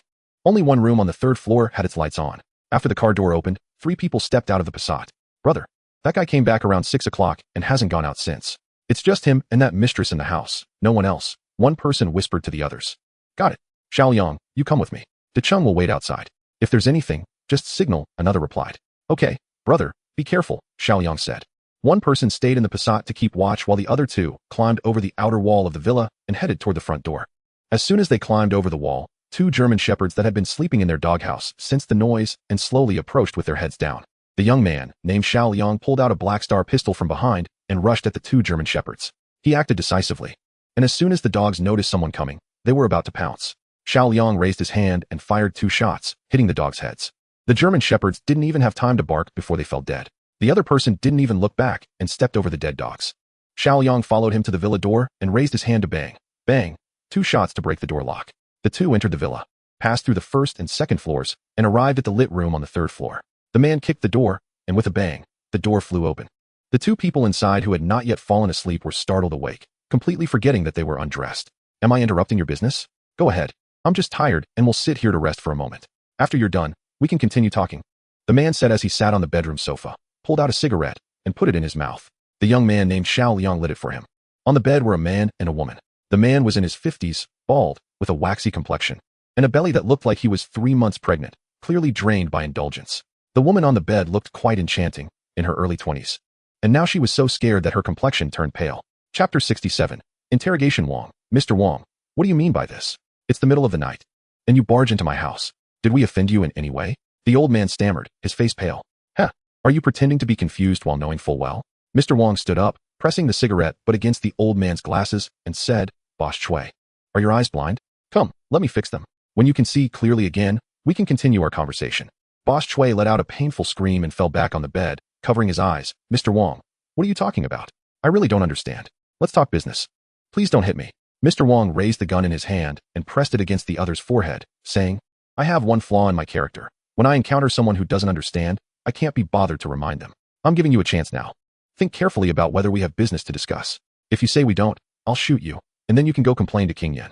If you say we do, tell me what's missing. The man's gun loosened slightly as he pressed it against Boss Chui's sweating forehead, who was panting heavily, his chest rising and falling erratically. Not going to speak, huh? Then I'll take it that you admit this matter doesn't exist. Wait, I said, isn't that enough? Boss Chui quickly waved his hand and said, Mr. Wong, I understand. It's just that you haven't received your final payment, right? I'll pay. Whatever amount you want, I can give it to you. You haven't hit the point. Continue to put me back in a state of recollection. And clarify the matter for me, Boss Chui said, confused. That's it. It's just that you haven't given me the money, right? I have cash here. I can give it to you right now. I'll double the 50,000 final payment. No, can I triple it? Mr. Wong squinted his eyes, shoved the gun barrel into Boss Wong's mouth, and said, over 2 months ago, you asked someone to find me to set up a scheme against your business rival, right? At that time, I took on the job, and you promised to give me 1.5 million, right? I'm asking you, is that right? Not if it is. If you don't nod, others will think I'm framing you. Yes, there is such a thing, Mr. Wong continued. I set up the scheme for you. And it seems like you succeeded. Your opponent was harmed quite badly, so I kept my promise, right? You, however, only gave me 1 million, and the remaining 50,000 hasn't been transferred to me for over a month now. I don't care about the money. It's all external things. The key is, you tell me, why did you reveal my scheme to your opponent? So you calculated it pretty clearly. Let us two fight it out, and no matter who loses. In the end, you're the winner, right? Brother, your business is too clever. Boss Chui suddenly knelt on the ground and cried out, Mr. Wong, it really wasn't me. It really wasn't me. I just haven't paid you the money. The leak was definitely not something I said. You should know what I do. Would I come to wrong you without clarifying things? Mr. Wong pulled out his phone from his pocket and opened a video. The video showed Boss Chui and a person of similar age whispering to each other. Boss Chui was instantly stunned. Beads of sweat the size of soybeans poured down his bald head, and he kept banging his head on the ground. Mr. Wong, I was wrong. Please let me go this once. I'll give you the money. Can I give you the money? I'll get the money myself. You don't have to worry about it, Mr. Wong said, pushing the gun back into Boss Chui's mouth, then directly pulled the trigger. Bang! Boss Chui's body leaned back and fell straight onto the bed. Ah, murder. Blood and brain matter exploded from Boss Chui's head, splattering all over the bed. The woman covered her eyes and screamed in agony. Xiao Liang furrowed his brows and raised his gun at her, but Mr. Wong lowered his hand and said, irrelevant people, don't harm the innocent. Drag her out and have Diching take her away. When the noise here dies down, let her out. Just keep her life. Okay, brother, then you'll go back by yourself. Right? You don't need to worry about me. If anything happens, I'll contact you and Diching. You two can take the money from here and find a place to stay for a while. Xiao Liang dragged the terrified woman away, and Mr. Wong sat back down on the sofa, pulled out a cigarette, lit it, and silently smoked. After about 10 minutes, a black mist slowly emerged in front of Boss Chui's corpse. The mist gradually condensed into a human shape, resembling the deceased Boss Chui. Boss Chui's soul turned his head in confusion. His eyes were very hollow. He lowered his head to look at the corpse on the bed and seemed to gradually regain clarity. His eyes suddenly filled with hostility, and the black mist around him began to shift toward that hostility. Mr. Wong looked at the formed soul indifferently and suddenly spoke. Do you feel that your death was quite unjust? Boss Chui seemed to realize something and let out a sharp scream as he lunged toward Mr. Wong on the sofa. This time he didn't use a gun or even move. When Boss Chui pounced in front of him, Mr. Wong's chest suddenly burst with a light that violently pushed him back. You just took shape. Your hostility is still very weak. You can't hurt me at all, Mr. Wong said with a smile. Save it. Don't waste your efforts here. I killed you, but I stayed behind to remind you. You are already dead. And our debts are cleared. Don't think about avenging yourself. I didn't destroy you completely, and I didn't let your soul disperse just to give you a chance at reincarnation. Remember, my name is Wong Kunlun. If you have grievances, come at me. On a bus a street away from Rongqing Huafu, Xiang Ke was bored, leaning against the window and tilting his head to look at the street view outside. Wow, is there business coming my way? Xiang Ke suddenly sat up straight. As a surge of hostility suddenly rose into the night sky 100 meters away, Xiang Ke blinked and said, what a coincidence. I just happened to encounter a freshly formed fierce ghost. Driver, stop. Xiang Ke quickly stood up from his seat. Chapter 68. Sparks flying. Seeing that surge of hostility rise, Xiang Ke was so excited he could barely close his legs. Compared to ordinary souls, he took pride in this one. After returning from the underworld, he inadvertently discovered that if he suppressed and refined evil spirits or fierce ghosts, it could cause his stagnant cultivation to loosen a bit, and he wouldn't have to worry about the cycle of cause and effect. This was simply a highly profitable business. So, upon seeing the fierce ghost formed from hostility, Xiang Ke couldn't hold back and had to capture it. Wong Kunlun walked out of the villa calmly, while Boss Chui's soul followed closely behind him like a parasite, always wanting to take over Wong Kunlun's body. He was one of the more aggrieved fierce ghosts. Even though he could see his enemy right in front of him, he was unable to take revenge, causing Boss Chui's soul's hostility to grow endlessly. Boss Chui was in the prime of his life, 52 years old. 10 years ago, he reached a small peak in his life, gradually developing the company he founded from scratch through strong-arm tactics and unscrupulous means. He had a son and a daughter both in their 20s and a wife who silently supported him without competing for attention while he was out chasing pleasures at night. At 50-something years of age, having reached this height, Boss Chui could completely retire and enjoy life in a few more years. Feeling very much like he should enjoy life to the fullest while he could. But he never expected that a slip-up 2 or 3 months ago would lead to his death at the peak of his success. Boss Chui was in the construction business, dealing with demolitions, building, and land speculation. Among 10 bosses in this industry, 8 used unscrupulous means, and he was naturally one of them. Boss Chui had a rival, and the two had been at odds for several years without a clear winner. Half a year ago, Boss Chui aimed to acquire a piece of land, and his rival naturally sprang up again, leading to a fierce competition. This piece of land was a prime area waiting to be developed, and whoever secured it could easily double their profits. So this time, he resolved to eliminate his rival once and for all and firmly grasp the land in his hands. Boss Chui got to know a Yin-Yang master through a friend. According to his friend, this Yin-Yang master had rather domineering methods, and as long as the price was right, he could certainly make things happen. With huge profits in front of him, Boss Chui did not hesitate to have his friend contact the Yin-Yang master, who quoted a price of $1.5 million to settle the matter. Boss Chui readily agreed, as this price was incomparable to the profits he would gain. Over 2 months ago, Boss Chui received shocking news. His competitor and driver had a car accident on the highway, and the person was taken to the hospital, unconscious and unresponsive. It was said that whether or not they could be saved was still debatable, while Boss Chui was secretly pleased. He didn't expect that the Yin-Yang master would call him, telling him that the matter had been resolved and to transfer the remaining payment. At that moment, Boss Chui incredulously asked him, "Wasn't he in a car accident?" "Yes, that's right. Don't you think this accident is a bit too coincidental?" The voice on the other end of the line said firmly, "If you think this is a coincidence, then I advise you to buy a lottery ticket and see if you can win." Boss Chui, half believing, didn't refuse the other party outright, but instead made a vague excuse that he would transfer the remaining payment once his finances were sorted out. The other party said nothing and hung up, only telling him to settle the payment within a month. Afterward, Boss Chui, still skeptical, had someone inquire about how the competitor's accident had happened. And the news that came out was that they had lost control of their brakes and crashed into a large truck on the highway. Boss Chui was suspicious, feeling that this was a coincidence and not at all related to the money he spent to settle things. The Yin-Yang master just happened to be at the right place at the right time. Not only did he not want to pay the remaining $500,000, but he also pretended to visit the competitor in the hospital, telling him that someone had tampered with his car. Boss Chui later felt that he had handled this business quite well. He not only distanced himself, but also saved money. And now he just had to wait for the bidding to end and then acquire the land. Boss Chui never imagined that for this trivial $500,000, he would be shot down at the peak of his glory. In his unwillingness, confusion, and jealousy, Boss Chui's soul began to grow increasingly malevolent after his death. And within just half an hour after his demise, the malevolence had reached a terrifying level. Meanwhile, Xiang Ke followed the suddenly rising malevolence and chased after it. "Don't bother sending me off. You just died and can't go far. You won't even get out of this yard.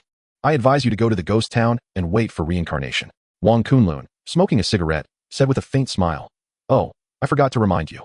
You did too many bad things in your life. After death, you might not even know which realm you'll be kicked into in the 6 paths. You brought this upon yourself." Boss Chui's soul completely collapsed. After Wang Kunlun finished speaking, he turned to leave but saw a figure approaching him.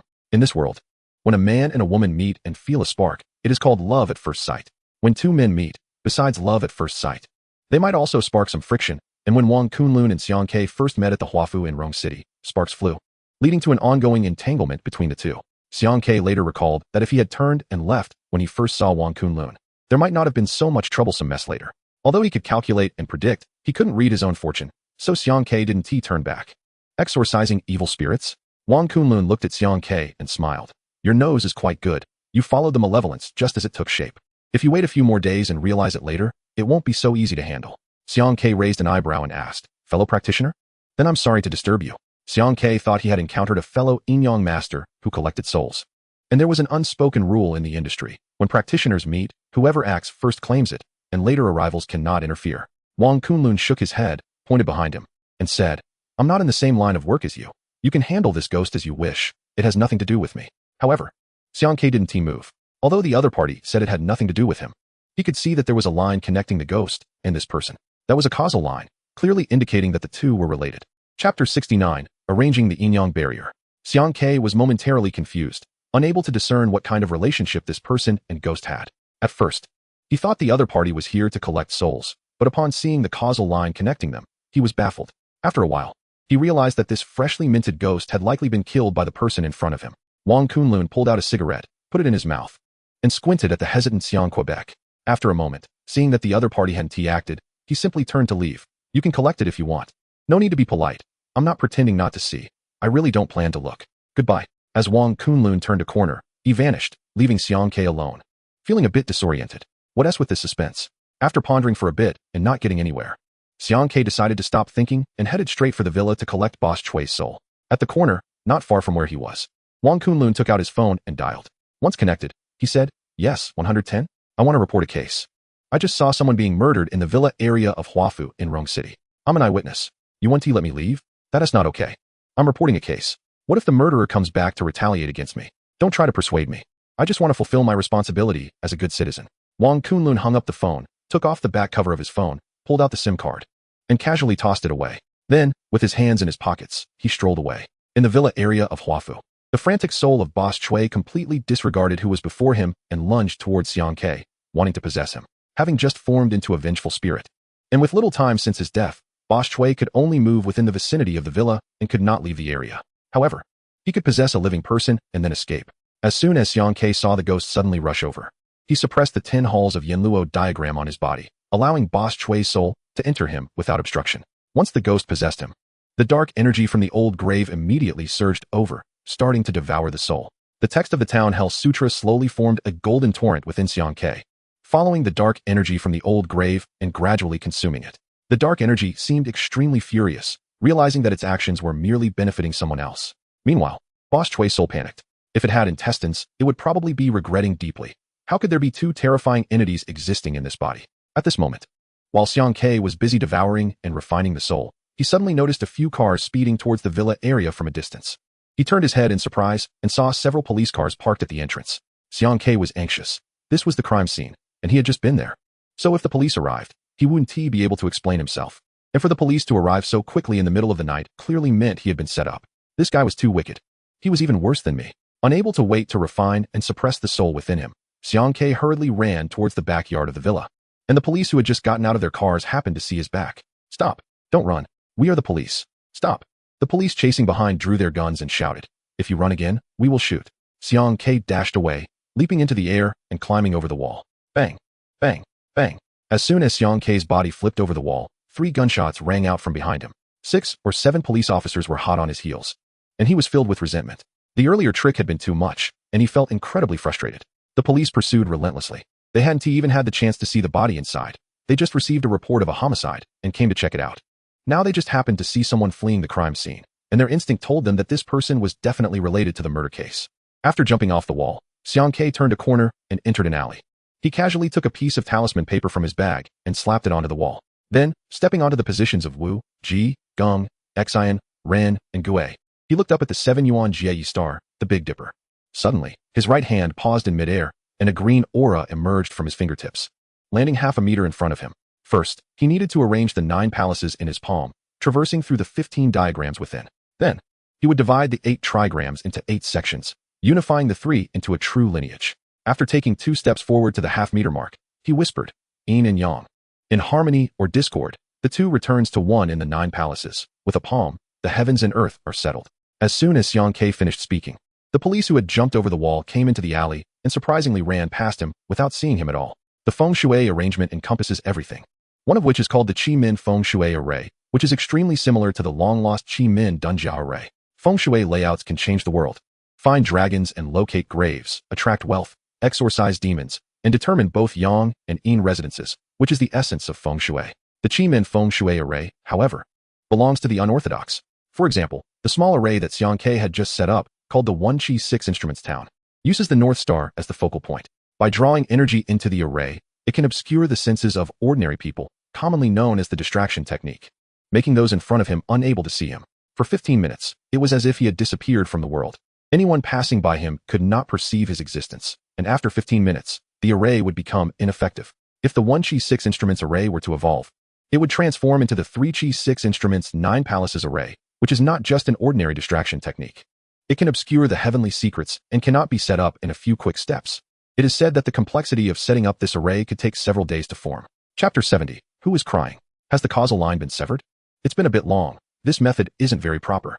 Xiang Kei's Wang Kunlun was strolling down the street, feeling that the causal line connecting him to Boss Chui had been cut, indicating that Boss Chui had either lost his soul or been sent to the underworld.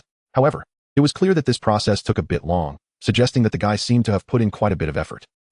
This feels a bit off. Wang Kunlun suddenly stopped, sensing that the causal line with Boss Chui had been severed, but he felt that the severed causal line had not completely vanished. Instead, it had undergone a transformation. At the same time, Xiang Kei, who had refined and suppressed Boss Chui's wandering soul, also noticed this abnormal phenomenon.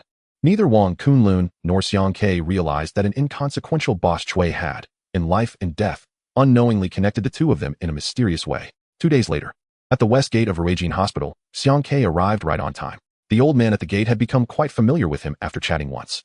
And this time he surprisingly brought 2 bags of peanuts, a plate of pig's head meat, and 2 bottles of white liquor to sit with Xiang Quebec old man. Are you planning to enjoy the moon? In April, Shanghai was already quite hot, and Xiang Kei leaned against the wall, amused by the things the old man brought. Well, I really have nothing to do. I take the day off and come to stand watch at night. This place is not somewhere normal people want to be at night. And if you stay alone for too long, you won't even talk anymore. Just right, we can have a drink, right? Is that okay? The old man set up a table and the liquor. Xiang Kei sat over, smiling and saying, a man can say anything, but he can't say no. All right, let's have a drink then. The two directly took a bottle and shared a big sip. The old man put down the liquor bottle, grabbed a handful of peanuts, and asked, why didn't I see you around the past couple of days? Don't mention it, old man. Xiang Kei suddenly looked a bit anxious, struggling to say, I ran into a fool. His methods were quite improper. This person is as bad as they come, stabbing me in the back for no reason. I just wanted to stay at home quietly to avoid trouble. After returning home, Xiang Kei didn't worry much. With his abilities, even if the police discovered him, he could still escape unscathed, although it would be a bit troublesome. So, after waking up the next day, he went to the landlord's living room to watch television for a while. There were no reports about the case related to the previous day on the news. After waiting another day and seeing no news, he ventured out again. The old man was quite understanding and did not press him about the trouble. They just drank together and chatted to pass the time. I felt something was a bit off here the past couple of days you weren't around, the old man said, pulling out a cigarette and offering it to Xiang Quebec. You should take a look at what's going on. Xiang Kei asked in surprise, what kind of commotion? The old man replied, a couple of nights ago, around midnight, I was still awake watching television, and I heard someone crying outside. At first, I thought someone had died, and the family was crying, but after a while, the crying continued, so I went outside. Old man, you have quite a bit of courage, don't you? This area has a morgue and a hospital. At midnight, if someone is crying, you still dare to go out? Isn't it safe?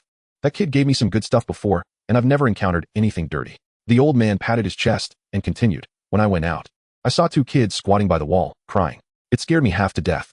Honestly, young man. That kid once told me that this place has heavy energy and is prone to attracting dirty things, but I usually can't see them. If I could see them, it would mean something was really wrong. Xiang Kei nodded, saying, that's right. Ordinary people generally can't see these things unless they intentionally let you see them. I was really scared at the time, but I was also curious, so I walked over to those 2 kids. And that was it. It scared me to death. The old man took a big swig of liquor, then sighed, saying, those 2 kids were too scary and too pitiful.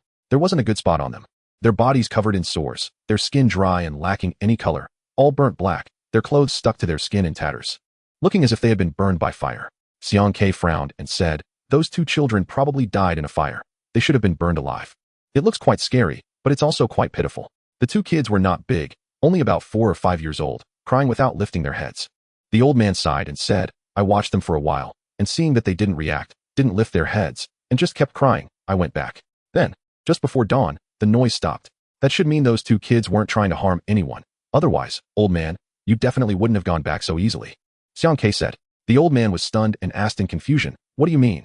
Xiang Kei explained. The resentment of those who died tragically is quite heavy, especially for those who died in a fire or by drowning. These 2 methods of death are particularly cruel, and they suffered a lot before dying, making it easy for them to produce a violent aura. They will be filled with hatred towards everything in the world, which makes them likely to harm others. Perhaps these 2 children were relatively young and lived well before their deaths, so they did not produce resentment after dying. Otherwise, they wouldn't be crying here. The old man responded with an oh and said, they cried again last night at midnight, still squatting in the corner of the wall. Later, during the day today, I specifically inquired, and it was pretty much as you said. These 2 children died in a big fire. They were rescued and immediately sent to the hospital, but unexpectedly. As soon as they entered the emergency room, they stopped breathing. I estimate they came here for 2 consecutive days, and they probably won't leave until after the 7th day. Not necessarily. If they died in a fire, their family could properly handle the matters and send them off. But if someone deliberately set the fire that killed them, then it's hard to say. Children will not leave if their wishes are unfulfilled. Alas, what a sin. How young these children are. If they were burned to death by someone, how wrong they must be. Don't worry, when they come, I'll ask them to see what exactly happened. The two of them drank until midnight, and the old man voluntarily went back, leaving Xiang Ke sitting on the stool waiting. Sure enough, after a short while, two dark shadows slowly floated from the hospital, squatting in the corner of the wall and starting to cry. Chapter 71. Resentment condensed into entity. The tragic state of the two children was basically the same as described by the old man. But there were some things the old man couldn't see that Xiang Ke could. The two children, around 4 or 5 years old, not only died tragically, but the resentment on them was surprisingly heavy, indicating that they suffered inhuman abuse before their deaths. Even in death, their resentment could not dissipate. Resentment and violent aura are very different. Resentment is formed due to boundless pain suffered before death, while violent aura is formed by the deep sins of the deceased, stemming from their unwillingness to accept their fate. The common point is that the souls of both may harm others after death. The difference is that souls condensed from resentment can be transcended and reincarnated, while those with violent aura, even after being transcended, may not have a good end in the underworld and might suffer again. The two children died such a tragic death, and their resentment was so deep that Xiang Ke was surprised about what they encountered in life that led them to this state. Fortunately, they were just two small children. Even though they carried resentment, their minds were relatively pure in life, and they did not have the intention to harm others. If they were complicated adults instead, the old man who watched the door might have been the first to suffer misfortune yesterday. He slowly walked in front of the two children and squatted down, took out a blank talisman paper, folded it into a paper crane, and gently blew on it. The paper crane actually flew gracefully in front of the two children. The children stopped crying, slowly raised their little heads, and their eyes still glistened with tears formed from condensed resentment. After staring at the paper crane for a while, they reached out with their two small black hands to grab it. The two children, one boy and one girl, looked quite similar, seemingly siblings. For children, whether in life or death, they have a playful nature, and even after becoming souls, they would not change. Xiang Ke placed the paper crane in one of the child's hands and smiled, saying, "Take it to play, but first tell Uncle, what happened to you?" After receiving the paper crane, the child spoke, "Uncle, we hurt so much, really hurt so much." Whoa, the two children started crying again, and the tears formed from their condensed resentment actually seeped out from their eye sockets. Xiang Ke was taken aback, and after a moment of surprise, he unhesitatingly reached out to catch the 2 drops of tears, and then took out a piece of talisman paper to wrap them up and put them away. He hadn't expected that the resentment from these 2 children would actually condense into an entity, which is an extremely rare situation. The soul is the essence of a person, something ethereal. Just like ghosts can pass through walls without restraint, it is not a tangible thing. Whether it is resentment or violent aura, they can be seen but not touched. Even if they condense into form, they are still intangible. However, there are special cases that are exceptions. In their previous life, these 2 children were under the protection of the heavenly way, meaning that in their previous life, they may have been great benefactors or held high positions without ever doing anything against their conscience. When they died and entered reincarnation under the protection of the heavenly way, this life should have been one of great wealth and nobility for them, but due to their sudden death, the cause and effect of this life had yet to be interrupted. If those 2 drops of tears formed from resentment could reach their relatives in this life, they would be able to continue their previous fate. The 2 children cried out in pain, but it wasn't real pain. It was because the torment they suffered before death was deeply etched into their souls and could not dissipate, making it hard for them to forget the pain just before they died. "Tell Uncle, how did you die?" Since it was an accidental death, Xiang Ke didn't think they simply died in a fire. There must be hidden circumstances involved. According to common sense, these 2 children should have been destined for great wealth and nobility in this life, and it was impossible for them to die suddenly. After the 2 children stammered out the details to Xiang Ke, his face immediately darkened. This matter was within reason but unexpected. There were indeed hidden circumstances involved. Moreover, these hidden circumstances were rather tricky. "Come, you 2, get into the paper crane. Uncle will take you to see your mommy and daddy, okay?" The 2 children nodded. Seeming to have a good impression of Xiang Quebec, Xiang Ke walked to the guard room and knocked on the window. "All done, young man." The old man opened the window and asked, "Are you finished?" "Yes, there's just a little tale to deal with." "Old man, please find out where the parents of those 2 children are. I want to meet them. After you find out tomorrow, let me know, and I'll go find them myself." Xiang Ke left his phone number with the old man. "Oh, then you'll have to wait. The hospital should have a record. But I can only go after my shift tomorrow morning." The old man frowned and said, "No problem, I'm not in a hurry." Xiang Ke said goodbye to the old man and left. He had just walked a short distance when he saw a car rushing into the hospital entrance. A person was carrying 2 packs of cigarettes and walked towards the guard room, then handed the cigarettes to the old man, who hadn't closed the window yet. The 2 started talking through the window, and it seemed they were quite familiar with each other. "Why does he look a bit familiar?" Xiang Ke blinked his eyes, but it was too dark to see clearly. He had a sense of déjà vu. At this moment, the person with the cigarettes said a few words to the old man before turning to walk towards the car. Xiang Ke, using the light from the car, vaguely recognized who it was. "Oh, what a coincidence." Xiang Ke turned around to chase after him. He had just run a few steps when the car started moving. Through the car window, he finally saw clearly. The person in the car was the guy who had pointed him out 2 days ago. Xiang Ke thought that after parting ways with that person, they would never meet again, and he had been feeling quite frustrated for a while. He didn't expect that just a few days later, they would run into each other again. However, the other party seemed not to have seen him and stepped on the gas to drive away. Xiang Ke chased after a few steps, but couldn't catch up. The old man who was watching the door also came out and asked, "Young man, why are you chasing him?" "That is a man, not a girl." "Old man, don't talk to me about men and women. It's completely irrelevant." Xiang Ke angrily scolded before saying, "The guy in that car. I want to deal with him severely. Do you think I'm chasing him for fun?" The old man asked in confusion. "Is it a vendetta for killing your father or a grudge for taking your wife?" "You can't get through to me, old man." I waved my hand, wanting to ask who that person was, but it seemed like the old man was quite familiar with him, so asking wouldn't help. "Old man, if that person comes over again, just tell him that you've severed ties with that soul, but someone is destined to be connected with you for 3 lifetimes. I spat out a mouthful of saliva and left in anger. The old man at the gate was a bit confused. That Wang Kunlun kid.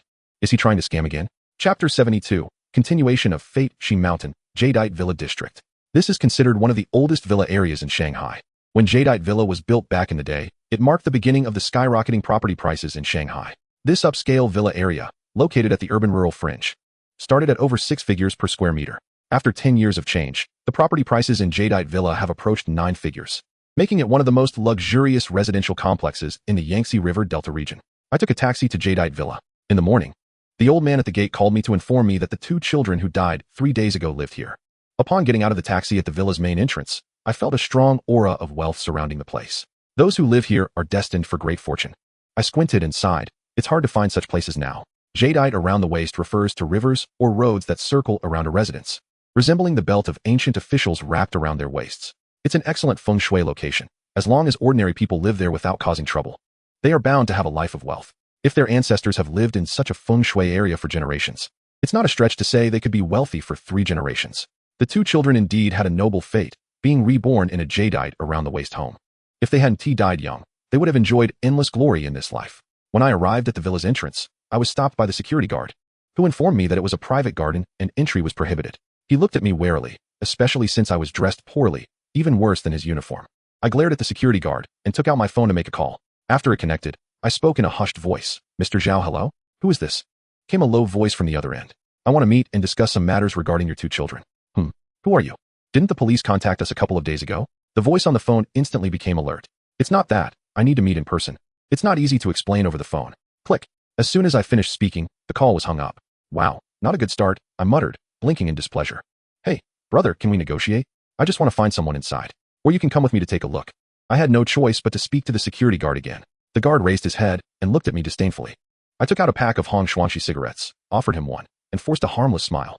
"Brother, really, I'm just looking for someone. Could you make an exception?" The guard didn't take it. Instead, he pulled out a pack of Yushi from his pocket, lit it with a snap, and exhaled smoke, saying, "You're dressed worse than me, and your cigarettes are of lower quality. You say you want to go in and find someone? Do you know what kind of people live inside? I've been working here for over 3 years and don't know a single one of them. Why should I let you in?" "Come on, brother, don't say that," I said shyly, covering my face and turning to leave. Unable to walk the main road, I thought of climbing over the wall. I snuck around the front gate and found a spot by a fence, then climbed over. Once inside, I was a bit confused. It was too big, and I didn't know the exact house number, so I had to look one by one. Finding each house one by one was too time-consuming. I took out a paper crane and released the souls of the 2 children. Once they came out, they immediately shrank back and squatted under a tree root, saying, "Uncle, we're scared. The sunlight here is so frightening. We don't like it here. Don't worry, it'll be fine soon." I pressed my index and middle fingers to my forehead, and a trace of the underworld's Yin energy seeped out, enveloping the heads of the 2 children. It was noon, the time of day when Yang energy was strongest, and most souls would feel uncomfortable coming out. The underworld's Yin energy could cover the sunlight, and it was the most favored atmosphere for souls. Under the Yin energy, the 2 children followed me towards their home, which was a villa with its own yard. In the yard, several cars were parked, and a morning tent was set up in the southeast corner. I pushed the door open. The villa's main door was not closed. Inside, many people sat with gloomy expressions. A 30-something woman was curled up on the sofa, holding a photo and wiping her tears, while a middle-aged man of similar age sat beside her silently smoking. "Dad, Mom." The 2 children, enveloped in Yin energy, ran over to their parents on the sofa, joyfully, unaware that their parents couldn't see them. After calling a few times, the children turned their little faces and pouted, saying, "Uncle, why don't Dad and Mom pay attention to us? Do they not like us anymore?" "Ah, they can't hear you now, but I'll let them talk to you later. I stepped into the room, and everyone looked at me in surprise. "Who are you?" someone politely asked, thinking I had come to mourn, as there had been many visitors to the Zhao family in the past few days. I smiled, walked over to the middle-aged couple on the sofa, and quietly said, "Mr. Zhao, I was the one who just called you." You?" The middle-aged man frowned in confusion and asked, "What's the matter?" I lowered my voice and said, "It's about your two children." Mr. Zhao extinguished his cigarette and said lightly, "Not the police?" "No." "Then do you know something?" "Uh-huh. In the past few days, I've received 3 calls and met 2 people. They all said they knew the cause of my children's death, but the police concluded it was an accident. You are the 5th person to find me." I was taken aback. Wow, does he think I'm some kind of troublemaker? I touched my nose, smiled awkwardly, and said, "Look, I came to find you on my own. Do you think a scammer would be that bold? I'm not here to make a fuss. I genuinely have something to discuss with you." I waved at the 2 children, then suddenly pressed my index finger on Mr. Zhao's forehead and continued, "Don't say anything about what you see or hear. Let's talk somewhere else." After I pointed at his forehead, Mr. Zhao's mind went blank, and he felt a bit foggy. Moments later, 2 murky shadows appeared before him, looking very small, like 2 children walking toward him. Mr. Zhao's mouth fell open as he saw his son and daughter reaching out their little hands toward him. Chapter 73. Group Ghost Hunting in an Upstairs Bedroom. I had opened the yin-yang eyes for the parents of the 2 children, and now the family of 4 was separated by yin and yang, crying and reminiscing. After waiting for over half an hour, a middle-aged man surnamed Zhao, with red eyes, respectfully walked up to Xiang Ke, bowed, and said, "Thank you, sir. If it weren't for you, we might never see these 2 children again." Xiang Ke replied, "Even if you see them, it's futile. You are destined to be separated by life and death. It has been 4 days since their death, and in 3 more days, it will be the 7th day after their death, they will be reincarnated. We still feel guilty about it. If we had only kept an eye on the children that day, perhaps the accident wouldn't have happened. But now we realize that mere guilt is useless. There are hidden truths in this matter." Mr. Zhao furrowed his brows, his expression becoming somewhat grim. Xiang Ke took out a cigarette and handed one to him, saying, "We'll talk about the hidden truths later. Let's first discuss the issue of the 2 children. These 2 children were virtuous in their previous lives and were supposed to enjoy wealth and prosperity in this life after being reborn into your family. However, due to unforeseen circumstances, they died young. In the cycle of cause and effect, there are gains and losses. Although these 2 children died unexpectedly, there is a way to resolve this." Upon hearing this, Mr. Zhao and his wife were stunned, stammering as they asked, Can Mr. Xiang really bring them back to life?" Xiang Ke felt a wave of sweat on his forehead and coughed lightly, saying, "It's not that simple. Can you listen to me patiently?" "Oh, okay. Please go ahead." The couple felt embarrassed, thinking their previous question was quite foolish. Xiang Ke took out a piece of talisman paper wrapped around tears formed from grievances and handed it to them, saying, "The bond between the children and you is not over. It can be renewed. To put it simply, although they have died, you still have the chance to become their parents again. Do you understand?" The couple was taken aback, and after a while, they finally grasped the meaning, saying in disbelief, "We can still become the parents of these 2 children? Is what you said true?" Mr. Zhao, named Zhao Fangsheng, was 36 years old, and his wife, Li Linga, was the same age. They belonged to the late marriage and late childbirth group. In China, having a child at 32 is already considered late. They had twins, a boy and a girl, in the year they got married, which was undoubtedly a joy for the Zhao family, who had passed down their lineage for 3 generations. The twins were born into affluent families, and both families were only carrying on their single line, making the 2 children the apple of everyone's eye. However, the accident that occurred a few days ago plunged both families into despair, as if the sky had fallen. The 4 elderly members couldn't bear the blow and were now lying in the hospital. They even decided that after the children's funeral, they would sell their assets and company and leave Shanghai to find a place to spend the rest of their lives, as they felt they had no hope for the future. Xiang Ke's arrival undoubtedly gave this couple a shot of adrenaline. They suddenly felt invigorated, as if they had seen the light through the clouds. 3 days later, on the 7th day after the children's death, I will come again. That night, only your family should remain here. No outsiders are allowed, Xiang Ke instructed before leaving the Emerald Villa. He didn't take a taxi back. After leaving the villa, he followed a small path up to the nearby Shi Mountain. Shi Mountain is not very high, only a little over 100 meters. Several years ago, it was a desolate mountain with only a Catholic church and a Taoist temple. Nothing else was there. Later, after the construction of the Emerald Villa, the land prices rose, and the area became popular. After a few years of development, an amusement park was built nearby, and a resort was constructed on the mountain. The place where the Zhao family's 2 children had the accident was at the resort, which is not very large and consists of a 4-story clubhouse and several 2-story wooden cottages. Why did the incident occur at a resort? Because the resort had fallen into disrepair. It is said that after half of it was built, the developer ran out of funds and could not continue, leaving only the buildings standing while the other facilities were never completed. After a year and a half of halted construction, the developer, unable to find funding, planned to sell the resort. During those years, land prices around Shi Mountain skyrocketed, and the developer was counting on this piece of land to turn a profit. So they raised the prices very high, scaring off some real estate companies that wanted to take over. A year later, development surged around Shanghai, and many similar places to Shi Mountain were opened up, causing this resort to gradually fade away. At this point, the developer planned to lower the price for sale. But unfortunately, no one was willing to take it on. The price was certainly not the only reason. There were rumors that the resort was haunted. Not just rumors, but it really was haunted. It was said that at night, the resort resembled a graveyard, filled with a chilling atmosphere, and ghostly sounds could be heard, terrifying people from afar. The developer had sought out several accomplished monks and masters to take a look, but no one could understand it. There were even rumors that one master went to the resort at night to perform rituals, but never came out again. Additionally, there was an unreliable rumor that in the past year or two, there had been frequent disappearances of young children under 6 in the Shi Mountain area, with 4 or 5 cases reported. Even the police had investigated several times, concluding that it was human trafficking, with children being abducted. Over time, the resort was completely abandoned. Xiang Ke circled the resort for more than an hour, sighed deeply. Who built this place? It's a wonder it hasn't killed anyone. Originally meant to be a burial ground, they insisted on turning it into a resort. It's no surprise that accidents happen here. What a waste. A burial ground, commonly known as a graveyard, is the most suitable place for burying the dead. Once a burial ground is turned into a residence, it becomes a cursed place, bringing endless disasters. During the day, the resort appeared unremarkable, with weeds growing over a meter high, and several 2-story wooden buildings mostly collapsed. The 4-story clubhouse had broken windows and doors, and nothing could be seen inside due to the darkness. Just as Xiang Ke was about to step into the resort, he suddenly heard the roar of engines behind him. Moments later, 2 off-road vehicles with Shanghai license plates rushed up the hill and screeched to a stop in front of the resort. Bang, bang.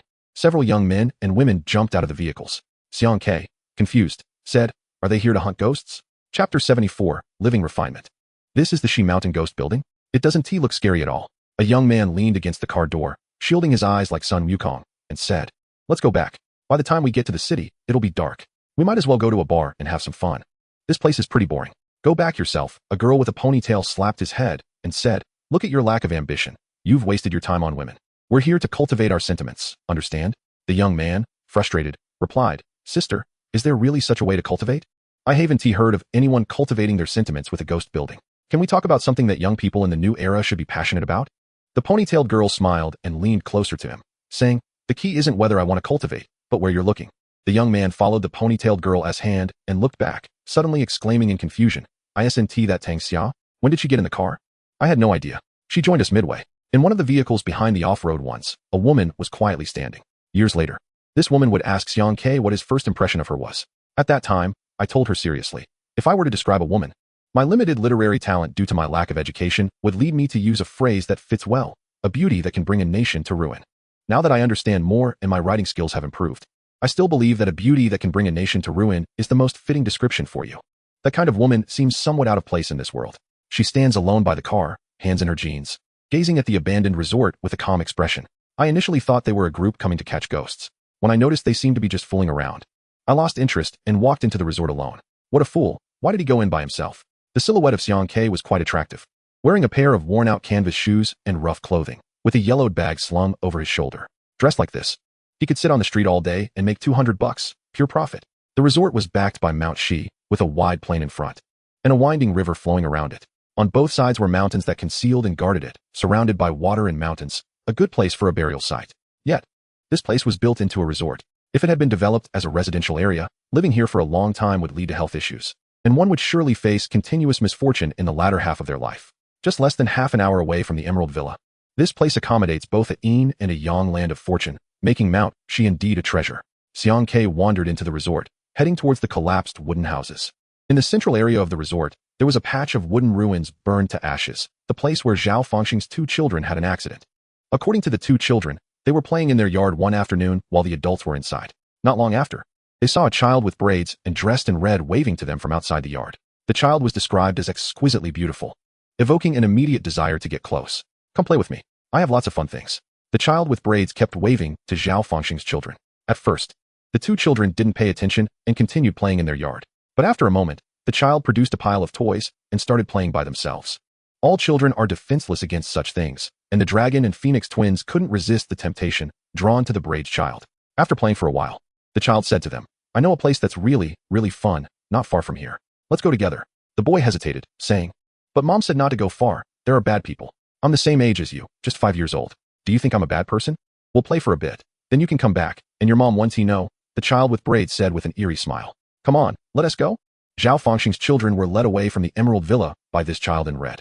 Later, on the day of the incident, Zhao Fengxing specifically checked the surveillance cameras at the villa's property management. Surprisingly, the densely placed cameras only recorded the two children playing in their yard and didn't capture how they left the villa. After the children were taken away, the Zhao family realized they were missing. Initially, they searched the villa, thinking the children had just gone off to play, but when they couldn't find them by evening, they got anxious and asked the property management to check the footage. The surveillance footage only showed their children playing in their yard. The security guard even advised Zhao Fengxing to search the house thoroughly since the children hadn't left.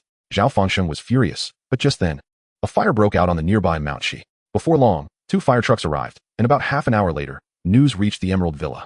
Inside the burned wooden house of the resort, 2 charred but still alive children were found. At that moment, the Zhao family was stunned, vaguely sensing that this incident might involve their children, so they all rushed to Ruijin Hospital. Xiang Ke squatted down and picked up a handful of charcoal ash, sniffing it. What a strong smell of corpse oil. There's another scenario where corpse oil might appear. This fire was rather inexplicable. After entering, the 2 off-road vehicles also drove in and parked not far away. Several young people began unloading things from the cars. Before long, Xiang Ke saw them set up a stove, and 2 men took machetes from the nearby grass to cut a bundle of grass to place under the stove. While a few others surprisingly set up a tent nearby, Xiang Ke stared in disbelief and said, how big is their heart? Aren't they here for an adventure? Why are they camping? Chapter 75. Women are changeable. This place has a rather sinister vibe. It's clearly a burial site but lacks any trace of yin energy in the resort. Genuine burial sites are usually filled with heavy yin energy because corpses prefer the shade. Exposing a corpse to sunlight would be like roasting it. How could it thrive? Yin energy in burial sites is typically much stronger than in ordinary places, such as cemeteries or crematoriums, where even ordinary people can feel a chill, not just due to psychological effects, but because these places indeed harbor dense yin energy. However, the Shi Mountain Resort is peculiar. It's clearly a burial site, but has no sense of yin energy at all, which is quite eerie. Tossing aside the charcoal ash, Xiang Ke walked a little further to another wooden building and pushed open the wooden door. With a creaky sound, a layer of dust fell down. This wooden 2-story building is quite small, and there are over a dozen similar structures in the resort, presumably intended for rental to guests once completed. Except for the one that was burned down a few days ago, most have collapsed into ruins, leaving only 2 that remain relatively intact. The interior was empty, covered in a thick layer of dust.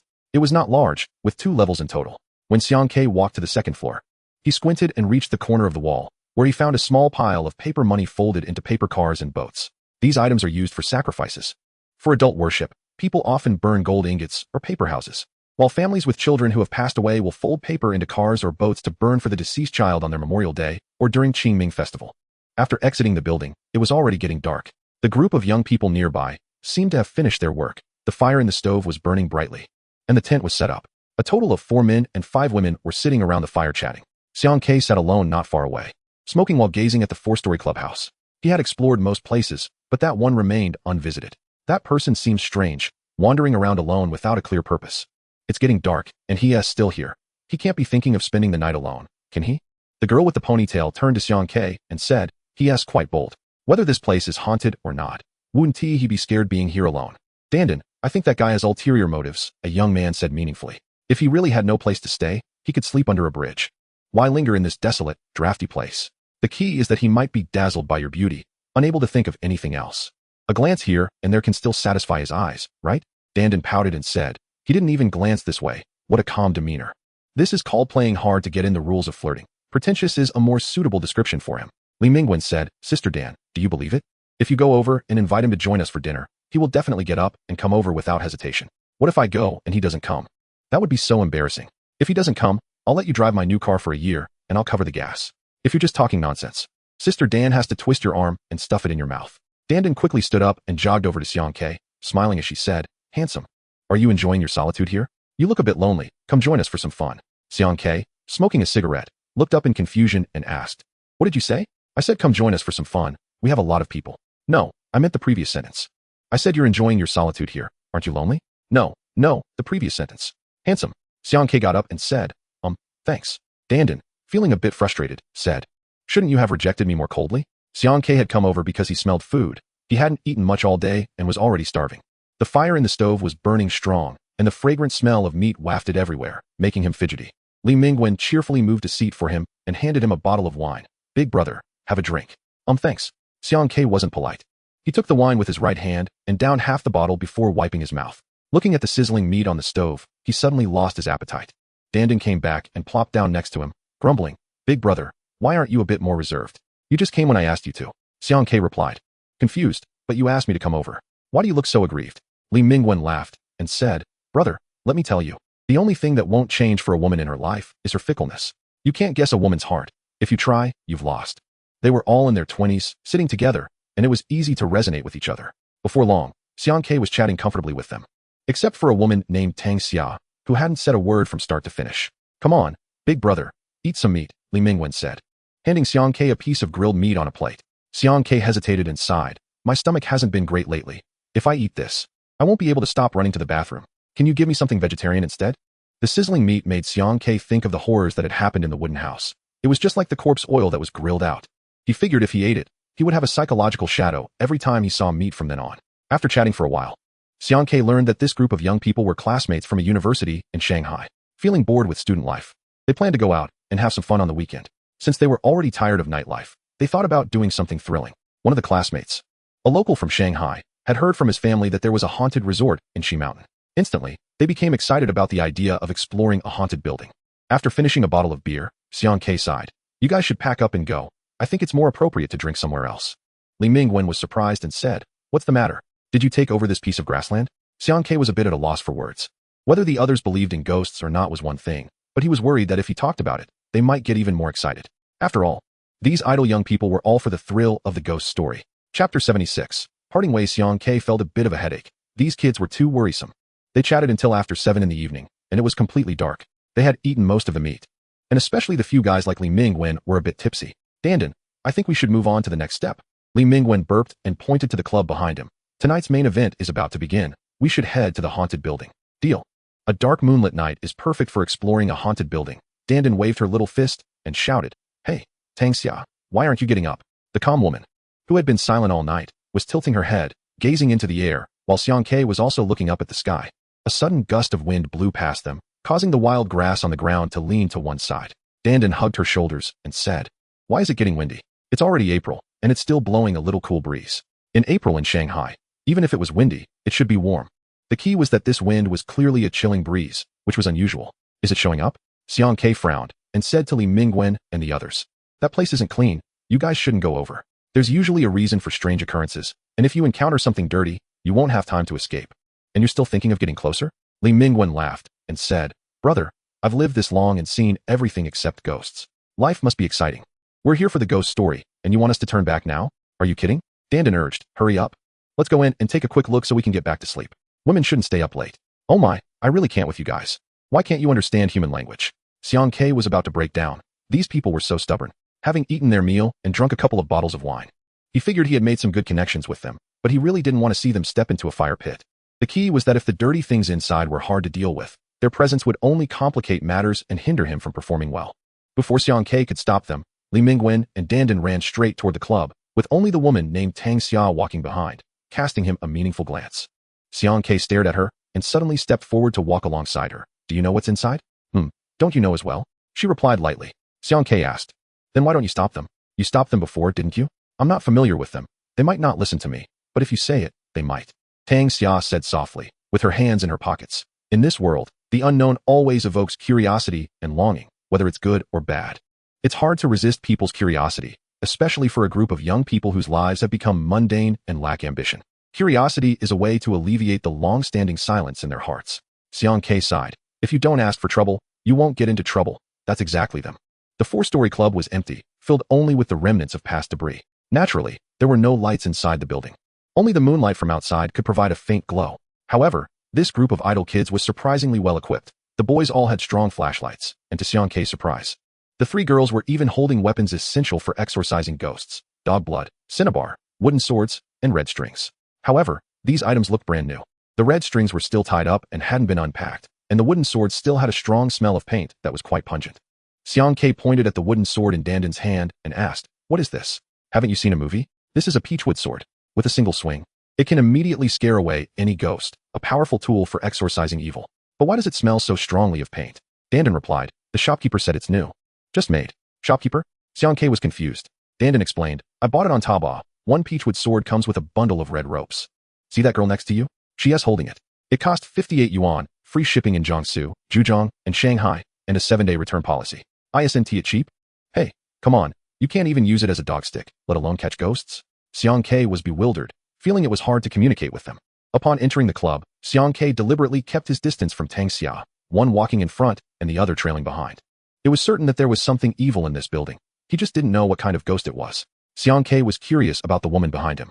He couldn't quite gauge her depth, but seeing her so carefree and detached from the mundane world, he guessed she must be in the same line of work.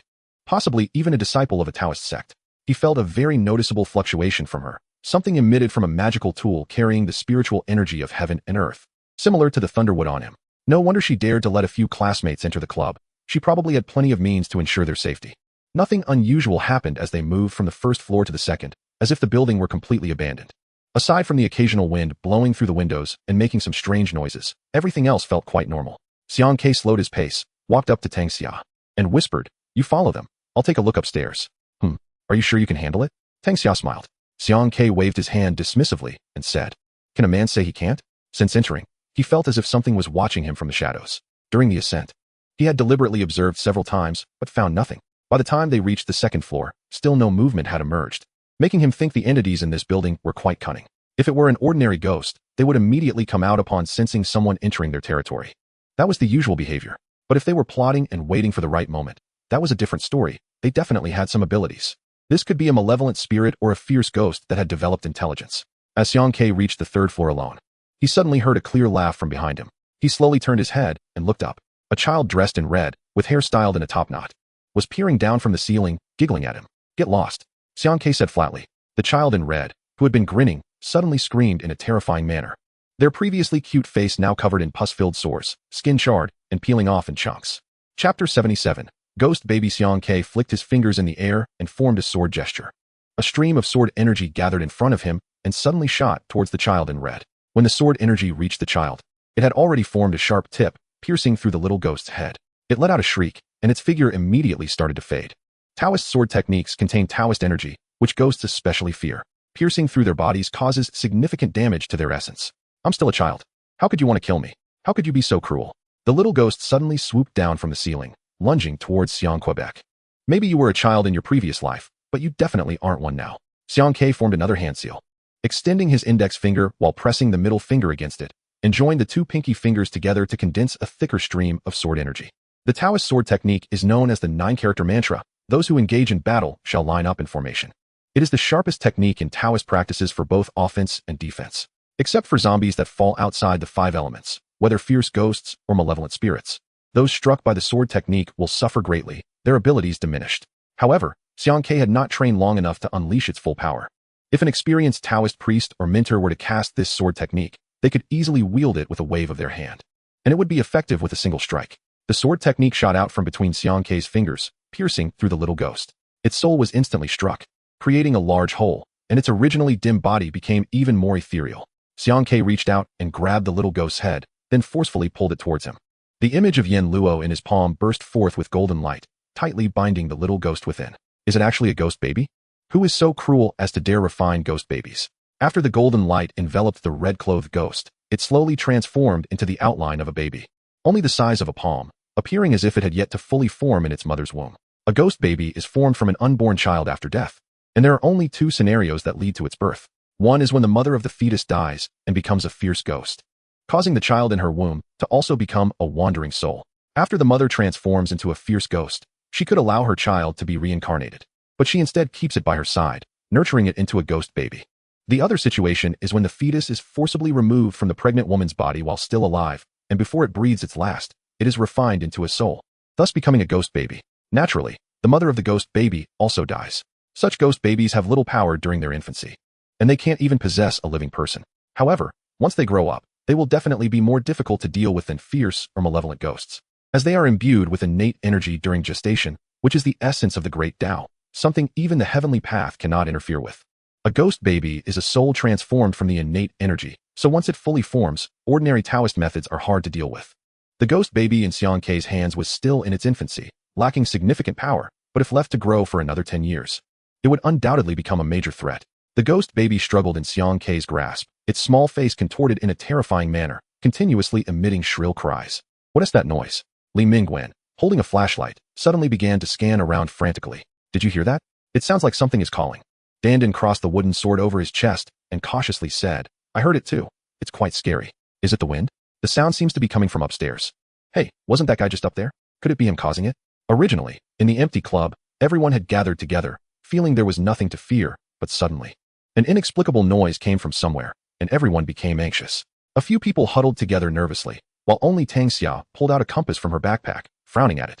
The needle on the compass was spinning wildly. There's a heavy presence of ghost energy. It has permeated the entire building. What on earth did that guy discover? Suddenly, Dandan jumped and grabbed Li Mingwen's arm, trembling as he said, just now, did you guys see something fly past in front? Li Mingwen was startled by Dandan's sudden outburst. Annoyed as he said, calm down, calm down. What did you see? Everyone else didn't react. Why are your eyes so sharp? Dandan swallowed hard and pointed outside the window, saying, I just saw a child fly past from there. Wasn't that child wearing a cape and red underpants on the outside? I tell you, I saw it too. That was Superman's son. Li Mingwen rolled his eyes. It was red, but it wasn't underpants. It was a red outfit. Dandan said softly, well, Superman has several sons. Where can I buy so many pairs of underwear? Li Mingwen pushed Dandan aside and said, got it. If Superman's son flies over again, I'll smash him. Dandan, feeling quite confused, said, am I really seeing things? My eyes are 5-0. Oh, Dandan. It must be you who is seeing things. None of us saw anything. Yeah, exactly. With so many people here, only your eyes work? Don't scare us. With everyone talking at once, Dandan started to doubt her life, truly thinking she was seeing things. Only Tang Xia, holding a compass and looking out the window, knew Dandan wasn't hallucinating. That shadow that swept past the window was flying towards the 3rd floor. That guy seems to be in trouble. Just as Xiang Ke was struggling with the ghost baby in his hands, another child dressed in red floated in from the 3rd floor window, followed by several ghost babies flying towards Xiang Ke from all directions on the 3rd floor. Xiang Ke was momentarily stunned. He wasn't afraid of the ghost babies, but he truly didn't expect there to be so many congenital stillborn children in this club. What a heinous act. What kind of thing would plant such a sin? Are they not afraid of heavenly retribution? Xiang Ke clenched his right hand tightly, and the struggling baby in his palm slowly curled up and was instantly extinguished by the golden light of the Yinluo diagram. A total of 7 ghost babies surrounded the 3rd floor corridor, emitting a silver bell-like laughter, revealing a harmless smile as they slowly approached Xiang Ke with outstretched little hands.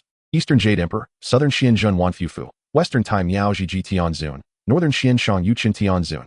The various heavenly dignitaries gathered around Xiang Ke as he continuously drew 4 ghost-repelling talismans from his bag and waved them towards the 4 directions. Qi gathers merit. Together we save the sinful souls. The sinful souls are indeed pitiful. I now chant the wonderful sutra to open the sutra. The 4 ghost-repelling talismans suddenly exploded, releasing a burst of blazing yang fire, instantly enveloping the entire corridor. Chapter 78. There are really ghosts in the world. Fire is the natural nemesis of all evil and sinister beings. Yang fire is the fire of masculinity. Both Taoism and Buddhism have methods to cultivate yang fire. Those with profound Taoist skills can gather the qi of heaven and earth to ignite it out of thin air and can burn evil things with a wave of their hand. Besides yang fire, the most domineering among the forces of heaven and earth is the 3-flavored true fire.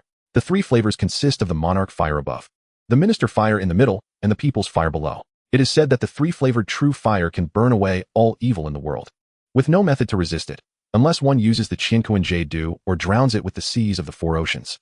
But these 2 things are legendary and have never been seen. However, more crucially, throughout history, the 3-flavored true fire has only existed in legends. Neither Taoist masters nor enlightened Buddhist monks have ever seen it used. It is said that only those who have reached the late stage of Yin can use the 3-flavored true fire, as they drive the qi of heaven and earth with their Taoist skills, drawing the yang qi into their bodies, and can condense the 3-flavored true fire out of thin air through their Taoist methods. Once the 3-flavored true fire appears, nothing in the world can resist it, capable of burning everything. There is an ancient legend that the alchemical furnace of the Taoist ancestor Taishang Laojun burned with the 3-flavored true fire, which after being kicked down to the mortal realm by Sun Wukong, transformed into the flaming mountain, burning for hundreds or even thousands of years without extinguishing. Yang fire, on the other hand, is more common. Those in the spirit-gathering realm of Taoism can use it, either through talismans or by directly using Taoist methods to summon it. Moreover, ordinary people also possess yang fire. Each person's shoulder has a yang fire lamp, but there is a distinction between strong and weak.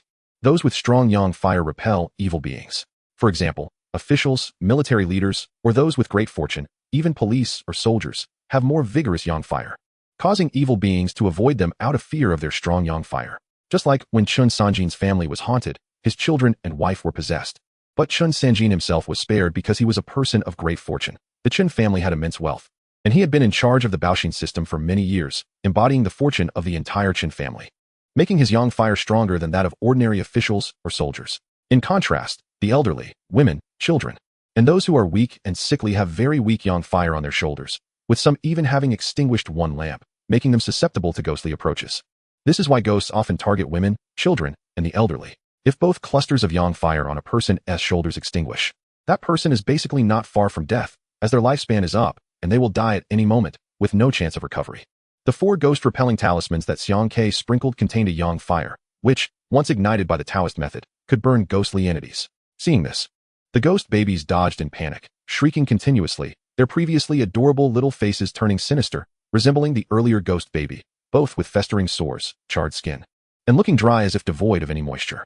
Xiang Ke was furious. These ghost babies were innocent, having been forcibly burned by someone using sinister methods to extract corpse oil, transforming from infants into ghost babies, and they must have suffered countless atrocities in life. Heavenly retribution cannot be escaped. Xiang Ke was determined to destroy them. He extended both hands, pointing towards the surrounding yang fire, commanding it to burn the ghost babies. These children, who had been tortured alive since childhood, had lost all chance of reincarnation. They had endured suffering in life, and had been scorched alive to extract corpse oil. Their souls already extinguished in the world, making it difficult to gather in the underworld and be reborn. The 4 yang fires intertwined like 4 fire dragons, quickly wrapping the 7 ghost babies together.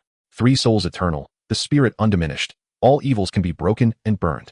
Xiang Ke suddenly clasped his hands together, and the fire dragon formed from the yang fire suddenly halted in midair before exploding into a dazzling burst of flames. Boom! The 7 ghost babies were instantly ignited by the yang fire, turning into nothingness in an instant. After eliminating these ghost babies, Xiang Ke suddenly looked towards the window. On the desolate grassland of the resort, several red figures suddenly rose into the air and swiftly flew towards this building. Downstairs, Dandan, holding a peachwood sword, stared blankly out the window, numbly poking Li Mingwen's, but with the sword tip, saying, "Bastard, how many sons does Superman actually have? Oh my." This time Dandan didn't need to remind anyone. Everyone had already seen through the window the several red figures suddenly rising from the grassland. Several little red ghosts clung to the edge of the window, revealing their harmless little heads, and called out to the people inside in a babyish voice, "Brother, sister, are you here to play with me?" Shaking their pigtails, the little ghosts awkwardly climbed in from the window, stumbling as they approached the group with outstretched little hands. If this scene had happened outside under normal circumstances, several women would surely have run over with affectionate smiles to hug and pinch them, but at this moment, everyone could tell something was off. Your child can fly? Not using the door, but coming in through the window? This is still the 2nd floor. I can't even climb up. How did they get here? Ghosts, ghosts. Li Mingwen and Dandan were dumbfounded, terrified to death. Dandan flung the peachwood sword out, and to her surprise, she actually hit one, but the wooden sword directly passed through the little ghost's body and flew out. Ghost is certainly not a strange term. Ordinary people often hear this word in ghost movies, supernatural novels, or even through hearsay, but usually, no one pays attention to it, at most gossiping about it a bit. Most people in this world do not believe in the existence of ghosts, even though they find the idea extremely terrifying based on their past understanding. The key issue is that no one will believe it. When such evil entities like ghosts actually appear before their eyes, it's no longer just fear. Panic and confusion will put their nerves on edge, and the only thing they can do is flee in all directions. Li Mingwen and Dandan immediately ran around in a panic, trying to escape this haunted building and return. "Don't run around." Tang Xia, holding a compass, called them over and said seriously, "You guys are too naive to want to see a haunted building. Are you scared now? Sister Tang Xia, tell us. Is this an illusion?" Dandan's face turned pale with fear. The laughter of those children in red sounded so terrifying. Li Mingwen stammered with a mournful face. "What should we do? What should we do? Are there really ghosts in this world? We were just messing around. Who knew this thing was real? If I had known this haunted building was real, I wouldn't have come even if you killed me. Come to my side, don't run around. You won't be able to escape." Tang Xia also felt the heavy Yin energy filling the building. The Yin energy was so dense that ordinary people could hardly bear it. Even if they ran, they wouldn't be able to escape. They would only end up going in circles. This building had been completely controlled by evil entities. Chapter 79. Inheritance of the world. The whole clubhouse was filled with gusts of cold wind, permeated by a gloomy atmosphere. After gathering everyone around her, Tang Xia cautiously headed to the 3rd floor with the compass in hand. She vaguely felt that getting closer to the missing point would ensure the safety of their group. Tang Xia came from a family of yin-yang practitioners, commonly known as yin-yang masters in folk culture. Yin-yang masters specialize in businesses related to the deceased, such as guiding souls and exorcising evil spirits, and they form a unique school that represents the lineage with the most practitioners in the field of feng shui and yin-yang. There are many yin-yang masters in the world. Almost every city has them, wandering between hospitals and crematoriums, specializing in businesses related to the dead. Of course, this type of yin-yang master is relatively mediocre, belonging to the lower tier, only understanding a little bit and dealing with the funerals of ordinary families. Similar to fortune tellers who set up stalls by the roadside. True practitioners like the Tang family, who are well-versed in the ways of yin and yang, look down upon this. In the country, aside from the major sects that have been passed down for hundreds or thousands of years, those who have made achievements in the field of feng shui and yin-yang are usually families with their own inheritance. Most ancestors of these families understood the ways of feng shui and yin-yang and made a living from it. Some focused on this path and grew stronger, passing down their lineage, and their descendants continued to make a living from it. Over time, it has been passed down for over 100 years, and some may have even lasted for nearly 1,000 years. When the feng shui and yin-yang practices thrived hundreds of years ago, there were countless families, and a large portion of them originated from various Taoist sects and Buddhist schools. After leaving their sects, they established their own paths, and those with exceptional skills could continue their lineage until today. Some also entered this path by chance, receiving teachings from certain wandering masters. Among the families, some have a deep heritage, even more profound than some major Taoist sects, and their mastery of feng shui and yin-yang techniques may surpass that of places like Longhu Mountain and Maoshan. Their disciples possess exceptional skills, and their abilities should not be underestimated. For example, the long-established Yang family is recognized as superior in the art of seeking dragon veins and locating yin and yang houses, acknowledged to surpass some major sections. The Yang family's feng shui techniques are considered the most orthodox in the world. Besides them, there is the Yehanala clan of the northern Samoyed. Shamanism has an extremely deep foundation in celestial phenomena, prophecy, and divination, and is most renowned in the border areas. It is said that the shaman masters from the Yehanala clan served the Qing dynasty royal family as the emperor's feng shui masters, and several emperors conferred upon them the title of national teacher. It is said that Empress Dowager Cixi's rise to power was fully supported by the Yehanala clan, allowing her to control the late Qing dynasty for decades, as Cixi herself originated from the Yehanala clan. There are also the well-known Tang men of southern Sichuan and the Wang family of Lingnan. The world knows that the Tang men of southern Sichuan excel in the study of hidden weapons and formations, but few realize that their true skill lies in the yin-yang techniques of Qimeng feng shui, which, although considered a minor path, is rarely matched due to its exquisite inheritance. The Wang family of Lingnan is a respectful title for the Tianyi family of the Guangdong dynasty. In the regions of Guangdong and Hong Kong, the feng shui techniques of the Wang family are recognized as the best. They even regard the Wang family above various major sects and Buddhist schools. Especially wealthy businessmen in Guangdong and Hong Kong, who take pride in befriending the Wang family. People from the Wang family are revered as masters and treated as esteemed guests, making their reputation in South China very prominent. It is said that the top luxury mansion of a wealthy man with the surname Li in Deepwater Bay was arranged by the Wang family, which led the Li family to gradually rise to the position of the richest family and maintain it for many years. One theory is that the Li family's feng shui is exceptionally good, allowing them to enjoy blessings. Moreover, over half of the top 20 business tycoons in Hong Kong 10 years ago had invited the Wang family to help them set up their yang houses. And most of those businesses remain stable to this day. Tang Xia, whose surname is Tang, naturally comes from the Tang family of southern Sichuan and is the eldest daughter of the current generation of the Tang family. Although there is a saying in the feng shui community that the teachings are passed down to males only, Tang Xia has displayed exceptional talent in yin-yang techniques since childhood. Therefore, the Tang family made an exception to focus on her training. Although she was not groomed as a successor, a lot of effort was invested in her development, and she is highly valued by the old master of the Tang family. The old master once lamented that if Tang Xia were a boy, the Tang family's name could reach even greater heights. The compass in Tang Xia's hand is one of the few magical tools of the Tang family, originally used by Huang Shigong. Since Huang Shigong's death, the compass has changed hands countless times and eventually fell into the Tang family after many years, continuing the lineage to this day. When Tang Xia left home to study at the age of 19, the old master of the Tang family personally passed the compass to her, both for self-defense and to help her develop better in the field of feng shui. Tang Xia had occasionally heard rumors among her classmates about the haunted building in Shi Mountain, which piqued her curiosity. For 2 years, she hadn't had the opportunity to take action, which led to her not using her yin-yang techniques during that time. When she heard about the haunted building in Shi Mountain, she felt compelled to investigate, joining a group of bored classmates to explore. Initially, Tang Xia did not take this haunted building seriously, thinking it was just the lingering souls of the deceased wandering around to disturb the living. However, once she entered the clubhouse, she immediately regretted it. This was definitely not an ordinary haunted building. The heavy yin energy here was extremely rare, something she had never encountered before. When she saw those little ghosts in red flying into the building, she felt even more bewildered. She had encountered childlike little ghosts before, but ghost infants were merely legends to her. Tang Xia, are those little ghosts really ghosts? Dandan asked repeatedly beside her. Didn't you see for yourself?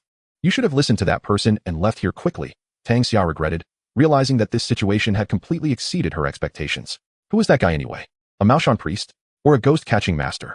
Li Mingwen and Dandan were hoping for a scene like in the movies, wishing for a heavenly master to descend and rescue them from danger. Unfortunately, Tang Xia did not know who Xiang Ke was. She couldn't gauge the other's depth, but estimated that they were about the same age, possibly a disciple of some sect.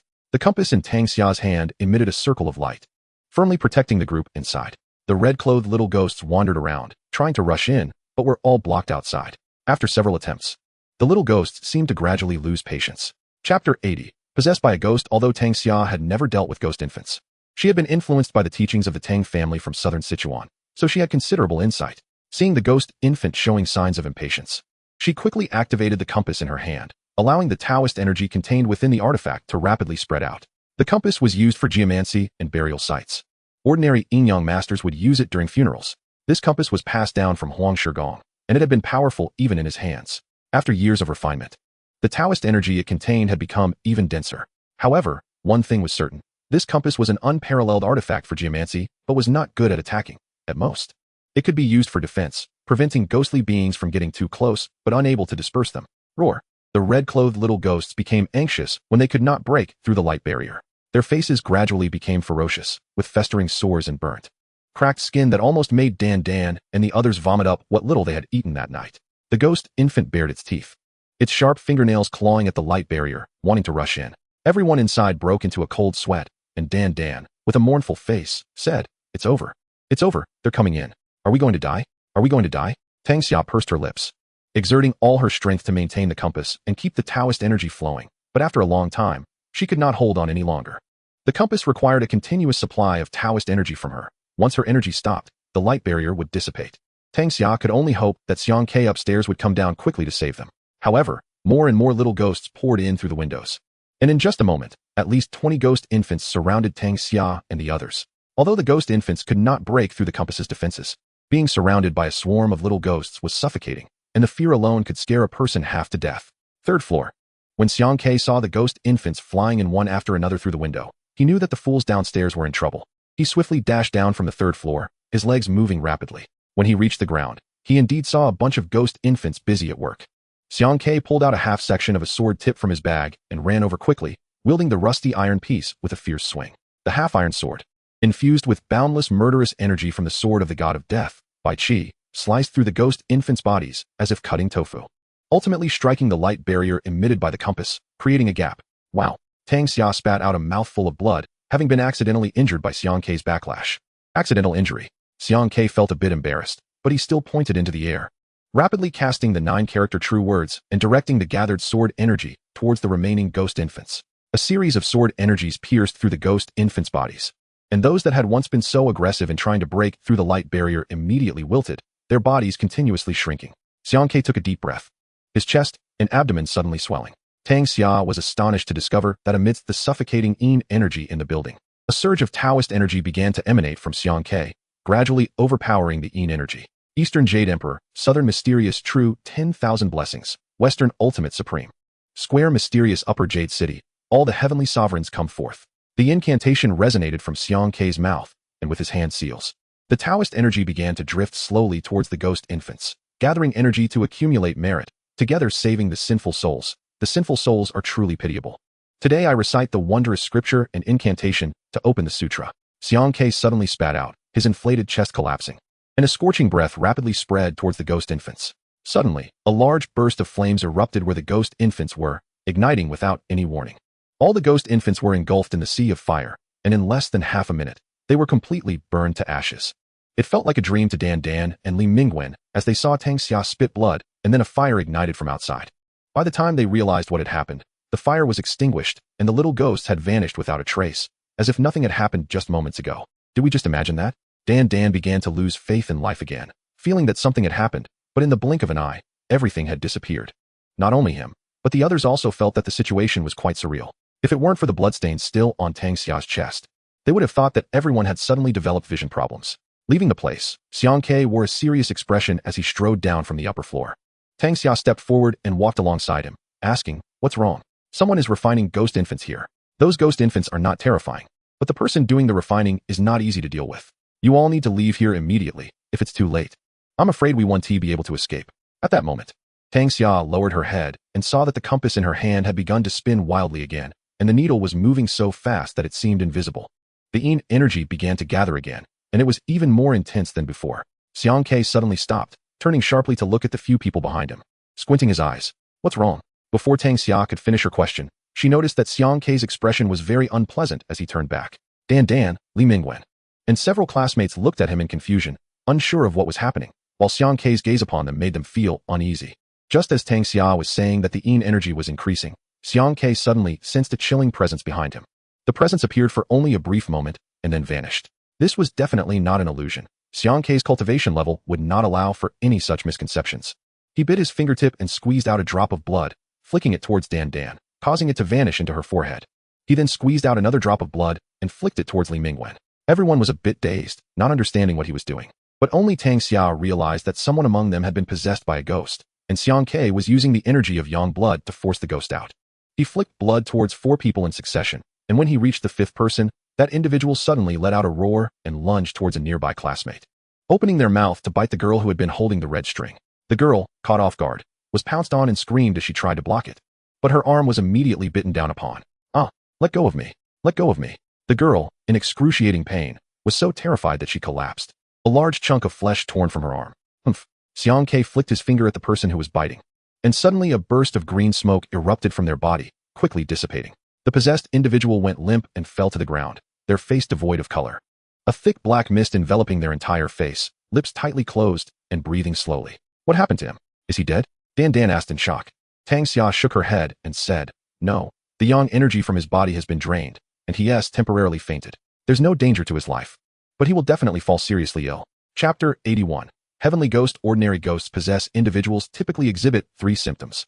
The first is walking on tiptoes with the heels off the ground. When walking, they can only use their toes, as the ghost is pressing down on their back, causing the person to lean forward and only able to walk on their toes. So, if someone goes out at night and sees a pedestrian walking with their heels not touching the ground, stay as far away as possible. That person must be possessed by a ghost. Another situation is when a person's face is stiff, they are crying, their pupils are dilated, and they don't blink. Because ghosts themselves have no expression, and after possessing a person, they won't have one either. So if you suddenly see someone nearby showing these signs, quickly get away. They are definitely possessed by a ghost. The last situation is when a possessed person crosses a threshold and there is an echo in the room. When a ghost is walking on a person's back, their reaction is relatively slow, and the person has already walked past while the ghost has not.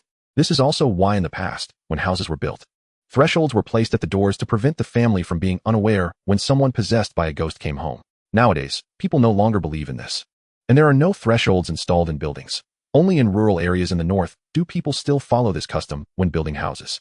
This is just a sign of an ordinary little ghost or wandering soul possessing someone. But if a highly skilled ghost possesses a person, you won't be able to notice it at all, unless the ghost controls the person to do something outrageous. Just now, Xiang Ke sensed a chilling aura approaching and knew that a ghost had appeared among them. When it vanished, it had already possessed one of the people. But the ghost was well hidden and showed no signs at all, making it impossible to recognize. Xiang Ke had to use the yang blood from his fingertip to force it out, just like I did earlier. Biting my fingertip to squeeze out a drop of blood and pressing it on my forehead can prevent the possessed person among the 10 fingers. The index finger contains the most yang energy, and Taoists usually use the blood from the index finger to draw talismans, which is more effective. Ordinary people can do the same. The yang energy in the index finger can prevent being possessed by a ghost. Everyone is afraid of being possessed, so they quickly bit their index fingers to squeeze out a drop of blood. Dan was even more extreme, actually biting his finger to the point of bleeding profusely, leaving Xiang Ke speechless. Just a little bit is enough? Why didn't you bite your finger off? Dan replied aggrievedly. I was afraid there wouldn't be enough blood to be effective. Xiang Ke laughed and said, I forgot to tell you. You actually don't have to bite. Dan asked in confusion. Why? Xiang Ke cleared his throat, touched his nose, and said, You are currently in a special condition. If a ghost possesses you, it will only bring trouble to yourself. Dan asked in confusion. What is a special condition? It sounds so mystical. Xiang Ke was at a loss for how to explain it to her, and Tang Xia shot him a look and whispered, Your relatives are here to see you. In ancient times, it was called a special condition, which can ward off evil spirits. This kind of thing is the most filthy. If a ghost possesses you, your own cultivation will be damaged. As a woman, you have this advantage. No one should ever say that being a woman is troublesome. This can save your life. Several men expressed their dissatisfaction. Dan immediately squinted and smiled, saying, It just arrived today. It still has 4 or 5 days to go, really on time. Besides ghost babies, there are actually fierce ghosts. How much sin has this place committed? Tang Xia frowned and said, You have exterminated so many ghost babies. The other side will definitely not let it go easily. Xiang Ke shrugged and said, "It doesn't matter. I want to see who is so inhumane. Those dozens of ghost babies must have had their corpse oil extracted from them before they died. This person has probably been lurking here for some years. The evil in the resort must be man-made. Someone is deliberately refining ghost babies and extracting corpse oil here." According to ancient texts, corpse oil has a wide range of uses. The most direct one is that after processing, it is highly toxic. Even high-level practitioners from both Buddhism and Taoism will be deeply affected if they are drenched in corpse oil, and the most serious cases can even lead to death. Some corpse oil, after processing, can be applied to women's skin to maintain beauty and delay aging. Frequent application can even restore the appearance of women in their 50s to that of their youth. It is rumored that a certain perfume from France contains corpse oil. When sprayed on the body, it has a very unique scent, especially in attracting the opposite sex, making it quite alluring. In the country, corpse oil is merely a legend. Various Taoist sects and Buddhism deeply despise it, and once someone dares to refine corpse oil, they will unite to attack without mercy. However, in neighboring countries, the extraction of corpse oil is rampant. For example, in Thailand, it is even quite common, well known to the public. In Thai temples, there are often people extracting corpse oil, especially from infant corpses, which has very mysterious powers after being processed. It is said to attract wealth and ensure safety. Besides that, it also has many evil effects. And it is very effective. In Thailand, ghost babies are quite prevalent. Many families even worship them after losing children, using them to ensure safety and attract fortune. Upon hearing the term corpse oil, Dan Dan and the others were somewhat shocked. From the literal meaning, they understood that corpse oil is extracted from human corpses, and the oil from infant corpses is clearly taken from babies. Are you saying that those little ghosts were all used to extract corpse oil before they died? Li Mingwen swallowed hard. It's not that scary. Just look at it differently. Xiang Ke said something that made everyone want to throw up. You know what lard is, right? It's pig fat, which you all must have eaten. It's also a type of corpse oil, just extracted from pigs. So in that sense, isn't it less frightening? Oh my god, big brother, please don't say that. You're really misleading us. Xiang Ke's words almost made them all spit. Who hasn't eaten lard? But when associated with corpse oil, it suddenly feels not so pleasant. Xiang Ke laughed, patting his shoulder and said, "The grilled meat you ate tonight, with the oil sizzling and dripping, isn't that the same? So, just take it easy." Li Mingwen said in a daze, "I was wondering why you didn't eat. You seem to have a stomachache. Turns out there was a deeper meaning, brother. You're too bad." After saying that, Xiang Ke, who was quite inhuman, walked downstairs, leaving the others in a state of confusion. It seems they would have to say goodbye to all meat for quite a while. When Xiang Ke reached the first floor, he stopped and didn't move forward. Outside, in the overgrown yard, a figure stood far away, slightly hunched, with its head down, looking as if its spine had already broken. Chapter 82. Scarecrow. The hunched figure was as thin as a stick. From a distance, it looked like a bamboo pole stuck in the overgrown grass. Its head hung down as if its spine had broken, and from afar, it resembled a scarecrow in a rural cornfield. A gust of cold wind suddenly blew through the yard, causing the nearly half-meter-long wild grass to sway and rustle in the wind. And that scarecrow actually began to drift slowly with the cold wind. The moonlight in the sky, I don't know when, was covered by a dark cloud, and the entire resort yard appeared dark and eerie. Gulps, Dan Dan and the others swallowed hard, their mouths open but unable to utter a word of fear. Tang Xia whispered, "It's not a ghost. It's a person. It has a shadow." Xiang Ke narrowed his eyes and said, "Yet it is more terrifying than a ghost." You all retreat back into the building. Huh. Li Mingwen turned around to look at the dark clubhouse and asked, "What if we encounter those little red-dressed ghosts again?" "It's better than encountering him. Just do as I say." Xiang Ke handed them a few pieces of talisman paper and said, "Keep them on you. Even if you encounter a little ghost, it won't get close to you." Xiang Ke then said to Tang Xia, "You protect them a bit. I'll deal with this person." Tang Xia hesitated for a moment and then nodded, leading a few people back into the building. She could tell that people who can float are not walking. They are using their own cultivation to drive their aura to move their bodies forward. Ordinary cultivators can't achieve this, at least in the Tang family. Only the old patriarch who has lived past 100 has this level of skill, and no one else in the Tang family has reached this stage. Tang Xia really didn't understand what confidence Xiang Ke had to face this person. At least she didn't think Xiang Ke's cultivation could reach the same level as the other parties. In the world of feng shui and yin yang, practitioners cultivate over time. Even a genius like her has only reached the late stage of qi gathering, and that was achieved with the strength of the Tang family. Those in their 20s have also reached the condensation stage, but as far as Tang Xia knows, there is no one with the surname Xiang among them. The figure floating closer looked even more real. Calling it skin and bones would be an exaggeration. The other party was completely skin wrapped around bones, with not a bit of flesh on him. His skin was dark and dry, and his eyes were deeply sunken into their sockets, with long fingers adorned with greenish-blue nails. "It's you who killed my little ghosts?" "That's right, you still carry their aura. Do you know how many years I spent refining those little ghosts?" His voice was very hoarse, as if his vocal cords had been cut multiple times, sounding quite uncomfortable, like nails scraping on a board. His accent was strange. Although he spoke Mandarin, it was clearly thick with a regional accent. You were able to make my little ghosts lose their souls and disappear into the heavens and earth, leaving only a trace of ghostly aura. It seems you must have used the fire of the utmost yang to burn them. The scarecrow chuckled and said, with such means, I imagine your master has some background. I won't destroy you for now. I'll just extract your soul and spirit and confine them here, letting your sect send someone to redeem you. The price must naturally match the value of my dead little ghosts. Want to confine me? I'm afraid you can't afford the price. Xiang Ke pointed at the scarecrow, quite unceremoniously, and said, You can put on quite the act, huh? Relying on your strong cultivation to speak with confidence. Today, I must make you kneel down and sing conquer for me. If you don't kneel, I'll make your head go to waste. Xiang Ke's sudden outburst left the scarecrow dumbfounded, unable to respond. In the world of feng shui and yin yang, the level of cultivation is a dividing line. A gap of one level is a difficult chasm to cross. He believed that no matter how hard Xiang Ke cultivated, he would never catch up to even half of his strength, but with such boldness, he found himself confused. The scarecrow said in a daze, Why do I feel like you have more confidence than me? Like you're even stronger? Where did you learn your skills? Xiang Ke replied speechlessly, Do you think we're just kids fighting? If you can't win, you call for your parents? Are you a tiger? If you're a tiger, I'm not in the same league as you. Let's just fight. No need to be polite. Xiang Ke held the tip of a half sword with his index and middle fingers, standing boldly against the wind, pointing at the scarecrow, and said, Is high cultivation impressive? There are so many people in this world. How do you know who is a dragon and who is a phoenix? Today, I must make you understand a principle. In this world, speed alone does not make one invincible.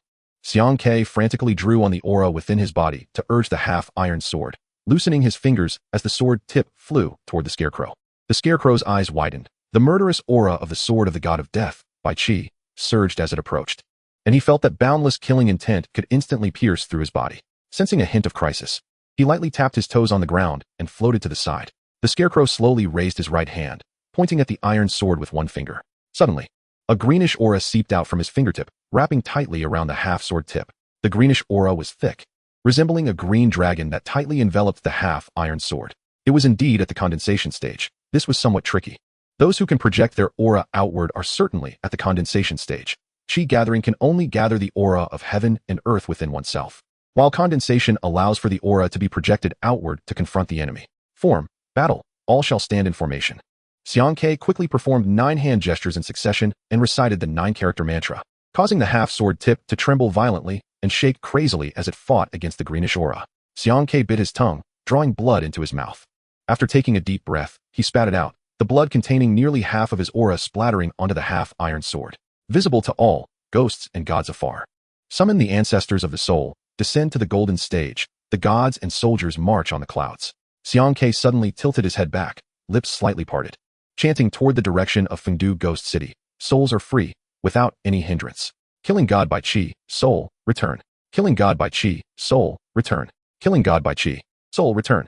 As Xiang Ke chanted the soul-summoning scripture, a piercing howl echoed through the heavens and earth. A shadow of nothingness suddenly coalesced from the sword tip. This shadow, nearly a foot tall, was clad in armor and wielded a long sword, with its tip pointing toward the sky. Though it was only a blurry phantom, an immense murderous aura seemed to pierce through the sky, exuding unparalleled dominance.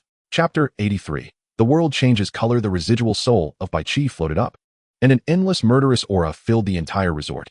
Even as Bai Qi pointed his sword to the sky, the aura surged straight into the clouds. At this moment, all the feng shui yin-yang masters in Shanghai sensed the murderous aura rising in the northwest and looked up in astonishment. When Bai Qi died, entering the underworld, the 10 Yama kings came forth to welcome the killing god into the underworld outside the Fengdu Ghost City, whether it was the ghost soldiers or the ghost messengers. Even the 10 great ghost generals did not have the qualification to welcome Bai Qi into the underworld, which is why the 10 Yama kings came forth to greet him. There have been many heroes or tyrants throughout history who could be honored in such a way by the underworld. For example, when the first emperor passed away, Yama personally welcomed him, and when the founding emperors of various dynasties died, it was generally the same. Even if it wasn't Yama, it would be the 10 great Yama kings who would come forward. The emperor gathers the luck of a nation, recognized by the heavenly way as the #1 person in the world. So when the emperor dies and enters the underworld, the treatment he receives is far beyond that of ordinary people. Great figures like Kangxi, Emperor Taizu of Ming, Cao Cao, Liu Bang, and Xiang Yu were all significant events upon entering the underworld and must be greeted by important figures from the underworld. However, Bai Qi was neither a founding emperor nor a reigning emperor, just a general under the king of Qin, yet he could receive such honor. He is considered the first person in history to achieve this. The reason lies in Bai Qi's boundless murderous aura. It is said that upon entering the underworld, to transform his immense murderous aura, the Ksitigarbha Bodhisattva personally spent over 10 days using the Ksitigarbha Sutra to transform Bai Qi's aura. In the end, as he was about to enter reincarnation, Bai Qi drew a strand of his residual soul into his sword and said, "My murderous aura is a gift from heaven and earth. After my death, I leave a strand of residual soul with this aura in the world to repay my countless sins of killing. My residual soul shall act as heaven's will, subduing demons and vanquishing evil." This is also one of the reasons why no one dared to stop Yu Qiuyang when he entered the underworld with a sword. The scrawny scarecrow was stunned when the half-sword tip produced a shadow. He never expected the person in front of him could summon a soul with boundless murderous aura. And when Bai Qi's soul appeared, he knew he was finished. The remnant soul had not yet made a move, but just a glance had already left him trembling in fear, not daring to entertain any thoughts of resistance. No, I admit defeat. I won't extract your soul anymore. It's my fault for being blind. I'll leave immediately and never do evil again. The scarecrow screamed, suddenly biting down on his own tongue, causing all his vital blood to burst forth in an instant, attempting to use his Taoist energy to perform a blood escape. Thud!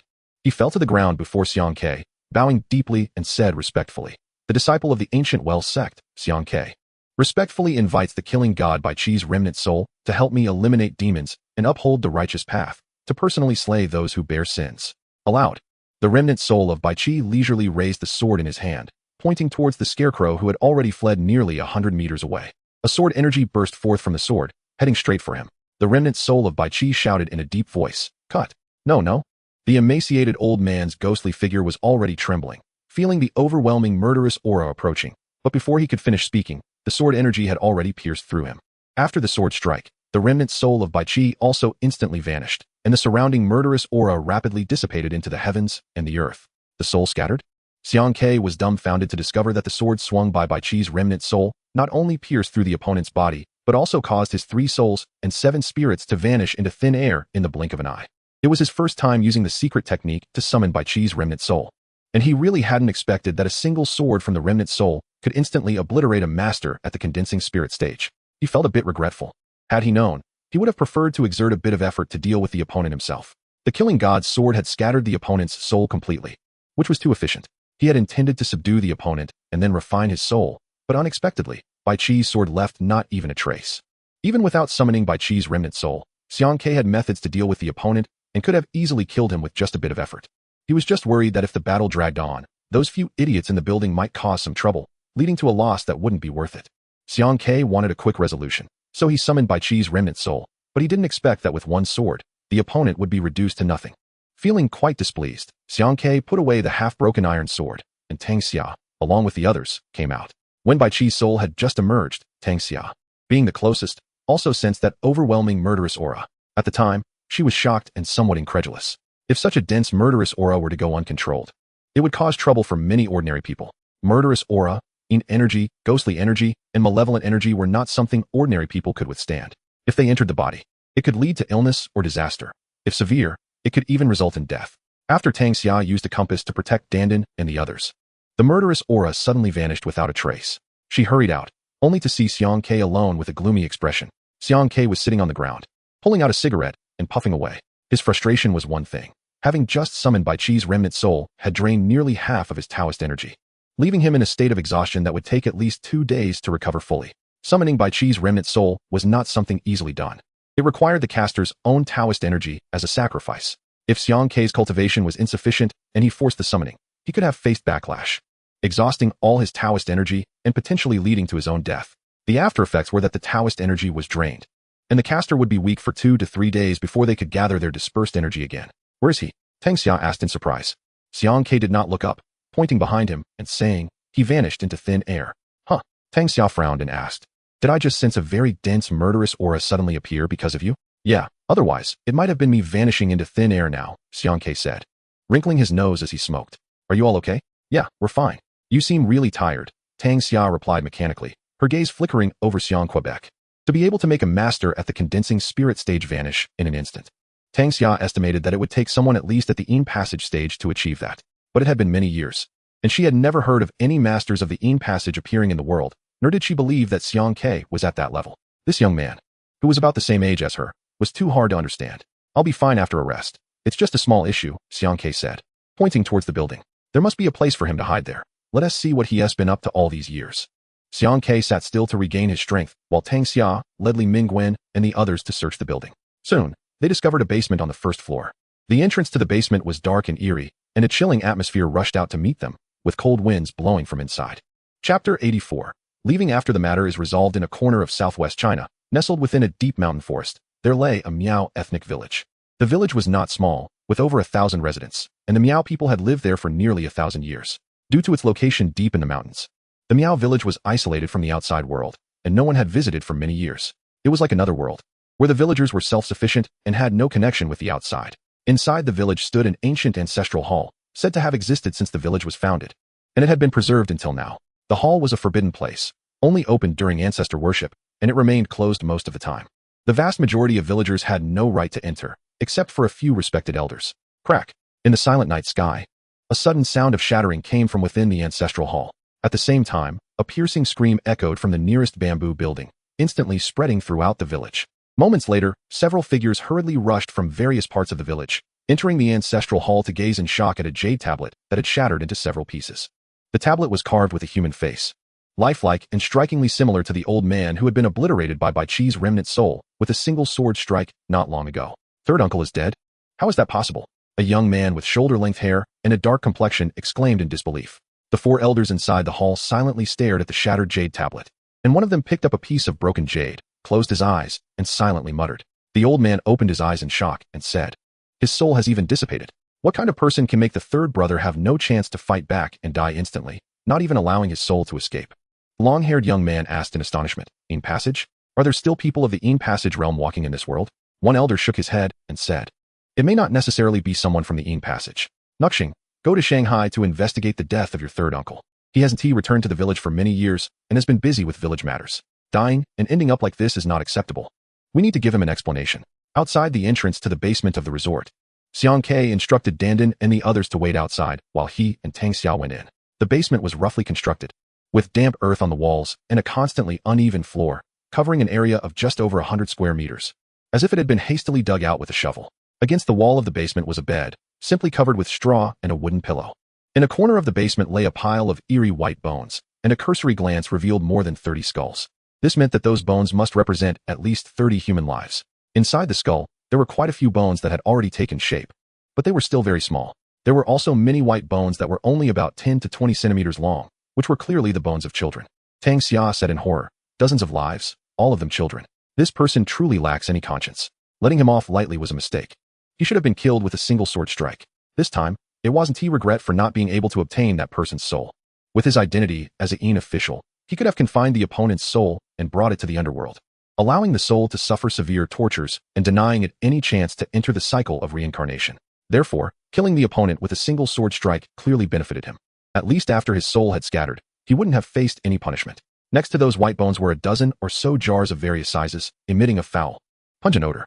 Xiang Ke opened one of the jars and found half a jar of greasy yellow substance. It was corpse oil. He was indeed using those children to refine corpse oil, but what could he possibly need so much corpse oil for? Tang Xia suppressed his nausea and said, "Some ancient and evil secret techniques require corpse oil as a catalyst. It's said that some of these techniques can grant immortality, while others can be used against enemies. To my knowledge, in Thailand or India, corpse oil from infants can be used to craft talismans that can attract wealth, ensure safety, or fulfill wishes. Even in some remote areas of our country, there are practices involving corpse oil for secret techniques. But I haven't heard of anyone or any sect using corpse oil in recent years. This is unacceptable in the realm of feng shui and yin yang, and anyone caught must be severely punished." Xiang Ke snorted and said, "Not discovering it doesn't mean it doesn't exist. Aren't those right here on the ground? If it hadn't been accidentally uncovered, who knows what these corpse oils would have been used for in the end? What should we do? We can't let these corpse oils be exposed to the outside world. Otherwise, if they fall into the hands of someone with ill intentions, it would be a big trouble." Tang Xia sighed and said, "Let's just burn it all." After the two of them came out of the basement, they collected a pile of weeds from the yard and threw them in until they had nearly filled half of the basement before stopping. Xiang Ke lit a fire and then left the resort with the others. The flames shot up into the sky, although it was delayed by a few years. In the days to come, no innocent children would suffer and die tragically in this resort in Shi Mountain. Xiang Ke left with Dandan and Li Mingwen. In the car, Dandan and Li Mingwen were both restless, chattering away until his head was buzzing. They never expected there really were ghosts in this world. What they saw on TV wasn't all fake. If there were truly no ghosts or zombies, where did those themes come from? Were they all just made up? How many brain cells did it take to come up with that? Dandan stared at Xiang Ke and asked, Xiang Ke, are you a celestial master? Or a Taoist? Why aren't you wearing a Taoist robe? And where's your peachwood sword and bagua mirror? You have no equipment at all, right? Do you want me to send you a link from a certain treasure site? You can buy some online. Their prices are pretty fair. And they have quite a few gifts too. Xiang Ke spat out a toothpick and said, if I really used those things, I would have died 800 times already. Just save it for me. Dandan nodded knowingly. I know what the problem is. My sword isn't consecrated yet. I should find a high monk to consecrate my peachwood sword, and then it'll work well, right? Xiang Ke nodded seriously. It's best to soak it in black dog blood for 49 days, and then you can transform into a righteous messenger to eliminate evil and protect the way. Well, that makes sense. Dandan smiled and nodded. Li Mingwen turned around, looking at him eagerly. Bro, can I become your disciple? You can set the tuition, and I'll drop out of school tomorrow. Stop the car. Come on, quickly stop. I need to pee. Xiang Ke waited for the car to stop before sprinting away, disappearing in an instant. Li Mingwen and Dandan then turned their attention to Tang Xia, who immediately tilted her head and fell asleep. Chapter 85. Accumulate Virtue 2 days later. In the evening, outside the Shi Mountain Emerald Villa, Xiang Ke got out of the car and squatted by the roadside to call Zhao Fengxing. A few minutes later, Zhao Fengxing quickly walked out and respectfully said to Xiang Ke, Master, if you had called, I would have come to pick you up. It's already embarrassing enough for you to come here in person, and it's too rude to keep you waiting outside. In the past 2 days, the frown on Zhao Fengxing and his wife's faces had mostly disappeared. Xiang Ke had once said that their connection with their 2 children had not been severed, and that there was still a possibility for their parents. So Zhao Fengxing was eagerly waiting for Xiang Ke to visit again. No need to be so polite. I met those 2 children by chance, and it was just a small act. If it weren't for the fact that there might be more children in this world who would suffer, I wouldn't have come, Xiang Ke said, looking down at his watch. Just wait a bit longer. I'm waiting for someone. Zhao Fengxing responded with an "oh" and stood beside Xiang Ke by the roadside. He took out a cigarette, offered it to Xiang Ke, and asked, Did you know that Shi Mountain caught fire again a few days ago, sir? Yeah, but it won't happen again. Xiang Ke thought for a moment and asked, Brother Zhao, what business are you in? Real estate development, hotel industry, I'm involved in both. Isn't it true that rich people mostly work in real estate? This field may be easier to make money, Zhao Fengxing said with a dry smile. In recent years, the domestic real estate industry has been strongly supported. So as long as you have connections and capital, you can basically make money in this line of work. Xiang Ke nodded and then looked thoughtfully toward Shi Mountain. Zhao Fengxing thought he was hinting at something and continued, Once this matter is resolved, there will definitely be a generous reward. Sir, I have a new property opening in the city that is about to be launched. I'll personally take you there. And you can pick out a house that you like. No money? Xiang Ke turned and smiled. Just throwing out a few million like that? Even if you're rich, you'd still feel the pain, right? Zhao Fengxing sighed and said, Money is a pain, but you still have to earn it. If those 2 children were around, I wouldn't think any amount of money was too much because after I die, I need to leave enough money for them to spend without worries. But after my children die, I suddenly realized that no amount of money is useful. It's just a number. Since you can help me fulfill my wish again, what is a house worth? You can even name your price, and as long as it's within my means, I'm willing to give it to you willingly. Just hoping the children can come back. Xiang Ke was smoking, his lips twitching as he said, I love to hear that, but it sounds too heartfelt. I don't need the house, and as for money, forget it. Just find an opportunity to donate those millions to build a school in a poor area. This is both to thank me and to accumulate virtue for your children. Zhao Fengxing asked in surprise, Is this how you're thanking me, sir? But you didn't take anything. Xiang Ke extinguished his cigarette and said, Money feels a bit too hot to handle for me. Let us not talk about it. It's all tears. Xiang Ke then pointed to Shi Mountain not far away and said, Boss Zhao, I have a business proposal for you. Would you consider it? Huh. You mean, that resort is a good inn residence, with great feng shui. As long as it's developed, it will definitely be profitable. Nowadays, there are always people dying, especially those wealthy folks who want to find a good place after death. That resort is an excellent place for a cemetery.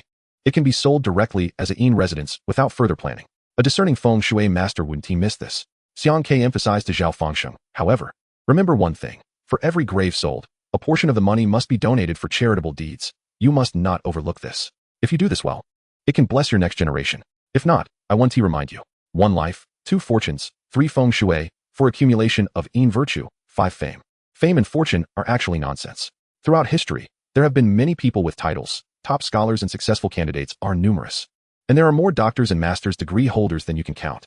However, those who truly become wealthy and enjoy a life of luxury are very few. In fact, fame and fortune are the least significant aspects of a person's destiny. Fate refers to one's life pattern. If you are born into a good family, you are destined for a life of wealth and nobility, which is why being born is a skillful endeavor. Luck is simply luck. When a person is blessed with good fortune, it is unstoppable. Those who win the lottery have simply encountered good luck. As for feng shui, it is an external factor that can change one's destiny. Chen Sanjin is the best example. Whether it is the good feng shui of his ancestors' burial site or the good feng shui of his own house, both can change a person's fate. Accumulating good deeds does not equate to enjoying wealth. It is about accumulating virtue for oneself after death and for future generations. A poor old man who has lived a life of hardship, if he has done good deeds his entire life, when he dies and enters the cycle of reincarnation, he will surely be reborn into a good family, and his descendants will also experience good fortune. Therefore, there is a saying that goes, do good deeds while living, for good will be repaid, and evil will be punished. At this moment, a small white Audi slowly approached from the foot of the mountain and stopped next to Xiang Quebec. Tang Xia poked her head out and said, there's a bit of traffic on the road, we arrived late. Let's go, we have plenty of time, no rush. Xiang Ke knew that Tang Xia's lineage came from a yin yang master, so he immediately decided that today, she would be the most suitable person to perform the ritual for Zhao's two children. Everything must be done professionally, while Xiang Ke could do it himself. It would be a bit troublesome and labor-intensive. If Tang Xia were to do it, it would likely be effortless for her. Additionally, Xiang Ke's Taoist energy had not yet fully recovered, so it would save him from unnecessary strain. Upon arriving at Zhao's house, there were no onlookers. Only the two family's elders had come. Upon seeing Xiang Ke, the four elders looked as if they had seen a bodhisattva, almost kneeling to pay their respects. Performing a ritual for these two children was not difficult, with Xiang Ke's identity as a Yin Si and Tang Xia as a dedicated Yin Yang master. They could work together without issue. They went to the children's living quarters, gathered some of their everyday clothes and favorite toys, then took them to the yard to burn. Today was the 7th day after their passing, and it was essential for the two children to find their way home. After Tang Xia finished her instructions, she squinted and whispered to Xiang Ke, I'm sure I can handle my part. But the key is whether you can truly enter the underworld and ensure their souls are sent into reincarnation on time. Just leave it to me. You don't need to worry about the rest, Xiang Ke confidently replied. Tang Xia rolled her eyes at him, set up the incense burner on the ground, then lit 3 long sticks of incense, raising her hands and saying, as a disciple of the Tang family from southern Sichuan, Tang Xia respectfully bows to the 4 directions of spirits and gods. After paying her respects to the spirits, Tang Xia inserted the long incense into the burner, took out a gong, and handed it to Zhao Fangsheng, saying, go to the yard. After you finish burning the children's clothes and toys, strike the gong 3 times and call out the children's names 3 times. Chapter 86. Reincarnation. Yin Yang masters are one of the 3 types of folk practitioners, namely those who perform rituals, practice Taoism, and engage in black magic. Generally, folk Yin Yang masters understand a bit of fortune-telling and can read a person's 8 characters to assess a burial site, but they only grasp the basics and cannot achieve mastery. They mostly work in hospitals or crematoriums, springing into action as soon as they hear of someone's death, providing comprehensive services from entering the coffin to preparation for cremation, contributing to the funeral industry. Strictly speaking, only men can be Yin Yang masters. Women are considered to have too much Yin energy, which makes them prone to attracting negative entities. Tang Xia is a woman, but she is not a Yin Yang master. She is an Onmyoji. Although the terms Yin Yang master and Onmyoji sound similar, they differ fundamentally in the term master, akin to comparing elementary school students with PhD students. Both are students, but the meanings are worlds apart. Onmyoji have fewer restrictions. Both men and women can practice, and in some aspects, women even have advantages over men. Onmyoji can be considered a branch of Taoism, having split off from the Taoist school. While Yin Yang masters only deal with the dead, Onmyoji can handle both the living and the dead, especially in matters of guiding souls and selecting burial sites, where they excel compared to ordinary feng shui masters. Tang Xia is the most gifted Onmyoji from the Tang family in southern Sichuan in a century. If it weren't for her being a woman, the patriarch of the Tang family would have likely already designated her as the successor for this generation. The 7th day after death is also known as the returning soul night, which is the most important day in folk belief after a person dies. On this night, the soul of the deceased returns home, and the living must prepare offerings for their departed loved ones. After burning the offerings, they must also prepare a ladder to heaven to burn as well, allowing the soul to enter the underworld without lingering at home. If the deceased soul is not sent away, it will affect their reincarnation, and if it remains at home, the living may suffer from severe illness. Tonight marks the 7th day for Zhao Fangsheng's 2 children. Following the normal procedure, it is actually quite simple to handle. An ordinary Yin Yang master could manage it. However, Xiang Ke and Tang Xia needed to add an extra step. When the souls of the 2 children return, Xiang Ke will personally lead them into the underworld before they are reincarnated back into the Zhao family. It is as if the 2 4- or 5-year-old children went out to play for a while and then returned home, though they would have missed 4 or 5 years in the process and would need to grow up again from scratch. After paying respects to the spirits and inserting the incense, Tang Xia silently recited the Sutra of Deliverance, while Zhao Fangsheng had already ignited the children's favorite clothes and toys and struck the gong 3 times. Shortly after, a gust of cold wind swept through the yard, and 2 tiny figures appeared, swaying in the villa area. After the 3 strikes of the gong, the 2 children looked this way in confusion. and Zhao Fangxing began to call out the children's names. Tang Xia softly said, "On the seventh day, it shouldn't be so complicated. The souls of the deceased can usually find their way home on their own. However, these two children are too young and have suffered a lot in life, which has left them with heavy grievances. If we don't guide them, they will wander outside." The two children were crying, their bodies still marked with injuries, looking extremely pitiful and wronged.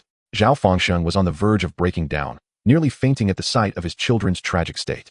Even though Xiang Ke had opened their heavenly eyes 2 days ago, and he had seen them, seeing them again made him unable to hold back. Just thinking about the suffering they endured before their deaths felt like a knife cutting through his heart. The two small figures staggered into their family's yard. Tang Xia also stepped forward and whispered a few words in Li Linga's ear. Zhao Fangxing's wife squatted on the ground, holding back her tears, and softly said, "Touch the fur, don't be scared, touch the tails, it won't be scary for a while. Ling, Bao, come back home with mommy." The two souls opened their small hands and lunged toward Li Linga, but they passed right through her body. Xiang Ke walked up to the two children, pressed his index finger to their foreheads, and the mark of the Yin Si appeared faintly. Xiang Ke said to Zhao Fangxing and Li Linga, "You two should go back and engage in some marital activities." Zhao Fangxing and his wife were momentarily stunned and asked in confusion, "Sir, what does this mean? Oh dear, how do I explain this to you?" Xiang Ke cleared his throat and said, "To put it simply, it means you two should have more intimate relations." Zhao Fangxing and Li Linga's faces immediately turned bright red, and they quickly turned to head back. Xiang Ke exclaimed in surprise, "Why the rush? Are you that eager?" Tang Xia didn't want to engage with him either and turned to leave. With a slight smile, Xiang Ke held the hands of the two children and recited, "On the road to the underworld, the gates of hell open. The Yama sends the souls to the ghost city for reincarnation." Suddenly, a pitch-black crack appeared in front of Xiang Quebec. He pulled the two children in and stepped into the underworld. In the distance, Tang Xia looked astonished and said, "A living person entering the underworld? Who on earth is he? How is this possible? It's not unusual for living people to enter the underworld. Not to mention those who have reached the realm of communication with the underworld. Even those at the concentration level can allow their souls to leave their bodies and enter the underworld, as long as the soul is undamaged in the underworld. Returning will not cause any issues." However, Tang Xia had never heard of anyone who could enter the underworld in their physical body below the realm of communication with the underworld. At least she did not believe that Xiang Ke had reached that level. Upon entering the underworld, Xiang Ke, in the identity of a Yama, led the two children directly to the reincarnation area. The on-duty Hell Messenger confirmed their identities and immediately allowed Zhao Fangxing's pair of children to enter the human reincarnation. Xiang Ke instructed Zhao Fangxing and his wife to consummate their marriage that night, and they were to each take a drop of the tears condensed from resentment as a catalyst, which would also allow the two children to enter reincarnation. This would work in tandem, and Li Linga would become pregnant that night with these two children. After returning from the underworld, Xiang Ke drove away in Tang Xia's white Audi, leaving the Emerald Villa. "You can actually traverse between the two realms?" Tang Xia asked impatiently. "You say go and you go, you say come back and you come back. Who exactly are you?" Xiang Ke replied seriously, It's nothing much. I have a good relationship with that side, just taking a stroll, no need to be so surprised." Tang Xia laughed and said, "You don't know? They're about to legislate against showing off. If you keep this up, you could be sentenced for several years." Xiang Ke rolled his eyes at her and said, "Who dares to sentence me? I just need to greet the black and white impermanents, and they would take me away. It's not a scare tactic. Who wouldn't tremble at that?" Xiang Ke claimed to have a good relationship with the other side, which sounded quite boastful. However, Tang Xia couldn't stand his attitude but still believed this extremely exaggerated claim. Why? Since ancient times, aside from reaching a certain level of cultivation, being able to connect the two realms with a physical body must have other reasons. Having a good relationship with that side was not impossible. At least, Tang Xia learned from her family's ancient books that some people in the Yang realm indeed had good ties with those on the Yin side, and could even act as Yama representatives in the Yang realm. For example, there is a profession in the Yang realm called Yin medium. They may not have great abilities or be able to traverse the two realms with their physical bodies, but they can communicate with people from the underworld at any time and allow the souls of the deceased to possess their bodies. Tang Xia speculated that Xiang Ke might have a similar secret technique as a Yin medium, just a bit more impressive. "A gathering is happening in Shanghai in a few days. Do you know about it?" Tang Xia suddenly said. "What gathering?" Xiang Ke asked casually. Tang Xia explained. "It's a gathering organized by prominent people in Shanghai. In simple terms, it's a chance for wealthy individuals to connect emotionally, but it's not just limited to them. If there are any feng shui masters or yin-yang practitioners nearby, they will also attend. In short, the purpose of this gathering is to give wealthy people the opportunity to meet feng shui masters, and also for these feng shui masters to network with the powerful. If someone hits it off, a deal might just be struck. Do you understand?" "Ah, got it." Xiang Ke nodded in understanding, saying, "I've only been in Shanghai for a little over half a month. Besides you, I only know an old man at the hospital gate. This gathering probably has nothing to do with me. I have an invitation. I previously gave it to my family in Chuan'an, and my father had someone bring it to me. I'm not too familiar with it. Why don't you come along and join the fun?" Xiang Ke scoffed, not interested. I'm more suited to being a lone wolf. I don't like socializing. It's lonely at the top, you know? There are too many mortals in this world. I'm afraid it would dirty my eyes. Please don't mention anything related to money again. Feng Shui masters and the powerful have always had a close relationship throughout history, as inseparable as Jiao and Meng. Hey, can you speak properly? Tang Xiao rolled her eyes and then smiled. Such gatherings never lack women, no matter what you're interested in. You'll find it there. Ah, is that so? Xiang Ke blinked, revealing a cleverness, and said, if that's the case, then I have to go take a look. Even if it's lonely at the top, I can't completely avoid the world, right? After dropping Xiang Ke off, Tang Xia arranged a time to meet again before leaving. When Xiang Ke went upstairs and opened the door, he saw a man in his 50s talking affectionately with a heavily made-up woman in her 30s in the living room. Upon seeing Xiang Ke enter, the man chuckled and said, "You're back? It's quite early today." Busy, uncle? The man was Xiang Ke's landlord, a 50-something Shanghai man. A few years ago, his wife left him with the kids, and he lived alone in a house, relying on a monthly low-income subsidy. Shanghai is a fascinating place. As long as locals own property, they can live better than those struggling from outside, even if they do nothing but bask in the sun. Xiang Ke's landlord owned a 3-bedroom apartment, living in the living room while renting out the other 3 rooms, collecting over 2,000 yuan a month, plus the low-income subsidy, making a total of 5,000. He lived comfortably, so he often indulged in romantic pursuits in his spare time. After Xiang Ke moved in, he often returned late at night, and almost every time, he could hear the sounds of passionate conversations from the living room. Today, he returned early and happened to catch the landlord in a heartfelt conversation. Seeing Xiang Ke about to head back to his room, the landlord waved him over and said, "Xiao Xiang, come sit and chat for a bit." Xiang Ke chuckled awkwardly and replied, "I won't disturb you then. A moment of intimacy is worth 1,000 gold. And aren't you charging by the hour? If I delay you, wouldn't that cost you?" The landlord smiled shyly and said, "Just chatting won't hurt." Xiang Ke sat down opposite them, and the landlord handed him a cigarette, saying, "Xiao Xiang, what do you think of this lady? Isn't she a bit different? I tell you, her life experience is very rich. She excels in all arts and can perform any skill with ease. Her quality is top-notch, a leader in her field, with very high professional standards." The heavily made-up woman quietly smirked, her fiery eyes fixed on Xiang Ke, her bright red lips opening and closing in a frightening manner. Xiang Ke was completely taken aback by the landlord's comments, and with a confused look, he asked, "Uncle, are you introducing me to your post-conversation insights?" "No, it's not like that," the landlord said seriously. "Her skills are quite good, and her reputation is solid. She's a model in the service industry. I see you working night and day, which must be tiring. You definitely need to relax, right? Hormonal imbalances are no small matter. It's easy to develop skin issues. Uncle, are you trying to help fallen women find happiness?" Xiang Ke understood and realized the landlord was planning to enter the entertainment industry. The landlord sighed earnestly and said, "The economy is tough.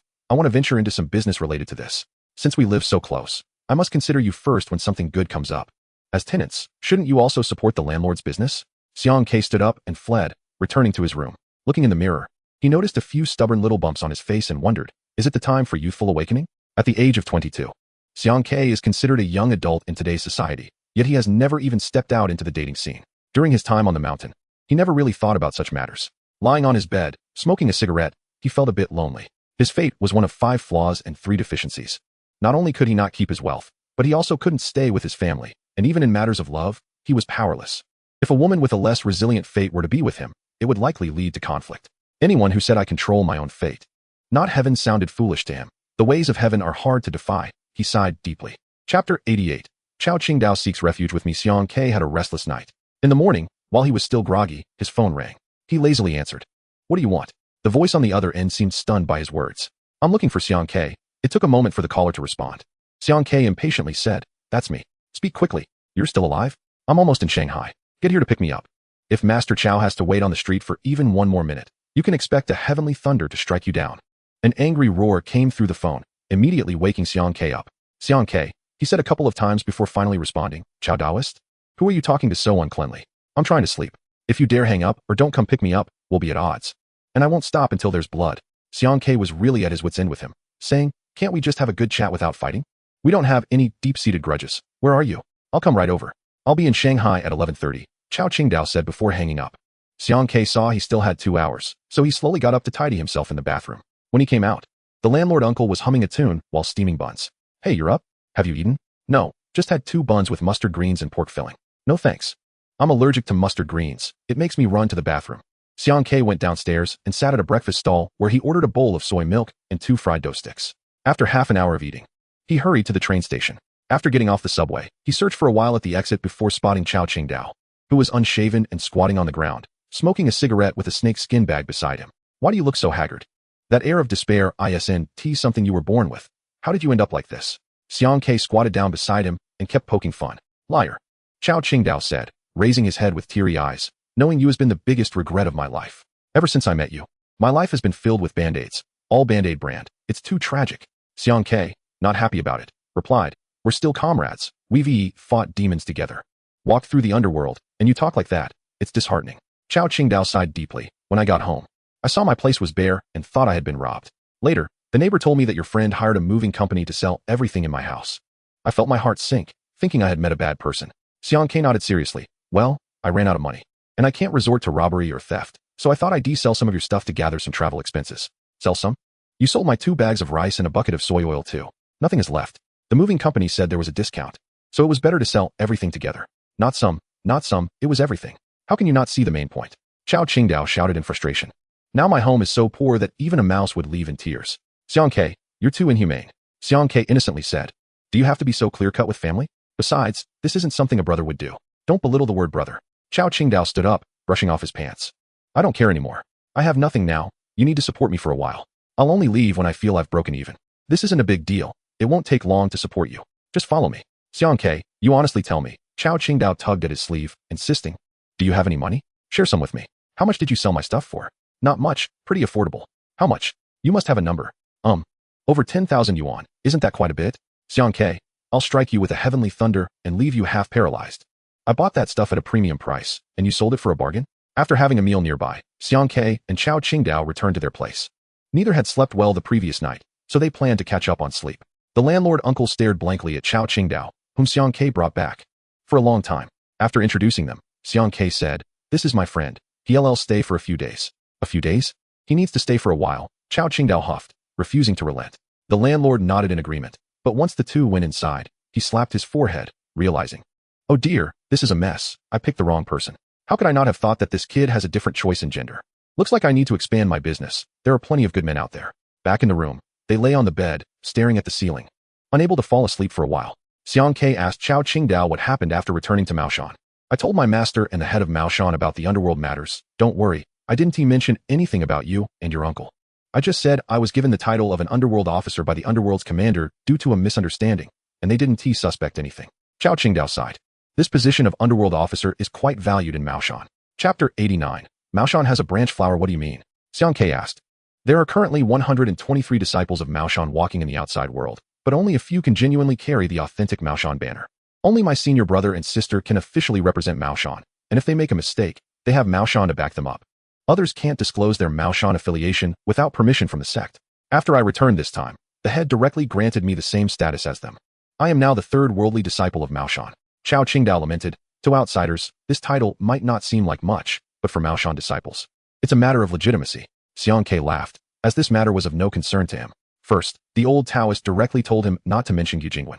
And second, only 2 people from Yujingwen had come into the world, him and his senior brother, who was outside. Thinking of his senior brother made Xiang Ke suddenly fall silent. He hadn't seen him in years and had no idea how he was doing.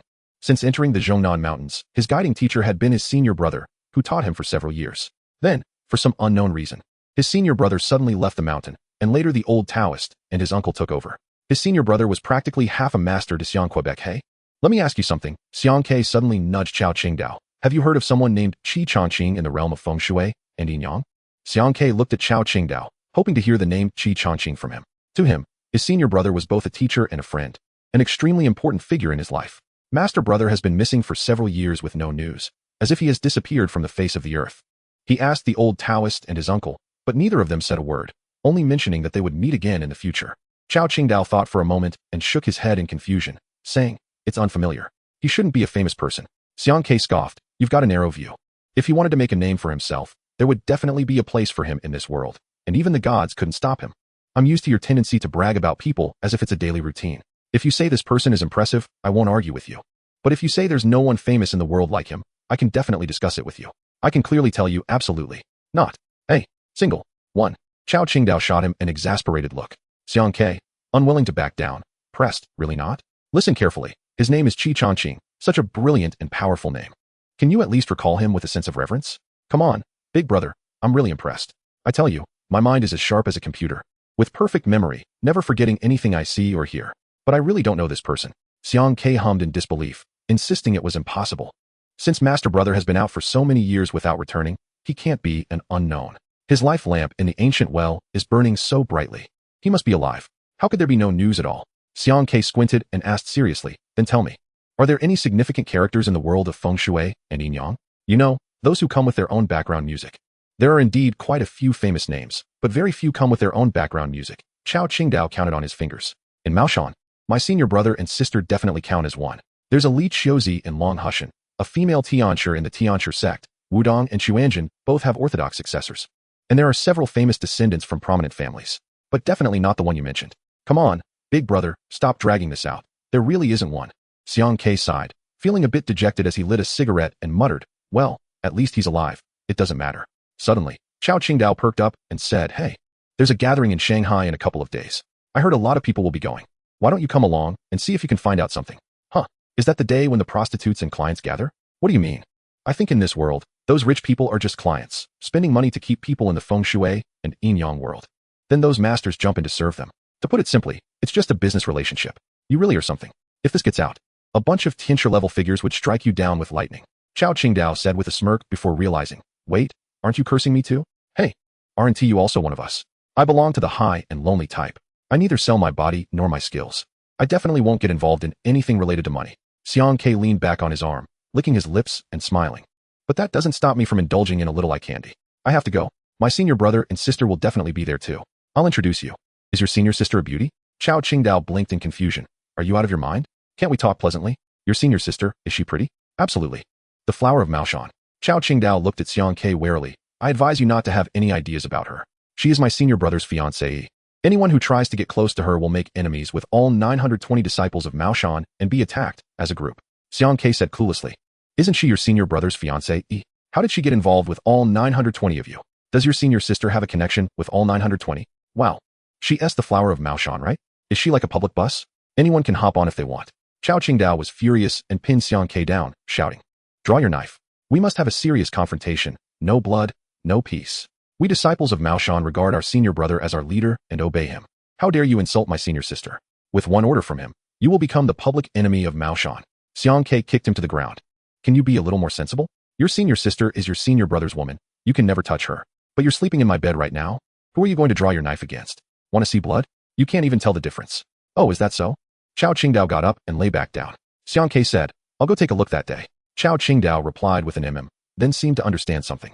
Saying suspiciously, I'm lying in your bed? Something feels off. All right, go to sleep, go back to sleep, catch a nap, and when you wake up, I'll take you out to eat. Xiang Ke quickly closed his eyes and fell into a deep sleep. Hey, wait, something's wrong, Chao Qingdao thought, his head buzzing. You sold my stuff and used the money for the trip to Shanghai. The house you rented and the bed you bought were all bought with the money from selling my stuff, right? So this house should have your surname now. How can you speak so righteously? Chapter 90. Black eating black in the dead of night. A Passat with the engine off and lights off quietly parked by the side of National Highway 318 leading to Shanghai. Inside the car sat 3 people, silently smoking one cigarette after another, not saying a word. The person in the passenger seat occasionally looked down at the time, which pointed to 9 o'clock in the evening.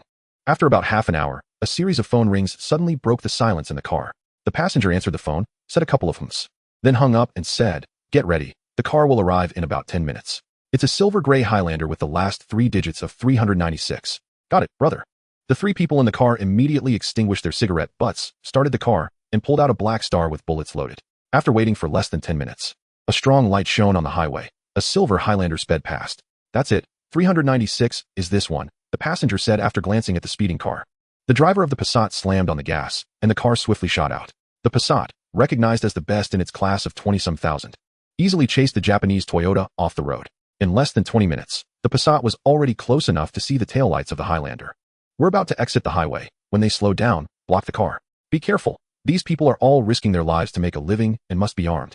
Safety first. If things go wrong, just shoot them. Don't be soft-hearted, the passenger instructed calmly. A few minutes later, the Highlander slowed down, exiting the highway onto a side road.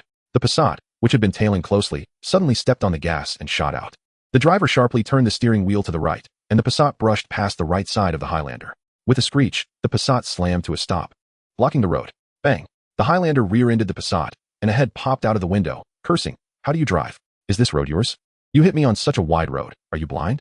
Bang, bang, bang. The three people from the Passat got out of the car. The leader racked the gun and raised the muzzle, pointing it at the Highlander's window. There's a situation, draw your guns. The people inside the Highlander saw the gun pointed at them, and the passenger reached for a modified gun. Before he could even lift it, the three from the Passat had already surrounded them. Be honest, or the bullets will serve you. The people from the Passat reached their guns inside the window, aiming at the two people in the car. The person in the driver's seat suddenly slammed on the gas, and the Highlander pushed forward against the Passat. The person in the passenger seat raised a gun and was about to pull the trigger. Bang, bang, bang. Before he could shoot, the people outside acted decisively, firing 3 shots that hit the Highlander's driver squarely in the chest, instantly killing him. Come on, do you believe you're next? The person outside pressed the gun against the head of the passenger who hadn't had time to shoot. The people inside the Highlander dropped their guns and raised their hands, saying, definitely not cops. Which gang are you from? Let's talk about this somewhere else. Be honest and come with us, the person outside said, pulling open the car door and putting away his gun. Slow down. If I feel you're even a bit off, I won't hesitate to shoot. Xiaoyang, tie him up and stuff him in the car. Dutching, drive the Highlander to find a place to bury the people inside. There's a river nearby. Just drive the car into the river, clean up the traces, and don't leave any clues. Well, Kunlun, I'll leave first. I'll wait for you at the old place. After calling Ditching to get into the Highlander, he drove off. Xiaoyang took out a rope, tied the person up, and stuffed him into the trunk of the Passat. The two then started the car and left the roadside.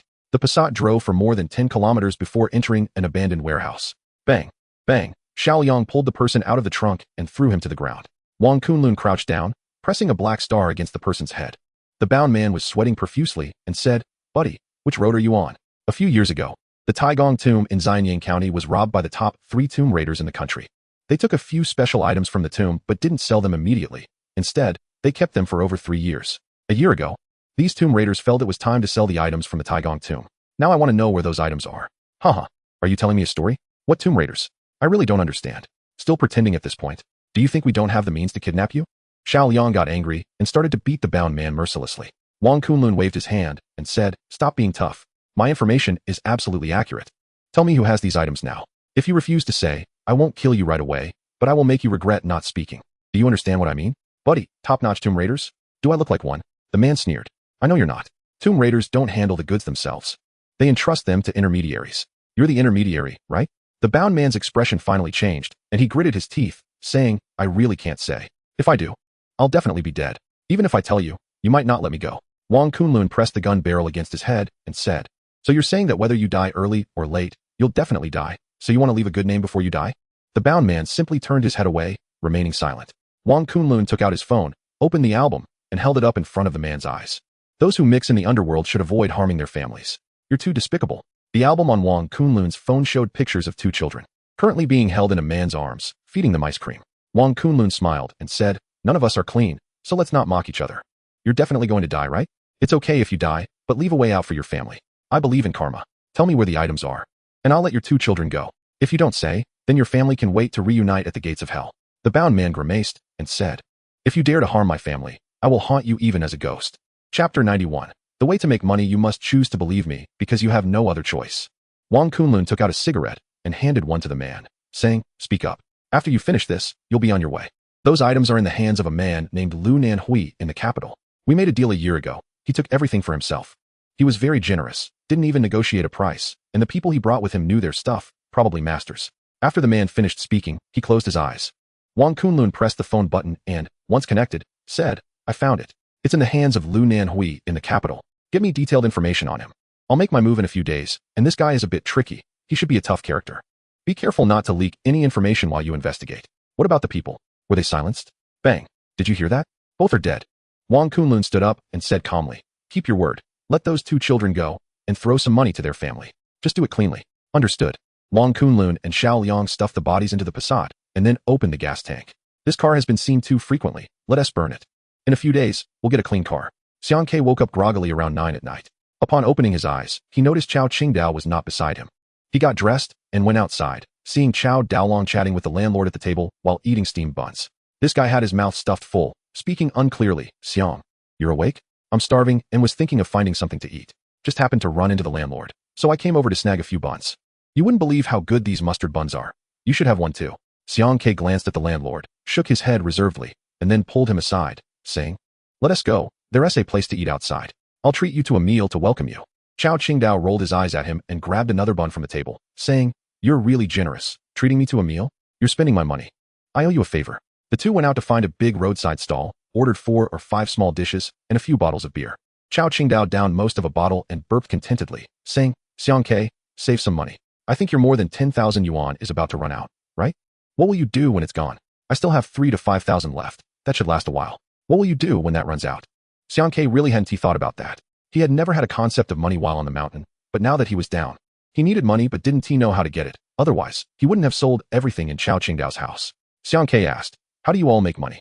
Chao Qingdao's house and belongings were worth quite a bit, totaling hundreds of thousands, and Xiang Ke hadn't seen him with any legitimate job. But he definitely had some way to make money. Chao Qingdao replied, there are generally 2 ways for feng shui masters to make money. First, they set up feng shui arrangements or exorcise ghosts, charging a fee each time. The second way is to be supported by wealthy people or big companies, serving them specifically, which gives a fixed annual income, and there is also extra income each time they work. But there aren't that many ghosts, and not that many arrangements need to be made. Wouldn't feng shui masters starve to death? Chao Qingdao said, starve? Real feng shui masters are all well off. They charge at least 5 figures for a single service. If they do a big arrangement, it's at least 7 or 8 figures or more. It's rumored that the Wang family from Lingnan charges million-dollar fees for feng shui services on the island for wealthy clients, and they pay willingly. Xiang Ke shook his head with a bitter face. This simply didn't suit him. He was destined to have a troubled fate. And even if he set up arrangements for others, he wouldn't be able to keep the money for himself. It would all have to be dispersed, otherwise. The heavy karma would affect his own fate. Xiang Ke was deep in thought with a frown when he suddenly noticed Chao Qingdao staring at him and asking, how did you do it before?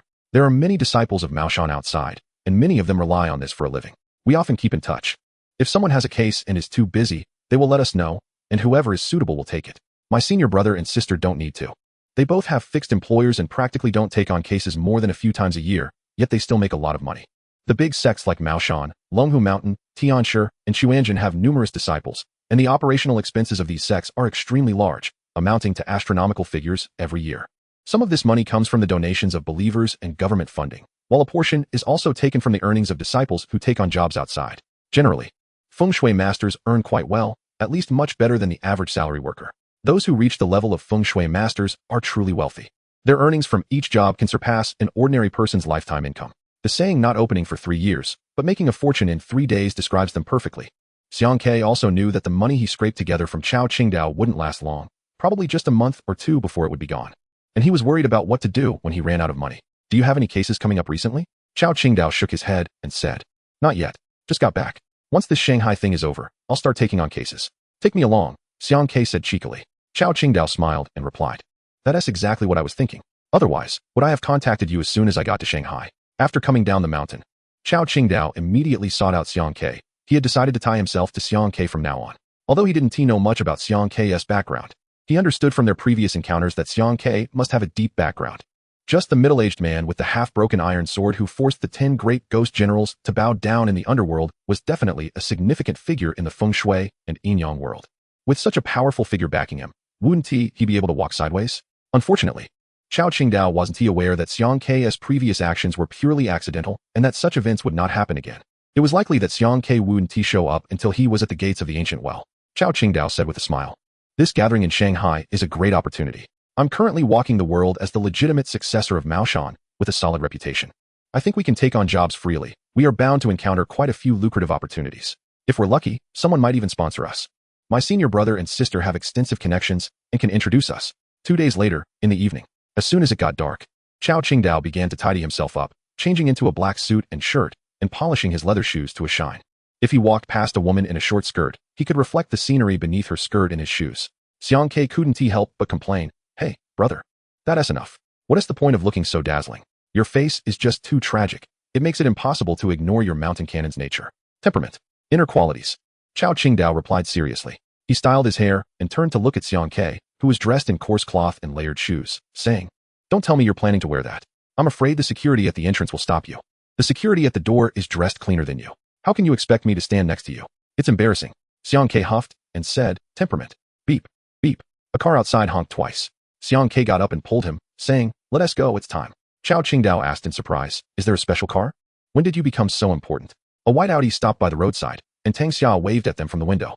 Xiang Ke opened the car door and climbed in, while Chao Qingdao stared at Tang Xia's face in disbelief and asked, you also have a beauty coming to pick you up?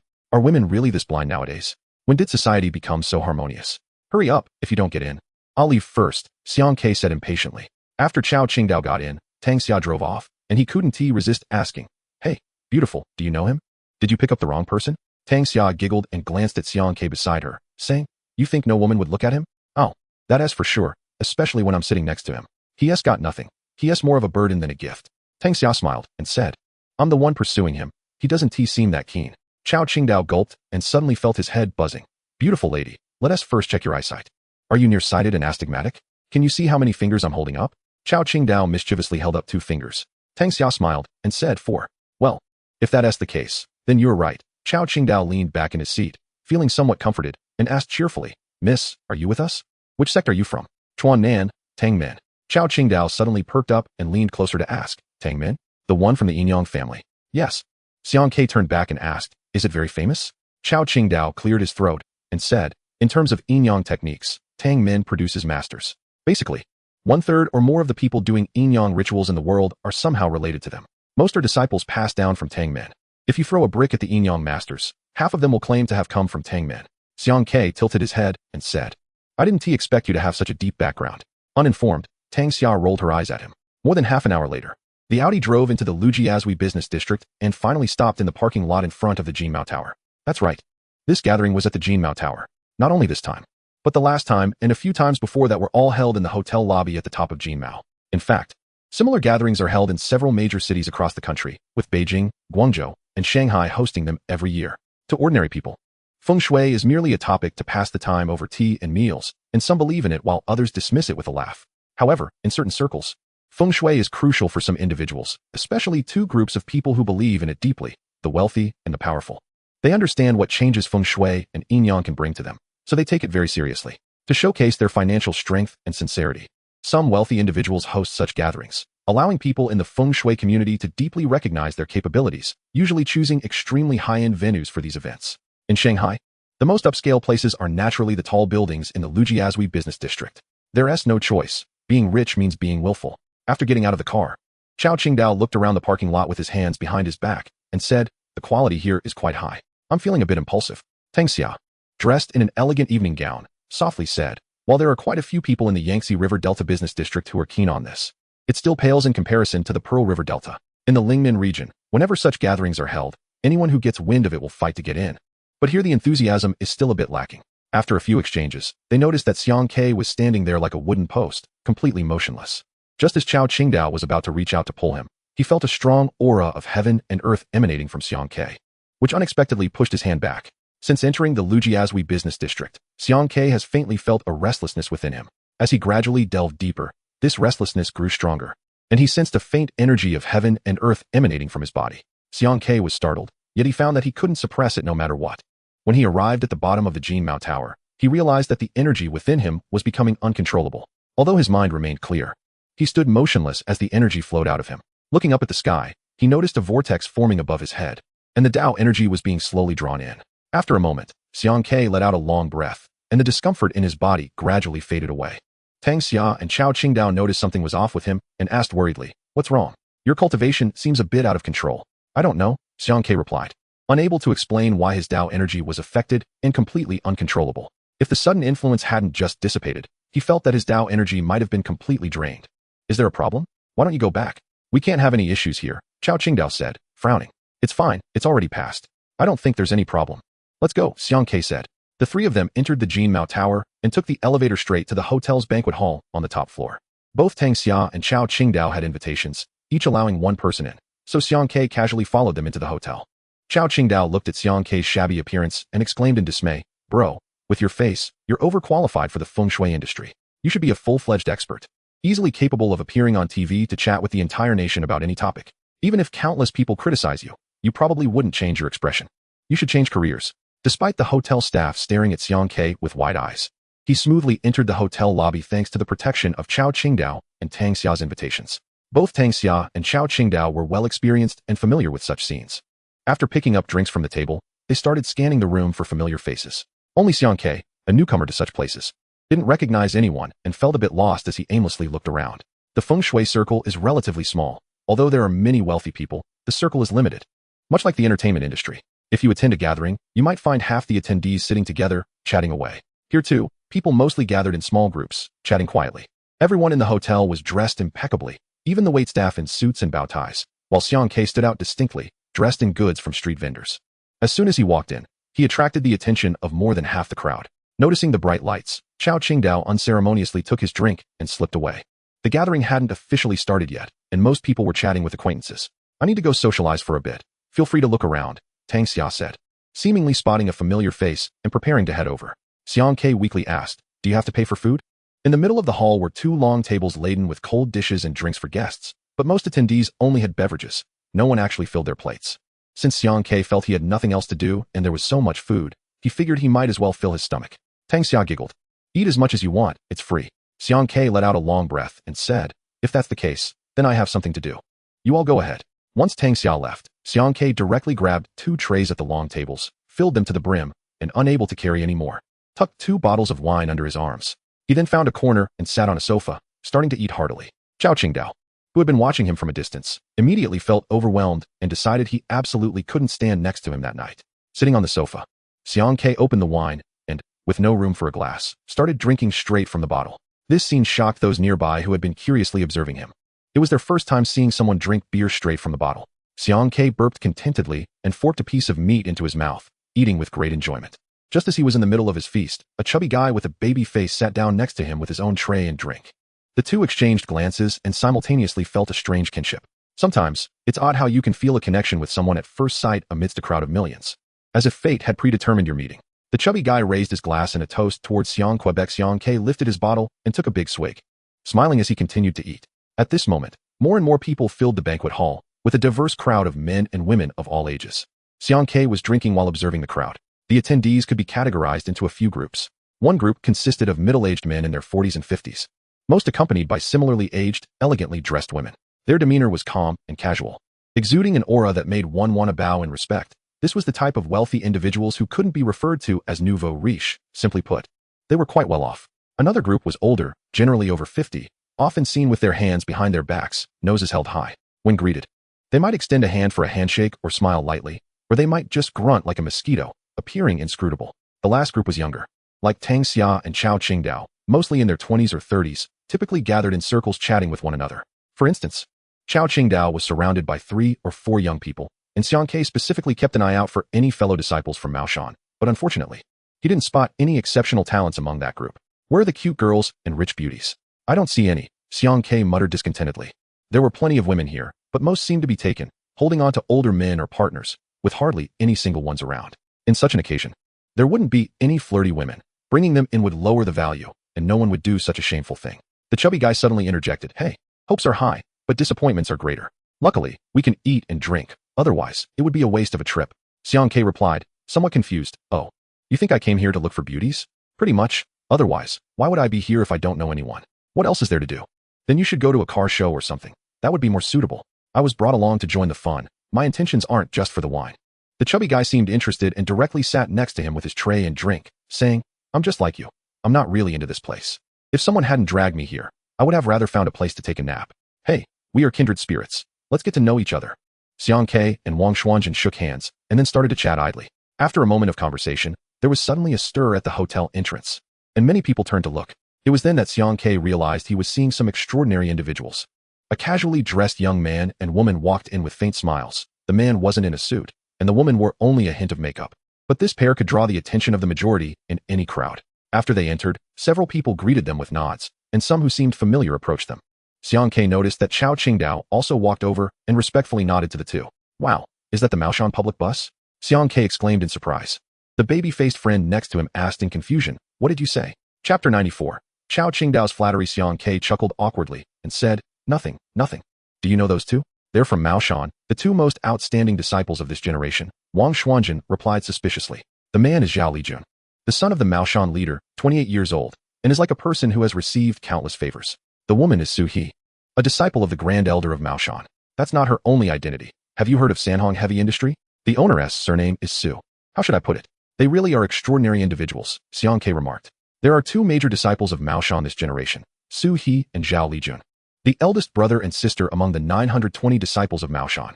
Using extraordinary individuals to describe them is quite fitting, and they truly are exceptional. Zhao Lijun at 28. is one who does not follow the conventional path. Born in Maoshan, he didn't step outside until he was 16, spending 12 years learning Taoist practices. According to insiders, by the age of 10, Zhao Lijun could recite major Taoist texts from memory, and by 12, he could independently draw talismans. At 14, he reached the mid-stage of qi gathering, showcasing the talent cultivated by Maoshan over the years. Just after turning 16, Zhao Lijun, who had never attended school, received an acceptance letter from Harvard Business School in the U.S. to study business courses. Rumor has it that he didn't get in on merit, but rather through the extensive connections of the Maoshan leader, who created a spot for him. In his years in America, Zhao Lijun didn't engage in ghost exorcising, but instead collaborated with several Chinese students from the business school to establish a foundation focused on investments. In less than 3 years, this foundation reportedly gathered 12 of the most renowned Chinese business talents from Harvard, with Zhao Lijun being the 13th. He referred to his group as the Knights of the Round Table. After more than 3 years, only these 13 individuals know how much the foundation has earned. But it's said that major investment banks like Morgan Stanley have started to take notice and send executives for business discussions.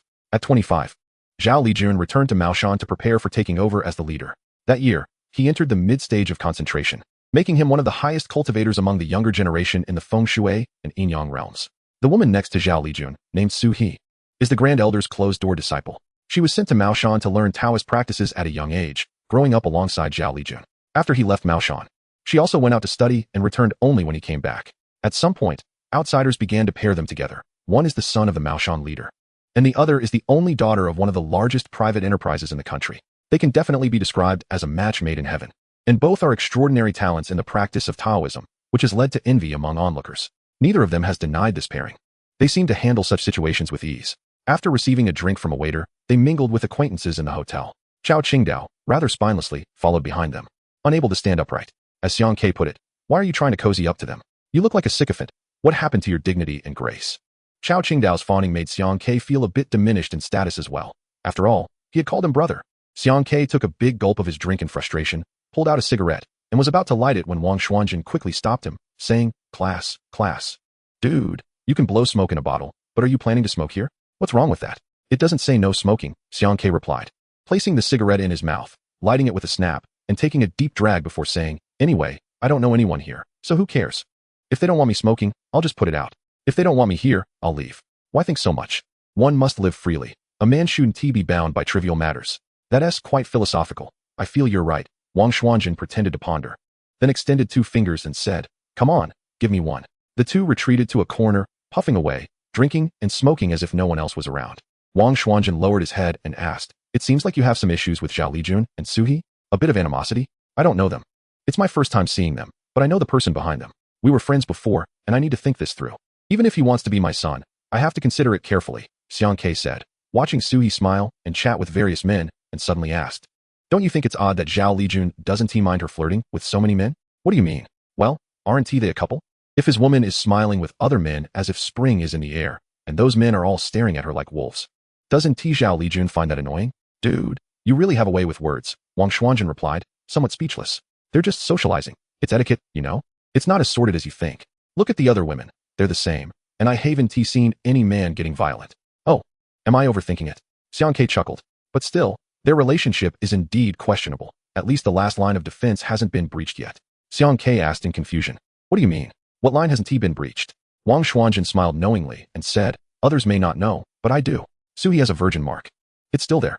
If she were to lose her virginity, that mark would disappear. You understand? This means Zhao Lijun can only kiss and hold hands at most. Anything further would be stopped. Oh my, is that really the case? Is Suhi still an innocent girl? Xiang Ke exclaimed in surprise, giving a thumbs up and praising. You're a genius. You can see this? If you were to spill this, Zhao Lijun would definitely feel a bit displeased, Wang Xuanjin said mysteriously. Few people know about this, but I'm definitely one of them, and now you know too. It's a bro code, right? Absolutely, let us toast to that. The two laughed mischievously in the corner, and Xiang Ke instantly felt that the earlier bit of displeasure had vanished into thin air. Chapter 95. Women and women. It turns out that this Moshanshan bus hasn't even started its break-in period. It's definitely a brand new vehicle. Xiang Ke thought Zhao Lijun was already an experienced driver, but unexpectedly, he hadn't even stepped on the gas. Oh dear. The Moshanshan senior brother is looking at the meat that is almost in his mouth, but can't eat it. That must be a bit frustrating. There are people like that, who meet faithfully. You glance at them in a crowd, and immediately, you feel annoyed. For Xiang Ke, Zhao Lijun belongs to this category. He just doesn't like him, without being able to articulate any reasons or logic, as if it were destined to be so. Moments later, the hotel entrance stirred again. And this time the commotion was even greater than when Zhao Lijun and Suhi came in. Several people walked in from outside, and Xiang Ke blinked his dazed eyes and asked, "Is there an important figure making an appearance again?" Well, judging by the atmosphere, it seems like the people arriving at this time are basically the main characters. Xiang Ke initially thought the main act would be some big figure from the Feng Shui or Yin-Yang world, but unexpectedly, the person who walked in was someone he recognized, Chen Sanjin, accompanied by Chen Xia. Chen Xia was dressed in a pure white gown, wearing a dazzling necklace, linking arms with Chen Sanjin as they walked in. Chen Sanjin, quite imposing, was grinning widely and nodding at those who greeted him. Xiang Ke suddenly realized that in the hotel, only 3 people were worthy of a handshake from Chen Sanjin. The rest merely nodded, to such a slight degree that it was almost imperceptible, yet no one dared to sulk. Wow, quite impressive, Xiang Ke said with a hint of surprise. He always had this demeanor, but Chen Sanjin indeed had the capital for it. There were very few people in the country who could make him bow and scrape. If he extended his hand to shake someone else, that was already a sign of respect. Xiang Ke turned to ask, "Do you know him?" "I don't know him, but I've heard of him. The big boss of the Baoxing group, Chen Sanjin, right? A pretty formidable guy, very aggressive in his style, with a strong street vibe. In any situation, if he finds you displeasing, he might just curse at you. If things get worse, he might even slap you," Wang Xuanzhen remarked. "But this guy has a solid backing. He has offended so many people that he can't even count them on 2 hands. Yet after all these years, the Baoxing group remains strong. Many have wanted to move against him, but Chen Sanjin remains so arrogant. While those who have tried to take him down have generally not ended up well." Xiang Ke muttered, "This old Chen, didn't he expect him to be quite lively?" After Chen Xia and Chen Sanjin entered, they split up. Chen Xia mingled with a group of young people, while Chen Sanjin sat down to chat with a few people he had just shaken hands with. After watching for a while, Xiang Ke found the gathering quite monotonous. With nothing happening, it was just people chatting. This gathering was just a group of people getting together to boast and have a drink, with no other programs. After sitting for a while, Xiang Ke felt it was rather dull. He had already drunk a bit too much, and after 2 bottles, his eyes felt a bit blurry, making everything look unclear. The after effects of Western liquor were quite strong. There was no feeling while drinking, but after a while, the effects started to kick in, and Xiang Ke was already in a daze. Wang Xuanzhen said, "It's just a gathering, everyone chatting together. It's mainly for building relationships. What other programs do you want? For these people, just having the time to sit together and share a drink is already good enough." "Ah, it's boring. I'm feeling a bit stuffy. I'll go out for some fresh air," Xiang Ke said, wobbling as he stood up. Wang Xuanzhen said behind him, "Go out the back door of the hotel. The wind is stronger on the rooftop. It's just right for you to clear your head. You can come back in a bit. It'll be ending soon." Xiang Ke waved his hand and staggered outside. As he pushed open the back door of the hotel and stepped out, he bumped right into someone. Sniffing the air, a subtle and elegant fragrance wafted over, and Xiang Ke burped, squinting with his drunken eyes to find 2 women standing before him. Not knowing who he had just bumped into. Familiar? Xiang Ke, with his tongue slightly tied, blurted out, "Mo Shanshan bus." "Huh, what did you say?" Suhi was momentarily stunned by his words, not quite processing it. Xiang Ke awkwardly smiled. It was just a reflexive comment that slipped out, and he quickly waved his hands. "No, I mistook you for someone else." Suhi narrowed her eyes and asked, "You definitely didn't get the 2 characters of Mo Shanshan wrong. Xiang Ke, what are you doing here?" Just as Xiang Ke was scratching his head, unsure how to explain, a surprised voice from beside Suhi came to his rescue. Xiang Ke tilted his head and exclaimed, "It's you. Long time no see." In this setting, the only woman who could recognize Xiang Ke, aside from Tang Xia, who came with him, was Chen Xia, who had come with Chen Sanjin. Chen Xia bit her lip and surprisingly showed a shy expression. "How come you're here?" "Just came to join the fun with someone. I hope I'm not interrupting your reunion." "You 2 chat. I'll step out for some air." This wine has got me a bit muddled. Xiang Ke thought his earlier comment about the Mo Shanshan bus was quite embarrassing and quickly pulled out a cigarette, pretending to be calm as he tried to head to the rooftop. Chen Xia stubbornly grabbed him and asked, "Is it so hard to talk to me for a few minutes?" "No, my head feels a bit hazy. I drank too much." Xiang Ke coughed awkwardly and explained, "I feel like my stomach is churning, and I can't seem to hold it down. I'm afraid I might embarrass myself later. So I need to go out for some fresh air to settle my stomach. See you later, we'll chat later." Xiang Ke fled in a hurry, his small steps quite nimble. Chen Xia stomped her foot, angrily cursing, "Bastard, drinking too much and still running so fast." Suhi squinted at Xiang Ke's retreating figure and asked her, "Do you know him?" Suhi and Chen Xia had known each other for a long time. Their families had connections, and the Baoxing Group and Sanhong Heavy Industry had always had business dealings. Both Suhi and Chen Xia were the next generation that their families were focusing on cultivating, so they had been in frequent contact in recent years, with their relationship nearly akin to that of close friends. People are like that. Marriage emphasizes matching social status, and friendships also emphasize equal standing. The relationship between Sanhong Heavy Industry and the Baoxing Group, as well as between Chen Xia and Suhi, could be seen as equivalent. Chen Xia didn't answer Suhi, but instead asked in surprise, "It seems he knows you too? What do you think?" Suhi frowned and said, If he knew me, would he dare to shout Mo Shanshan bus in front of me? Chen Xia was taken aback and covered her mouth with a laugh. He has always been so indiscreet. Suhi looked at Chen Xia with suspicion. As far as she knew, this queen of the Baoxin group had never shown a delicate side in public. That shy look on her face seemed quite unbelievable to Suhi. Chapter 96. Layout of Shanghai Beach. The private conversation between Chen Xia and Suhi at the hotel's back door was actually about recruiting a feng shui master for the Chen family. People from Mo Shanshan excel at exorcising spirits and warding off evil, but they are not particularly proficient in feng shui. This gathering at Jinmao was actually initiated by Chen Sanjin. 2 months ago, he had spread the word that the Chun family would host this gathering in Shanghai.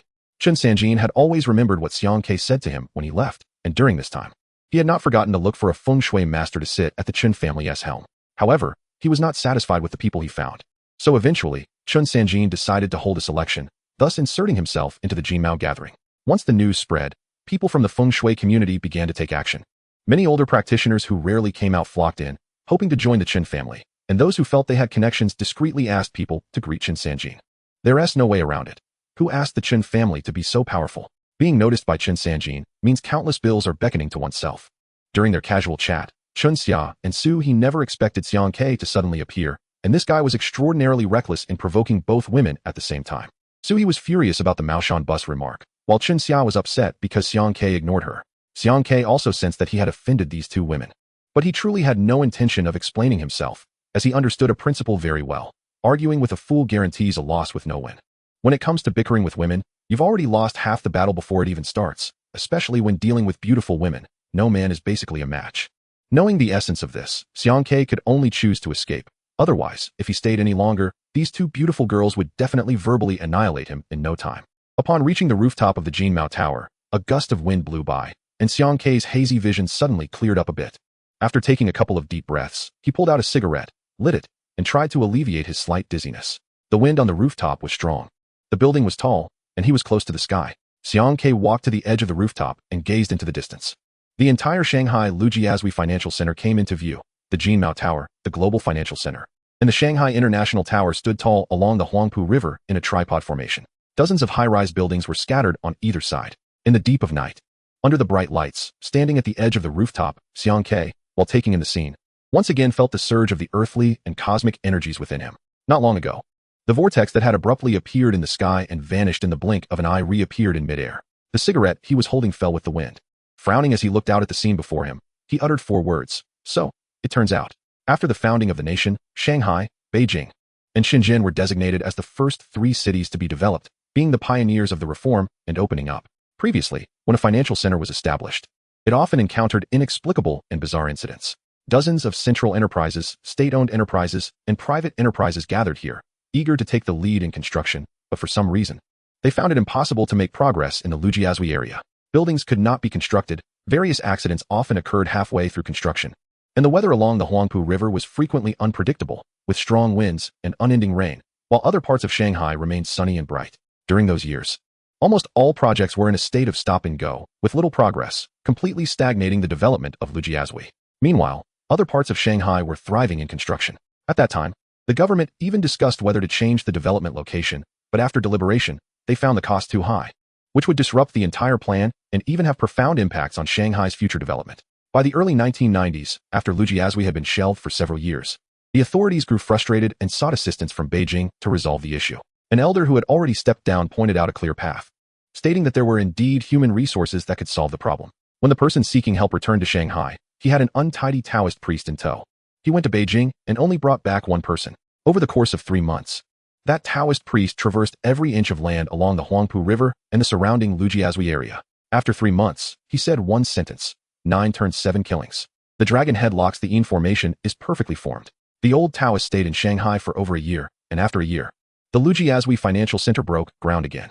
This time, the construction proceeded very smoothly without any bizarre incidents, and a few years later, the financial center stood majestically by the Huangpu River. Many years later, some secrets regarding Lujiazui gradually came to light, but no one could tell what was true and what was false. Only a handful knew the entire situation. Some believed it, while others merely laughed it off. Those who believed had heard that the location of Lujiazui happened to be on the dragon's head, and it was a malevolent dragon at that. Disturbing the dragon's head was a grave disrespect, and naturally, heaven and the Dragon King would not agree. It would be strange if there wasn't chaos. Later, a feng shui master was invited to break the situation. relocating the originally planned constructions of the Jinmao Tower and the global financial center to this place. Supposedly built on two dragon eyes, while the later constructed Shanghai International Center was said to block the dragon's mouth. Some claim that it was precisely because of these three buildings that they completely suppressed the dragon's head, firmly keeping the malevolent dragon from turning the world upside down. As if the three buildings were three nails pinning the malevolent dragon down. However, that alone was not enough. After the Lujiazui business district was established, Shanghai began to vigorously attract investment, gathering dozens of major banks and insurance companies from both domestic and foreign sources to this area, using their tremendous financial power to suppress the dragon's energy, preventing it from ever rising again. Moreover, only financial institutions were allowed to gather here. Residential buildings were absolutely forbidden, as too many residences would draw away the dragon's vitality, thus creating the possibility of a resurgence. In essence, the rumor was that beneath the Lujiazui Financial Center lay a malevolent dragon. And if it weren't for those three skyscrapers and dozens of banks and insurance companies keeping it in check, this area would either be a dead zone or just an ordinary place. After more than a decade, the Lujiazui business district became one of the most renowned commercial centers in the country and even the world. Almost everyone knew little about the legend of that Taoist, and those who believed said his identity was classified as top secret. However, those who didn't believe simply scoffed and replied with two words: nonsense. Chapter 97. So it turns out. This was Xiang Kei's first time in Shanghai, his first time on the rooftop of the Jinmao Tower, and also his first time seeing the 9x7 killings, the dragon headlocks the Yin formation. Yet he was not unfamiliar with this formation at all. In fact, he was quite familiar with it, because, in the ancient Well Temple's scripture library, he had already read the detailed introduction to this formation countless times. The ancient Well Temple's scripture library housed millions of books, one for techniques, one for Taoist scriptures, and one for feng shui formations. Some said Zhao Lijun could recite Taoist scriptures fluently before the age of 10, and if Xiang Kei heard this, he would definitely scoff. For while he was impressive before 10, after 15, he could easily defeat him 1,000 times over. The dragon headlocks the Yin formation was one of the feng shui formations that Xiang Kei was most familiar with from the ancient Well Temple. The old Taoist had once forced him to memorize this formation, insisting he achieve the level of being able to arrange and break the formation effortlessly. Back then, Xiang Kei didn't understand why the old Taoist insisted he memorize this formation, but now he understood, which is why he uttered the word so, it turns out. He also realized why the Taoist energy within him was stirring restlessly, wanting to break free. In the sky, the suddenly appearing vortex slowly moved above Xiang Kei's head, and the earthly and cosmic energy within him surged, beginning to break free from his body and be absorbed into the vortex. This time, Xiang Kei did not try to suppress it. Instead, he went along with it. The continuous flow of earthly and cosmic energy was drawn out from his body and ascended to merge with the vortex. As the Taoist energy grew, the vortex spun faster and began to hint at stirring the winds and clouds in the sky. In an instant, the skies over Shanghai's Pudong became dense with clouds. Dark clouds obscured the sky, and a torrential downpour fell suddenly. People in the top-level hotel of the Jinmao Tower looked toward the window, feeling somewhat baffled by the sudden rain. Zhao Lijun, Su He, Tang Xia, Chao Qingdao, and those from the feng shui and yin-yang realms all displayed the same expression as they gazed out at the heavy rain. What a rich Taoist energy. It actually covered such a vast area. Was this a transformation of heaven and earth, or was it artificially induced? On the rooftop, Xiang Kei sat cross-legged with his eyes closed, bathed in the rain, as an obscure scripture floated from his lips. Suddenly, a loud thunderclap echoed from the horizon, and a bolt of lightning shot down from the sky, striking straight into the Huangpu River. A gust of wind swept by, creating massive waves on the river's surface. The waves grew larger as they followed the wind, gradually converging into a single mass. Moments later, a thick tornado suddenly rose from the river, soaring into the sky. Amidst the tornado, a dragon's roar suddenly erupted. The sound pierced the heavens, resonating throughout the world. Xiang Kei leaped into the air, his body lifted by the wind. As he opened his eyes and pointed towards the river, after the dragon's roar, a dragon's energy emanated from the tornado, merging with the ethereal energy that filled the rain. The rain poured down harder, and no one could see Xiang Kei floating on the Jinmao rooftop, drawing in dragon energy and the energy of heaven and earth into his body. Many people stood by the windows of the Jinmao Hotel, believing the weather in Shanghai had taken an unusual turn. Zhao Lijun, Su He, and those who had heard rumors about Lujiazui all thought that the legend might actually be true. Dragon roars, dragon energy. Was there really a dragon locked here? It turned out that Lujiazui was indeed a place of fortune. It seemed that a master had once set foot here. We are not adept in feng shui, but there are records in Maoshan, Su He whispered. If that master from back then were still alive, what level do you think he would have reached? After pondering, Zhao Lijun replied, under the Tao, the first person, on the rooftop, after the energies of heaven, earth, and dragon were absorbed into his body. Xiang Kei opened his eyes and exhaled comfortably. A reluctant roar echoed from within him. So it was, the bottleneck had broken. That old Taoist had actually left a hidden card here. Xiang Ke was astonished to realize that after drawing in the dragon energy and the energy of heaven and earth, the initial stage bottleneck that had troubled him for nearly 3 years had been shattered. In the great hall of Gujingguan, the flame in one of the 4 soul lamps, which had been the weakest, suddenly burst forth with a blazing light. The old Taoist squinted his eyes, mumbling, "Seems like it's faster than I thought. What luck?" Xiang Ke muttered, "In the 1990s, I had just been born not long ago, and he had already made a move in Shanghai. To live long without dying is to be a thief." Drenched, Xiang Ke returned to the hotel, and as the air conditioning hit him, he felt a refreshing chill all over. It was a bit sad. He was completely soaked and shivering from the cold. The coarse fabric of his clothing absorbed water well, and after being drenched in the heavy rain, his clothes felt like a sponge, as if he could sneeze out 2 ounces of water. With no other options, he walked around the top floor corridor a couple of times before finding an employee break room. Taking advantage of no one being around, he quietly opened the door and slipped inside. A few minutes later, Xiang Ke emerged in a hotel waiter's suit and returned to the lobby. "What is going on here?" Wang Xuanjin looked at Xiang Ke, who had changed his clothes, in confusion. "I was enjoying the rain on the rooftop, but got a bit lost in it and ended up soaked, so I had no choice but to sneak in and change. Now you look refreshed, right?" "Absolutely." Feeling quite invigorated, Xiang Ke said with a dry laugh, then extended his hand. "My cigarettes are wet. Do you have any to spare?" Wang Xuanjin handed him a cigarette, and Xiang Ke asked, "Is it almost over?" "Not yet. It seems like there is a major event coming up. Chen Sanjin seems to want to invite a feng shui master to the Chen family. Didn't you see? He has quite a few people fawning over him." "Oh, he is quite picky, huh? It's been so long, and he still hasn't found a suitable one?" Several older feng shui masters were self-recommending themselves next to Chen Sanjin. As Xiang Ke pondered whether he should help old Chen pick a suitable candidate, he saw Chao Qingdao walking over with a frown. Xiang Ke shot him a displeased glance, grabbed the half bottle again, and chugged it down. "Hey, come on, can you at least try to save some face?" Chao Qingdao pointed at him. "There are so many people watching, and you drink like it's free. Can you give me a little dignity?" Xiang Ke, with a cigarette in his mouth, said, "You look so aggrieved, like you're unsatisfied. What has got you down? Spill it so I can be amused. Stop whining, come with me." "Where to?" "My senior brother and sister are over there. I'll take you to see them."